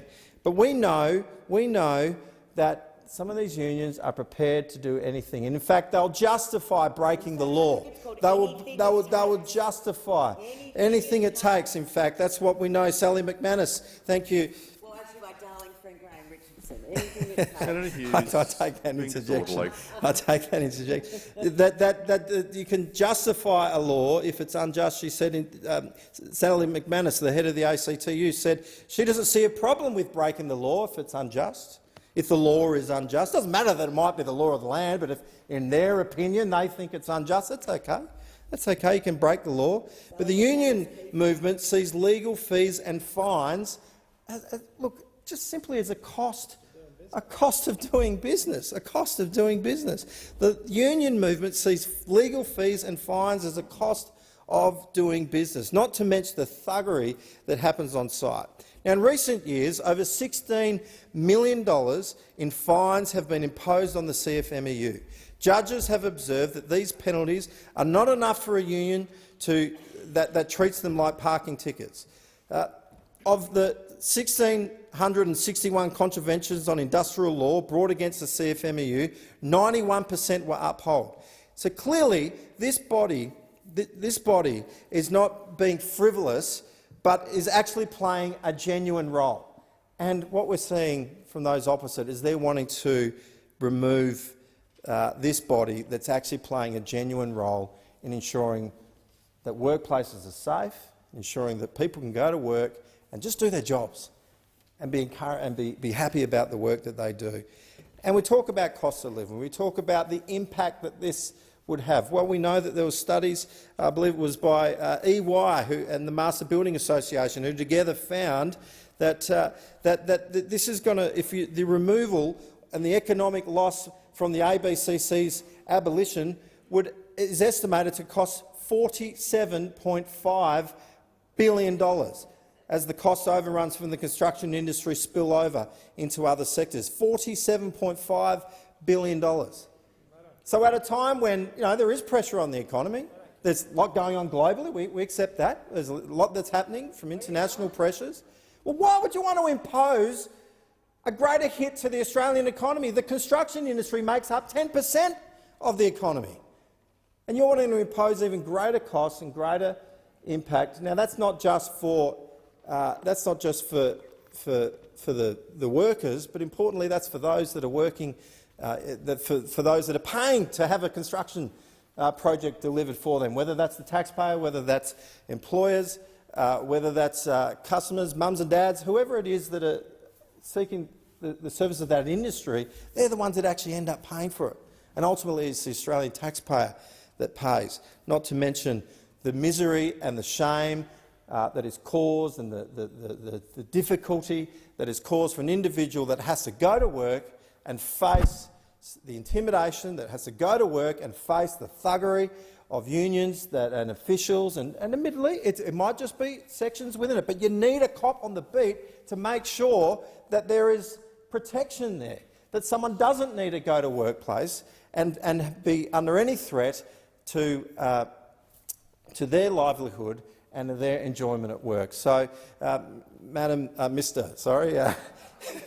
President, I seek leave to continue my remarks. Senator O'Sullivan, being 19:20, I propose the Senate now adjourn. You'll be in continuation when the debate continues. And Senator Polley. Yes, I rise to echo the comments of Treasurer Jim Chalmers about what the Australian economy is facing right now and what Australians are facing, including increased costs of living, pressures being felt at the supermarket and at the petrol pump.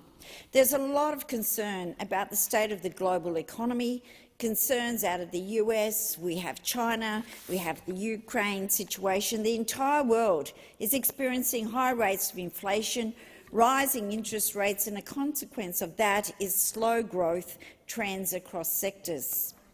Food and energy security is also placing great pressure on the demand side of the economy. And as we know too well, governments are somewhat hamstrung in their ability to respond to these issues because of the high debt incurred during the pandemic.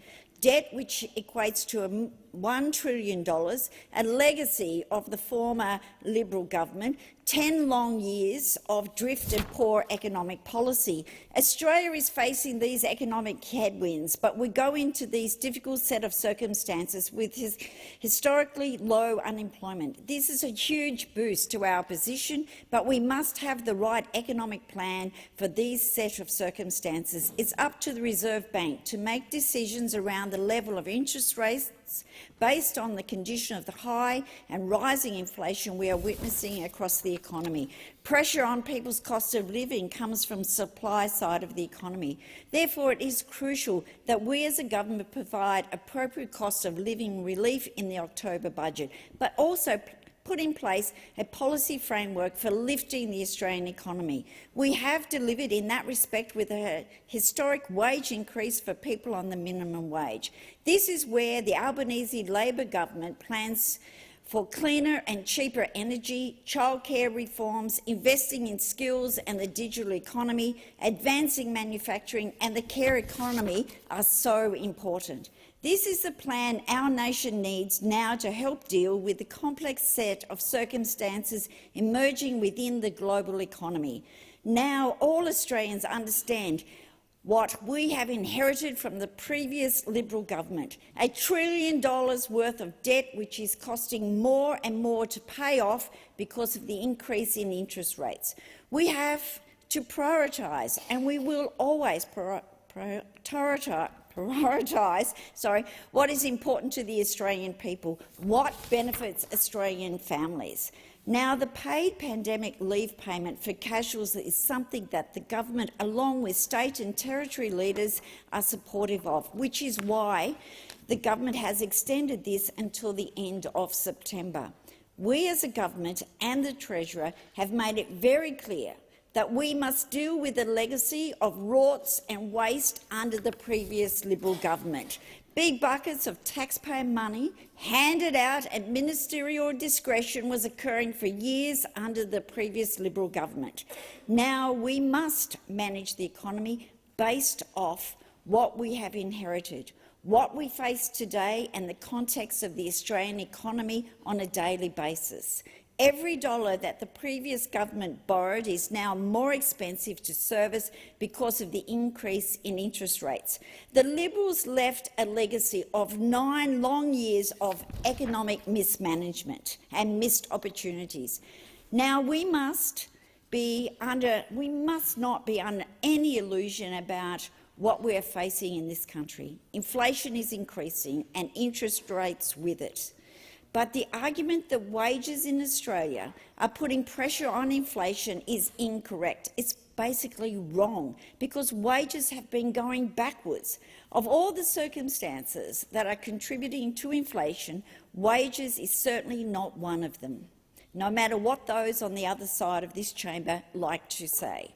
Lifting interest rates is aiming to deal with the demand of the economy. Now, one of the reasons we have high inflation is due to the choked-off supply. We must have more resilient supply chains, and Labor has a plan to deal with this. We talk about it during the election campaign.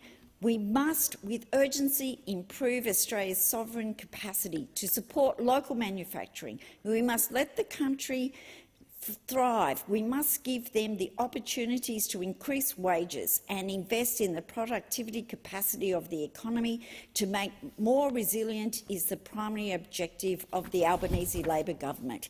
This Labor government will invest in the capacity of Australian people, and we will support them to train and skill up. Your time has expired. Senator Faruqi. Thank you, Acting Deputy President. People are doing it really tough. Many are left with the choice of putting food on the table or paying rent or going to the dentist. And all this while, we are still trying to cope with the pandemic. There is no question that people need cost of living relief. This is the time to make some monumental changes to do exactly that by investing in essential services. Early childhood education and care is one of those public services that needs urgent attention. After many years of being considered a third or fourth order political issue, early learning is pretty close to front and centre of the political agenda, as it ought to be. A radical rethinking of early education and care has been a long time coming, and in no small part due to the advocacy of so many in the sector and the community who have fought hard for recognition of early learning for what it really is, an essential service that is critical for children in the early years of their development, and it should be well-funded, universal and fee-free. In his address last week, the Governor-General stated, "The ultimate goal is to add affordable childcare to the list of universal services, alongside Medicare, the NDIS and superannuation that Australians cherish." The Greens welcome the aspiration of delivering childcare as a universal service. We have been saying for many years now that early childhood education and care should be free and universal, an essential service. We took to the election a bold, fully costed plan for free and universal early childhood education and care across Australia. As the Green spokesperson for education, I am so proud to lead this work. I want to highlight, however, the urgency of the task ahead and the need not only for the new government to get on with the job of raising the childcare subsidy, but also to deliver a far more ambitious agenda that tackles affordability, workforce, including pay and conditions, and this terrible reliance on for-profit early education providers. Education should never be for profit. Gap fees are going through the roof, while there are thousands of staff vacancies in our childcare centres across the country. Alarmingly, short-staffed services are increasingly relying on staffing waivers just to keep their doors open. Centre staff and children suffer when this is made more and more common. The United Workers' Union has announced that its workers will go on strike in September. I give my full solidarity and support to those educators who are demanding a better deal. The union has said educators are leaving the sector in record numbers every week due to burnout, workload and low pay. Centres across the country are having to limit enrolments, close rooms and cancel staff leave. Children and families are suffering due to the strain. After nearly a decade of inaction on early learning, educators have had enough. Several critical new reports have been released in just the last few days, which further highlight the need for swift and systemic reform of early learning. The Centre for Policy Developments, Starting Now, the Australia Institute's Childcare Review and Strike require systemic solutions, and Thrive by Five's Early Childhood Education and Care Workforce Action Plan are calls to action for the incoming government, variously on affordability, on a well-treated workforce, on excellence in early learning, on tackling private provision, and the list goes on. The treatment of early childhood educators is a national shame. Early childhood educators continued to be paid well below what would be expected of those with their responsibility and skills. A proper workforce strategy must be delivered and actually implemented with the early learning sector and unions to achieve higher professional pay and better working conditions. The childcare can simply cannot be kicked down the road by this government. This should be a top priority. The billionaires and the tax-dodging, profiteering fossil fuel corporations that are driving the climate crisis must be made to pay their fair share so we can have the public services everyday people living in Australia need. While I have no doubt that there is much careful work to do, I do not want to see the government deferring much of its work on childcare until after a drawn-out review or only following the release of its vaunted early years strategy. We need free and universal early education and care now, with educators who have the best pay and conditions. We need action now. Thank you, Senator Faruqi. Senator Payman. Thank you, Acting Deputy President. Before I start, please note this is not my first speech. I've learnt it the hard way. I'm honoured to be here in this place as the youngest member of the Senate in the 47th Parliament. In the previous government, young Australians were shunned and locked out from policy decisions that impacted their lives and futures. As a young Australian, I know that our voices were not heard, and as a result, the policies of the previous government raided our retirement savings, made it harder to access education and training, and did nothing for accessible housing. Young Australians are diverse, they are engaged in politics, and they want to be listened to. When an issue is present in society, it is often young people who are affected most. It is young people mostly feeling the pinch in rental markets or when trying to buy a home. It is young people most disadvantaged by the casualisation of the workforce. It is young people most acutely impacted by the previous government's attacks on higher education and TAFE. I am proud to be a young Labor senator, elected to this place because I know that this Albanese Labor government will engage the youth. We are committed to establishing a framework to engage with young Australians, establishing an office for youth, and we have an incredible Minister for Youth in Dr. Anna Lee. On the campaign trail, I often heard from young people who wanted change. They were sick of the rorts and wanted a National Anti-Corruption Commission with teeth. They were tired of their universities and TAFEs being attacked. They wanted to see a parliament that truly reflected their community. And they wanted a government who would end the climate wars and take action on climate change.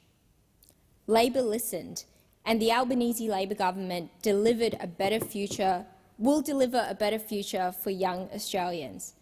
And as the youngest member of this parliament, I'm committed to continuing to listen.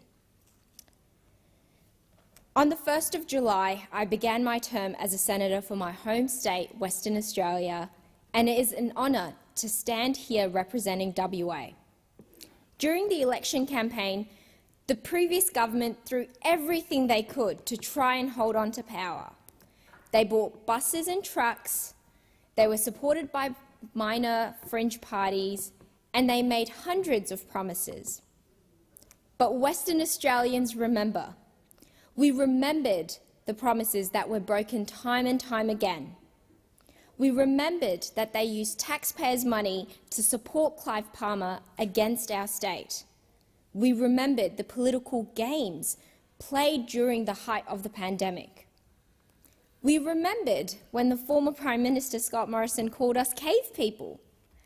And so, Western Australians made a choice for a better future, and we voted out a government which had taken us for granted for far too long. And I'm so lucky to be representing my home state, and I'm committed to making sure that the voice of Western Australia is heard here in Canberra. There is a feeling in WA that we are not heard or respected enough in this place. We saw it time and time again during the last government. We are essentially, if I may, the nation's breadwinner, and yet often national discussions seem to treat the eastern states as the centre of the universe or the gold standard. As a senator for WA, I will not let this be the case. In every committee I am on, in the meetings I have, the interviews I give, and the speeches I make in this place, I will always be fighting for WA. I will always stand up for my home state, my beloved home state of WA, and I'll never take it for granted. Thank you. Thank you, Senator Payman. Senator Patterson. I rise to recognise the 70th anniversary of the establishment of Australia's Secret Intelligence Service, ASIS. In May of 1952, the horrors of World War II were fresh in the minds of many Australians. The Korean War was underway, and the Cold War presented an ever-present risk of going hot. Australia has always benefited from the trusted relationships of our most important allies. Our like-minded partners were as important in 1952 as they are today. However, the then Prime Minister, Robert Menzies, knew that Australia could not simply rely upon friends to share important information. He knew Australia needed to develop its own ability to collect foreign intelligence and to conduct covert operations in our national interest. Working closely with the Cabinet Minister Richard Casey, it was Menzies who drove the creation of the Australian Secret Intelligence Service through a then-secret order of the Governor-General's Executive Council. The new agency was to be led by Alfred Deakin Brooks, a former Army intelligence officer. The new agency took much inspiration from Great Britain's MI6 and was charged with two key priorities: the collection of foreign intelligence offshore and the execution of special operations. These operations were envisaged to be very much like the type undertaken in the Second World War, where brave men and women risked their lives to uncover secrets, cultivate critical knowledge and engage in clandestine activities to disrupt or deter an enemy. These two priorities remain the core mission of the modern Australian Secret Intelligence Service, and they remain as relevant today as we confront our own dangerous geopolitical reality.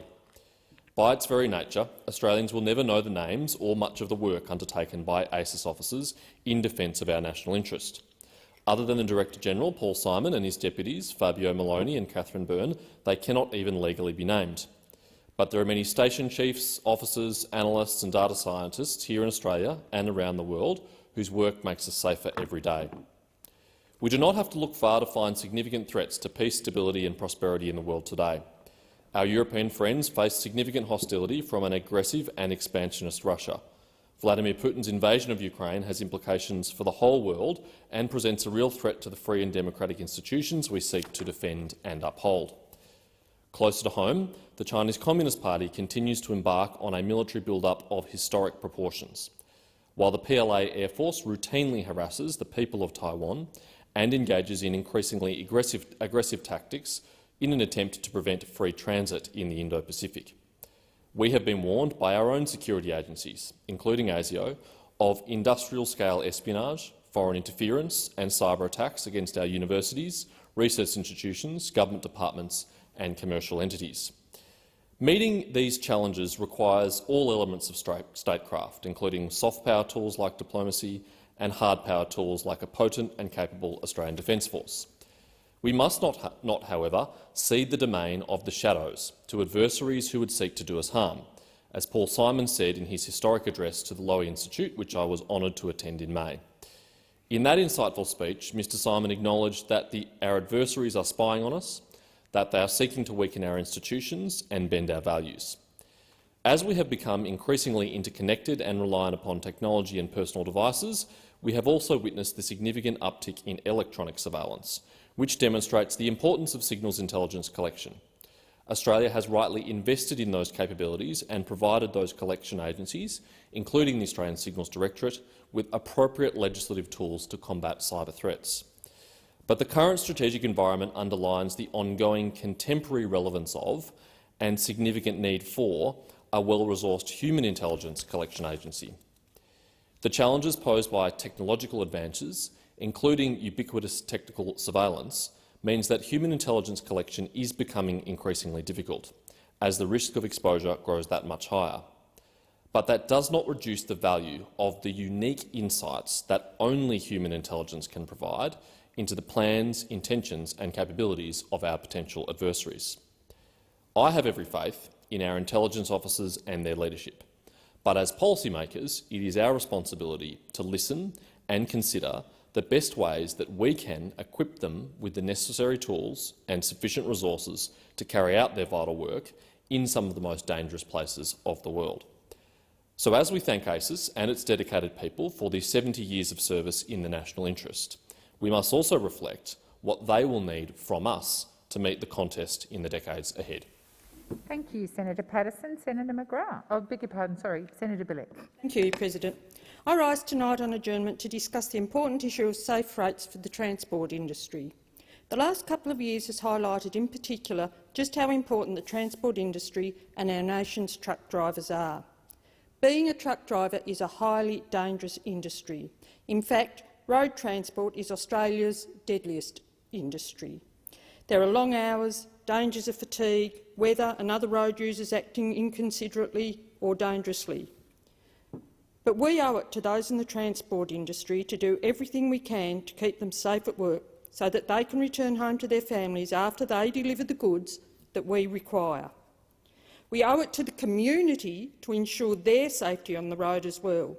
Safety on the roads is every road user's business, which is why I was horrified when the previous government rolled back the independent body that ensured that safe rates were paid in the industry.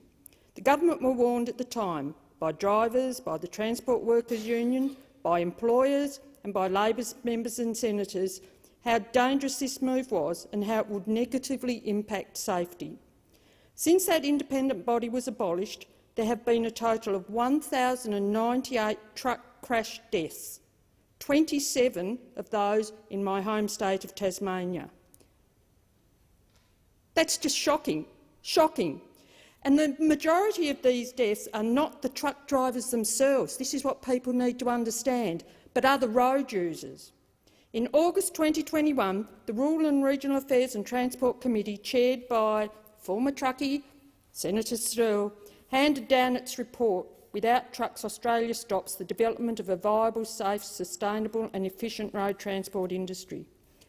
Sadly, the former Liberal government didn't even bother to produce a response to that report. There have been another 169 truck crash deaths on Australia's roads since the release of that report.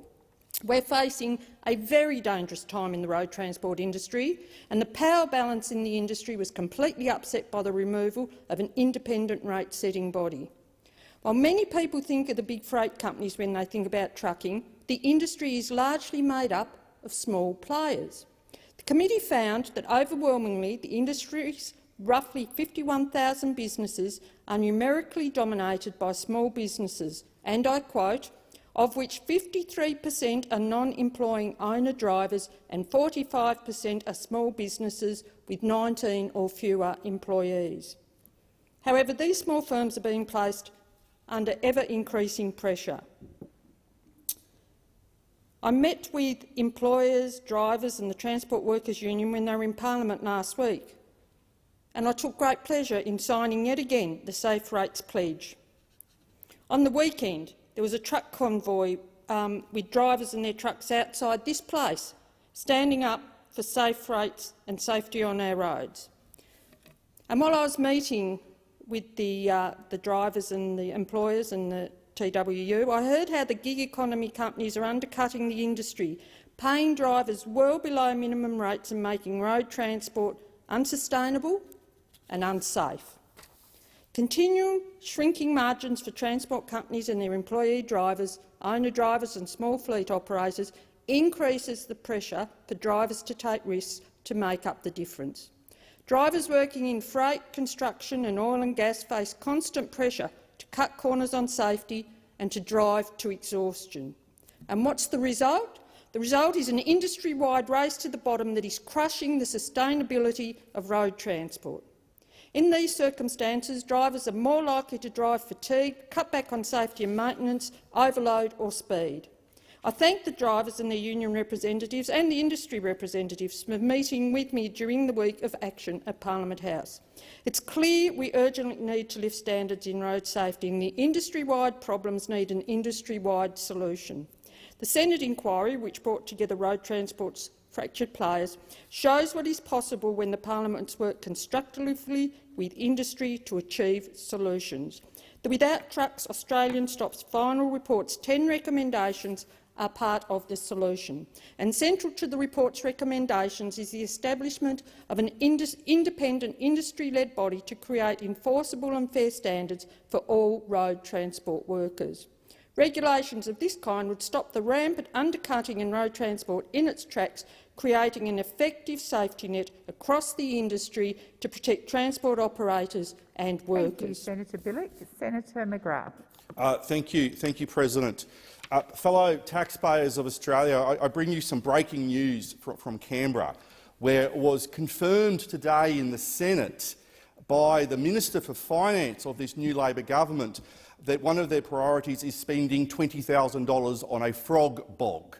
Now, it's not about toilets for tadpoles or cans for cane toads or anything like that.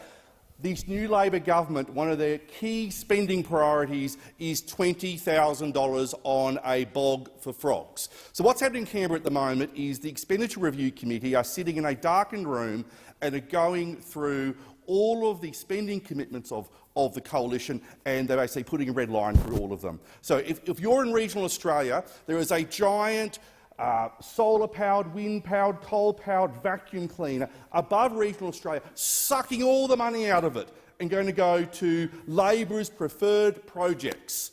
Now, so if you are in regional Australia, well, you're not even going to get good luck from the Labor Party. You're just going to get a ta-ta while money goes to some very bizarre projects. And the one that was confirmed in the Senate today was $20,000 for a bog for frogs. Now, I don't think that is a good use of taxpayers' money. And I speak as someone who has a patch of dirt outside of Warwick, and I like it when we're not in drought and we get a bit of rain there, and I have the singing crescendo of frogs, and I don't need $20,000 for a bog for frogs. And indeed, I went on the Gardening Australia website, and I reckon you could get a bog for frogs for about probably a couple of $100. So this must be what we're seeing under the modern Labor Party, is a gold-plated bog for frogs.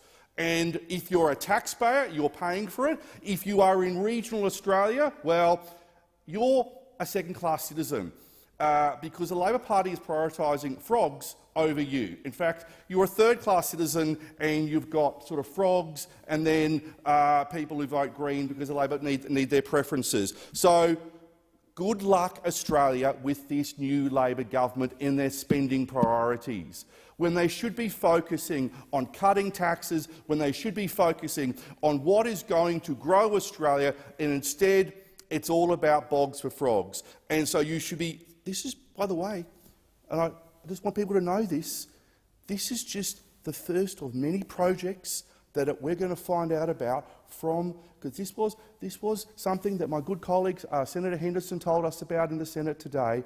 This is the first of many projects.